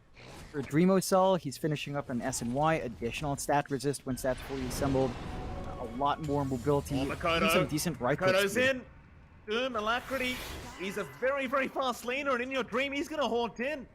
Makoto forced to back off after the Doom. The BKB gonna wear out. Now Dokam, he's trying to go after FDZ. He might have to just accept his own death though. But they save Alacrity on the laner. And that's gonna be Doom expended. Pretty big spell to use out. They even managed to also bait out GXR's Wall of Replica and Haunt. So I'm not really sure who wins out there. Like, that's one spell for 2-3 spells. And it feels a little bit better for Boom because they still have Lasso, they still have Egg. So they're not out of options to fight just yet. Just for GXR, they're going to have to completely rely on this Winter's Curse now, coming through from Paulson. And it can be a bit awkward again. It's very hard to make the choice as to who Winter's Curse, because if you Winter's Curse Bristleback, you don't guarantee the kill. If you Winter's Curse someone else, Bristleback's damage is really reliant on the quills. Even with max Warpath stacks, it will fade because he's not spamming spells during the curse. So it's not the ideal be-all and all team fight coming through from GXR without the VAC wall, especially. You're going to have to be a bit patient before re-engaging. And without the Haunt, you don't have easy access for In Your Dream to get his damage off. So I think Boom is feeling a lot better about that. And again, they're stalling out quite nicely for this BKB on FBZ. He's almost there, just about 1k gold off. And once that's up and running, I think we should really start to expect more from the Batrider here. FBZ so darn close. Just about 800, 900 gold off that BKB now. Let's pause. Not gonna really last too long as Dream Assault just needs a reconnection. You see the side of GXR, they've kind of been looping around through this mid lane, just through their own Radiant jungle, but you know they're just not confident enough to start the fight yet. They're not at that stage. They're just trying to avoid the side of Boom, not make it obvious where they're located at the moment. So much on the line now for both teams. One of these teams will proceed and the other will have to leave the qualifiers. A bloody Mikoto. Neutral item on the ground. Is he baiting with that? He's left it there. Makoto's going to go in now. Mizu, targeted. Lasso is out. FBZ does catch him. Meanwhile, Hyde does drop across the map, but they do get Mizu. Missile. No cap. Got the invisibility cloak on shot. It'll catch him eventually. 2 for the price of 1. Yeah, it's pretty good for Boom. I'm just... Where are those neutrals now? There you go. One of them's equipped now, alright. The Enchanted Quiver's still missing, but I suppose the Quiver's not too big of a deal to give out. And finally have the BKB. So no lasso just yet to reveal that BKB would, but you got at least a nice support kill and a nice offlane kill. Take tier 2. Only one outer tower left for GXR off the back of that fight. And Boom, they maintain that 8k lead. You can start to look to close out the map. Once they take this last outer tower, it's going to be super difficult for GXR to split push, super hard to find that farm for In Your Dream. And he still needs time. Like, he's gotten enough to buy out the Scotty, but you don't stop at the Scotty if you're a Spectre. That Enchanted Quiver, by the way, is to the left of the Dire Outpost, just casually sitting there in the fog. Alacrity did not see it. Just sitting there. There you go. Are scanning. Neutral items are alright. not necessary here, John. No need. Man, that brings me pain. I remember some teams leaving their Philosopher's Stone on the ground. That is double pain. Don't do that. At least it's Don't not do a that. Philosopher's Stone. With the- Enchanting Quiver, it's like, yeah, whatever, it's okay. With the way these games have been going in SCA, like how many tier 5 item games have we had? These players, they probably just like, what, tier 3 items? What's this garbage? I'll wait for the tier 5 ones. Your Dream, Roshan started. Dream itself, he's going to go ahead and scout that out. Couldn't believe his eyes for a second as he goes back in onto the Spectre. FBZ just a split second too late for the lasso. And now they can go back for the Roshan. Back In Your Dream's illusion, even helping them out now. Still hitting the Roshan In Your Dream. It'll expire anyway. They just smoke on. And they want the fight. Still the stronger team at the moment. This 3rd-minute mark. Gotta get up to that high ground though. Dreamer Cell just being very cautious. The XR. They're not going to play here with Boom. They're going to back off again. BKB popped. Oh, they found Jokam. Jokam with that Shadow Amulet. He's going to get caught out on the Lion. He'll throw the finger out before he does die, but he's gone for 40. No buyback on that Lion. Now Boom. Oh, they could go for the Roshan of Dreamer Cell. He's been stuck on the cliff. He's on the cliff, John. They'll force him down though. He's alright. Alright. That is terrifying for him. Really nice fact, but that's going to start the Rosh. No Lion means no Hex, no Finger Up as well, no Earth Spike. A lot of the controls now just solely on that LSA and the Winter's Curse. They're going to have to get the perfect one, but this Rosh is not going to last long with all that Mind's Armor. You afford to leave it though. This is the second Roshan. They're going to get a shards out of this as well. Boom Esports, they would love this. Roshan, very low. Dreamer's not finished yet as Paulison. He jumps in. He's quite early, but he's got 3 in the Winter's Curses. Now Alacrity trying to get in there with a Light Strike Array, but it's not going to be enough yet. In Your Dream playing around, they'll go after Lina. Alacrity falling quite low and does end up dropping. No buyback on the Lina either. The Boom now certainly go for this Roshan. You've still got the Haunt up on In Your Dream. He can try for the still as Jokam does jump in, and there's your Haunt down. They go after the Phoenix, but the egg is there. The egg's there in time. Maybe they can get it off, but no. They burst it down. Still Mizu in big trouble with the Cold Embrace. Gonna buy time. Is In Your Dream. He's gone for the Roshan. He takes the Aegis. He snatches it away, and he'll just make a run now. The rest of his team is just dead around him, but who the hell cares when you've got the secondary life? But can you survive long enough to make it worthwhile as Dream himself? He just keeps spitting at him. In Your Dream, how do you find a way out? Paulison, he has no curse, but he does have the Cold Embrace. They also have the cheese, but there's your lasso out. Back to the high ground for you, sir. Manta, In Your Dream, he's still on the run, but can they actually not kill him? Makoto jumps in. It's still not enough. The Aegis will survive. And so will In Your Dream. As Boom Esports, they will retreat. Dire's bottom tower is under attack. That is a pretty big win. I say win, they lost a couple of heroes there, they were forced to buy back, so it's not very clear cut, but they deny away a win condition from Boom. Without the Aegis, high ground's just that much riskier. They don't have the free Ag shard to get the hairball on Dreamocell or any other upgrade they'd look for, and they don't have that safety net anymore, so GXR buy themselves more time to stall this game out. In Your Dream's trying to save up for the Basher. They've got an opportunity to look for a back wall play.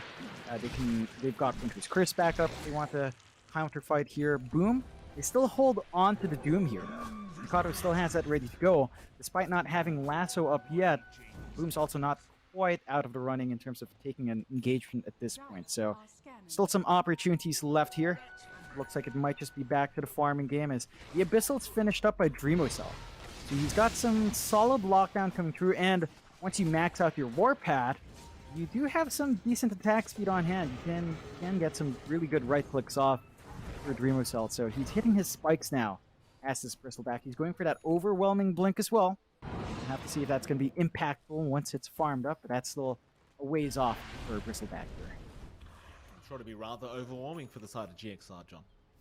Macrady, mid lane. It was a terrible one, I'm sorry. Hollison, going to show up in the mid lane. After Kesku, but they've got the lasso on that Winter Wyvern, and even the egg going to be dropped. Alacrity not safe either as they bash him up and they'll burst him down. In your dream, he's right out of there. No wasting time. Back home for you, sir. Boom Esports, they have an opportunity to go high ground and try to force buybacks. You can't underestimate the Spectre though. He's hitting quite hard, and Dreamocell's quite low. Matter of fact, a nice back from Mizu. In your dream, still going. They catch him up. It's gonna be enough. Not quite, but they do force Boom back. Then again, FBZ, or rather Makoto, he wanted to get a tomb off. He doesn't get one. So the high ground, even 5 versus 2, or rather 5 versus 3, is still going to be quite difficult for Boom. And a lot of that kind of attributes back to Jokam, who has the shards up. He's training all the mana from Boom Esports. And it kind of reminds you of that TI with Thompson and the Gyrocopter. The Dreamocell, he has no mana, so he can't go high ground and fight. Yep, he just doesn't have it. He buys 3 mangoes. He's actually flying into mangoes just to have that mana sustain for himself. They need to find a way to jump the backline, take out Jokam before anything else. And that's when they can start to pierce through. GXR do a great job of stalling out. They've got the Winter's Curse back up. They've got Wall in about half a minute. So they can, again, look to make something happen within that time frame. The Aegis is still up and running as well, but they've only got about a minute 20 left on that. So whether or not they fully commit in that time with In Your Dream is a different story, but he is protected for a bit longer. And In Your Dream is going for the butterfly here. Just more protection, more agi. The evasion's going to be really nice as well. That could cause issues for Boom as, we're at the 35-minute mark. It's not like Bristle suddenly drops off yet. Bat Rider Lasso is still super helpful, and Doom is still Doom. But once we approach 40, 45, 50, the Spectre grows bigger and bigger, and, the Lina starts becoming a factor as well. With a right-click build, Alacrity is going for. He's queuing up the Daedalus, he's queuing up the BKB. He will be an additional core on top of that spec.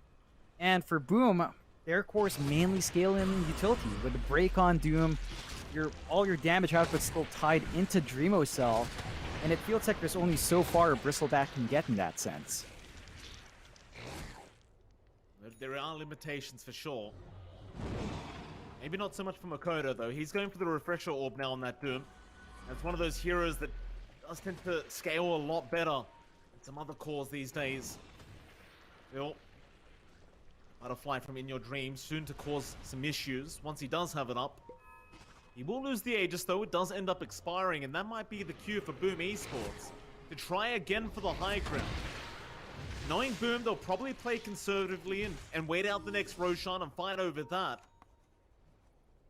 But this Spectre's still getting bigger, John. It's getting scary as time goes on here for Boom. Yeah. Allowed to still build up. In Your Dream is just number 3 in net worth. Not even too far behind Mikato and Dreamcell considering that start. So great recovery coming through for IYD. And really great patience from GXR. Smoked up, they want a target. Scan out, and it's Jokam again in that Shadow Amulet. Right underneath the scan. Jokam, he doesn't know about the scan. He's there. Smoke broken, FBC, he's gonna cook him up. Jokam, he'll try to go for a TP. Makoto will have none of it. Oh, Jokam. Oh yeah, if any hero is gonna die, it may as well be the Lion in this game. Yeah, I think that's the best target for GXR to give out, and he knew what he was doing. He's standing by that area, just Shadow Amulet up, maybe hoping for a bait play, and it does pay off, so it's more space for GXR to regroup, recapture their outpost. get some XP per minute back, get some control back in the bottom jungle, farm up their own tier 4 items, and kind of finish up in that sense. Boom are also sort of lagging behind there. Do manage to take out the last outer tower though? So tier 2 gone, no outer towers left for Galaxy Racer. That means once the high ground begins, you have no protection, and Boom can just kind of zip across every single tower if they get the opportunity. GXR has to pull pretty strong defensive plays to follow through. For now, it's still the same old story, stalling out. Butterfly for In Your Dream, almost there, just lacking about 400 for the Eagle Song, then the 1,300 for the Talisman. And then at that point, that's when the Spectre should start to feel a lot stronger up front, a lot more durable, as long as it doesn't get doomed up. I think for Mikado, he's rushing that refresh next for the double doom. I'd say at some point he'd also want the Ag Scepter. Maybe he's going to hope for it from the Roshan as a lucky drop on Roshan number 3. Not the most reliable, but eventually that break is going to have to be a factor when dealing with that Spectre. Well, Makoto, Alacrity, he's already out. Jokam, again going to try for the TP, but he gets caught. It's still better than Alacrity being caught out. You take what you can get, Boom. They would have loved the Lena, but they won't get it. Mid lane, Dreamer's Soul. He's going to try and bully In Your Dream. Keep in mind, In Your Dream has a flicker, so he can dispel some of these stacks, and in fact, he'll turn around onto Dreamer's Soul. Bit of damage out. Actually a pretty substantial amount of damage, considering it is a Bristleback with his back turn, but not quite enough as top lane. Who have they got? It's going to be Paulison. They even commit the Doom. Just make sure the dancing dies. Is now toward the south. A lasso is there. They even got Alacrity on the Lena. That'll be 2 for nothing. Doom now. They want the high ground. They're hungry for it. They'll go straight in. In Your Dream, he'll be on to Kescute. Trying to go after that Enchantress, but it's going to take him a fair bit of time. He does not attack her very fast. One buyback out from Paulison will be enough to force back Boom Esports. Fortunately for them, John, Roshan's up in 2 minutes, so they've got to wait a while for that. Not going to have that opening for that big objective. We do manage to wait long enough that the refresh is up on our Dooms. Mikado's got double Doom ready to go if he wants it, or at least Doom on demand if he needs it in the next few minutes. And that should enable more possibilities here for Boom. Start to lock in more targets. Maybe, lock in the Spectre plus the Lena at the same time, or the Darkseer if you feel like the Iron Shell shield is a bit annoying with the Ags up. It hasn't felt really impactful. They've also managed to get this big spike. Oh. They've got the big one, John. They've got the Spectre. The Doom was there In Your Dream. He's surrounded by a Phoenix and a Doom, and there is plenty of damage. FBZ will hand the tip over to Makoto. There is buyback gold, but that's going to put such a delay on the butterfly timing of this Spectre. Meanwhile, top lane, Dreamer's Soul, he's got Mizu. They'll super punch, or rather just normal punch him back, but the chase is on. But Mizu is going to make it out as Alacrity. Show up with Jokam. FBZ looking for a lasso, but the Lincoln's Break is there, and now the Winter's Curse. Paulison locks one in. The Dreamer Cell is in the middle of this team fight. In Your Dream, he commits the buyback onto FBZ. They'll get the Bat Rider onto Kescute. They want the Enchantress, and they'll find him. A very nice buyback there from In Your Dream. Rest of Boom Esports will make their exit. Roshan's up in 25 seconds. They could force some buybacks here from Boom. This is going to be really big for GXR. They're in a better position to contest that Roche right now. They need the Aegis a lot more as well because they commit that buyback in Your Dream, so they're going to have to fight for it. They can't afford to give it for free. Winter's Curse in about 40 seconds will allow them to fight as well, although... Hex is out. You'll set there as well. Alacrity, line strike away to lock him down, and here we go. The normal punch there from Mizu to knock him back. Mikoto, he can't survive. Even with the BKB, he's down without buyback. And the Roshan respawns as he goes down. Phase game is done. In Your Dream. Oh, boy. But those battle pass levels, you know how it goes. Definitely. Really, really unfortunate for Boom. Not having the egg as well means this is not a fight. That is Aegis Cheese refresh on top of it. So double wall potentially in play here for Mizu. Going to be really big for them in the next engagement. For the side of GXR, they should start finding some tier 2s while they can. You know there's no buybacks because it wasn't committed. They should look to get as much off the map as possible in the green stuff like the although. Oh, they're going in. Tollison gets dropped by Hyde. Dreamer Cell, king of the hill for a second. Hyde, he'll jump up to get the gem. So he wants Joe Cam again with that Shadow Amulet. He's just going to stand there and just act as if he's not there as Dreamer Cell goes into the backside. He found Alacrity. Light Strike Array, though, is going to hold him down. The surge away. It's going to be more than enough for GXR.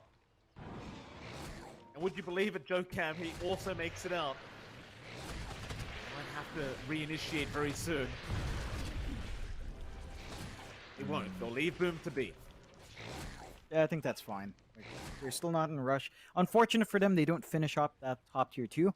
So they don't really make progress on the map just yet. They really need to start working some of those objectives with some of the back and forths they've been winning out on. For Boom's part, they will have Double Doom up on this respawn coming out from Mikado, so they might be able to go in if they want to. They have to watch the refresh, double back, double wall coming up from Mizudo. And that could be really painful for the side of Boom to contend with. And they need to get some better egg usage coming through here from Hyde. Like, his position has to be on point, has to be able to protect Mikado, protect Remocell, and just ensure that his chorus can just focus on the greater fight, have all the attention dragged to the egg, and kind of punish that as the game goes on. We do have a couple of big items being farmed up. The Arcane Blink on Mikado is going to be nice. You can blink in, get a cooldown reduction on Doom. Going to be really strong to have that up earlier. Of course, with the double Doom, it's not as painful. The Butterfly is up and running on In Your Dream, so he's got some evasion. He hits a lot harder on the right clicks and hits a lot faster as well, which should help with the issue on maybe melting Kezcute early on. So they've got a lot of power spikes here on both sides. We are at the 45-minute mark. This is when it starts to feel like GXR should be scaling a lot better, but Boom are still putting up a really strong fight. Their control, their team fight is still pretty darn good. They just need to catch the right heroes. I'd say at this point, maybe prioritize the Lion. Like, if you can't catch the Spectre or the Winter Wyvern, get the Lion out. Like, if you leave Jokam alone to just mana drain everyone, Dreamosselt's not going to be a hero. Awesome, though. It's the Wyvern. It feels so scary. One good curse and the team fight, it just totally changes. Still 45 minutes in, we're 14 minutes away from another tier 5 item game, John. Happy days for us. You love this. I mean, this is what is so great about SEA. We talked about it, but it's so competitive. Like, any team could take these qualifiers at any stage. They're just so packed. Like, the region has grown in skill level by a huge amount, right? Like, we've been watching since 17, 16, maybe around 17 actually, and it's just grown a lot closer. It used to be that, oh, every time we go to these qualifiers, it's always TNC, although FBZ... Going in, they've got the lasso out onto Mizu. Porto, In Your Dream, doesn't allow them to get this free. They go onto the backside. Hyde will be fine, but FBZ, he's gone. A 1-for-1, and Mizu's brought back. Onto Dreamer Cell, they'll go. He pops the middle door home with the bashes around. They'll drop the egg defensively, trying to save Dreamer Cell. The rest of GXR, they will back off, but In Your Dream, we're going to go back in, and now the curse. Hollison, he only got one in that. It won't be enough to Doom out as well. A massive stun, Makoto! He got all four with the massive stun out, and he'll refresh. He'll get the Dooms out, but the back walls are there. Boom, they are not out of the woods yet. They're still going to have to fight back. They've got the big ones. Or do they? In Your Dream, he's still going to fight back. He's still healthy. Kodo. That stun. Flicker. It's unbelievable. The 5v3 scenario. Can they defend high ground again 5v3? I have a feeling Boom Esports, they're not going to be happy to back off like they were last time. Especially with the way this game's gone. Go after the bottom racks.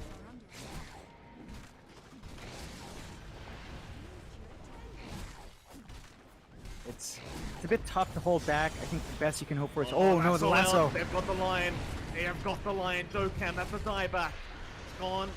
1.5 minutes. Alacrity now being jumped. Makoto again in with the stun. They've got the Makoto, the lead. refresh. The X been dropped as well, but Alacrity, he will make his way out. Still, they want to go for another Rax.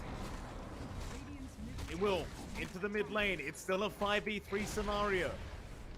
Winning condition really here for Boom Esports. They clear out as many objectives as possible right here, right now, before In Your Dream becomes too big of a problem. He'll go on to Dreamer Cell. He'll try to delay things.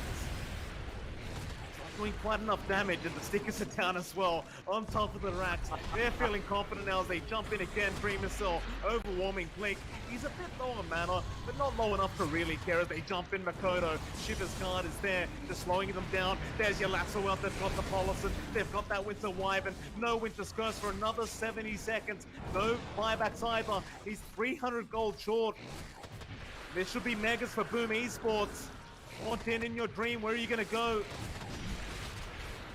You won't jump in on anyone yet. The Dreamer Cell, 4 stickers being placed. How about a pizza? Light Strike Array out. GXR. And now against Megas. The game's not over though, John. This is game 3 of the lower bracket. I mean, if you've got to play to the end. This is your last chance for TI10. GXR, they're not going to let this one go yet. They're going to try and defend Megas. Oh. The Boom, they smoke in the back of Dream Assault. They're trying to bait in. They find the angle here. They've got the refresh Doom back up. They've got Lasso back up. This could be big. There's only one buyback on the map, and Mizu, he's been caught out again. Makoto, so good with this Doom. Oh, Now the Lasso God. and FBC, gonna drag him back. Alacrity in massive trouble, and he's down. 2 minutes without buyback as well. In Your Dream's the only one left, but it looks like he cannot survive this either. That has to be GG, and they call it. Boom Esports. It was a hell of a series. They managed to pull off the 2-1 victory up against GXR. Oh, what a day of Dota it's been so far, John. We're only halfway through. Yeah, it's nuts to think about, but every single game we've had so far, Mike, since last night, every single one feels like it could be finals, right? Like all the teams are just so competitive with each other, and GXR, they surprised us. They took out Motivate Trust. Boom, they wanted to play GXR in the Pro Series 6. They managed to get that matchup, and they show up this time. It's a lot closer than most people would expect, but Boom get to move on, and unfortunately, the upstarts in Galaxy Racer will have to take a step back here. Yeah, if all these games are like this, I can only imagine what the grand final is going to look like. Before that, of course, we are going to head to a short break, and right after that break, we'll be back with the panel to discuss what happened in this series.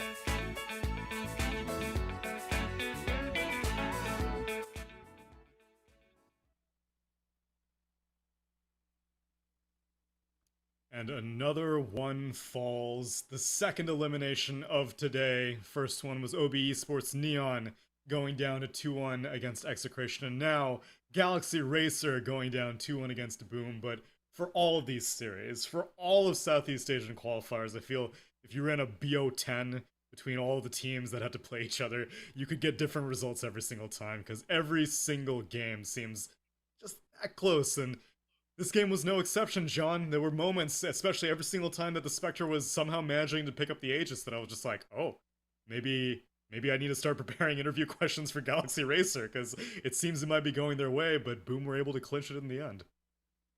Yeah, I think there were a couple of openings given out there. Once Boom started to be more confident with just jumping in and taking one out, it became a lot tougher for GXR, especially when buybacks were starting to run out.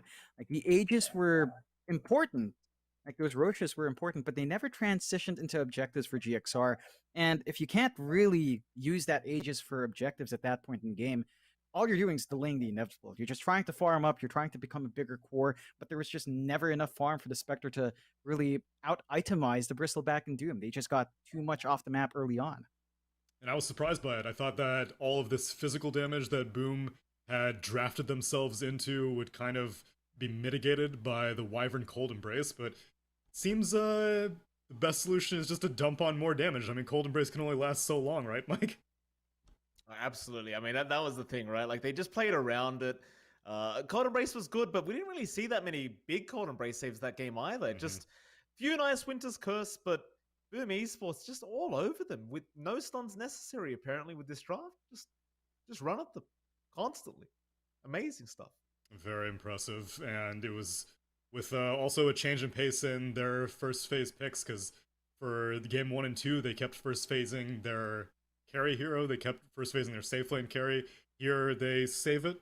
They end up tossing a Bristleback into the mix, and it ends the game 10-0-14. So I think that they're pretty satisfied with how this game 3 turned out, but they're not done. They're not even done for the day. They're not even done for the qualifier. They need to play Execration in, well, I want to say just like maybe 2 hours or so, but given how every single series in this qualifier is basically hit 50 minutes, I think this Execration Boom series is probably going to start like, I don't know, midnight in Manila time or something like that. So Yep. but it's been exciting nonetheless, and we will have a chance to speak to FBZ soon, but until then, I guess I can ask your guys' predictions for the upcoming series. We talked about fatigue, we talked about stamina. Execration also had a long series, but they've had a little bit of a break. Are you going to take their past performance into consideration, John, with Boom 2-1ing Execration in the upper bracket, or do you think this is brand new eyes for both teams? I'd actually give Boom the edge. I think they're just mechanically the better team. Execration's had a hot start, especially going into those majors, right? Like, no one expected them to go all too far. They did pretty well for themselves, all things considered, and experience has helped. But I think Boom's just been further refining themselves every single time. They join many more tournaments, third-party tournaments. They've had a lot more time together as a stack. They've been broken up, rebuilt multiple times with these players, and I think it's really just starting to shape in. I was very glad to see them beat GXR because, you know, the devil's advocate was that they'd collapse under pressure, but they hold on, and I think as long as they keep that mental fortitude, that kind of clean game, they can kind of carry through here. Yeah, and I guess now we'll have a chance to speak to FBZ, who, after a grueling series, has managed to pick up a win. FBZ, congratulations, my friend, on 2-1ing Galaxy Racer. Hello. Thank you. All right, so I didn't know who I was going to interview because that last game was close both ways, but I'll ask the question that I would have asked whoever won. Do you like late game Dota, FBZ? Because there's been a lot of late game Dota in this qualifier. All 3 of your games went more than 50 minutes. Do you enjoy it, or do you find it more stressful and you'd rather just win in 30 minutes?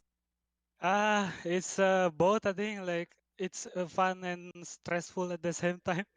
But yeah, I really enjoy playing late game, especially the like tier 5 item and stuff. It's very fun. All of us have been saying that we've been seeing more tier 5 neutral items in these Southeast Asia qualifiers than we have in like all year of the DPC. You guys are always pushing it after 60 minutes. and you got close in that game number 2 at 59 minutes, but you were able to win just barely before that. And part of it was due to your Legion Commander. I was curious about your Legion Commander last pick. It's a hero that we're not seeing very frequently in any region. I was curious why you found it to be your go-to last pick in that game number 2. It's basically just to cover my TB, and my TB just carry me. That's all. It worked well. I wanted to ask, the team Boom Esports, they usually refer to you as the backbone of the team or the spine of the team as after some series. So I'm kind of wondering, you guys just went through a 3-game series. You're going into another 3, or rather, we don't know how many games, but you're going into another series pretty much in a couple hours. How do you kind of keep the team kind of formed together and focused? Or is that not your job? No, it's not my job. Maybe we just like have a short sleep, maybe to like so we can have more energy later. Short nap, fair enough. Yeah. Fair enough. I can see in your window there, FBZ, I can see some donuts. I've got to ask you, are those Jayco donuts? I don't know. Yeah, it is. What's your favorite donut to have? That's my deep question. What's your favorite snack while playing Dota 2? I think the cookies and cream one is the best for me. That's a good choice. That's a very good choice, a very cultured choice. But I think that's all I have. I think we've kind of covered our bases on my end, at least. I just want to know about food. And I want to let you get some rest, FBZ. You and your whole team, you gotta regroup. Execration, though, they wanted the rematch against you. And so are you looking forward to beating them yet again, or you think that they might have some new strategies for you? Yeah, we're confident against them. I don't think they're that strong, I think. That's what I like to hear. I like to hear that assertiveness. Well, congratulations on the win, and looking forward to how you do versus Execration as the last series of the day. Thank you. All right, I'm curious, John. What was the brand of these types of donuts? They're called Jayco. I think they're Okay. actually an Indonesian company because I saw them around when I was living in Singapore. And when they reach the Philippines, or when they reach my town, which is super hyped up, they're pretty good donuts. Like, they have some pretty good coffee as well. So if you do see them around, you should try them out. The cookies and cream that FBZ likes is actually really good. I'm intrigued, but as far as the caffeine, though, I don't get it from the coffee. No, I get it from Mate Mate. Everybody, just want to give a quick shout out to Mate Mate, who has been a proud sponsor of this tournament. Natural energy drink. It's caffeine reimagined. Try Mate Mate today and get more day, more night. And if you don't know if it's available in your region, well, don't worry. You can go to bts.gg/mate mate. I think people are also typing exclamation point mate mate in the chat. I don't know if it does anything. It probably should do something. But if it doesn't, just go to bts.gg/mate mate and you can find out if it's available in your country. But that'll be it for us and our panel, but we will be back tomorrow. It has been a late day, which means that we are only halfway through and we are already 2.5 hours behind schedule. So I'm going to get out of here. I'm going to let FBZ recharge and we will bring in Nat, Gods, and Black to guide you through Fnatic versus TNC after the break.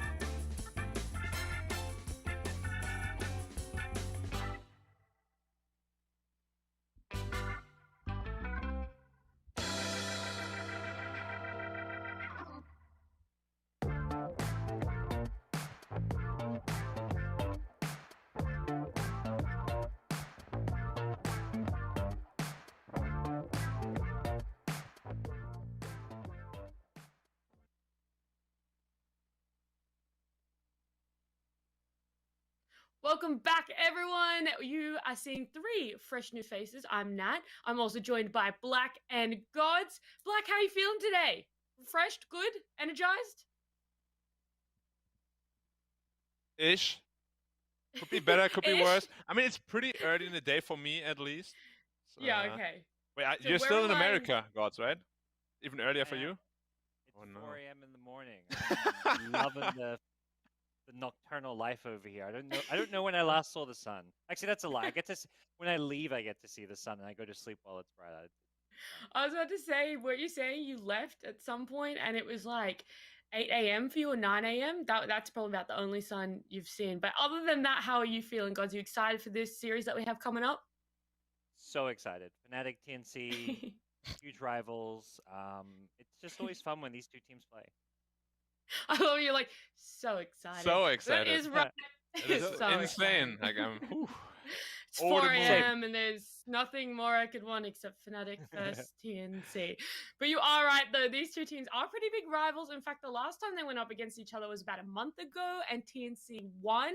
But even then, that went to 3 games, so we could be strapping in for the long one again this series. Do you guys think? What are your predictions? Do you think it's going to go to the 3 games, Black? I mean, whenever I thought it would, it didn't. I'm going to say no, in hopes that this time it will. You're trying to reverse psychology this series. Yes. I absolutely love it. But what about you, Gods? Are you thinking it's going to go to 3 games too? I think so. I mean, you never know because you can have. I think it's gonna be close. I guess you can have close 2-0s. Just, I mean, basically the way I see it is whoever wins game 1 still has like a 50-50 shot at game 2. So, you know, I think these two teams are very even, and even if we get a 2-0, it's gonna be really exciting. It's going to be action-packed for sure. Now, all we've said so far, though, is that they're pretty big rivals. But, Black, can you give me a little bit more history and walk me through, I don't know, expand some knowledge of TNC for me and a little bit about the team? TNC, recently, well, not super recent, after Season 1, they had a couple of changes. Things didn't really work out for them. KP and Fabi were replaced by Bok and Boomy. Ever since then, they looked a lot better, qualified for the major. Unfortunately, not the best result at the major they were looking for, so that's why they're here in the qualifier, of course. But they're looking very solid. They also got Mushi as coach now. Not sure how much he's impacting their playstyle or drafting, but they seem to be doing much better than before. Yeah, well, if they do end up winning this one, then maybe that's a question we have to ask them a little bit more about how much impact Mushi is having for them. But guys, walk me through Fnatic as well and tell me some information on them. Fnatic, they're a very historied Dota 2 team, organization. They've been, you know, at every TI, I want to say, since like what, TI10 maybe. They're just a staple, and this time they're in a Southeast Asia qualifier where I don't think they're the favorite. So this could be perhaps the first time in ages we don't see a Fnatic roster at TI. This exact iteration of the team. You've got DJ and Jabs who've been on Fnatic for, you know, as long as most people can remember, and they brought in Raven some time ago, but Xuan as well as Death are kind of the newer players. Xuan switching over from the offlane to mid. That's kind of his natural role, and I think Fnatic just look a lot better because Xuan looks way better in the mid lane than he does on the offlane. He's a mid player. And then 100%. Death is kind of this newer younger player. Yeah, I mean, we had Ponlo on the broadcast yesterday, and he was an absolute Death fan. I was going to say a Death fanatic. Should have gone with that one. But I think, are we seeing the draft popping up here and there? Are we ready to jump into the draft? Do we have some picks? We do. So we have the Nyx and the Lesh coming out for Fnatic. They're pretty standard, I guess. We saw them being played yesterday. And then on the side, TNC, it's the Lion and the Dragon Knight. And I normally always ask you guys about these support picks, and you just kind of give me the stock standard. Oh, it's flexible. The Dragon Knight can go anywhere. The Lion's a good stun. But I want more information. I want you guys to try and predict the next 3 picks. Gods, you're going to do TNC. I'm going to shake it up. You're going to predict TNC right now. Right now? That's hard because I feel like it's going to depend what Fnatic pick. You know, it's like, of course. Also, what Fnatic ban? Nat, you're asking me to do the impossible here. I don't know. I'm gonna go. Okay, so, sorry, go on. I was gonna say when you get the impossible, then you look absolutely outstanding. They're like, wow, God, it's just 500 IQ. So I got to expect what Fnatic's going to ban as well in my prediction. So they got DK Lion. I think they're going to have Armel playing a mid Void Spirit. I think Gabby is going to be playing. I'm going to write these Spectre, down. Yep. Void Spirit. Spectre, Void Spirit, and who's their 5 position? 10 seconds. Maybe Lion. No, isn't Lion? Well, Lion might be 4, right? I guess it could be. I think Boomy is one of the guys that actually likes to play Lion 5. Yeah. I was going to say like a Clockwork as their other support. That's possible too. I like the clock. Yeah, I wouldn't mind seeing another clock pick. I mean, Clock is really good against Nyx and Lesh, right? Or would make sense. Yeah. So then, Gods, I'm going to ask you to do the exact same except the Fnatic side. Well, that's going to see. Oh, me.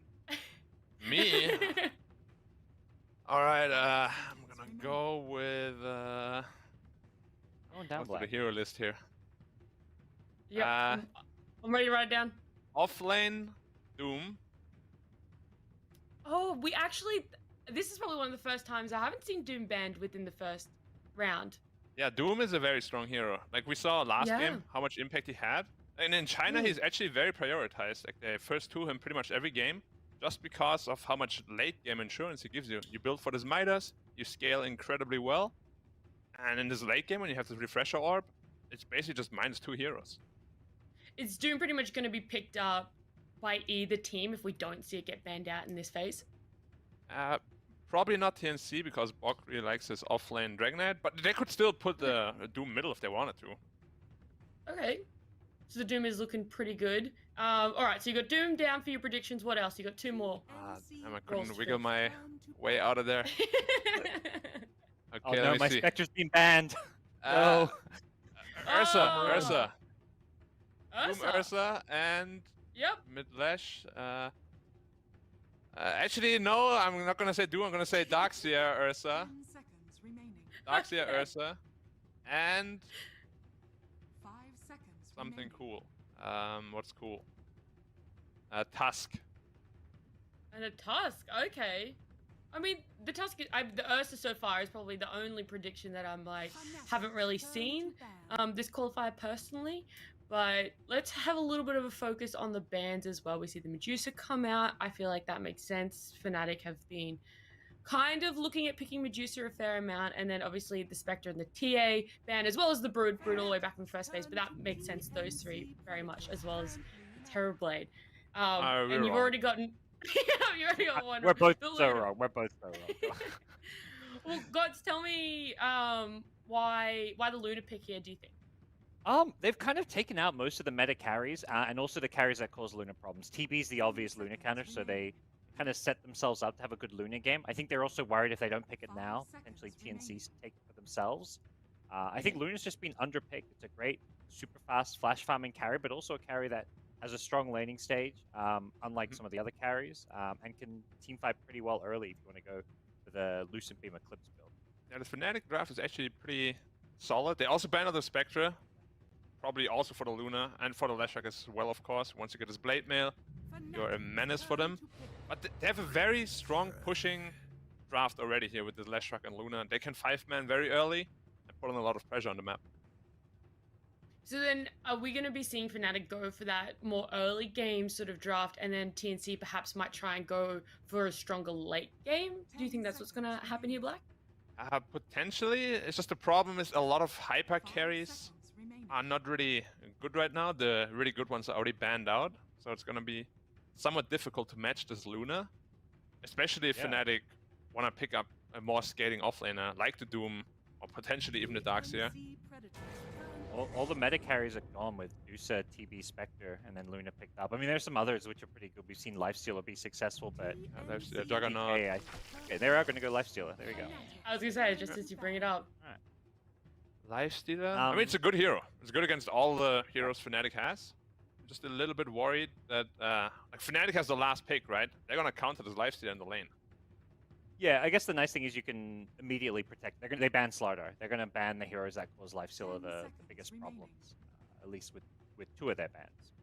Yeah, which is Slardar. What is the other one? Like Lifestealer is so strong in lane, it's very hard to. Maybe? Like Or Def even loves then, playing Legion Commander. I don't you know. kind of I mean, beat Legion in lane, but yeah, Def likes to play it. What Exactly, else? I don't Maybe think- some Wind Ranger or something, like annoying. I don't know. Nobody really picks that, I guess. Do they want to go for someone that could, you know, just slowly poke away at heroes, just slowly chipping down their health, just trying to be annoying really early game? Do you think? Possibly. But it's gonna. It looks like a Nyx 4, right? And a Baden. Could this be a Baden offlane? No, that wouldn't make sense. Well, and of course, Black, they can just put Leshrac in the offlane role and pick a mid last if they, because they're going to know the mid matchup. They may see what they're going to see Armel's hero and be like, okay, do we want to send Lesh mid or do we want to send our last pick? So they can flex this Leshrac to multiple lanes. They did ban out the Legion Commander that we spoke about. And the Doom is also gone as well, Yep. unfortunately. But it makes sense. If I was either of these teams, I would not want it to go through, especially after seeing its performance that it's had. But I also know I talked to you yesterday, Gods, about the Batrider. You kind of talked me out of believing in it, and then it got picked up today. Do you think, not potentially in this game, but all in this series, that we can see a Batrider come out? Is there the possibility of a strength showing Batrider? Yeah, for sure. The hero has a place in the meta. It's usually as a counter pick for these like melee heroes like the TAs and stuff that you want to pick it into. Against Abaddon, I don't think you want to play Batrider, so I don't think TNC's picking it. Fnatic, I mean, I don't know. Against DK, against Lifestealer, it's not great in lane. Against DK, it's fine, but we'll see. It probably depends what TNC picks. Yeah, as you said, this game is a little unlikely. They already have pretty good answers in both teams. TNC. I don't think Armel. I mean, he plays a good Dragon Knight, of course, but I don't think it's a hero like he excels on. Yeah, I like him more on he these doesn't pucks. want to play it. Yeah, he's like, this is a series against Fnatic. He's not asking for the DK. He's asking for the puck. That's what he's asking. I thought I heard you say puck, and I was like, whoa, hasn't been banned. I feel like surely it's gonna come out. It just kind of makes sense. But with that puck, what's Fnatic gonna be picking Black to counter that one? Well, now they have a lot of options. They already sort of have it countered with the next assassin. Leshrac lanes decently against puck, but they could also just put it against the Lifestealer and pick another mid hero. What could that be? I feel like they need something to kind of be tanky in the front. Like, yeah, the supports Abaddon kind of does it, but they want like some kind of, traditional offlaner. Who's the aura bot? Leshrac in the offlane can be that, but I feel like there is a decent amount of damage on the TNC side where they can just blow up this Leshrac. They've got both magical and physical damage. It's a little hard to find a good offlaner though against Lifestealer that can be this aura bot. Yeah. Because he's really good against all these melees. Except for the ones that are banned, the Slaughter and the Legion. So, well, it's Legion he's fine against. But what about a Beastmaster? Would go really well with the Luna. The draft overall, you have a BKB piercing stun. It doesn't lane terribly against Lifestealer. I don't know if Def likes that sort of hero. Yeah, I don't think he's known for it. I never heard Ponlo mentioned it. I think the team that was playing Beastmaster was KP on SMG, so... Tidehunter, okay. That's more of a Def hero for sure. Isn't that great against Lifestealer, though?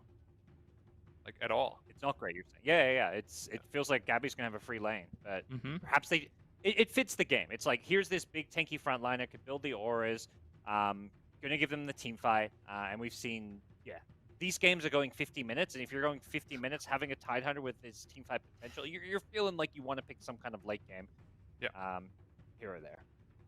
Yeah, Fnatic looks like a really strong sort of late game here, but I am going to side with TNC for this one. I just really like the look of Lifestealer as well as Lion. Lion's actually now one of the most picked heroes throughout the TI qualifiers, which is pretty insane. Absolutely skyrocketed there.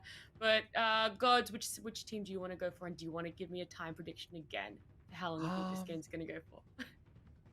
I feel like Fnatic, similar to TNC, going to be able to do well in the lifesteal lane. I think Fnatic's safe lane looks really good with this Luna. I think it's a great pick against the offlane DK. You've got magic damage, you have the range, you've got an Abaddon support. So I think Fnatic may be able to snowball with this Luna, and I think Luna's going to be able to farm faster than Lifestealer. So I think Fnatic might win this one in quicker than 40 minutes. We may see an actual... Quicker than 40, wow. What a prediction. That's a big... Yeah. Where are you going to sit with this one then, Black? I also think Fnatic's draft looks really good, because Abaddon answers a lot of problems they've had, and just overall the draft looks a little bit more solid. I'm gonna say 35 minutes. Okay, you guys are going for both of you are going for a very quick game, but I'll let you jump into game number 1, and I'm looking to see you guys back here in hopefully 40 minutes. All right, thanks, Nat. Wow, I love that we've got to a point, Black, where we're talking about a 35-minute game being quick, and with how these SEA qualifiers go, a 35-minute game is definitely a quick game. I mean, yeah, like all of these teams are definitely taking the term "let's play it safe, guys" to another level. We're playing it super safe every time. High ground, 5v3. Let's go back, boys. We're gonna find the jungle a little bit. Like definitely, if that was like an online qualifier for another tournament, they would be playing way more aggressively. But you can understand them. Yeah, it's just you've played TI qualifiers a few times. Did you get that kind of feel whenever you played TI qualifiers compared to a normal tournament that things were a lot slower and safer? Especially the first time, yes. But after that, I honestly kind of got annoyed with a lot of my teammates because they've kind of fell into the same pattern. I was like, yo guys, we can't be this scared. I know there's a lot on the line, but we gotta play properly, because a lot of wins actually slip away or become quote-unquote like risky wins because you're not pressuring when you should be pressuring. We have seen it a lot in this qualifier as well, where the team that's ahead and should be pressuring is just happy farming and the other team comes back because of it. We'll see what the approach is going to be here. Perhaps that's a takeaway for Fnatic, because at least going back to day one, were you with me when we cast the Omega? I think that was with Palmo, but they were just losing the early games. Yeah, they were really struggling in the laning stage, and it felt like Fnatic were this let's sit back and just win late, which they've kind of got decent late game with a Luna Tide, but I don't think they want to just play a passive game here. Yeah, I think so too. Like Luna wants to get 2-3 items fast. They just group up together. Why does Lifestealer still weak? Because if they're both equally farmed as Lifestealer and Luna, Lifestealer will win that matchup pretty handily.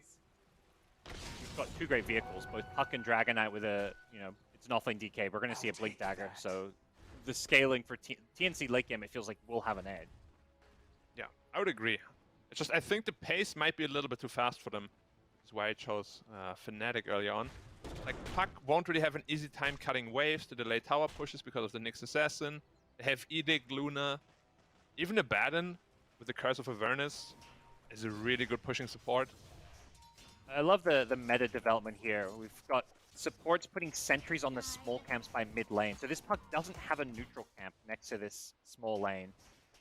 And it's just, I'm going to spend 50 gold in a sentry to deny you maybe 2 small camp farms, and that's going to deny this mid laner more than 50 gold. Yeah, it might even be more than 2. Like, a lot of people just farm them like every minute. Might be 3 or 4. Especially this new sentry ward lasts 8 minutes, which is kind of insane. Going to force the Puck or somebody on Puck's team to buy a sentry to get rid of it. Like you say, lasting 8 minutes. You can't just have it left there.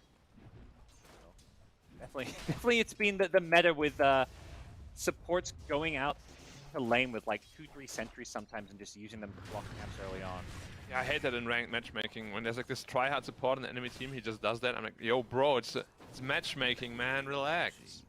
You don't have to do this, you know? Looking like a true carry player, Mr. Anti-Mate. Where are my neutral camps? Yeah. And you're a carry player, you're like, I'm not buying sentries. Those things cost 50 gold. You don't get money back when you deward a sentry, It's not worth it. I only buy sentries for ops, exactly. If there's a sentry, I'm like, hey, Oracle, I got a sentry. Thank you. Or when I play against TI, I do it too because you get money back. You don't get money. Okay, pressure down bottom, forced to pop his Fairy Fire. As they... Okay. What's a stroke of fate if he pops his Mango, but him's not wanting to go. What's hold on? How did the S looking then? Mid lane very even. Lifesteal tight also very... Like, all lanes are very even right now. This has been the theme with this region as a whole. Like, it feels like all the teams are so evenly matched, skill-wise, player-wise. Every lane, it's just like all 3 cores on both teams getting farm. No one crushing any one given lane. Perhaps that's going to change a little bit down bottom if Fnatic want to go for like 4 points in the Lucent theme, but even then, DK can easily sustain with Dragon Blood. DJ, just be careful here. They have a Dragon Tail. Preemptively shields, gets Dragon Tailed after the shield, taking a lot of damage. I don't think he's going to die here, but he is taking a lot of damage and not dishing any back. Yeah, there's some region coming with the courier though for the Fnatic side, so they should be able to sustain no problem. And I mean, I guess Tidehunter against Lifesteal is actually not that bad, right? You just kind of free farm yourself also because of the Anchor Smash. But Lifesteals don't really build into Rage anymore, right? Like, you skill the passives nowadays. Yeah. Definitely. Jab's going a bit aggressive here, but it doesn't feel like top lane's the lane we're going to see any action or kills in. But more likely unless we see the mid laners rotate, but down bottom potentially where we could see some action once he's... I mean, we've already seen a bit more action there with the Abaddon and the Grimstroke trading blows with the Inkswell being used. Yeah, it's definitely going to be a more passive early game for both until the Puck and Lesher come online. Probably start rotating to the side lanes. That's the one lane that's starting to swing one way. The mid lane is going TNC's way now. Battle going out with some of these runes here. Nyx and Lion trading blows down bottom. Abaddon and Grimstroke were trading blows. But yeah, the Puck, Leshrac, Ormel, just, one of the most mechanically solid mid laners. And we've seen a bit with Fnatic's game. Sometimes Xuan, amazing in the mid to late game, but his laning, sometimes he does slightly lose his lane. Yeah, I mean, especially in a Leshrac who starts with like 48 base damage or something, it can be a little bit iffy sometimes to get the lane the way you really want it to. But once he gets level 6, he'll just be able to farm jungle, no problem. Tries to land a stun on Armel, but Armel nicely sidesteps it. Yeah, as you said, he's a really, really talented player. One of the best, if not even the best mid laner, just mechanically in SEA. SEA is the region for mid laners. I mean, it is one of SEA's biggest exports. You look at some of the top teams in the world. I bet in the past mid one, you've got nothing to say on LGD. This is a region filled with talented mids, and I feel like talented core positions. There are just so many of these mechanically skilled players. I think that's the key word here, talent. Like, this region always had so much talent. It's just they have a very hard time getting it all together and finding like a voice that can put it all to work together, Yeah. right? Which is why they are also migrating out other teams, because other regions have really good captains, which is SEA is lacking. Yep. It's perhaps starting to change a bit because, you know, even though only one SEA team qualified for TI, we had some success stories with T1 at the recent major, Neon at the Singapore major. Top lane Boomy has the stick charge, just going to heal him up a bit. Does Death have another anchor smash? Needs to get close enough. The Carapace is there and he gets out of range, so looks like Boomy will survive. And the TP coming in from the Grimstroke. Interesting Sure. TP. They can actually get on top of them, yeah. Was very late. Bok said he's fine bottom, yeah. I mean, Bok is definitely fine bottom. Like, they won't be able to kill him, but this also means that Luna is going to be completely free farming.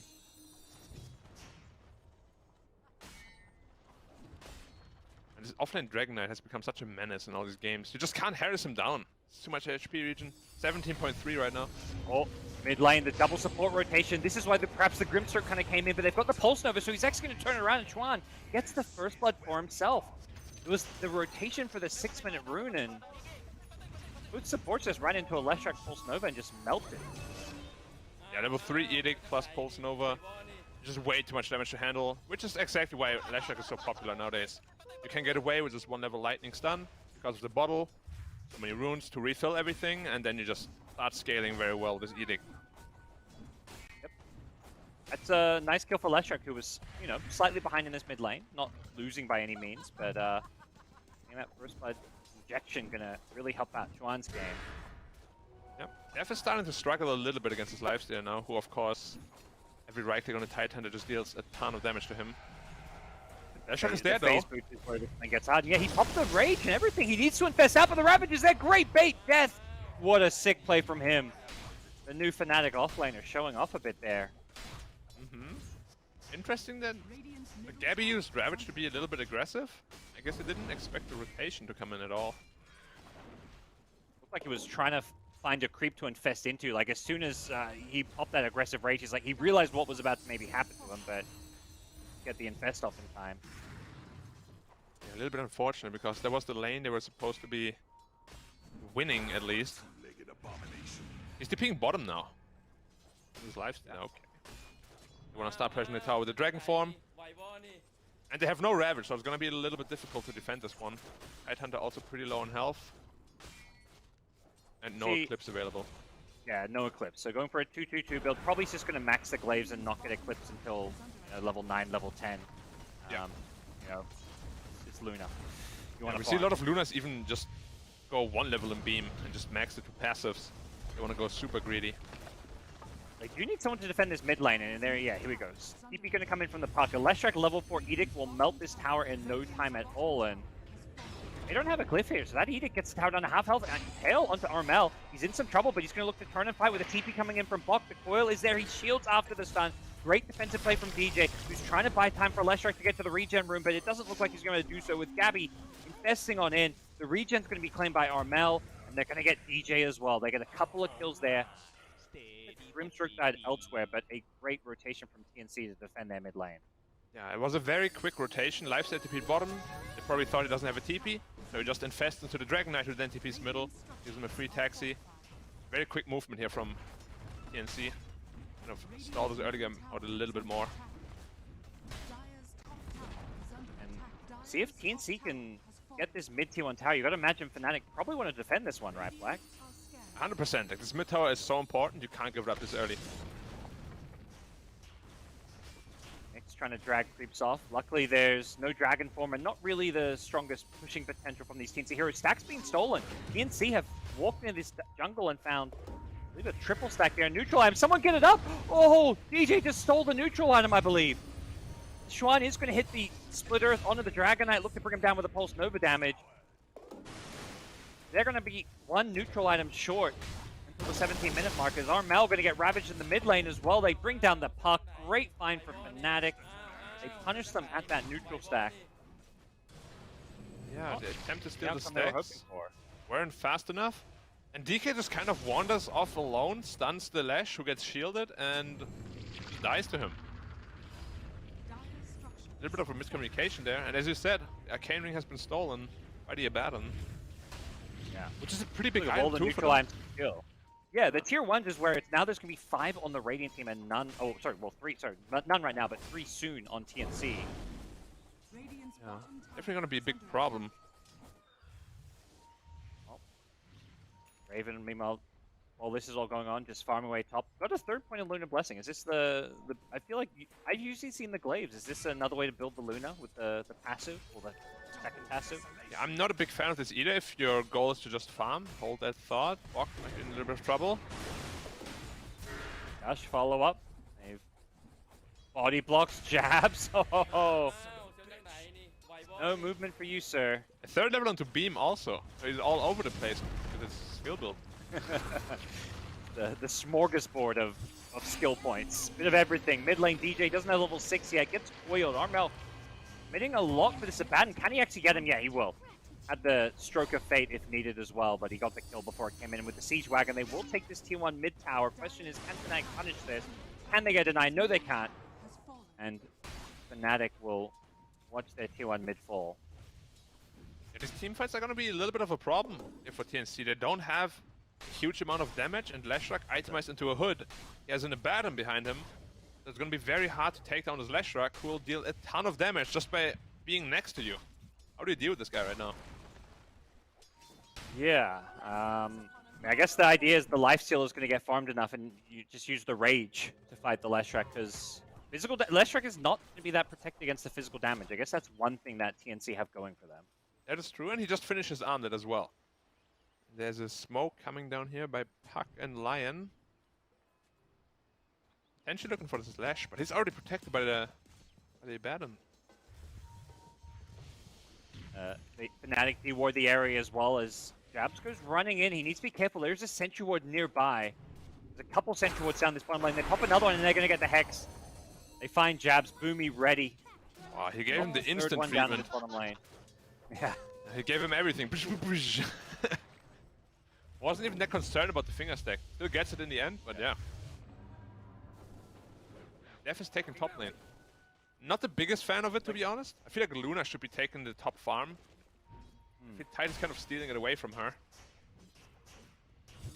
Now she only For a has while this- we saw Raven there, but now Raven's kind of gone back to the triangle where there aren't any stacks. That's one thing Fnatic, it feels like, you know, they were so busy and focused on these lanes, they didn't have time to create those ancient stacks to really accelerate the Luna's farm. Yeah, and also because of his skill build and the way Fnatic is playing the map, he's actually behind the Lifestealer in gold, which is very strange. Not something you usually see. Yeah, this Lifestealer even has the death to his name and still slightly ahead. Perhaps some of that tower gold is part of the reason why, but what Fnatic's next move is going to be. They have to be able to take down this tier 1 mid tower despite the Leshrac edict, and maybe something they want to set their eyes on fairly soon. 100%. Lash is so strong right now with this Abaddon. They have a Ravage as well. Well, I'm going to be playing in the trees. It's so dirty. Tide Hunter Ravage to kind of help him out here. They get the deny. TNC, no, they can't defend it, but they can deny it, so. They're chasing the Buck here. Yeah. Oh, Jabs tried to carapace, but he got the Impale instead. Ravage follow-up. Armel, he face shifted. Armel, can he jaunt away? No, he got the coil out. Does still go down here. Is there any follow-up from TNC? They get the Impale out onto Xuan on the Leshrac. The nice 2-hero Soulbind. Pulls in DJ. DJ getting stunned up. Now he gets Hex as well. He can't help out his buddy. They pick out the Leshrac with the Gabby Lifestealer rotation. They want Jabs now as well. He doesn't have a carapace for a couple of seconds. Gabby has to be careful. He infests into block, negating the Eclipse damage. Now the Breathe Fire doing some decent damage to get Raven low, force him back. They lose Lion on the backlines here. Death is just unkillable, at least to a certain extent. He may now find himself in the middle of 4 heroes. What can he do about it with the Puck respawning? It could spell trouble for him. Nice stun coming out onto Tim's as they are going to bring him down as well. Jab's happy to throw away his life to buy some space for them to get out as well, secure an extra kill. Death on the run. He's going to get caught by a Dragon Tail if Bok can get enraged. Doesn't look like that's the case, so messy fight in the mid lane and kind of an even trade in the end, it feels like. Yeah, and this Tide Hunter just seems to be nigh unkillable with this DJ Abaddon constantly shielding and healing him. Lifesteal is a decent answer to him, but even he couldn't even put a dent into him. Half health was all they got. Oh. Lifestealer still needs probably to finish his Skadi first before he really starts dealing some damage, which is quite a long time away. But he's the big winner of this team fight. He got a couple of kills and now leading the net worth chart as well. Luna needs to be keeping up the pace here. In fact, he should be ahead of the pace of the lifestealer. He's really not. Definitely feels different to so many Luna games. The Luna games I feel like I saw in the earlier regions, it was just let's stack, let's just farm jungle, max glaives, mid lane. Smoke rotation, they find the Abaddon. This is the perfect cure to scout a smoke. They're not even going to bother rocking the borrowed time. They just say, okay, well, let's just pull back, reposition, and maybe try to take some farm that we can. Yeah, Lash also finished his defensive tool. The Yule Scepter. So he'll be a little bit more survivable. But this is a little bit concerning. Like, they have a 1k gold lead right now, but... Babs, mid lane, he's thought he was safe here, but again. He had his own sentry, and that's why he thought he was safe, but the Dire sentry was just out of range, so... Yeah. I mean, sentries are insane right now. They're so cheap, they last for so long. Playing Invis heroes is harder than ever, it feels like. Yeah. Top tower is under attack. You know, top players rejoice. Nobody likes a Ricky picker. Yeah. Ricky or Nyx Assassin also. Most annoying cockroach ever. Yeah. I feel like, you know, a lot of pub players are happy these days that, you know, the Shadowblade Slark is out of the meta. Yeah. Another thing you see as much. I mean, I'm guilty of picking a lot of Nyx too, so. I'm one of those guys. MMR over honor. Dota players, hey, you know, that's definitely Dota players in a nutshell. Yeah. As far as this game goes, things feel pretty even. Like, you know, up 35, not going to be in a long game prediction, not looking too hot right now. This feels like a game that has that potential to go late. Even some of these items we've seen being queued up, like Grimstroke has the Axe queued up to try and, you know, deal with the Luna. Like, it does feel like both teams are expecting this one to slow down. Well, it already has slowed down. Yeah, late game should definitely be in the favor of TNC though. So not having any sort of gold lead here is a little bit concerning for Fnatic. I thought they would be ahead by at least like 3-4k at this point. Radiant's middle tower is under attack. So you can make up a lost neutral item, as they'll be getting these tier 2s out now, and Fnatic are eyeing off this top lane. I think feeling like you say, they need to get perhaps a bit further ahead. They want a tier 2 tower, they want to be able to take these enemy outposts, and then usually what follows that is take Roshan. We'll have to see if PNC have a response for that one. It looks like they will try and TP and defend this one, Black. Yeah, well, at the least they want to spam out the wave so they can't get the tower for free. But they're very survivable with the Abaddon behind them. They have to be careful they don't get caught up by the Nyx Assassin here. I do have a sentry in the lane, so Nyx cannot necessarily rely on that Vendetta. Going behind the tower, anything. Puck just blinking to clear some creeps. They follow up with a Dragon Tail. This should get shielded off. Schwan kept alive here. Bok, nice 2-hero Soulbind coming in from the Grimstroke. The Ravage from Death with the Blink reveal. He goes jumping in. They're going to look to try and burst down Bok. Gabby with a nice little infest play to keep him alive a little bit long, but he still ends up going down and out Sims in the middle of things. Too far forward. Puck still trying to nuke him down. Gets the Nyx Assassin low, but it's not enough damage to kill off Jabs, who gets healed up by DJ, and Fnatic will get the tier 2 tower. That'll let them back off unscathed. No casualties on the Fnatic side. Yeah, very well played by them.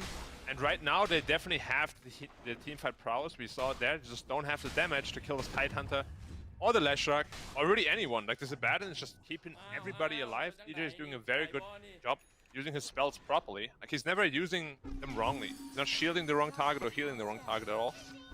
It just doesn't feel like TNC have the damage to kill anyone yet.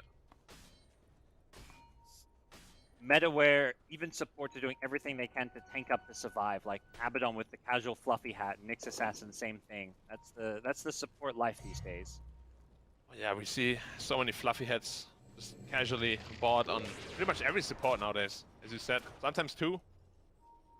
Anyone here with 2? No, only 1.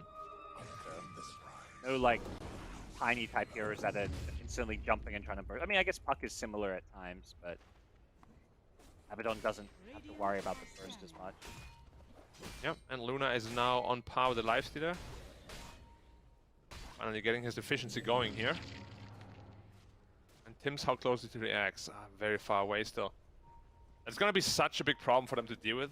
This Dark Portrait Luna. They don't really have a good way of clearing illusions at all with the right clicks. Most of the damage is magic. Yeah, it feels like Raven's gonna have to consider his itemization even about, like, often you want to go, like, maybe for the butterfly on Luna against the lifesteal, but if you get that against the Dark Portrait, your illusion's just going to be almost unkillable. I like the decisiveness here from TNC. They know they have no Ravage right now, so they can't really win a team fight. And you just take the tower, make the map a little bit smaller for Fnatic, make them feel uncomfortable. A lot of teams would just go back and farm, not TNC though. Especially with this potential Roche fight coming up, both teams are getting as much vision as they can around the area.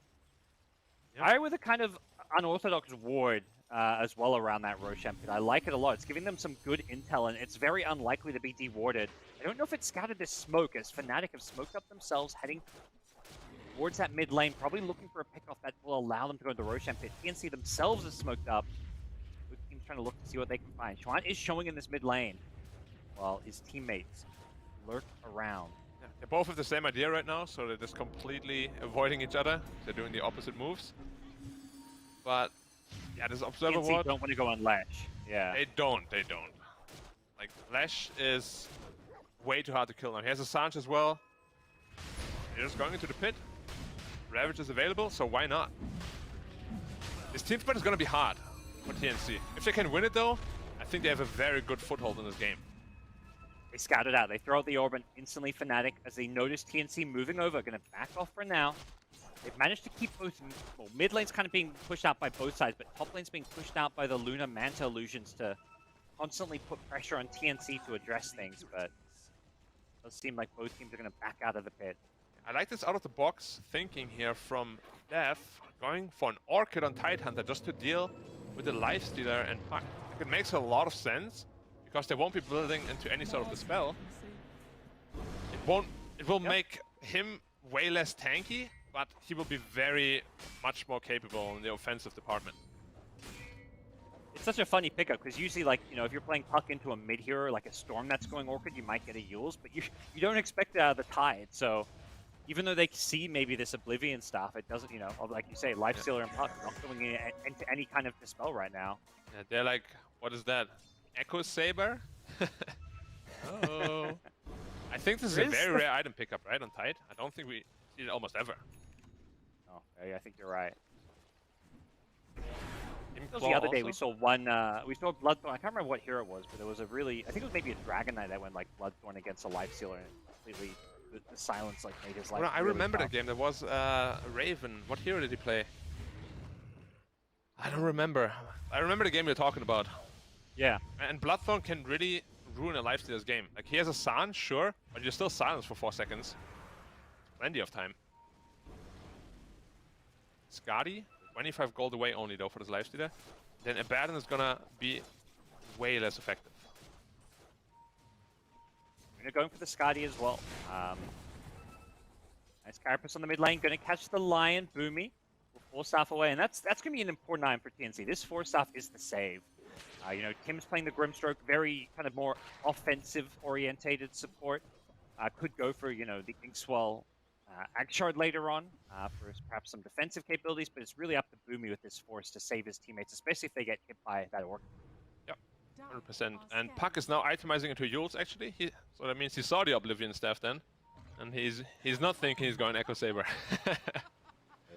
But yeah, once these dispels are out, it's gonna be... Like, this item is gonna feel pretty bad on Tidehunter, to be honest. Like, you don't have any sort of Shiva Scarred or anything like that. Satanic. I'm sure TNC's hoping for a flicker, I bet. Everyone's hoping for a flicker. Well, it's gonna be Who doesn't late, want a though. flicker? Ah, Flicker is Yeah, I mean, insane. it's 37 minutes. I think, you know, this game has that feel. We haven't seen a team fight in some time. Roshan's still up though. Smoke room from Fnatic, as Gabby in the trees could be in the right spot to pop this one. Death does have his smoke get popped, as does Raven, and there's no Radiant High Ground vision, so the dire TNC ward will spot them as Gabby manages to get a lot of information for his team. And they put an Observer Ward there too, so should get dewarded relatively soon as well. TNC knows exactly what's happening here. See themselves have a smoke on their line if they want to use it. Look like- at Grimstroke, gods. He has been getting so much priority. Only 700 away from his Aghanim Scepter. He's so farmed. Yeah, this bottom lane has been his. He's just been spamming it out, and because Fnatic want to play around Roshan, no one's been here. Okay, so I think Fnatic well, TNC seem to be expecting somebody to TP bottom because Bok is positioned here, ready to jump with a lifesteal. They may just give up this tier 2 tower. Yeah, they just jump in. They're like, okay, we're going to get this tier 2 tower. Can they contest Roshan now? They don't have the outpost. If they want to go and contest this, they need to TP now to this tier 2 tower. They've got to get there fast, but Fnatic, they're bringing down Roche too quickly. Don't think TNC is going to be able to stop this one. Yeah, it's Fnatic. gone. Secure themselves. Roche. Boomy gets the D ward off as Puck, orbing in. Gonna scout things out, but it seemed like TNC made a bold decision to go for that smoke down bottom with the Infest, thinking someone would TP to TP, and instead Fnatic just get a Roche, and TNC's like, okay, let's cut our losses. We'll just take a tier 2 and not contest Roche. Yeah, I think they're still okay with that though. This Grimstroke timing is going to be absolutely massive. 150 gold away from it. This Luna just finished her Skadi. I still don't know how they're going to kill this illusion. Anchor Smash doesn't work on it. None of Leshrak's spell work on it. They just have no damage to kill it. It could potentially be the teamfight winner for them. Yeah, that is big problem. I love how they Just recognize send that that too. on- Like TNC gave him so much priority. He has it minute 26. That is pretty absurd. Yeah, almost catching up to the Dragon Eye in terms of net worth. DK, who really, to be effective at this point, just needs that BKB. I'm sure, you know, Block would love to go into the late game and get, like, the kind of Aghanim Scepter, part of Taras that we've seen on Pinky DKs, but with a BKB, he's going to have all he needs, at least for these mid-game fights. Yeah. And just in general, his impact won't be nearly as big as it would be in other games, just because there's this Abaddon who's going to shield off the Dragon Tail. So the recognition of TNC here is very good. Not a lot of teams would be able to do this, I feel like. Luna perhaps seeing that Dark Portrait coming out, itemizing into a Crystallis. Even less that stat hurts base. with a 150% Yeah. multiplier. It does still hurt, you're right. I feel like there's nothing you can build on Luna that doesn't help the Grimstroke portrait. It's just how the hero works, right?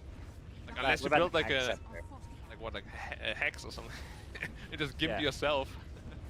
I mean, Aghanim Scepter is pretty good, but well, I mean, it helps obviously the illusion a little, but it's more about you get some crazy ult. I don't True. think you want to go Ags against Lifestealer. Puck. These heroes Yeah, no have way. ways to escape.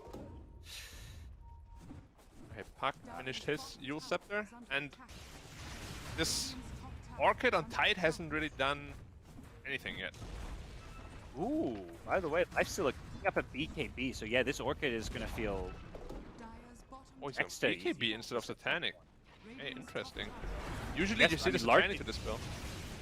Here we go, they're going high ground. Fnatic saying if they can get this tower, these blades will just bounce around. They get the nice Blink Ravage in, they're trying to blow up their lifesteal. They succeed in doing so. He doesn't get the rage up, but the turnaround is there. A 3-hero combo, the Soulbind into absolute TNC destruction. They're going to look to chase down DJ as well. The saves just weren't there. There was just too much freaking damage as they kill Luna a second time. Oh, Tims, he just set everybody up for a massive fight there. Wow. We just spoke about how good this portrait is, and it just obliterates all of them. They get a good coil on like 3-4 heroes.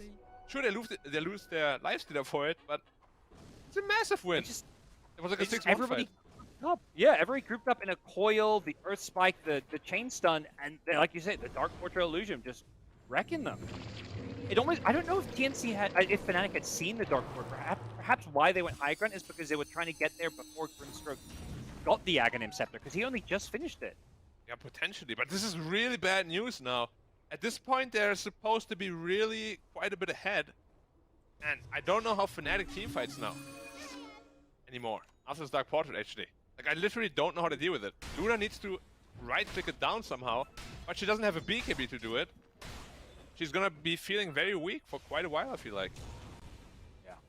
So if there's no answer to it, sounds like they're gonna find a way to kill Tims without Luna, without showing their Luna. Yeah. Who's gonna jump him though? The Tide? That's pretty risky. Nyx can maybe find him out, but there's so many sentries littered all around the map. Not easy. Feeling confident now. They pushing forward in the enemy jungle. They're still gonna be a little bit careful. There's no Ravage to worry about for 50 seconds, so they're gonna go for a smoke play. Fnatic know about this one. They are positioned behind the Leshrac on the mid lane. Does TNC want to go for a jump here? Bok gets the Dragon Tail to pull up, immediately shielded up, but he gets Hexed and Impaled afterwards. No more shield for DJ to outbash one here. He's in trouble. The defensive use is there. The burrowed up Nyx from the high ground. doing some work as the Soulbind is being used to kind of cover the retreat here. It looks like TNC don't want to force their way into this burrowed up Nyx Assassin, and they may perhaps lose their line. Who gets a great force up over the trees. The TP out. Oh, Boomy almost making a nice play there. Does go down though. Did you see how the Luna played the team fight? He did absolutely nothing. He didn't dare to show himself. Because of course he knows the Grimace is waiting for him. Yeah. Yeah. He's got to hide. End up losing nothing, fortunately. Was pretty close on the ledge there.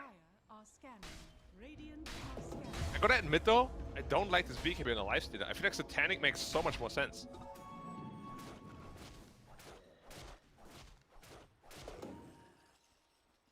Like, of course it has its purpose against the Orchid, against all the magic damage against the Ravage.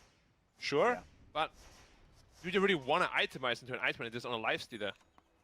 Because Satanic, I feel like it's gonna make you nigh unkillable anyways, and it gives you way more damage. And the more consistent the spell as well. I guess maybe he's thinking we're gonna get to this late game point where if he just has to siege high ground, he's gonna have, you know, Rage as well as BKB and then probably a second Rage. But going all in on the spell immunity, then he's got the damage queued up. So Daedalus is gonna be his next time, and at that point he's gonna be pretty close to 6 slotted. I love Daedalus actually in lifestealer. I feel like we don't see it enough because it actually stacks with the feast damage it deals, like the crit multiplier does. So it's a massive crit you get from it. It seems to be the new go-to carry late game damage item. It used to be Rapier, but you know, Rapier losing the True Strike, kind of fallen out of the meta a bit. And yeah, it's just so hard to play MKB. without that True Strike, as you said. I mean, even lifestealer just gets like a random evasion talent level 20, and suddenly this Rapier already feels like, eh.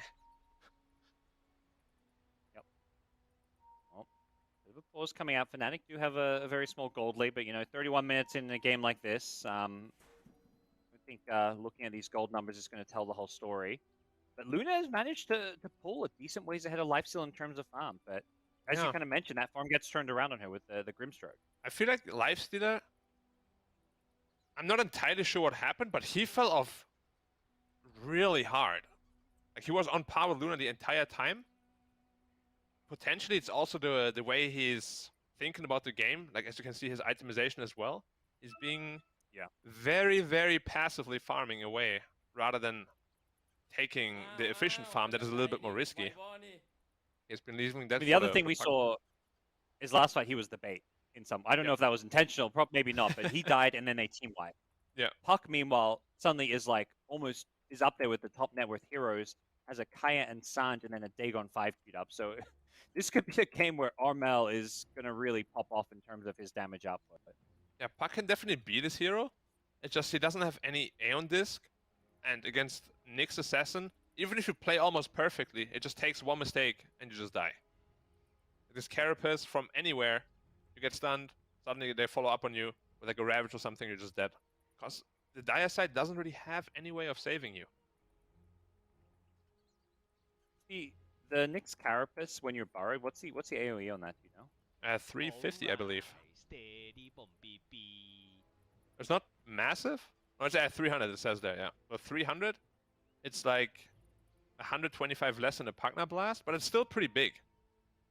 It's mainly so that after you impale, you can just borrow and then right away carapace them. Just keep them stun locked. Oh, yeah. I wonder if that works against Aya Sanch or not. Probably does. I guess in a team fight where he's just borrowed, it may be harder for him to actually find those carapaces on a Puck. Yeah. Usually it's your mobility that allows you to carapace the Puck spells. Mm-hmm. Yeah, and I assume Puck is not really gonna shoot an orb at that little Diglett in the floor. Yeah, exactly. Once Puck finds out where the Nyx is, he's not going in 300 range and he's not throwing little orbs. Look, Nyx is at least a Doug trio. Come on, Black. I mean, I just feel like Diglett is the cutest Pokemon ever. It's just like a little head from the floor. Have you seen this meme Nyx picture where it's like really ripped beneath? Yeah. Just this body build. You don't think it's cute? Look at that mouth and the little weird head shape. I mean, I'm not anti-bugs, but I'm sure there's a lot of people who look at Nyx and think, you know, that's something that's going to haunt me in my nightmares. Yeah, I also don't even know if he, like, does he exist? It just feels like he's very empty. Like, doesn't look like he has a head. True. Kind of like the it's Lich like King, you the know? armor. It's like the armor around a soulless or headless body almost. Yeah, something like that. Yeah. Back into the game. Jabs did my mistake. Vendetta does not continue after you borrow. I found it you out. gotta do it the other way, right? Yeah. You gotta come out of the borrow with the Vendetta, and it works. It could be such a nice quality of life change, though. Let him borrow Vendetta, come out of Vendetta. He's just, he's testing how it works. Wait, I should know this by now. No. Just double checking, you know. It's like the BKB. It's like just making sure this BKB works, okay? Well, BKB is finished now on Luna, so you will have some sort of way to just right-click the illusion at least, but it's not gonna feel good because you don't want to be right-clicking illusions in a team fight.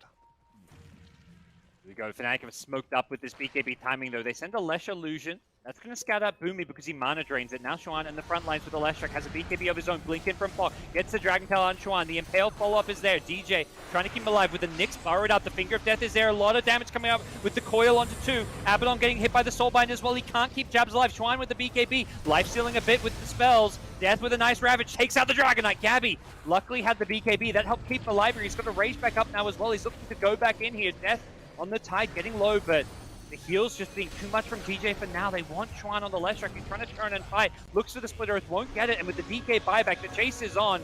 Puck manages to orb away in a sliver of hell somehow. He keeps himself alive. Armel with the Yule Scepter now. He's managing to just juke his way through this one. The burrowed up Nyx is in trouble. He's looking to get brought down by the Lifestealer. Gabby, does he have the damage? It's not enough just yet. The heals are there. Jabs, he's still alive. And with the silence on the Lifestealer, he's going to go down. He couldn't get the rage off.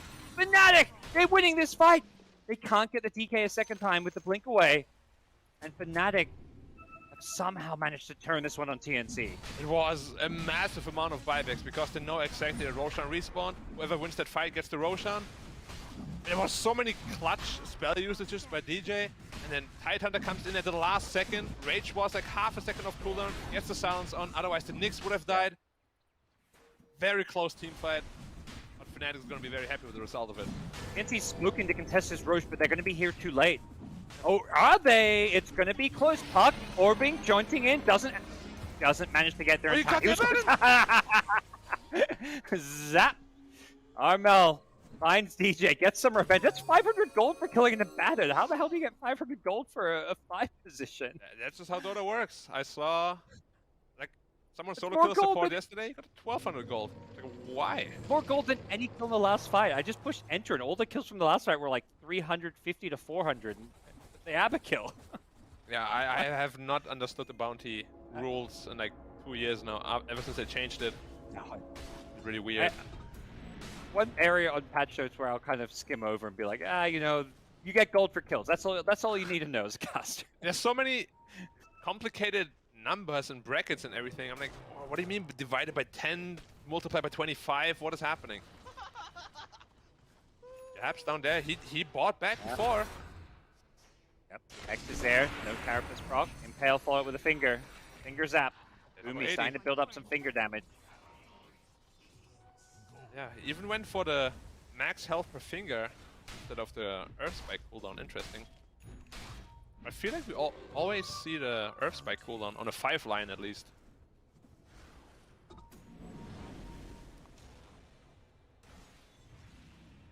Or yeah, something a little bit different. That's Feeling like this game is gonna drag out.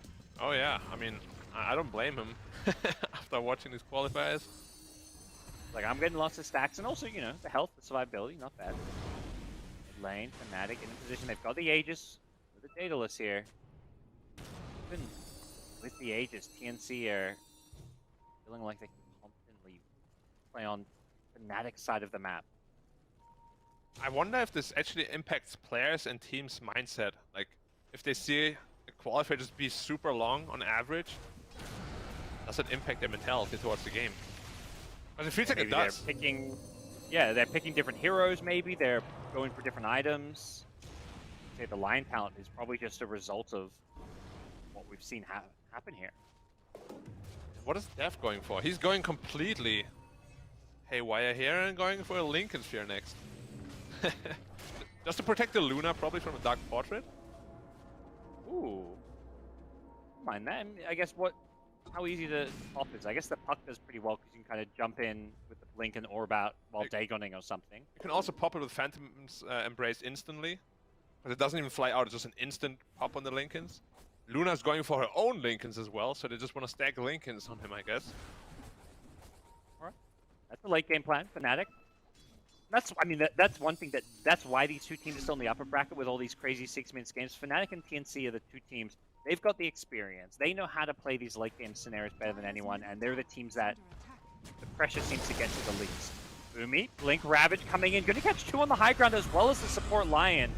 That's happy just to go jumping on in. Now with the Bok, BK jumps in with the BKB himself with a lifestealer backup. The damage isn't there. On the left, as Death is with the borrowed time. Oh, Zap, they get the tide. Death is dead. That's a dieback as well. Tron needs to be a little bit careful. The DK getting low. Bok trying to fly back to the high ground with the Infest healing him up a little bit. That's enough to keep him alive. And now the next target is Tron's Lestrak. DJ has to be careful in the Abaddon. He can't get too close without the borrowed time, but they're managing to win this fight with Ravens Loon doing so much damage. The puck jumps back in. Gabby with the rage still up. He's trying to bring down the Nyx, but Nyx is hella tanky, and Puck actually gets brought down. Raven gets himself a triple kill. You got chipped by the glaive, you couldn't blink. Very unfortunate. Do they have buybacks? Only the Puck has a buyback. If they lose this tower, the Rex are gone. Potentially even the T4s are gone. They're pinging the throne. And if they don't buy back, they might lose it. You just have to buy back, I gotta imagine. Gabby, what's he up to? He's going for some neutral items, it looks like. I don't blame him. That's an interesting call. He's actually he got the bounty rune. He gave Grimstroke buyback. So they can get a Dark Portrait out now. If Grimstroke wants to use that. Gabby goes running in, finds a Korea. Has a Flicker now to play with, a great pickup. That's why he was in the jungle. He's like, we're losing Rax. He's like, no, I'm going jungle. It looks like they are going to have to give up this. Yeah, they're giving up the Rax. Probably will fight for the tier 4 towers. Gabby just getting poked at. Yeah, the Bound City is actually crazy. It looks so... I don't know. It just doesn't look like Dota anymore, you know what I mean? All these... Or maybe it looks exactly like Dota, actually. What am I saying? It feels... It's like there's... Most other spells, just don't work on buildings. So, yeah. So it's interesting. Glaives is one of the few that does. They just have Glaives bouncing from the middle Rex to, like, throne, hitting heroes over there. Yeah. It's definitely one of those mechanics. I think if Ice Frog for whatever reason made it so that Glaives don't bounce on buildings, I think not many people would be upset. Yeah, but I feel like Luna would also not be as big anymore at all. That's a pretty good gimmick, right? Like, especially with, like, heroes that empower her. You go high ground, you get the tower unexpectedly, and suddenly the enemy's like, oh, we're done. We can't defend this. You can buff her other ways, Or maybe give her a talent that does it. A 25 talent? I wouldn't mind it. They're terrible anyways. Yeah. I'd say 25 talent just to get back something that you used to have sounds kind of brutal. But yeah, like you say, Luna's 25s. I mean, we'll see. Probably what, 30% lifesteal? Yeah. Like the Eclipse mini-stun is pretty good if you have Axe Scepter. Especially with the Refresher, just perma-stun people. But he's going for the cookie cutter build. As an Illusionist cape as well. Oh, nice little pickup. Yep. And the Lincoln Lifesteal's 25 will be important. His Rage Duration, I gotta imagine he's gonna want, but he's still got a full level to go. Fnatic are not interested in giving TNC time to sit back. They're considering this high ground. The double Lincolns now, Tide as well as Luna, both have one. Yeah, they're just gonna be stacking it on the Luna. Make sure they don't get the portrait at all. He's dropping every item on Luna. What's happening? Just to use the Illusionist cape, what? What kind of gimmick is happening here? Oh, so he doesn't get the Dark Portrait illusion or what? Oh, clever, clever. Okay. I mean, he stood there for like 10 seconds. Like, man, you probably gotta practice it a bit in demo mode first. Yeah. Like, I guess that's the downside of the Illusionist cape, is that it makes an easy way to get the Dark Portrait image for Grimstroke. Yeah. Same with the Manta also. He keeps doing it, but really, I don't know how efficient it is, because he's not Thompson level of button clicking. Like, if you watch some people play, the way they drag items in and out is insane. Like, they're so fast. How do they do that? I tried that. You've got to be so precise too. Here we go. TNC, they're smoked up. They're looking to make their move out of their base. They put an observer on the high ground. They don't reveal a sentry or anything, as Radiant don't have any way to know there's a ward here right now, I believe. Fox just going to go for the D ward. Okay, I'm DK. Not sure why. They didn't see them, right? Could have potentially gone for a move. Fnatic themselves are smoked up. Fnatic are just grouped aside. They know this is do or die time. Roche can respawn in 10 seconds, so this is where winning or losing a fight could lead to Roshan potentially, or just game over if you're one of these teams. Tims! Buyback. So Cannot careful. afford to get picked off. The blink in. Death doesn't go for the Ravage. Tims has not got the A on this yet. He's going to be the first target. He does have buyback, I believe. There's going to be a blink pop. Dragon Tail. He catches out the back lines. He takes out Nyx, who's forced to immediately buy back the DK on the front lines. Once DJ will be a great pickup for them. That takes away so many of these saves. He doesn't have buyback. He's dead brave. The Soulbind catching out too. Where's the Dragon Tail? The Lucent Beam stun pushing them back. But there's going to be a double hex into a double impale. They're absolutely getting destroyed. Gabby with the BKB rage as well. Schwan getting brought down on the Leshrac. Is the physical damage there? It's going to be close, and they bring him down before the TP. Oh no! Dead Leshrac without buyback. TNC have won a crucial fight here, and they may get more. Death's Lincoln Sphere. They're going to do so much for him. Damage is there to bring down the Tide, who also does not have buyback. It just shows you how strong this combination is of Grimstroke Lion, Hex, Impale Finger on both of them. Oh. And Leshrac unfortunately died. He fumbled a little bit with his inventory. Plate Mill was in the backpack. He would have lived otherwise, I would imagine. And that, yeah, the Grimstroke this game has been huge. The Dark Portrait, as well as all the spells they're comboing. Yeah. The Dragon Tail as well that they've had hitting multiple heroes in some of these fights. It's just absolutely destroyed Fnatic. And Nyx Courier? Oh, it was close. It's the Aeon disc. Okay. If you lose, it's dead. Yeah. Roshan up in 90 seconds. And 2 buybacks expended here. Luna bought back right away. So did DJ. On the Dire side, buyback status is they're going to have these buybacks at least the puck in 2.5 minutes. So we're going to get to a point where TNC should have an edge when it comes to buybacks. Yeah, Grimstroke is really the big one, though. It feels like as though he's more important than some of these cores right now. Yeah. How Got an close is Aeon he to disc the Aeon queued up. disc? Oh, still quite a bit away. 1300? Yeah. He can farm it quickly. Perhaps that's going to be... Yeah, he's staying kind of bottom while his team are elsewhere. But he also has to be wary that, you know, Fnatic may make a play on his life. Yeah, this is the tournament meta right now. Aeon disc on everyone. He had the Arcane boost. Yeah, he's got Aeon disc now. The Arcane boost. Aeon disc on him, Aeon disc on DK queued up, Aeon disc on Lion queued up, Puck has one. Everyone is going for one. Here we go, Fnatic. They smoke out of their base. Dire vision around this Roshan pit is fantastic. We'll see what Fnatic can do. Chuck a ward on the high ground, but they don't want to D-ward right away. The net worth is a little Reveal bit their deceiving. position, but Lifesteal is sitting on 5k right now. right, here we go. Fest into the puck. Armel in the front lines. What can they get? What's he going to find here? Level 26 as well. Yeah, Armel has been a beast this game. And checking out the Roshan pit, making sure there's no shenanigans going on. Armel, what can he find?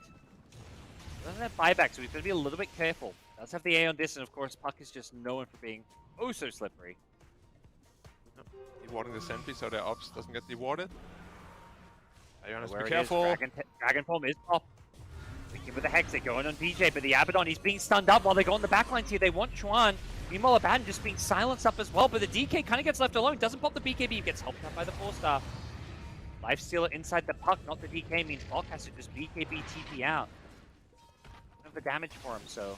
And Roshan is up and just spawned.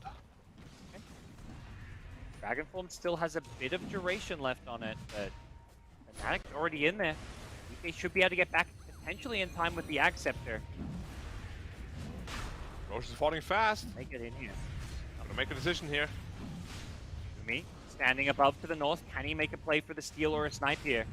Not sure they want to go for it. DK blinks in with the puck as well. They time this, not perhaps at the perfect Roshan time. They're going to get the Aegis onto Schwann's Leshrac. Fnatic have the Aegis. They can look to turn and fight. Box going to be careful on the DK. Doesn't have BKB. He's 4-stuffed. He gets back to the high ground. He's still alive on the DK. TNC want this Luna, but the cheese being popped. They heal it back up, and with the burrowed up Nyx Assassin, they want to get the hell out of here. Boomy's Lion in some trouble now, gets chased down. Looks like TNC just going to look to disengaged, having already taken out the Aegis. Oh, that was so close. It was like max range. Stops the boots to travel with the Dagon as well. Yeah. Yeah. Was there an Ags or refresher I didn't see? Good question. Let's click through the heroes very quick. I see Nick. Oh, Nick has an Ags, of course. It's an axe scepter then. Wait, no. Yeah, I clicked on Nyx too. I was like, what? And then you said it. I was like, ooh. No. Wait, there's no refresher. Puck has the Aghanims. Okay, Puck took the Aghanims. Which is a massive upgrade for them. Oh, yeah. If Luna is just stuck there with a portal hitting her, yeah, it's perfect. Probably couldn't have asked for anything better. But now his buyback is very expensive too. Some creeps. Yeah. Well, he's happy just to have it off cooldown now. Hopefully for the upcoming fight if he can farm it. Lifestealer is about to get a whole lot scarier. Just finishes Daedalus. There's gonna be a ton of damage coming out from him now. So how much is Feast? It feels like there's 1.2%. That's good. It's about a 50-ish, 60 bonus damage on the Luna.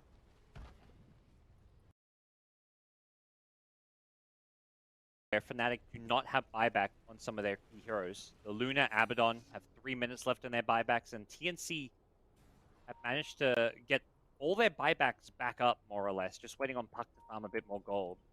Yep. And I guess the Grimstroke is still on cooldown. That's the big one for them. You kind of mentioned, but he has Aeon Disc now. Luna. They actually have 3 Aeon Discs ready, right? Oh, Lion about to finish his. Yeah, I mean, DK went away from it and just goes for the Nullifier to, of course, counter the Nyx Assassin's Aeon Disc. It feels like this late game is always just about Aeon Disc. Every time. How do we counter this? How do we make sure they don't counter ours? Aeon Disc here, Aeon Disc there. How would you nerf that item? That's an Iceberg question. How would you nerf the Black? I don't know. I feel like make it so you only take like half damage instead of like 100% reduction. That means you auto can't blink out for free. Stuff like that. Speaking of some of these saves, there is a Leshrac Wind Waker, so potentially can save teammates with this. But that's where the Nullifier really comes into play, because this is going to be huge against these Aeon Discs as well as that Wind Waker. Yeah. Nullifier is also a very underrated item. It just answers all these late game saving options. Well, not all of them, of course, but a lot of them. Like, how much is Wind Waker? Like, almost 8k? 7.1k? Yeah. And Nullifier is 4.7. It's way cheaper, obviously. Luna going to some new late game tech, has got an Aghanim Scepter queued up, perhaps thinking they need to just blow a hero up during some of these stuns with the Lucent Beams, and also just running out of slots, so could get the Blessing later on as well. I wonder if a Moonshot is better or the Axe Blessing, actually, with the item build he has gone for. Because, what? How much attack speed is a Moonshot again? 70 or 60 when you consume it? 60. Yeah, half. Yeah. Actually, for some reason, it's not half anymore. You get 140 and then it goes down to 60. Oh, yeah. Not sure why. Should be half. Half it up. Yeah, it was initially half, right? I'm not going crazy. Yeah, it was. What I never understood, do you get the night vision also while you carry the item or only after consumption? Oh yeah, it says so. 400 while you just carry it, and 200 after consumption. It used to be you got none when you consumed it. I think they added that later, if I recall. Yeah, because it was terrible. Why would you lose everything?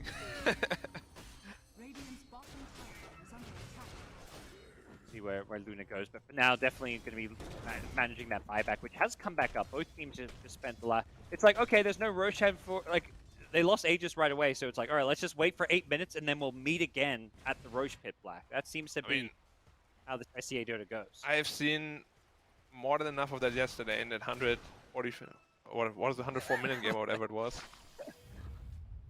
Yeah, we were all over on the mainstream and we were having like 9 hours for 2 best-of-3s, but yeah, you had a single 100-minute game. It has been wild. This SEA qualifiers has been quite the spectacle for viewers, casters, teams, and players alike. I wonder if you compare to other regions, how it compares in terms of duration. Going on DJ here. Way higher. Yep. They jump on the airband, but that looks like on the backlines, Death on the Tide is the target they want. Oh, they're crushing him. And the lifesteal bring him down. Yeah, with the puck axe coil, he can't actually get away from this one. They want the tide. He manages to get brought down, but instantly buying back. Now there's a Dark Portrait. Raven's just hitting the Dark Portrait, but now he's got a Gabby lifesteal to worry about. He force-stuffs away from the lifesteal and catches out the support Lion. Nice find as DK gets stunned up, but gets the BKB on afterwards. It's just going for the TP out. Don't have any answer to the BKB TP. Feels like we've seen that just about 3 minutes ago. Yep. Pretty much same spot. Tide goes down, buys back. Lion doesn't have the buyback. But did you see how the game ended? Somebody Boots of Travel 2'd onto the Dragon Knight and he cliffed himself because Dragon Knight was flying over a cliff. Then he died after a buyback. That was the worst way ever for the game to end. That is just heartbreaking. Yeah.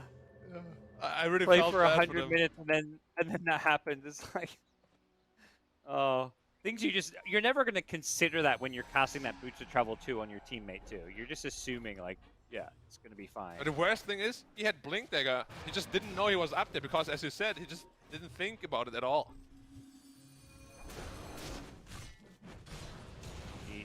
DK also level 25 now. Go from here. Yeah. AoE Dragon's Tail is also a massive game turner potentially. It's basically an RP. I guess, and it'll stun people through Lincolns if you target someone else, right? Is that correct? I don't think it's a target ability anymore, right? It's kind of like Storm Vortex it's just now. an AoE. Okay. I think it forgoes Lincolns entirely. I haven't tested it. I'm not 100% sure, but that's how Storm Vortex works. So. Yeah. I was thinking you still had to target something, but if it's no longer needing to target, then that's huge. Yeah, because these double Lincolns could just be somewhat negated by this. Not to mention just the fact you can stun the Abaddon as well as his teammate, because there's not. Well, Abaddon can still pop the borrowed time and then shield his buddy. I guess that's the kind of play DJ's gonna be looking for. Yeah, and he also went for this Axe Scepter. I tested this recently. Axe Scepter on Abaddon is so unbelievably strong. Together with the Holy Locket, like it triggers every 525 health, and with the talent you heal about 450 health every missed coil. So you lose like 70 health only. 25, yeah. 500 AoE missed. This supports a 25. Okay. I did not expect these to be 25. Wait, even Boomy's 25. Tim's is 22. How did that happen? I feel like we've seen these 50-60-minute games. I haven't really seen the supports get 25 in them that often. I'm sure you did in your 100-minute game, but... Oh my god. Yeah, this also means we have the AoE Hex now. Another method to forgo the Lincolns. Oh. This item is practically useless now. I mean, yeah, they may even want to consider selling it for something else. Kind of an upgrade. You can maybe protect yourself from the Dark Portrait, but that's a DJ? Oh. Link's done. DJ's been found. And they pull him up before the borrowed time. Nope. They could have maybe gone for a finger and tried to catch him by surprise, but they were ready for it. The Nyx Assassin, meanwhile, not able to stun up the lifesteal. He managed to get the rage off. Now Bokku charging with the BKB. Nice coil on a 3, and with the Axe Scepter, they kind of completely suck him. This is Soul Buy. The Dagon's to follow it up. TNC, Gabby in the front lanes with the BKB as well as the rage. The Ravage is not going to connect on anyone except the DK further away. Lifestealer manages to infest his way out of there, comes back in, re-engages with the dead Abaddon. They want more puck. Actually managed to die in the backlines. They got the lockdown they needed. Gabby, can he finish off jabs here on the Nyx? He's got the Aeon Disc. The Nyx is just unkillable, it feels like. Yep. He's just too tanky. Gabby goes charging back in with the Blink Dagger. He wants Schwan on this Leshrac, but he's too tanky himself. Gets tied as the new target, but he goes Ghost Scepter. Nothing to get rid of it. The 3-man mana drain coming in from the line, who goes in for a Finger of Death. Not enough damage on the side. But trying to finish him off the orb. He can't actually finish off Death. Death somehow blinks back in. He's still alive, but Nick's going down, and now Gabby, he's trying to just wreak havoc. The Wind Waker Leshrac, he's trying to fly his way out of there. It's Tornado Alley as the Dagon brings the Leshrac low. Gabby's still chasing forward. This lifesteal is just unkillable. He's just constantly full health. Puck still fishing for more on the backlines. Isn't going to succeed in doing so. Lion dies and buys back immediately. Nyx is still finding a new place to burrow on down. If they get this Nyx, that's a dieback, but he's tucked away nice and deep, Gabby. As he got the damage to get this kill. The Split Earth coming out, stunning up Thor, who has a BKB in 2 seconds, but he won't get a chance to pop it. He's dead without buyback. Luna buying back now as well. Gabby looking to turn and fight. Hasn't have Satanic. Doesn't have a way to lifesteal his way through this one. Will go down, and Raven has a triple kill. Split Earth onto the high ground. They catch out Tim's. Tim's dead now as well with buyback, and Fnatic making good use of their buybacks to win this fight. Potentially secure Roshan. Yeah, Roche is back up, this time with all items. And it just feels like TNC is initially always winning these fights, but Fnatic is just making much better use of their buybacks. turning so many fights around. I think there's a third one consecutively to turn around this way. Both teams just kiting so well. They're going for Roshan and TNC. Lion, you gotta be careful here. Does not have buyback. Yeah, they're too late for this one, it feels like, but they're still trying to take this fight. Gabby charging in, looking to start this fight. Gets stunned up by the Impale. The Split Earth follow-up. Gabby's stunned. He's dead. It's a dieback. Oh! Jabs was ready for him. Got him with the Carapace setup. Now the puck needs to find a way out. Armel, has he got the damage? He's going to carry this game on his own, and he's in 2 versus 4 here. Goes blinking back in. Wanted DJ, but didn't have the damage to bring him down with the borrowed time being proc. Armel needs to find these kills. That's the only way he can defend, it feels like. And Juan's looking for him. Trying to catch him with the Yule, I imagine, as Aeon Disc is on cooldown. You cannot fight into this pit, gods, against this Leshrac stun. He got stunned like 4 times by it. Oh, the life Lunax clip coming through. Oh, Tims is eating it. Tims, gotta be careful. He gets the Dark Portrait out. That could be a game changer. Tims is getting low. Can he keep himself alive? No, he can't. He's dead, and now the tier 4 tower goes down, as well as the throne next in line as Armel trying to defend this on his own, but there's nothing he can do. Fnatic, they're gonna take game 1 of this best of 3. They lose the Abaddon. Armel getting another for the scoreboard, but actually no, they cleared the creep. No! Okay. Puck's dead. He died top. They have to fight through backdoor protection. Can they do this? I believe they should be able to with the Edict as well as the Luna damage flag. 25 Edict, no problem, right? Yeah, it's GG. No buyback. Game over. Fnatic. Woo! A lot closer than we thought it would be. But Fnatic showing once more how experienced they are there. Buyback usage this game is really what won them the game, I think. Was way better than TNC's. Who also fought pretty damn well. But yeah, Fnatic clinching it out at the top.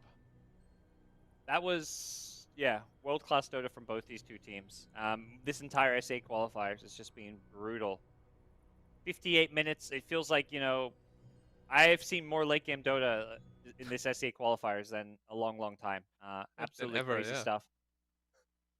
And we're going to have hopefully a bit more to say. We're going to take a quick break, get a glass of water, take a breath, maybe get myself a can of mate, because this best of 3, it feels like it could go the distance, so stick around, guys.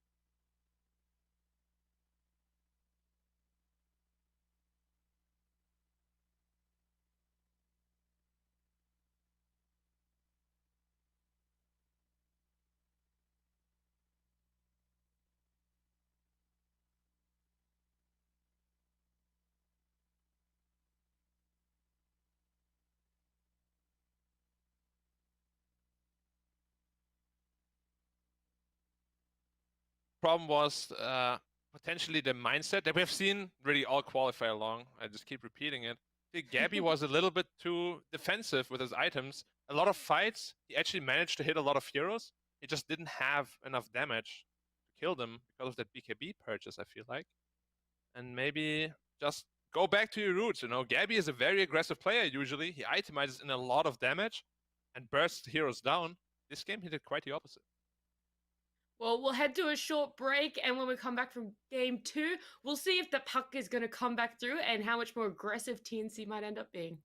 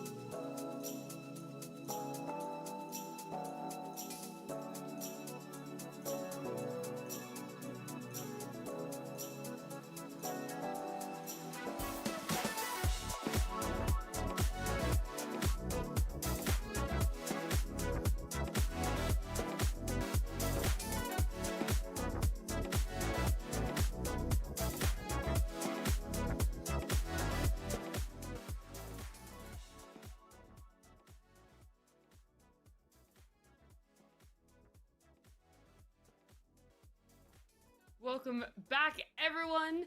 Just before we jump into game number 2, which will be soon, I promise you, I have to ask you, Black, I want to address the game length that's happening in Southeast Asia right now. They are going for so long, and it is amazing Dota that we are watching. I absolutely love it. But I have to ask you, is this what the teams are normally doing? Is this what we can normally expect from them? Or is it a bit of a TI10 qualifier factor? I mean, if we just go back to season 2 of the SEA region, I think the longest game we have seen there was like 50 minutes. And it was like the upper end of the spectrum, right? Now, it feels like 1 hour games are the new norm. And I don't know what happened to literally every single team, but the game duration doubled just in the TI qualifier. Usually, as I said, the TNC is a very aggressive team. And so is Fnatic, really. They might pick hard carries, but they play them in a very aggressive way. But yeah, TI qualifiers, a lot is on the line, That is true. I mean, you play a little bit safer knowing just how much there is on the line. Do you think that TNC are more comfortable to play aggressive and maybe they should try and channel a little bit more of that? Because we are still in the upper bracket finals, you know what I mean? So they're not going to be eliminated or anything. They still have a second chance. So do you think they should perhaps go for that more aggressive lineup? It's always their style. I feel like that's what their players excel at. Gabby is an amazing aggressive carry player, and so is Armel. This entire team just speaks aggression to me, and I feel that's the strong suit. They should definitely be going back to it, I feel like. Well, I'm really looking forward to a lot more early aggressive gameplay. But Gods, over on the side of Fnatic, you and Black were talking about how TNC looked like they had the late game all wrapped up, and unfortunate, just due to certain clutch plays, Fnatic ended up pulling out the win. What do you think Fnatic has to change then to try and secure more of that late game? 5 seconds. I think the key thing for me is that they're 2 support players. DJ and Jabs are just like the most skilled support players, like combo in any team, like almost in the world. They both used to be core players. They're both so mechanically solid. They make game-winning plays. Like DJ is known for his Enigma. Jabs' Nyx assassin that game was the one catching everybody, picking them off, and setting them up for success. So I think for Fnatic to continue succeeding is make sure that these 2 guys still have these high-impact heroes. Yeah, well, I mean, speaking of that Nyx Assassin, it is going to be banned out by TNC. I guess they think the exact same as you, that it is just way too strong and they don't want to give them that chance of having it again. But Black, I'm sure you're very happy about that. But then what are your thoughts on the Terrorblade and the Phoenix being picked up for them? We have seen, I don't know how it went on the mainstream, but on the second stream we have seen a lot of first 2 Terrorblade picks. And I think they won every game. Not entirely sure on that, but every game that I casted, Terrorblade won. And just seems like an amazing hero right now. You might lose your lane a little bit. You just go into the jungle level 3 or 4, and you still end up at the top of the net worth. And you're like the craziest, scary late game hero in Dota right now. You just counter most of the other hard carries, not all of them, but most of the meta carries at least. So I'm quite liking what I'm seeing here. And of course, Nyx Assassin being banned brings happiness to my soul. Do you think it's worth picking up the Terrorblade so early, though? Like, surely there is a lot of potential for Fnatic to really focus it and shut it down as much as they can. Potentially, yes. But the problem is, usually it just gets second phase banned, and then you can't get it in the second phase. Yeah. So if you want to have it, you got to pick it right there. I agree. I think they're most comfortable when they have either Spectre or Terrorblade. That's TNC's 2 best carries. I think they still can play this aggressive kind of TB drafts. We saw Gabby actually making moves with Metamorphosis last time we played this hero fairly early on to take objectives. So I think this suits TNC really well. And I like the Phoenix. It's a great support to have with the TB. So this feels very planned from TNC that they were going to burst to the TB with Phoenix. Yeah, I mean, maybe this is them going back to something that they're a little bit more confident, comfortable with, something they know they can execute a lot better when it gets to that late game. But let's look at the side of Fnatic. We see the Axe being picked. We've only seen Axe win 1 game, I believe it is, so far in the Southeast Asia qualifiers. He got picked a fair amount as well and just wasn't winning things. So, Black, walk me through if you like that pick and the pairing with the Mirana as well. It really depends on the team. Like the Chinese teams sort of brought it into the meta at the major, but it's a really execution-heavy core hero, I feel like. If you put him as a carry, you need to know exactly what you're doing. And I don't know if that's right, but I saw a lot of carry acts in this qualifier lose. Is that right? Yeah, a lot. Only one win, I believe. I'm Day one, not surprised. It lost like 7 games in a row on day one. That was Axe being carry and support, but the heroes got the worst win rate of like any hero in the qualifiers that's been picked a lot. It's at like 30% in like 50 games. Yeah, offlane it's weird offlane, right? Because you farm fast, sure, but like you're not really contributing as much to team fights as you would as like a Tide Hunter or Dragon Knight or anything like that. And as a carry, as I said before, it's very, very execution heavy and very hard to pull off. Most teams won't be able to do it. I'm not sure why people pick it, especially this early. Like you gotta be very comfortable with it, which I'm sure Fnatic is if they pick it this early. Raven played it already, yeah. Raven did play it in one game. It was one of those crazy 60-minute games that they could have. It's like it lost, but it could have been anyone's game. Like remember when you asked about the Bloodthorn? He built it on Axe. I remember now actually. Oh, that's the game. Yeah, I think our producer actually mentioned Axe, and I was like, oh, okay. So he had Bloodthorn Axe. Yeah. Okay, so Axe, Mirana. I mean, Terrorblade is really good against Axe in the mid game, right? Like once you finish the Skadi timing, you're really good against him. If Axe snowballs really hard though, there is a big timing that you can hit against the Terrorblade at minute 20 with the Shard Blink. Then let's have a quick look at the bans as well, though. We've got the Dragon Knight ban coming out, which again makes sense because it's such a flexible pick. I understand why they wouldn't really want it to be available for the side of TNC. But the TNC are banning out this Lion, so what do you think their options are for another support? They're probably looking. I mean, TNC banned Lion, I guess, to protect the TB, and Fnatic maybe want another stun. Probably some Lion's good because it offers a lot of damage. Like you could replace it with like a Lina or something potentially. How about a Snapfire for Fnatic? Ooh, I like that a lot. I like the Snapfire. Really good against Phoenix. Decent against Terrorblade as well. They already have them around for the Phoenix, so I don't think they have to double down on like the egg killing necessarily. But I think Snapfire does still seem pretty good. Yeah, and then on top of that, I would like to see another Chinese special against Terrorblade. Naga Siren is really good against Phoenix and Terrorblade as well. You don't really ever feel comfortable as Terrorblade against Naga, I feel like.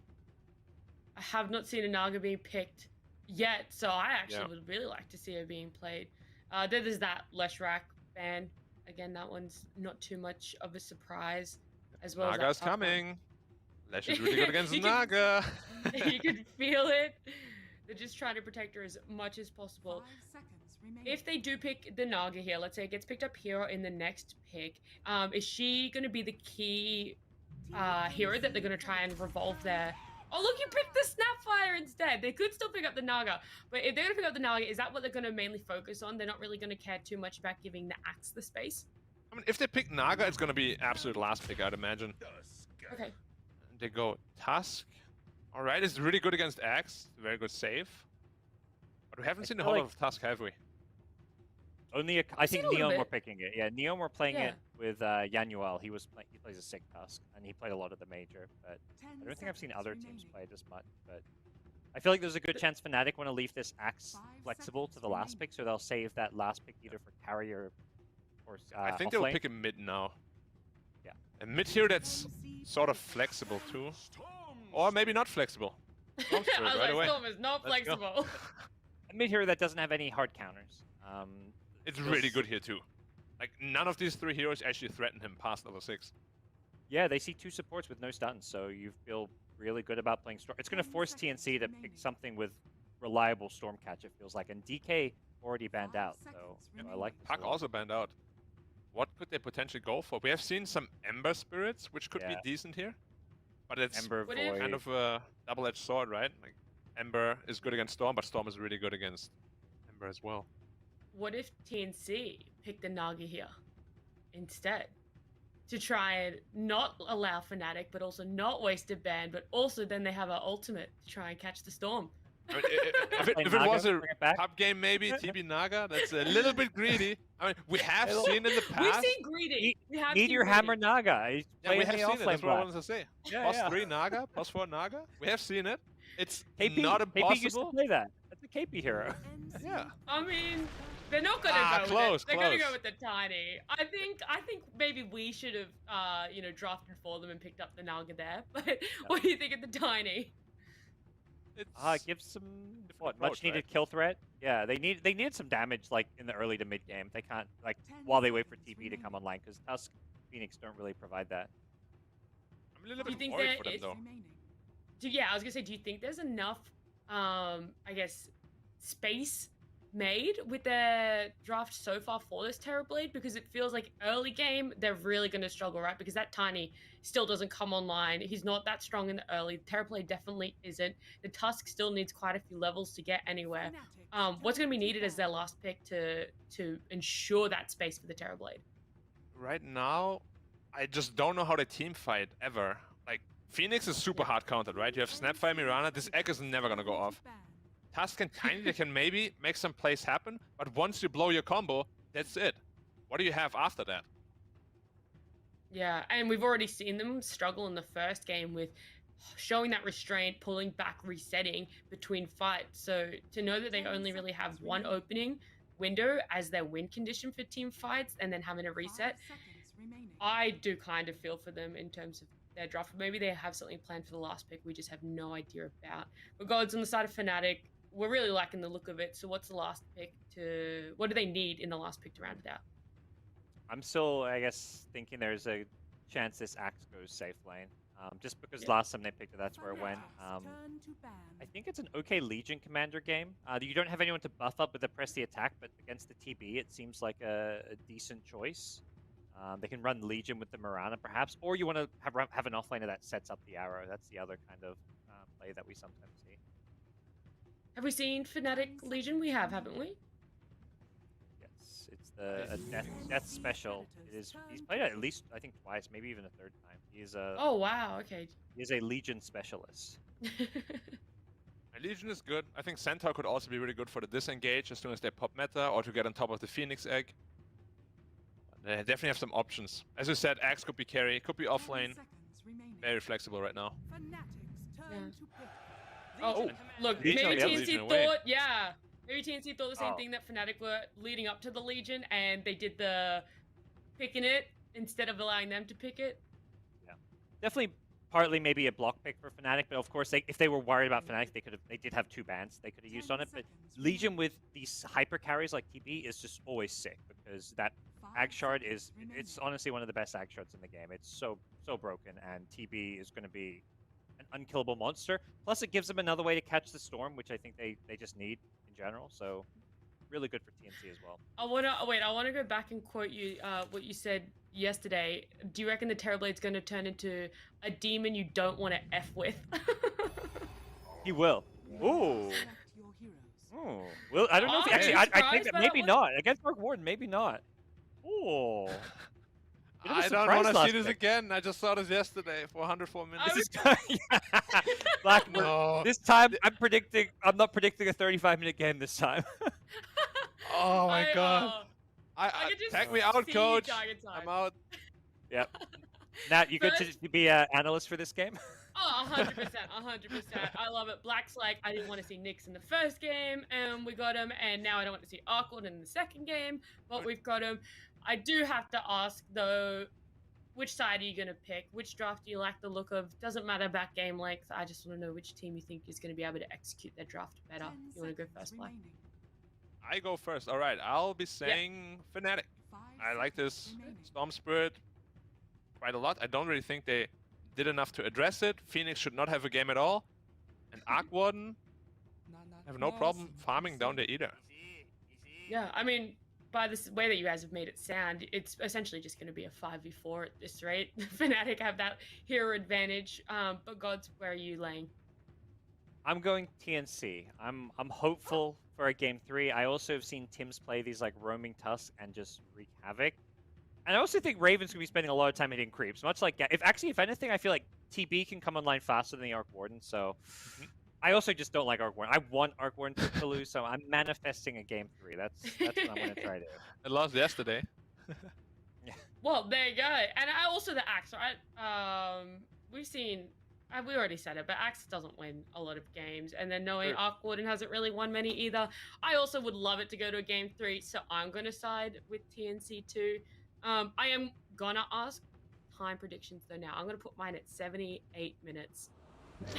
78. Anything above 60, gods can solo cast. So. At Be 60 prepared, minutes, you're guys. tapping out. Yeah. This is my limit. Well, I'm thinking, yeah, 65. 65. All right, well, we'll see who's going to get closer, but I'll let you guys take it away for game number 2. I wish we'd book you for the past the full hour black, but hopefully, you know, I don't end up on my own for this one as TNC Fnatic game 2. Well, really, like I'm having flashbacks from yesterday. It was not a pretty sight. Was it a fun game at least? It sounds like the ending was a bit sad. It was a fun ending, but all the way leading up to there, basically what happened, there was one fight, everybody bought back, and there was no fight for 8 minutes. There was one fight, everybody bought back. That kept happening for like 60 minutes probably. The fights were really good, don't get me wrong, but the time in between, I was kind of like, what is happening, guys? Like, you can't just be farming creeps, you have 90k net worth. See how this one unravels. From the picks alone, you know, definitely has the makings of a game that could go late. Yep. See if that is going to be the case, though. Which TNC should win? They have Legion Commander, infinite scaling right there. Looking for me? Scaling for who? That's a good question.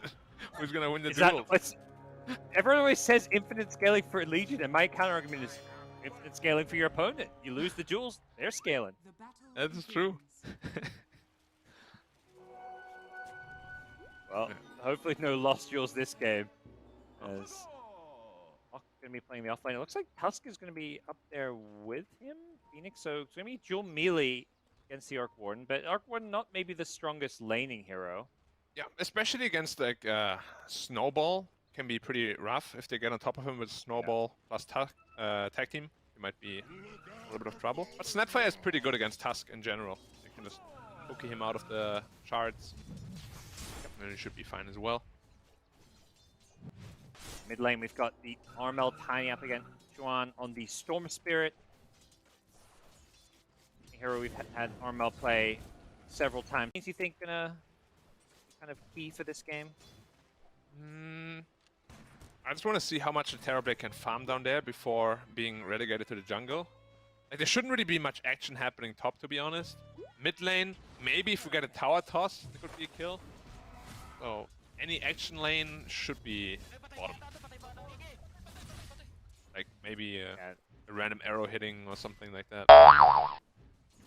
Unless like someone like the Toss roams mid for a toss back, it doesn't feel like Storm should be in too much trouble. Maybe when the runes start coming out, that's where the support rotate. But early on, it will be Axe testing the Phoenix pulls. Already got the small camp pull, so that's a good start for TNC at least to get this pull going.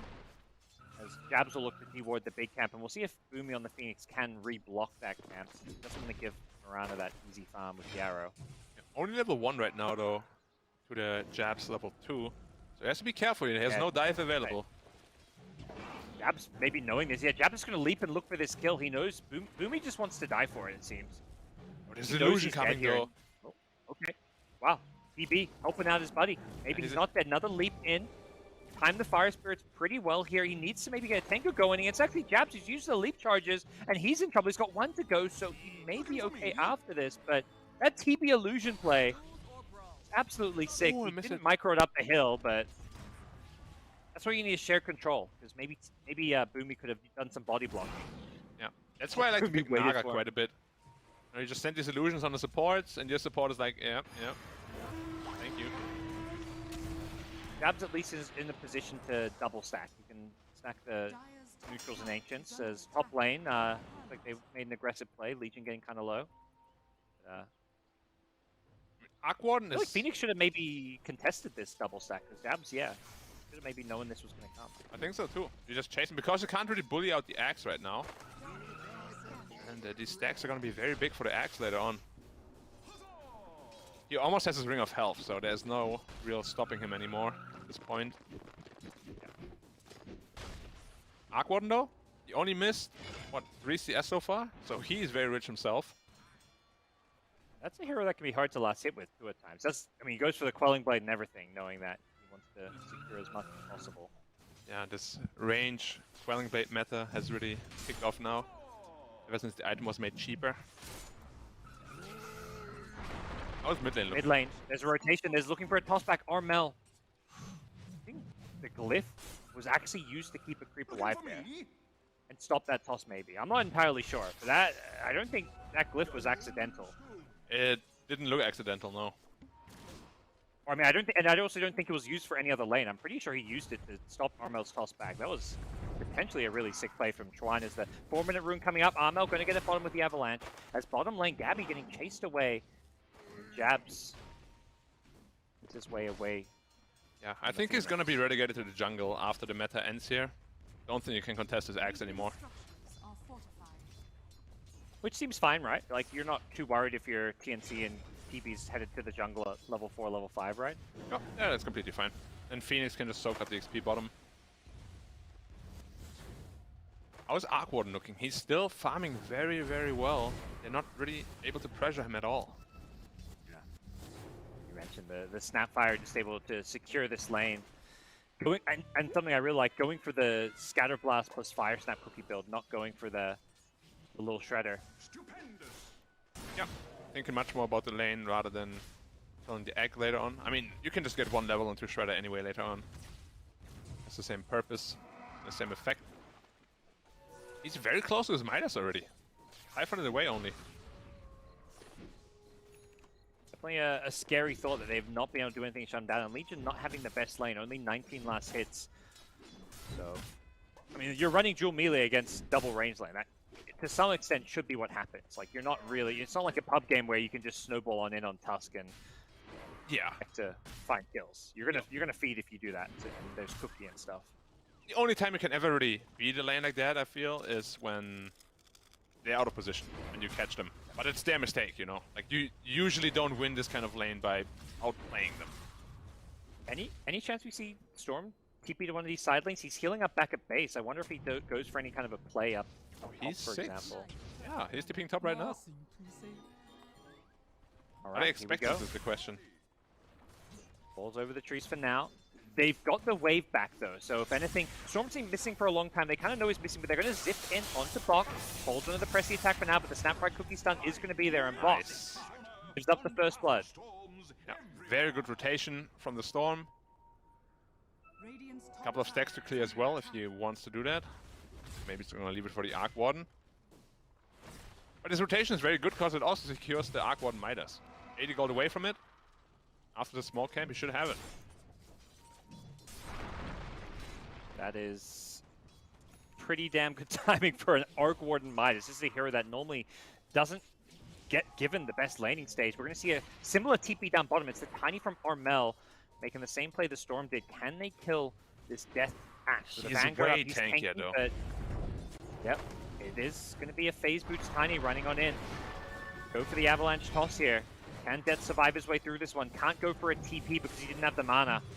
I think if he had the mana for a TP, he may have been able to just TP in front of them there and survive, but he gets brought down. Yeah, and Gabby never went to the jungle actually. Managed to sustain himself in the lane. The pair of tangos that was delivered from the courier. And he's very happy with how this is going. He's actually out farming the axe, which is pretty Armel's rare. invading though. Tiny comes in, doesn't hit the avalanche. Marana quick on the fingers with the leap, and now Chuan looking for a turnaround. Can they land an arrow here? Armel trying to dodge it, but it hasn't actually been thrown yet. The toss back as Tims rotates in, and Tiny very tanky here. Can't really be brought down. He's trying to come back in to contest these stacks, but unsuccessful in doing so. As the D-Ward did end up happening, and things will settle down. I'm a little bit worried for his Legion commander. Like, you pick this hero to win the lane and have a decent mid game, but he's getting pretty much nothing here. Still level 5 as well.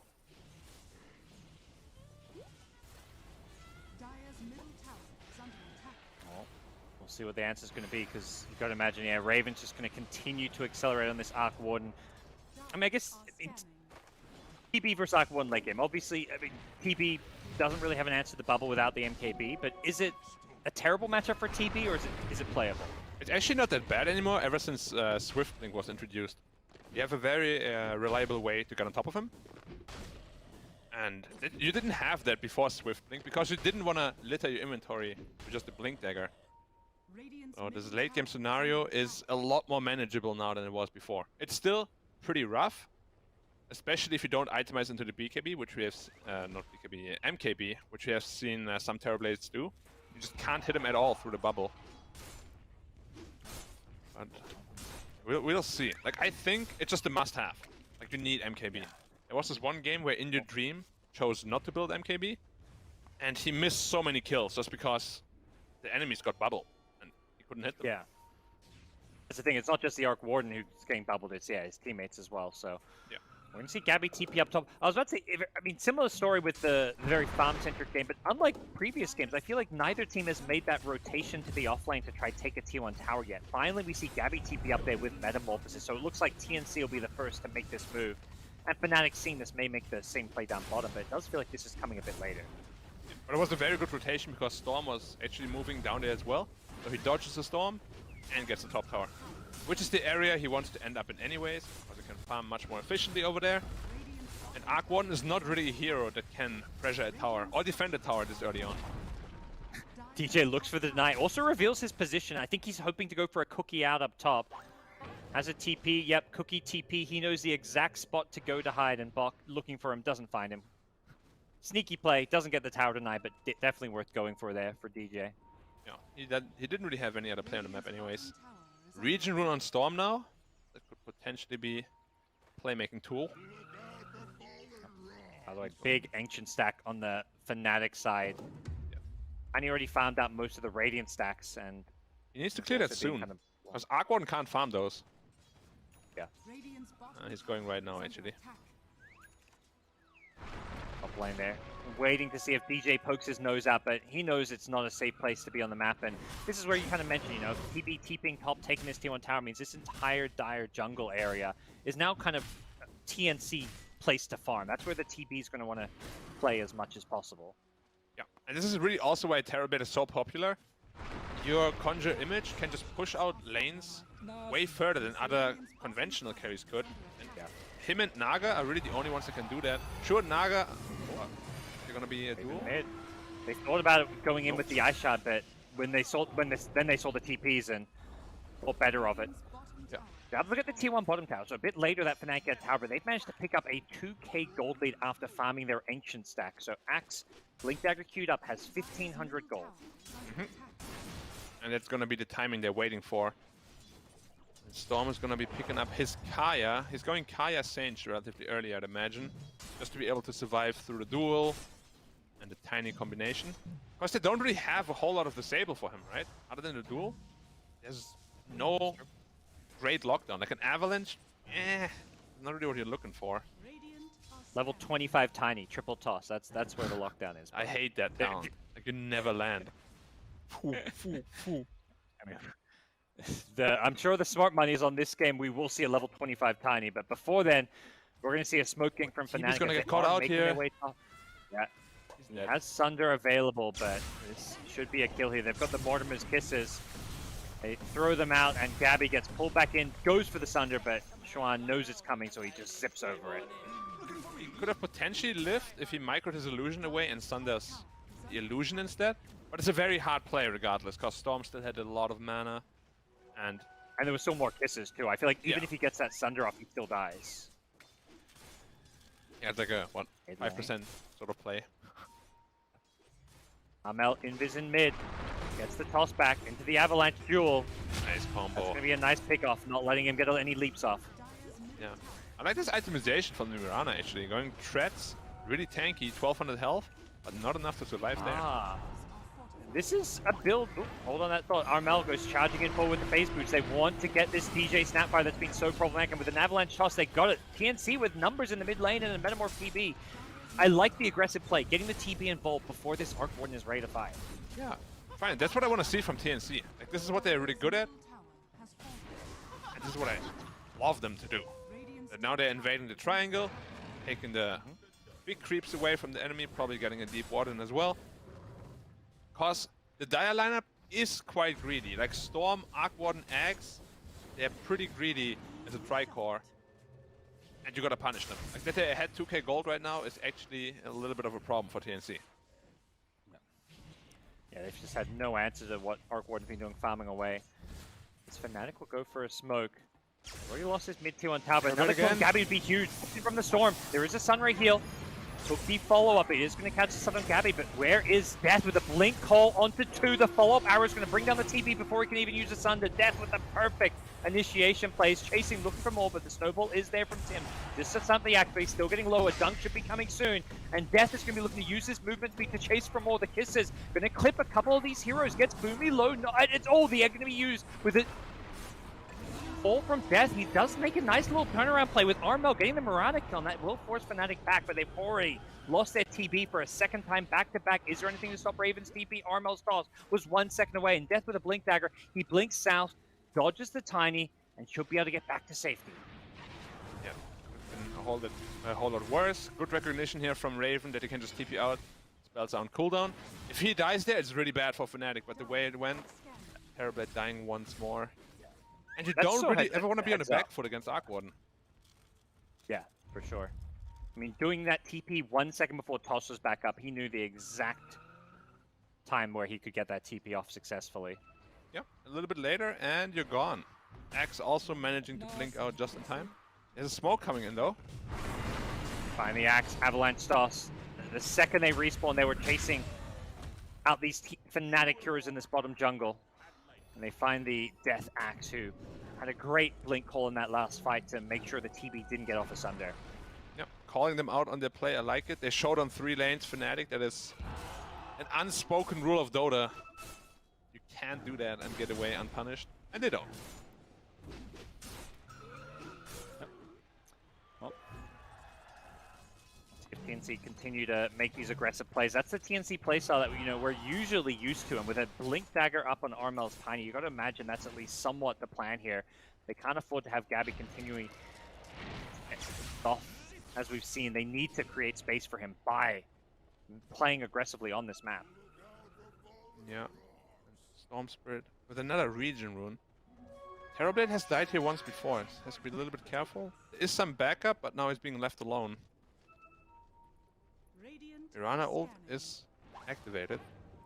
What can they do with this one? TV's already hiding in this top lane, and Mirana kind of down here alone, but it's the main fight around this river where Xuan has to zip himself away, but Armel's there with an avalanche into a toss. They get the pull, but the Death Call is there to try and bail the Storm out. It doesn't buy enough time because there's a Walrus Punch to try and finish him off, but he gets out after the punch finishes.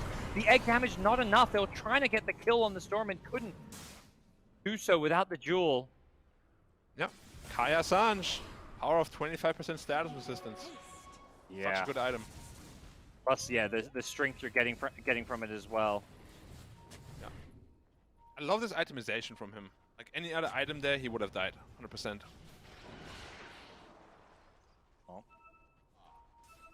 TNC unsuccessfully when finding these pickoffs, and it's not for lack of trying. I mean, we kind of asked, we raised the question.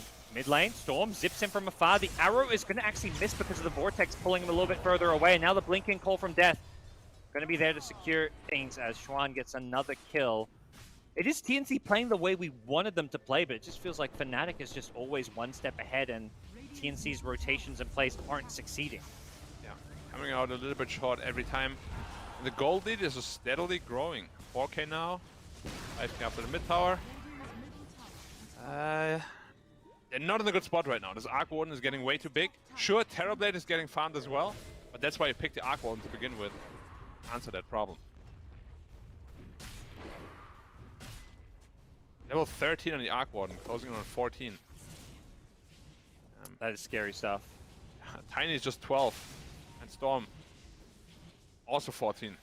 Actually, we haven't really talked about Storm's farm. He's just as farmed as a Terrorblade. Big problem for TNC here.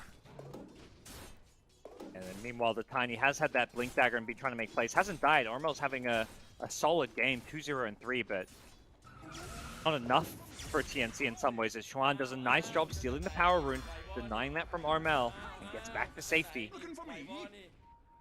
And it's an amazing rune for him too. Arcane Rune Storm, there's probably nothing scary at this point in the game. TNC continue to try to play aggressively around the same part of the map. It does still, you can still see TNC, you know, feeling confident like they're the ones who should be playing forward on the map, even with the 5k gold deficit. They know this Arc Warden would prefer to keep farming, so they're always hunting for these kills, it feels like. I just don't think TNC feels comfortable team fighting ever. Like, this Phoenix is really just a non-factor. Like, in a lot of these team fights, he doesn't even want to egg because he knows what's going to happen. There's Mirana itemized into Dragonlance power threads just to deal with the Phoenix even more. We have 1 level in Shredder. How are you ever going to get an egg off? It's just not going to happen. This is the build I've seen from these SEA Miranas so often against Phoenix, and then they usually go into like a BKB next if they want it to. Yep, and then they take the leap attack speed talent rather than the arrow cooldown. And they just kill that egg. I guess this Phoenix's job is not going to be about the egg in these fights. It's just about the Sunray more than anything, which I guess they don't really have the best way to cancel. That is true, and he's also itemizing into the Holy Locket just to amplify the heal a little bit. The pace of the game is not good for TNC. 6k now. They're just steadily getting out-farmed. Out-farmed across, yeah. All 3 cores, really, as Storm works towards an Orchid, and that's going to be something that, yeah, like, these TNC, not just supports, but even the cores don't really have a good way of dealing with. TB working towards a BKB, that feels like the big time for TNC. When TB gets his BKB, they need to be taking objectives and trying to get themselves an Aegis. Yeah, I mean, he feels pretty strong right now already, but Arc Warden already finished his Mjolnir. It's gonna be a tough fight no matter what, and Fnatic knows that, smoking up now. If they win a fight, that's straight into Roche. Yep, they're looking for that wraparound. They've got some good vision behind this top lane as well.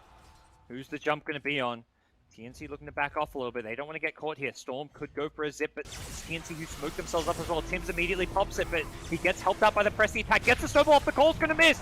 The kiss is raining in from above, but a good place for the egg. There's nothing to actually hit it for now. The bubble's there to help protect the axe. Gabby looks for a new target. Death gets out of it, caught by the egg stun. Falling back into Xuan, looking for the kill onto Bok. Will get him with an immediate buyback. Axe wants back in on this fight. Xuan on the axe, he's on the storm, is out of mana. Raven's as Armel damage. getting brought so low, and Jabs is going to go leaping and looking to finish off these kills. Armel, he gets back to safety. He needs to blink out, but the leaps. Jabs, he actually snipes the Tiny. And now Storm is trying to get the hell out of it. Doesn't have any mana to play around with. The Arc Warden, he gets chased down. Gabby's just doing too much after getting the Sunder off. He gives the Storm as well. He's killed off both the carry and the mid. Gabby doesn't have a Sunder though. Now he's in trouble with the death buyback on the axe. It should be enough to help bring him down. The Cookie Sunder is there, and Gabby, no dunk to worry about. With the Storm buyback, he's going to be picked off, and Bok himself from the Legion Commander, he just fought back. This could be a dieback for him. Fnatic once again, similar to last game, using these buybacks so well. It's a triple kill for the Storm, and Death on the axe, buying back to make sure they had the lockdown to win that one. Yeah, good news for TNC though. Like, this Terrorblade has gotten a lot of gold, and finally they do manage to kill the Arc Warden, and Storm had to buy back. So next time he dies, he's going to be on the sidelines for quite a long time, which is giving them a little bit of a window of opportunity here. 700 gold to the BKB now for Terrorblade, and he's going to be feeling very strong after that. Would you say, I mean, in some ways it sounds like you're saying TNC even almost won that fight? Like, it was a 5k gold difference before and after it. Yeah, but they... I mean, sure, the Legion Commander bought back and died again. And Phoenix just died to Arc Warden. Well, he just ran into him randomly. That feels bad. But TB got a lot of kills, a lot of experience, and Arc Warden finally got shut down. Like, if Arc Warden survives that game, his gold lead will grow to like 8k or so. That game, sorry, I mean, that fight. That fight, yeah. Well, next fight, Storm's going to have an Orca, it looks like, as Xuan, even after the buyback, managed to get some key kills and set himself up for pretty scary timing. He's at level 18 now. He's playing so aggressively too. He's just jumping into 5 heroes. He knows how tanky he is. With strength threats and the Essence Ring, he's sitting at like 2.3k health-ish. Plus Magic Wand. There's no way to bring him down like, quickly. Question now is, do they feel comfortable taking on Roshan with that BKB on Terrorblade? tough fight. Perhaps another big timing for TNC coming up is going to be this ag shot on the Legion Commander. That's going to give them a nice little reliable save that they can turn around on Fnatic. Still quite far away, unfortunately. And Axe is itemizing into Crimson Guard. I like that a lot. Like, the only damage right now they have in this game is Terrorblade, and it's going to be mitigated by a lot once you have this Crimson Guard. Look up, they see Death in this mid lane. Are they going to go jump for the jump on him or look for someone else? He's taking a while, he's not getting the spins. He couldn't get the blink off in time. As Tiny goes blinking in, they get the Sunray follow up with the duel. They want to get him in. Meanwhile, Armel on the backlines looking for the Snapfire, throws him back in. Gabby has got the Metamorph out. He gets the 2 kills quickly. The egg perhaps being used a bit unnecessarily by the Phoenix there, thinking a bigger fight was brewing, and TNC looked to be headed towards the Roche pit. Yeah, there was an Axe buyback. He's dead for 60. It was a little bit unfortunate. Like, Axe turned around just as the cookie came. Otherwise, he would have been over the ice shards, resulting in his death. Now that's a Roshan. That's the pace TNC is looking for. Abusing the fact that Raven doesn't really want to join fights yet. Very close to a Skadi though. Once that's online, he's more than ready to fight. It feels like, yeah, TNC have, game plan wise, have played this game perfectly. They've been behind pretty much for most of the game by a small bit of goal, but they know they have to keep playing aggressive. It's like a lot of teams I feel like in their position would have just sat back and tried to farm, but despite losing this early game, they are constantly looking for the next fight, looking for the next opening to try take Roshan, and they finally get it. Yeah. They are going to have some damage problems for a while, so I really want Gabby to double down on the damage after the Skadi, perhaps. Perhaps that's where the MKB comes, because we mentioned against the bubble, it feels like you do eventually need that MKB. Yeah, like if you initiate on an Axe, for example, and he just gets bubbled, he's not going to die. Unless you have that MKB. Well, I guess they could get like an Axe Scepter or something on Tusk and kick him out of it, but it's pretty gimmicky and not really reliable. That's it. It sounds like you're asking for quite a bit there. They've got the toss, so maybe you can toss someone out, but again, not maybe the most reliable. Here come Fnatic, though. They're smoked up, looking to invade this Radiant side of the map. Play around this Skadi timing. Every time they get a new item, like the Mjolnir first, this time the Skadi, they're making these plays. TNC playing around the T1 tower. Ooh, jabs his invis. Korea saw them. Shouted with the Radiant, yeah. And they had the sentry too, so. Yeah. And they didn't kill the courier because they thought, Armel? We're in this here. Oh, Tiny. Armel's. Okay, yeah. Oh, I guess he didn't get spotted. It was so close. But he has the sentry ops there. Yeah, he's playing around his ward. He's actually looking to blow up jabs, it looks like. Has he got the damage for this? Ooh. I don't think it would have been enough either way. He's too tanky with the Dragonlance threats. Exactly. That kind of looks like, oh, why did he take so long to Avalanche? What's he doing? But he probably wasn't getting that kill. I mean, he needs the double hit, and then Avalanche toss, and then another hit and the tree throw to even have a chance of killing him. But even that may open. It felt like more than anything, he was waiting for that power rune, because he was just camping there waiting for that 26-minute mark, and he gets himself an Arcane Rune for a potential team fight, which Arcane Rune, yeah, I mean, you mentioned Arcane Rune and Storm. I feel like Tiny's the same thing. Having that reduced cooldown on Avalanche Toss could be a game changer. 100%. This next big pickup here from the Storm Spirit is going to be a Lincoln Sphere. After that's up, they have literally nothing to stop him anymore. Legion Commander doesn't have the goal to invest into any sort of Lincoln's pop. So it's going to be very difficult once he gets that Lincoln Sphere. Because Terrorblade hates playing against both Storm and Arc Warden. Like, you kind of got to deal with both problems. Might be a little bit too much for him in the late game. The Fnatic side, I like what they do there. They give up the tier 2 top tower and outposts. Yep, it will TP out, makes it out. Jabs gets back to base. But they had the Storm cutting the waves at top. So they basically block any chance of TNC's ability to continue pressuring this top side of the map once they lose their creep waves. Yeah, it looked very calculated too. He was waiting there for like half a minute or so. But good news is the gold lead isn't growing, right? Been at 5k for a long time. I don't know if that's good news or not, because I do favor Fnatic in the late game quite a bit.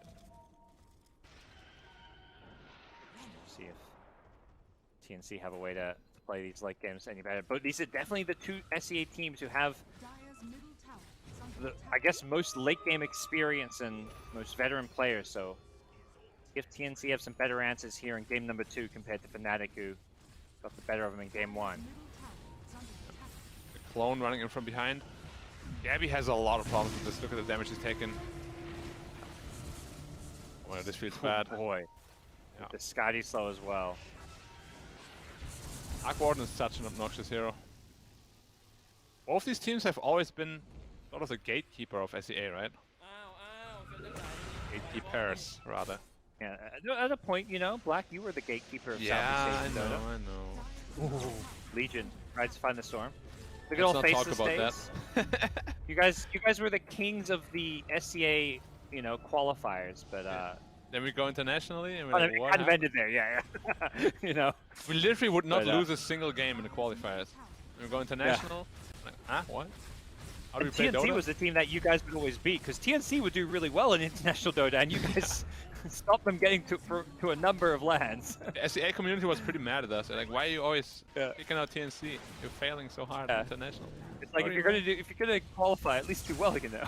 I'm But trying we've my seen a best, lot I of promise. SEA teams. You know, SEA teams have you know, made a much bigger name for themselves. TNC winning a major, you know, T1 at the recent major, getting top 3, doing really well. So it's definitely been a, you know, a successful year for SEA Dota. 100%. They're on the radar now. I mean, they have been for a while, but mostly for Chinese teams, who have been poaching them for, what, 2-3 years now? But, yeah, that's the thing. You go back to like Singapore Major in the finals. You know, it's like there was what 4 SEA players in that grand finals with IG and EG, Yeah. but nothing to say on PSG LGD. So SEA players being represented all over the world. Yeah, so 8 said they're mostly going for Malaysian players because they naturally speak Chinese as well. Yeah. I would say the same That's always about been most a big- Singaporean players, though. Like, I mean, there's just less Nuts. Singaporean players, right? Yeah, there's not a lot, unfortunately. Like, you can probably count them on one hand. Who's playing right now? Ice and Def? Is that it? Pelosin is on one of the. Pelosin, he's also Singaporean. That's true. And I guess Ponlo, he's also playing, right? Ponlo? Okay, He's so not we have playing in these 4. qualifiers, but yeah, he's playing. Yeah, there you go. Not bad. Those are the ones I know, at least. You know, for a while there were players like Nuts and stuff as well. Yeah, that's true. I mean, a lot of people are just kind of disappeared without ever saying anything. So, maybe we'll see them again one day. The mystery comeback. I mean, when's your comeback happening, Black? You don't know what's happening behind the scenes. You're pulling some strings. Or the strings are pulling me. I'm not sure yet. Here we go. PNC looking to pull on Fnatic strings as they go for an initiation here, but a quick jump out from Nice DJ. cookie. And yeah, Cookie's over the shards. Great reactions from him. Gets the blink and then the Cookie. Meanwhile, bottom lane, Clone's just causing problems here. Well, we Gets didn't the ever tower speak down. about it, by the way, but there's also Arc Warden against Phoenix with the bubble. I honestly, we didn't speak about it. I also just didn't notice because I just, in my head, I was like, okay, this Phoenix has already counted. So I wasn't even looking for any other counts. He's just dead. Leave him alone, guys. I think he's better off just not even casting egg team fights until it's like, you know, only if there's like one hero on it. Until he's level 18 with the Egg on Scepter. Level 25, actually. Oh, arrow? Okay, gets perched off immediately. And the clone, They though. want this clone. I mean, it does a this bit just of damage. feels so but bad. You need 4 heroes to kill a clone that is off cooldown in 5 seconds. The gold Black, it's still only a 5k gold difference. That is true. I mean, at least Terrorblade and Arc Warden are neck and neck. You gotta think, though, that Storm Spirit just scales way better than the Tiny Wood. Yeah. This gold difference has been the same since the 18-minute mark, so TNC have been, yeah, like you say, mostly keeping up, but will the scaling be there? They go for the full Hurricane Pike on Gabby, so no blink yet, going for positioning from the Pike, And as well as before an MKB. also, yeah. Like, if he doesn't go for the full Pike, he would have had MKB already for the next Roshan, which will respawn in 10 seconds, which could be a very, very big deal. Yeah, bit of a unexpected pickup for sure, and it was something, at least initially, it looked like he had the blink queued up and changed his mind. Yeah. So what do they have to do with Arc Warden? It's really only the Tiny that can get on top of him. Maybe the Tusk, but it's very risky Ball now. already in. Go for the pub strat. 5-man snowball on top. Into X call. Woo! There we go. Moonlight Shadow. Gabby. He's perhaps in a dangerous position, but he feels like he's got the back. I mean, he has got the backup. He's got a Legion command behind him. So, and Fnatic know they can't go on him. And DJ, does his blink get cancelled here? Avalanche tosses there. Can't cook you out. Death goes for the blink call, but he blinks into an Avalanche. They get the dual kill as well. Instant buyback, and TNC find the snowball to keep their TB alive after he gets arrowed. I think he was more than okay with the health he's got. They back off to the high ground. They've committed the Metamorphosis for this one. They're going for Roche is already back up. I feel like they just killed Roche. Nothing happened since they last killed Roche, Black. What the hell, man? There's no way they're getting this for free, right? Like, you know they're going for Roche with this method. Like, you need to do something about it. He's Shadow Bladed. He's going to pop this, or at least scout them out. The arrow comes flying in as well. Legion walks into it. Uh-oh. Armel's still looking for the backlines here. They throw the egg out. Can they protect this one? Raven in there with... Oh, God, that egg just melted in no time at all, but they're going to take casualties. Axe goes down. Meanwhile, Bok on the Legion command after taking the arrow dies as well. Raven, his clone, going to die first. They want the Mirana, who gets the leap away. It stays alive for now. This TB Metamorph is wearing off, so I think TNC has to be a little bit careful. They're still trying to finish off Roche.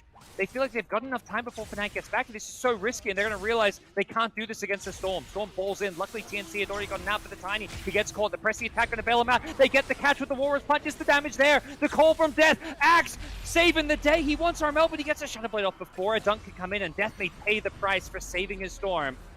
Storm out of mana, TP's back to base, but this may have secured TNC Roche, and luckily, Fnatic, they pull Roche out of the pit. And Raven with his clone here. Be careful, Gabby. Yeah, Gabby helped out by the pressy attack. I'm not sure they can do this. The Storm's back and is more or less full mana with the clarity. Like, you At this need rate, that is going to be back up. Clone up. He needs a lot of things though. He needs a Satanic. He needs an MKB. He does, yeah. He needs an Aegis. Oh, this Roche should be arrow. Arrow's going to scout it. Catches an illusion, but this could set things up for the Storm. Need it perhaps. Yeah, it's a lot of inventory space right now. Oh, they waited a second to blink it. Oh, it's Raven's clone that goes in. Meanwhile, jabs on the backline. He steals it.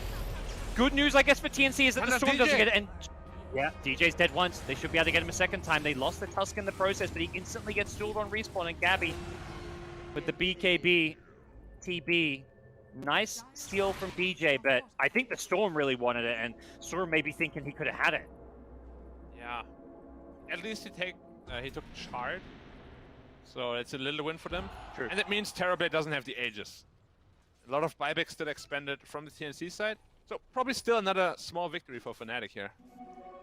One of the cool things I feel like TNC intentionally do that, when they get scouted by the arrow, they stop hitting Roche for like a couple seconds, so Storm mistimes the jump to steal Roche. Because if it's like you can see how fast it's dying, so they stop hitting it for 2 seconds, then keep hitting it, so Storm jumps when it's still at like 5% health.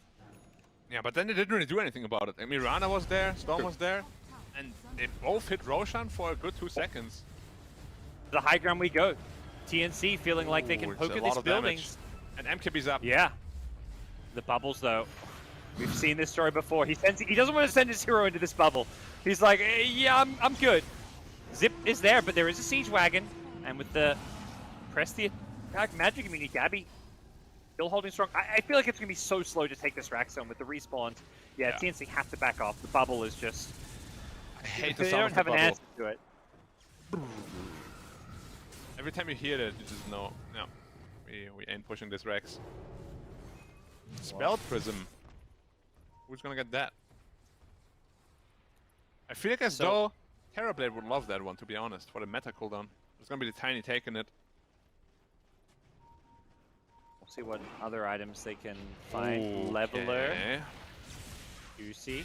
Well, you can't really level the base though. If Arc Warden's there. It's caught in the mid lane. Punk. That's actually going into the Halberd. Yeah. Oh. Little bit. Okay. I mean, it's a decent investment, but you already have the evasion pierce on the Terrorblade. So maybe a BKB or something is better? I was gonna ask is what item does make a difference for him. It feels like every fight DJ he's down getting bottom. stunned by something randomly or sundered. TNC have to address this bottom lane. They're trying to trade up top, at least by going for the rain tracks, but they are going to TP back to come defend. But this tier 3 tower should already be dead. They glyph it, but the high ground ward, they should reveal that they have a high ground ward here. Raven just trying to finish it off. The uphill misses, as well as the, I think, maybe some backdoor protection there kicking in. So getting flashbacks from yesterday. That's exactly what happened yesterday all the time. TB top, Arc Warden bottom, both hitting Rex. Both TPing back. TB did get the range Rex, but that doesn't really change much at all, to be honest. Gives them some gold, that's about it. At least the creeps will be pushing in a little bit faster. So they have this like mini edge. Not really If there's though. no heroes up top, it'll slightly push Dire's way. Yeah. Which, you know, What's the maybe play both here? teams are waiting for Roshan. Be helping a little bit. Almost Satanic now in Terrorblade. And then he is Arc Warden ready. But are you Storm ready? Trying to see if there's any other big items coming out. Looks like both teams got a penta-edge sword. Radiant's top tower Yeah, is flicker. under attack. Oh, flicker on the Radiant. Yeah, that's always a big one.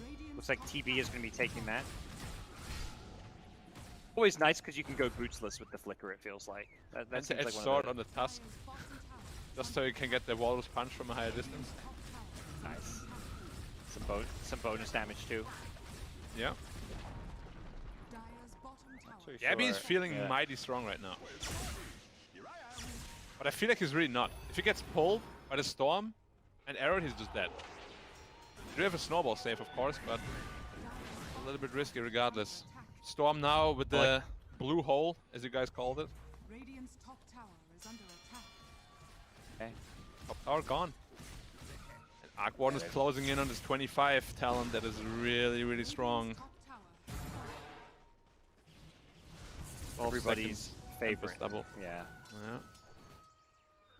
Higher duration, then the cooldown. Why not? Balance in all things. Yep. So. Did you know that he has a 40 attack speed talent on 15 as well? Arc Warden. I do It's a now. lot of attack speed. Armel gets the Avatos on the Storm, but he's got that. So tanky. 3k health. They don't have the luck. They need the triple toss. That's a kill with triple toss, though. So that's something at least 100%. PNC maybe have to look forward to. A level 25 Tiny can punish Storm, or even someone like an Arc Warden. And Discount Phoenix now also. I feel like just don't egg. Like, at all. Like, you're more survivable without the egg. Fuck. Like, do they have any way of piercing these Lincolns? No one has anything. Nothing. They have a Hurricane Pike and a Thunder, that's it.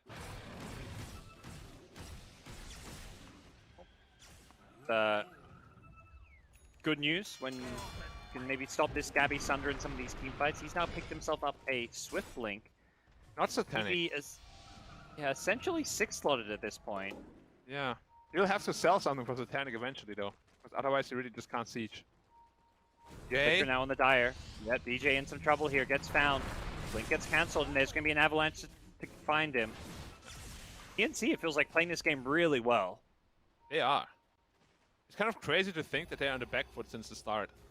The way they've played. I mean, that's the thing. If anything, I feel like I would disagree. I haven't gotten the impression watching this game at any point that they've been on the back foot. Other than the gold difference, they've had a free farming Arc Warden that they haven't really pressured, but they're always the one making the aggressive moves. Yeah, I mean, that's, I guess what I meant is that I thought they would be able to pressure the Arc Warden a little bit more. Yeah, they're on the back foot in terms of, there is a sense where Fnatic at least have like a, maybe 55, 60% chance of winning this game if you had the win probability. Yeah, I mean, this game is still anyone's game, just like yesterday.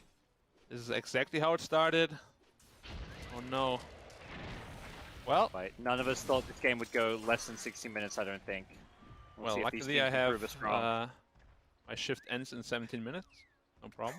I'm just like my therapist. The hour's over. See you later. Yeah. But I still have nope, bye. Well. He's going Satanic now. And he's gonna be dropping what? Pike or? Here's St. Joshua, but they're playing against an Axe. Honestly, just drop that BKB. Who needs that? Yeah, BKB good this game, but maybe maybe this tank's better. Oh. Constant pressure on this bottom lane. Arc Warden will finally get the opening to take out that tower, and meanwhile the rest of Fnatic are smoked up, making a move down this middle lane. Roche respawn is in the next 3 minutes, so we'll find that out soon. Yep. Fnatic perhaps with that in mind. They're smoking up, but there's a dire ward. They see everything. They finally scouted on the TNC side, but they may just get jumped here if they're not careful. Fire Scan is trying to figure out what's going on. Bok would be a dream target. They want to take out this Legion commander. He's the one who has all the save, but TNC themselves smoke up after dewarding. But Gabby reveals himself perhaps by planting an illusion. Yeah, Fnatic ping that. They know exactly where Gabby was. That illusion just appeared out of thin air. They realize that TNC were smoked up themselves, but top lane, there's creeps. It's the super range creeps, Black. They're pressuring the melee racks.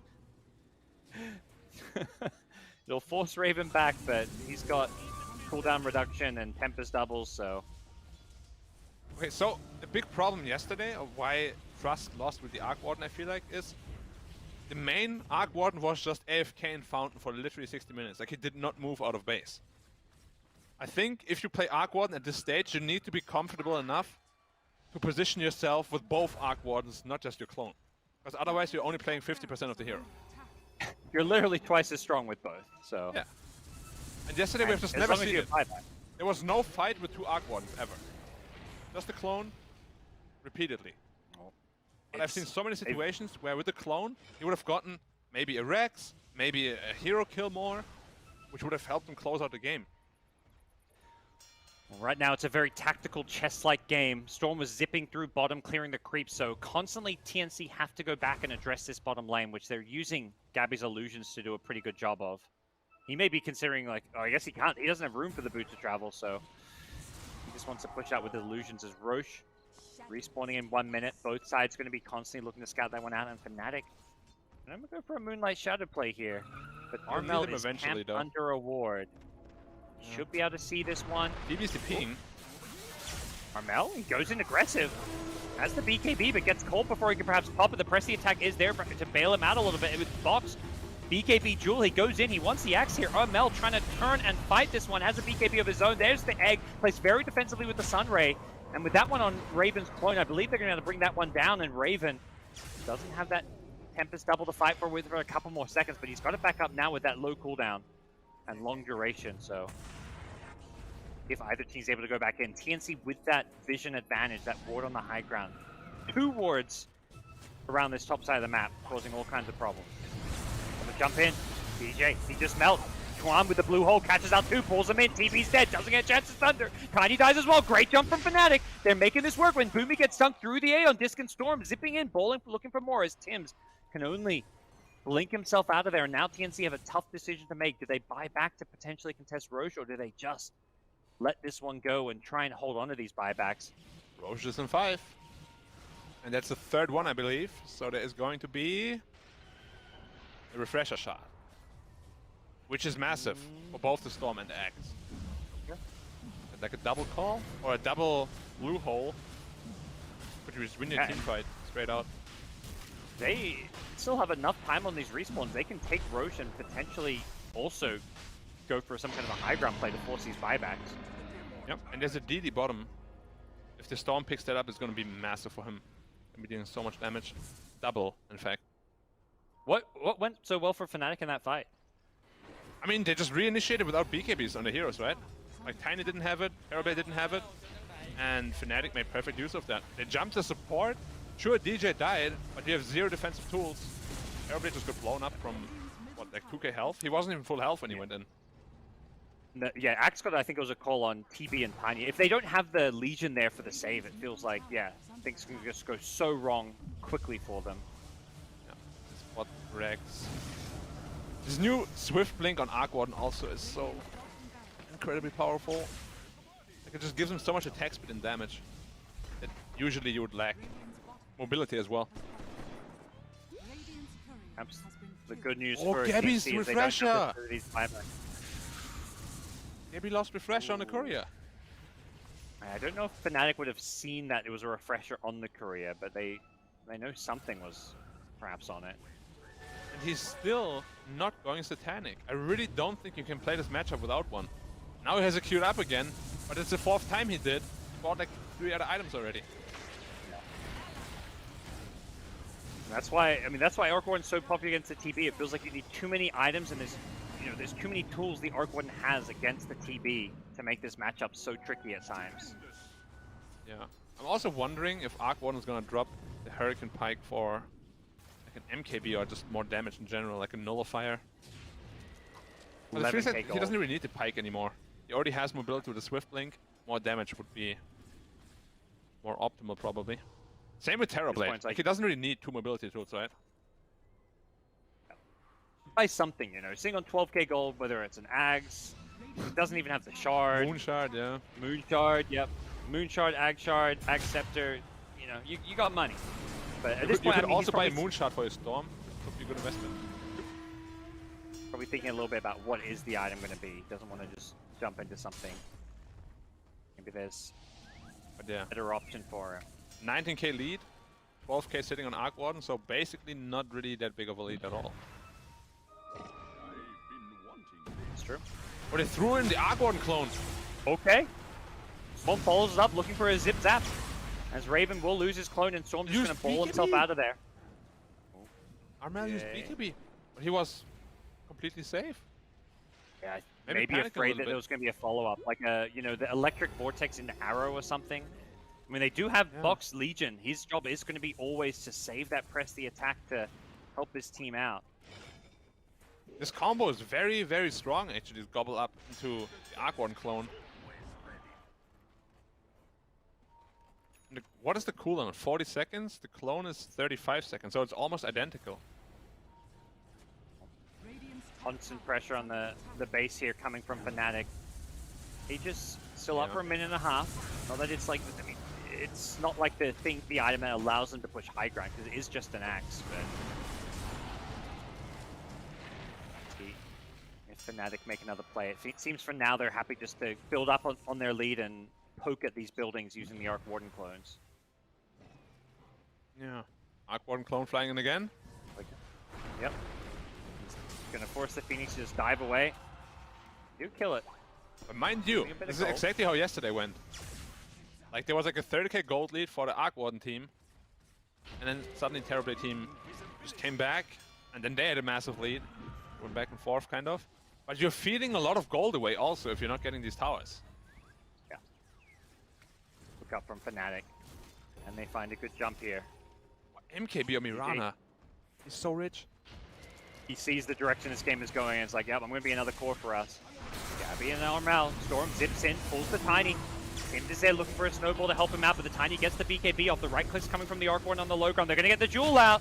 Axe may go down here, but he's got the Aegis just for this very purpose. So just an Aegis. Can they kill him a second time? Armel has an Avalanche perhaps waiting for him as he respawns. The Sunray there doing good damage as well with the Egg. Can they kill the Supernova? I don't think so. It's positioned well on the high ground. Death's going to get pulled back in. He goes down. The Egg popped. It stuns everyone. They overcommitted trying to get the Egg, but a great Vortex onto 3. Oh, Fnatic. They catch everyone, but they're dying in the process. They've overcommitted here. Gabby's TP doing too much damage. Schwan, he tries to TP up, but he gets caught. Tim's with the Blink Walrus Punch. He stops the TP out. Raven's going for the buildings, but he can't do much more. 5x coming in from TNC. They've stopped Chuan's TP. They know this Storm can't TP out, but he's got a lot of mana as Bok does end up going down. Gabby doesn't want to chase too far without the Sunder. Has the Swift Blink, but Storm's still alive even though his TP got cancelled. What a team fight coming out of TNC. Yeah, very good high ground defense. Was it a buyback expended on the... No. It was way earlier where Legion bought back. But yeah, good hold. Support spot back. And it was costly, but this is sort of what they want. Like, they need this next item on this Terrorblade. And then he's gonna be the big raid boss. Raven just trying to do Arc Warden things. Yeah. He'll just hit buildings. Actually, yesterday Arc Warden got like one of the best items to do this kind of thing. He got a Stygian Desolator, like minute 61. Buildings died so fast. Yeah, that sounds fun. Raven just chilling on this cliff. He's found a little like treehouse for himself, I would say. You know, he's just going to be chilling, making his clones up here near the enemy base, feeling protected by all the wards. Feeding away gold, exactly. I feel like we kind of need a separate gold counter whenever there's an Arc Warden in the game. Phoenix Boomy realized where he is. He had lost his hand, so now Schwan on the storm. He has no Goes to buyback. Phoenix, this is a dieback. He still died. Wow, Fnatic love what they're seeing. I like the team tips. We saw this earlier when they were tipping Schwan as well. Yeah, gotta get the team morale up. He has a Bloodstone and a Kaya Sage. Launch. He has all the mana in the world, and he is incredibly tanky. Yeah. This doesn't actually stack, does it? Bloodstone and... I don't believe so. Not sure. Wait. 100% mana region amplification, level 50. I think it was changed that it doesn't stack anymore. Maybe it does, again. Who knows? It's Dota. No, I'm a Dota player, but I never get this far in Black Snow. Sport player here. I think We most don't people to never know get those this things. farmed. Like 50k net worth is pretty ridiculous. Or 30k on Storm even. Almost never happens. Even with the Phoenix pickup, it doesn't lead to a whole lot. It does force TNC to play very defensively, sheltered in their base, and they may keep having their buildings get poked at by this Arc Warden. Bubble up. Another toss in. Armel was there ready for it though. And he's trying to keep it alive. The Storm zipping, looking for the back. Arrow! It catches Bok on the Legion. Okay, no, we're fine. There's no follow-up. Fake hype, fake hype. Bok has to be I like careful though. Yeah, fake hype. I'll throw in a WoW next time, don't worry. Wow! When I see a 5-second arrow hit at 55 minutes, I'm thinking, oh shit, this could be bad. Abby forced. They keep getting forced to blink on this clone. Blinking with a 2-man vortex. The follow-up is there. Death with the call, but the snowball save. Nice plays by the Tusk. Abby holding his own here. Now they get the jewel. It's out onto Jabs. Jabs in trouble. He's just going to die here. They get the Mirana. And Phoenix is respawn now. He's got the egg out in the middle of things, and nobody's hitting it. PNC lose their tiny though. Oh no! Get me out, gods. Yeah, happening. 2 days in a row. What did I do? This is like, I mean, you have the. This is every. I mean, you have 100 minutes, but it's like. By the way, we started. This is the third best of 3 of today. We're in game 2. We started the SEA broadcast like 12 hours ago. Yeah, I know. And we're only halfway through our third best of 3.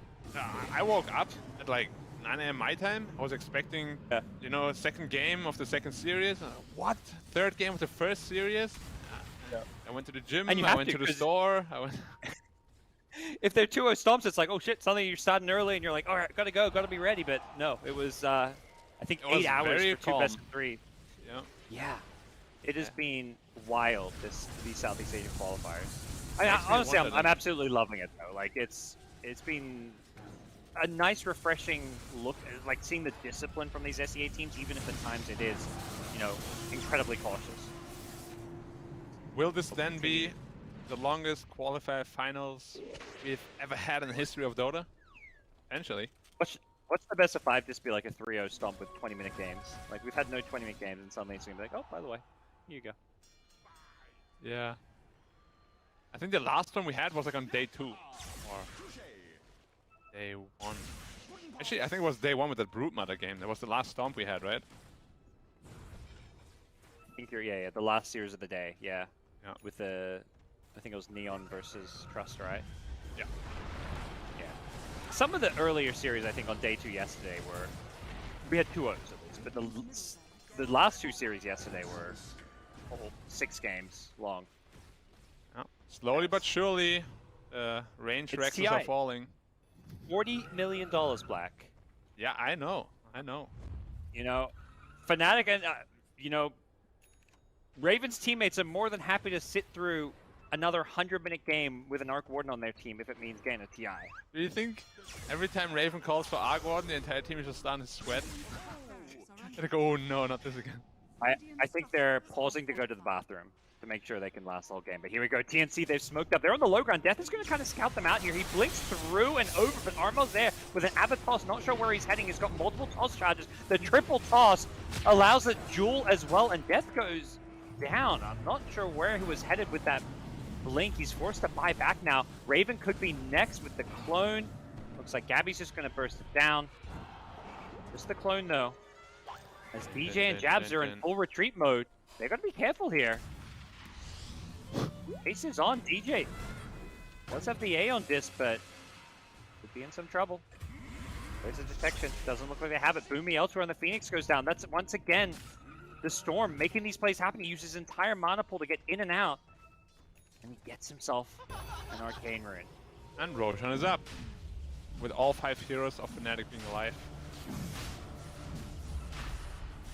Well, it looks like another freebie. And this one has everything.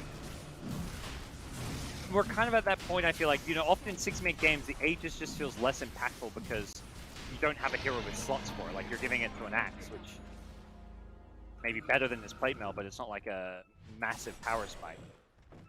Yeah, I realized every time any Fnatic hero dies, anywhere, they instantly buy back. I wonder if that's like something the team spoke about or not, because it's really instant every time. Yep.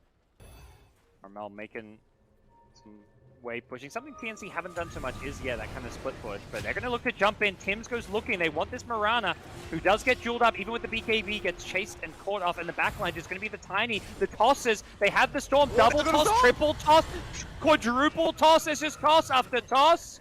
With the Spell Prism, they bring him down.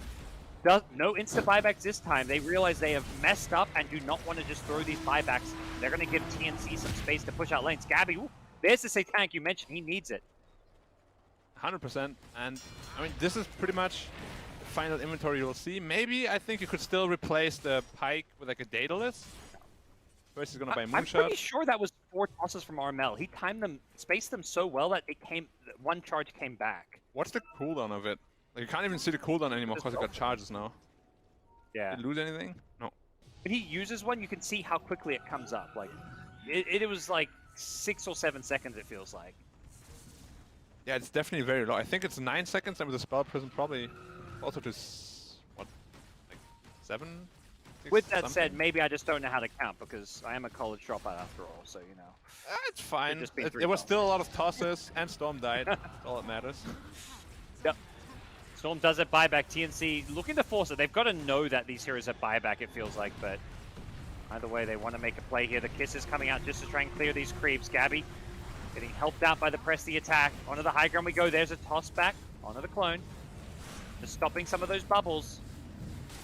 In the front lines, has got the Aghanim, has got the Demon Zeal. I really don't like that he's just sitting in base with the real Arc Warden again. Like, it just happens every time I see an Arc Warden. Using afraid to like, die. half the hero. I know he doesn't want to die. Up the rack here. And Storm doesn't want to buy back as well, so they may give up a second lane if they don't buy back on this Storm. The triple arrow looking to come out, but Gabby is still forced to be reckoned with on the front lines here. They didn't manage to kill the Tiny. Armor got the BKB off. He Shadow Blades away, and now the egg stuns up as well. Catches Raven on the Arc Warden. The Storm goes zipping in, catches 3 with the Vortex. He wants to zip, looking for more. The TB dies. He got isolated. The Storm catching the backlines, but TB was alone. They go for the gobble up play onto the Axe. The TP out from Tims. The call is there, though. Tims gets picked off as well. Fnatic, they bounce back. Did cost them a Storm buyback, though. Yeah, there was the last second, really, that he had to buy back. It was definitely not what he wanted to do. This series, this has a feeling like we could be headed to a Game 3, Black. I'm not gonna lie. Yeah, I know. I'm very happy. These teams, I mean, the history they've had, Fnatic and TNC, the top dogs of Southeast Asian Dota, and I mean, it's not just these 2 teams, it's all these SEA teams in the top 6 who have put on a show for everybody tuning in. They smoke up right away. They want to deliver the killing blow here, potentially. But if they lose the Storm, they might just lose this game, because Axe also doesn't have one. Link up with the clone once again. Raven just trying to go for the buildings. Pushes himself into the bubble, getting it low. Yeah, without the TB, they do struggle to Well, it's deal up in with 5 those seconds again. clones. This Rex is gone. I mean, I think TNC have made a decision to let it go, though. Oh, he threw the creep next to the Rex, so the back protection is not online. Raven. No back Toss protection again. for now, but they'll just Toss triple again. toss it. You can see the cooldown now. When you have got the tiny, you can see how fast those toss charges come back up. It looks like it's about 8 to 9 seconds. I remember yesterday there were so many pauses too. Give me some PTSD. Well, by the way, we're at 62 minutes. We haven't even talked about it. Black, tier 5 items. What's going on? We got a Ballista? Where are they? Do we have any yet? Only Fnatic. TNC have none, so there is a They have a Ballista. Oh my god, on Arc Warden, let's go. They have a Book of Shadows, which is not picked up. That one is really good and though, then- potentially. You could literally just put it on the Terrorblade and he's just useless for 3 seconds. Yeah. And the Force Boots, which Mirana is currently carrying. They but- are so shit. You think so? I feel like some carries may like TB would love some Force Boots because Yeah, but he would also love anything that gives damage. True. Or an I feel Ex like these Machina. carries. There was a game where Lifestealer Force Boots won them the game. Okay, having the Dispel as well as giving you an extra slot, not needing to Sure. have boots can be really nice. But how about just Ex Machina? You get 2 BKBs, 2 Swift Blinks, 2 Satanics on a 25-second cooldown. That sounds good. That does sound good. Not to 25 mention you armor get as 25 armor. The fact that item gives 25 armor, I mean, that actually won a 2.5 game last plate mails. yesterday. Yeah. Insane. Yeah. What else is there actually? Let's see. Giant's Ring. Not impressed. Ballista. But Terrorblade is still S tier. Probably the best item in the game for him. Fallen Sky. I think it's also S tier, honestly. It's one of the best items in the game. Stygian Desolator. Like the damage number seems a bit underwhelming. What do you think? 60. On Deso, yeah. Like 10 armor is good, but 60 damage is kind of like, eh. Not that much. If it was Yeah, I don't think 600 though. that's gonna like change TV's game. Yeah, especially when it's tier 5. You know, it's like, go on, give it like 100 damage maybe. Yeah. Or Mirror Shield, of course, we didn't talk about that. Absolutely amazing. Against, yeah, I mean, for Dire perhaps against like stuff like the Jewel, which is causing problems. I mean, maybe the Storm can replace his Lincolns even. Yeah. They don't have any hexes or anything like that, do they? They don't. No. Phoenix, by the way, he's. We were saying maybe he shouldn't egg in these fights, but it feels like he's actually. Boomy's playing these team fights so well. I've seen Egg go off. The fight they won at the top racks was because they overcommitted on his Egg and they couldn't kill it. Yeah. But even the other fights, he's just putting his Egg in a really safe place and just using the Sunray. I mean, I like it a lot too. Like, I actually thought he was just gonna feed. But he only died 6 times this game. Looking for me? And it feels like he's got one of the hardest jobs. So definitely really impressive play coming out from his Phoenix. Yeah, and now TNC. They gotta get out of the base. They need tier 6 items. Yeah. I think they'll get a chance to now. The Storm has no buyback. If anything, it's Fnatic who have to play safe. This tiny triple toss has changed the way this game looks because suddenly TNC do have the lockdown to find these kills. Stygian Desolator. They have a Seer Stone on Dire. Is that good on anyone? No. Terrible. The scan aspect maybe, like, yeah, he replaces his telescope because DJ. I mean, the telescope is not bad. You get the low cooldown and scan as well as the cast and attack range, but Yeah. 350 cast range on a Snapfire, that almost doubles your cookie cast range though. It does. I mean, it's not terrible, but you're not like a Zeus or something. Also, the gobble up cast range. That actually doesn't sound all too bad, right? Sure. I mean, if you can save someone with it, it would be really good. But most of the time, he's just throwing clones in, and then the fight starts after. Who's He may getting the change his Stygian? approach to these fights. Or Tiny is keeping the Stygian. A Seer Stone as well for the Radiant. It could be really good. Imagine the dual range. It looks like, yeah, Legion's getting it. I mean, as well as the press the attack range, which is an AoE press the attack. Yeah. What does it give again? Does it give mana regen? It does, right? 10 mana regen. Okay. Yeah, what are we looking at? And like triples his mana regen pretty much.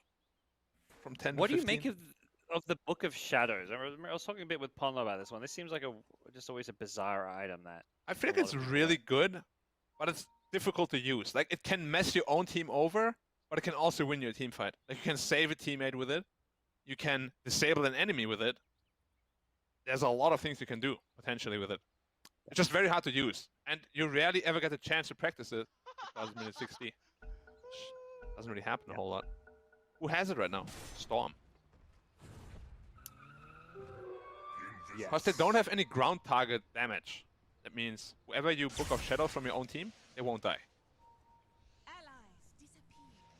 Not to mention, 400 night vision could be helpful. It's, you know, you never know when that could actually gives it, be really good. What's the attack Raven's range of still the Arc trying to Warden get now? this meter around. 975. Because everyone is a sniper nowadays. Yeah, I'm sure. Yeah, Sniper sees all these neutral items being added and just like, come on, that used to be my thing. Yeah. Good deal. But a sniper with Ballista, on the other hand, becomes an even better sniper. Maybe at some point the diminishing returns, but here we go. TNC smoke up. Just the Raven clone. They gotta kill that They're one. gonna ignore it. They're gonna bypass the smoke. Does not pop on the clone. Yeah. But a Shadow Why Blade not? now as They well. should buff that. No, Black, shut your trap. We are not buffing Arc Warden. Are you watching the same game as me? Do we want an Arc Warden buff? Do you want to see more? I mean, this is crazy Dota, but I don't think we need Arc Warden every game. Here we go. Jump in. They get the vision. They look for the arrows. They're not going to connect immediately. Armo gets helped out by the pressy attack. TP in now coming from the boots to travel too. I think Terrorblade was they're looking scanning. for that. Yeah, they get the scan that allows the blink call. They catch Armel's tiny. Is the pressy attack there? Bok BKBs to help Armel out. The kiss is raining in from above. Boomy's Aeon is protecting him. And with the Sunray, they lose the axe. That Sunray just doing too much. Armel gets away with the Shadow Blade. They're going to lose the clone now as well. And TNC have bested Fnatic for now in this team fight. X no buyback for 10 seconds. Wow. They timed that. They knew. They wouldn't have you can base see if we didn't have it. Seer Stone there, you know, it gave them some vision to go for when you want to breach a high ground. Like, if you have a Seer, yeah, it's like if you have a Seer Stone, you definitely want somebody to carry it for that vision aspect. Like you give it to a support. Yeah, you could also siege high ground with it. I like it. And we have a fallen sky on the tiny now. Happy just. We need a Terrorblade item. We need a Ballista. Have they like, got you any can't have one items left? Ballista and they've not on got the one other left. team. It's just unfair. Yeah. You know, yesterday Terrorblade had a Ballista and Arc Warden didn't. So maybe the Arc Warden just Ballista is couldn't the winning fight ingredient. anymore. You know? It's... Imagine TB with that meta range, 25 plus Ballista. They want to go in, but the bubble is there. They get the vision on the back lines here. The arrow actually catches Box Legion. He can't save anyone for now. The follow-up Vortex is there. Jabs just goes leaping in, looking to do as much damage as he can with the BKB Mirana. He finishes off the Tiny. Death gets sunned up on the axe, and they've taken out two.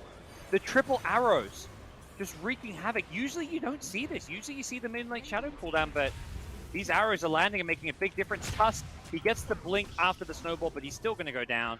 And TNC going for a big high ground push, get punished. And Roshan spawns in 5. Every time TNC lose a fight, it's just before Roshan. Like it was like the 4th time now, I believe. Well, they didn't have to force this, right? Like they wanted to do this. Yeah, and I mean, the TP doesn't want to get too far deep, so once that bubble's on the racks, it feels like there was no killing it anyway, so Fnatic will just get themselves a roach and still have time to perhaps force... Well, I guess maybe not force these buybacks. In 50 seconds, we'll see if they do go for some kind of a play down the TNC side of the map. Did they ever end up getting the last neutral item? No. They need that one. The Ballista would be so good. Like having Ballista on TB against Axe, he just can't ever reach you. He just keeps getting knocked back. It's really stupid.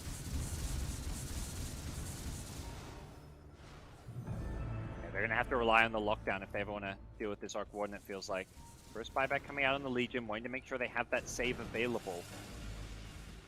Ah, the Arrow Starfall proc the Aeon Disc of Phoenix. It's actually a pretty big deal.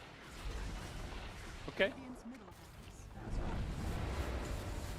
And Raven with the BKB on the high ground. Gabby just getting pushed back. Now he gets pulled in. He gets helped out by the Presti attack, though. Now he gets pulled up, and with the Satanic up, into a call. They get him with the Jewel. Axe Death, he's overstayed. Yes, Ghost He's welcome in this Radiant base. Now the kisses come raining in. DJ trying to cover him for the retreat. Jabs in the front lines with the BKB. They're going to force out an egg. Can they actually kill this Phoenix in time? Boomy, he goes down. He has the buyback immediately. TP forced to buy back. Bok just dying. This Ballista. Raven just unstoppable, keeping everybody at bay. They have to get on top of Raven. This Ballista is just doing too much. Yep, way too good. The fact that Terrorblade doesn't have one is just so unfair. He needs it. Feels like one of those games where, you know, Icerock might be watching and be like, yeah, maybe Ballista was a bad idea, you know? Much like anime, maybe it was a bad idea. Anime is great. But, what do you think about my idea? Okay, anyway, hold that thought. They're still waiting here. Bok, no buyback. This could potentially be the game-ending push.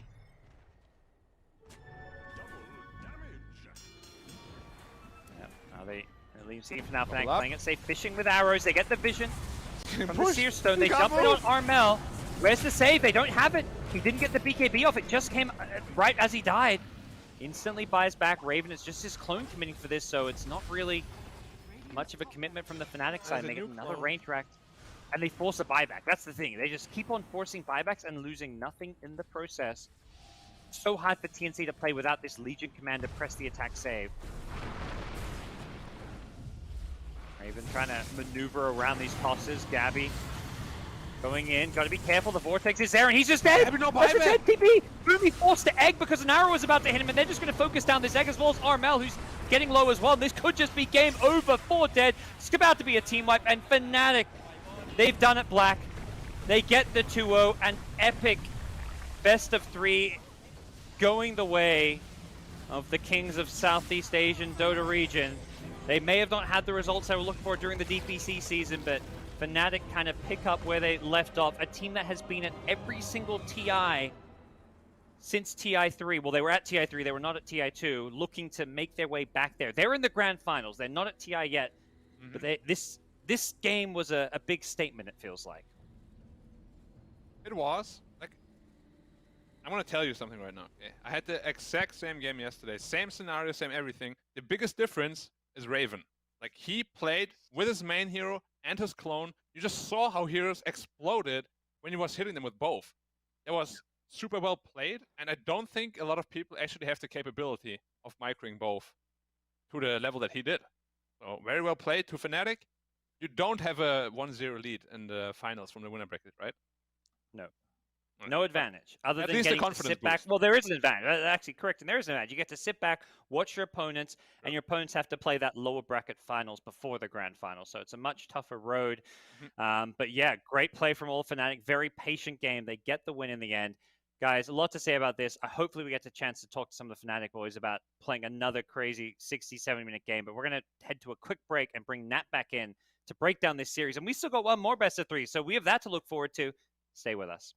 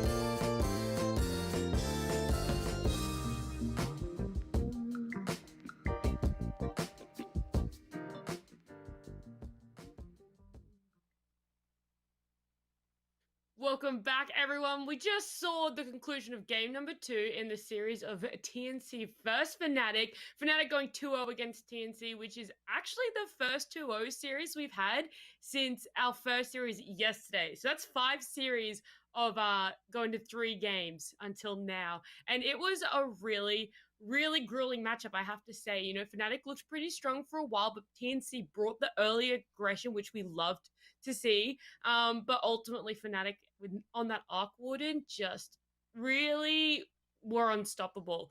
So I want to ask you, gods, was there any way to stop that Arc Warden? Maybe. So hear me out. They needed to stalk him in the jungle at 60 minutes and steal his ballista. That would have been key. That's what they Black. You're right. If they stole that ballista, I think they had a chance. I 100% agree. Wait, let me just talk about neutral items real quick. I'll make it fast. Okay. Yep. How about you change it in a way where your team gets tokens, you get the same drop chance for a token, but then you can redeem 1 token for a neutral item of your choice. So that these would be imbalances won't happen.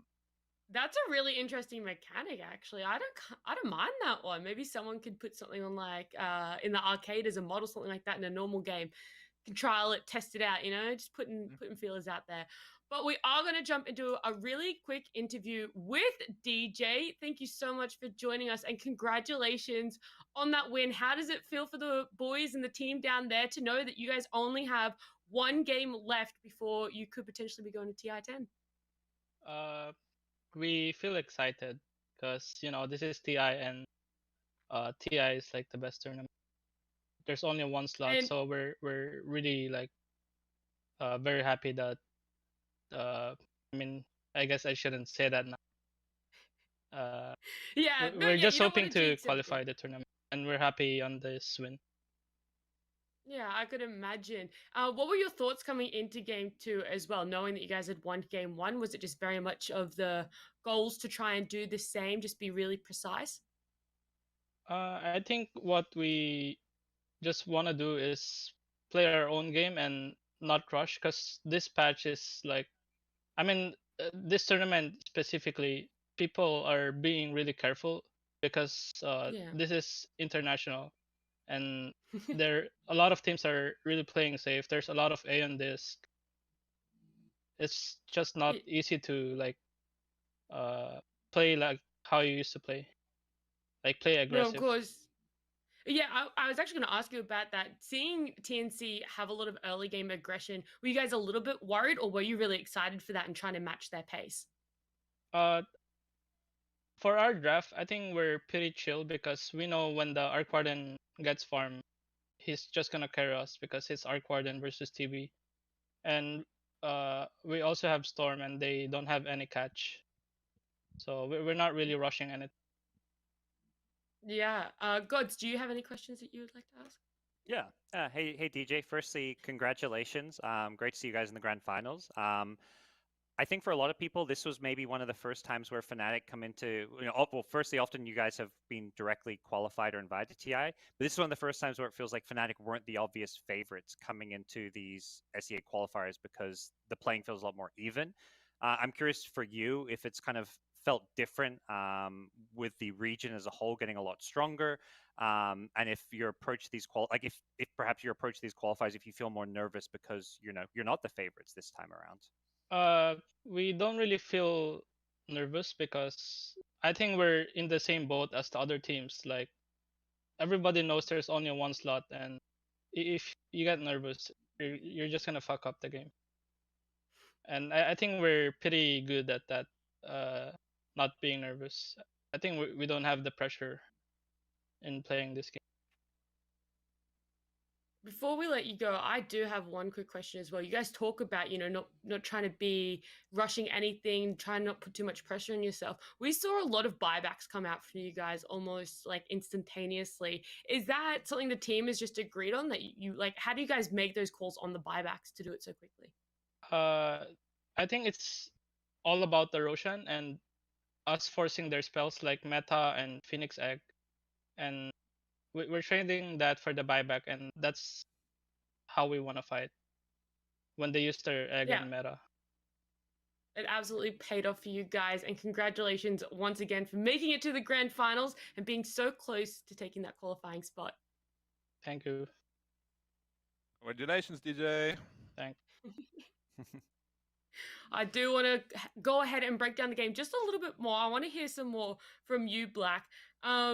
With the Roshan fights, right? So we just heard DJ talk about it and their buybacks and how much it really revolved around the Roche fights. Did you feel similar in game 2 how we did in game 1? That it was just, we'd do a Roche and then they'd sit back and farm a lot more? Or did you feel that this game had so much more action? I mean, TNC tried to bring more action, but it was very similar to game 1, where every time there was Roshan about to spawn, TNC was bringing the fight to Fnatic. Fnatic lost a couple of heroes, maybe even the team fight, but then they just bought back heroes, killed 2-3 heroes from TNC, and suddenly the Roshan is theirs. That happened with the second Roshan, the third, and even the fourth Roshan. I feel like as though TNC needs to be a little bit more aware of the Roshan timer and just play a little bit more carefully when it's about to spawn, because they gave away 3 Roshans, a lot of Aghanim's upgrades, a lot of refresher shards, and ultimately that's what cost them this game. That's my follow-up question. Is that the main reason you think that they lost this one, or were there a few other aspects to it that piled up to TNC just not being able to fight back? I think the draft was also pretty favored for Fnatic. Arc Warden is a very special hero that if you're really good with him, he looks completely broken, but not a lot of players can really utilize him to his fullest capability, which I think Raven did a really good job with. And of course, Tayuan on that Storm Spirit, he made so many plays happen. A random Aeon Disc popping from some Spirit, he instantly jumps on top of him, kills him. Gives so many good opportunities for his team.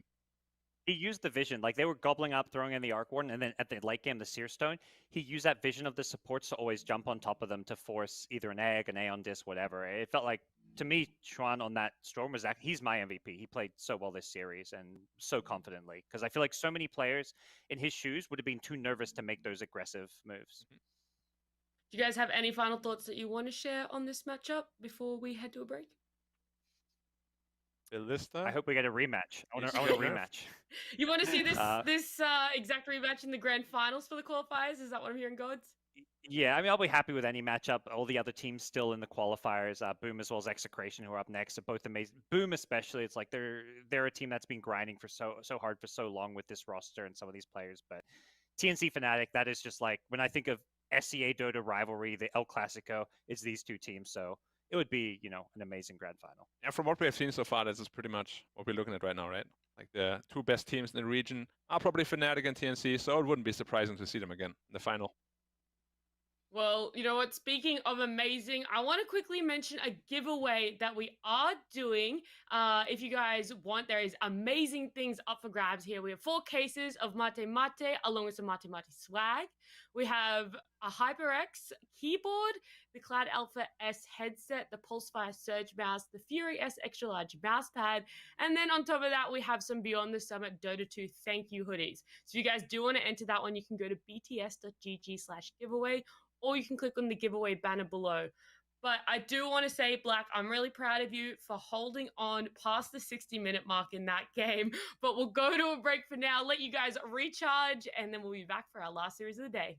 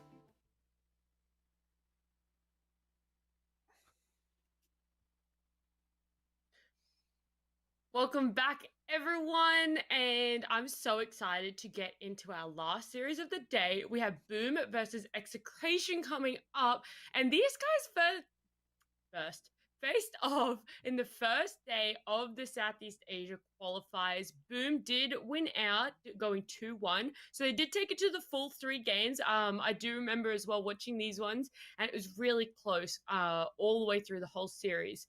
But I want to know a little bit more about Boom from you, Black. What are some of your thoughts on it? And I'll give you some insight into their game style. Okay, Boom. They have a little bit of history, of course. Like, so in season 1, they removed Dreamocell for Drew, and then after season 1, they realized that was actually not that smart, and Dreamocell came back into the team, and ever since then, oh, okay, yeah, they look pretty decent again since then. Not like top of SCA kind of level, but like 3rd, 4th best team maybe. Probably more 4th best team. I forgot T1. They're not in the qualifier here, but of course they're the best team right now. So they're 4th best team, and they're a very farm-heavy team, I would say. Like Dreamocell loves to farm. He loves to play those hard carries, and they love to go late game. They pick Doom middle as well, off lane. They just like to scale into the late game, which apparently this meta and this qualifier is all about. Good. Yeah. That's a good way to approach the game right now. I think Makoto's the other player I have to highlight. This guy is insane. He'll play these like heroes that are gonna be diving behind your base. He played an Ember Spirit that was just like base diving while his teams were sieging buildings and stuff. He plays an amazing Wind Ranger. He's such a flashy player and definitely the kind of, for me, the guy to watch. I'll have to keep my eyes peeled then, and we'll see what sort of heroes he ends up on. But let's look at the other side here. Let's look at Execration. Black, if you want to walk me through them a little bit as well. Yeah, Execration. They have been a little bit of a dark horse in the 2nd season. They actually did quite well. Not as well as they had hoped, of course. They managed to stay in the league through tiebreaker, I believe. No, actually, no, they were 5th. They were just a straight 5th, so that's why they stayed in the league. And they're a decent team, just not a team I would consider a top contender. But in this qualifier, they've honestly proven me quite wrong there, because they beat teams I didn't think they were capable of beating, and they did so multiple times. So obviously, it can't just be luck, and they deserve to be here. The players are relatively unknown, and there isn't like too much info out there. They don't really have much LAN experience or anything like that. They're mostly like an online stack, but they're making it work so far. Yeah, I mean, just to correct you quickly, there they got 3rd, Black. They were at the major. They were in the wild cards. Oh, they were actually. So I thought it was Fnatic. Come on, Fnatic missed out. Sorry, I'm get your shit together. Up in my head. No, I was like, you're saying I think season 1 they were very shaky, but season 2 they were good. And even in those wild cards in Kiev, they didn't make it out of the wild cards, but they did all right. They won games. They won 4 games. They had 4 draws and a loss. So I mean, the wild cards, now that you say it, was actually absolutely brutal, right? Yeah. There were so many top teams there. Secret, LGD. And they got draws against everybody, I think, except one team. I was just looking up who they drew against. They lost against Nigma, and every other team they got a draw against. So it was a good major showing for Execration, even though they finished last with no points and no prize money. They were very competitive. Yeah, we see them in this qualifier. They took out Team SMG, which so many people put down as their favorites, just with some of the players that were on that team. And they ended up knocking them out of the qualifiers. So, it is clear that this team has taken a lot of people by surprise. But like you said, Black, it's not by luck in any way, shape, or form. Yeah. But we are going to get into the draft here, and we see really standard. We've got that Timbersaw, Brood, Dragon Knight, Viper bands coming out. Then Execration picking up the AA. Boom spending a little bit of time here. I am very surprised on their first pick. I'm surprised it's not something that's just going to be pulled out like the Nyx Assassin or the line that we've been seeing a lot of, or even Phoenix, right? Because so many, I guess, top tier supports left open here. Well, that's because it's AA. Just too good. I think they were caught a bit by surprise by the AA, maybe. They were perhaps expecting Execration to first pick something else, but... Wait, guys. That means my statement about Execration not being LAN veterans is completely wrong then. True. I apologize. Exactly. Sincerely, you guys are actual gods. Like, they actually have what... Do they have more LAN experience than Boom then?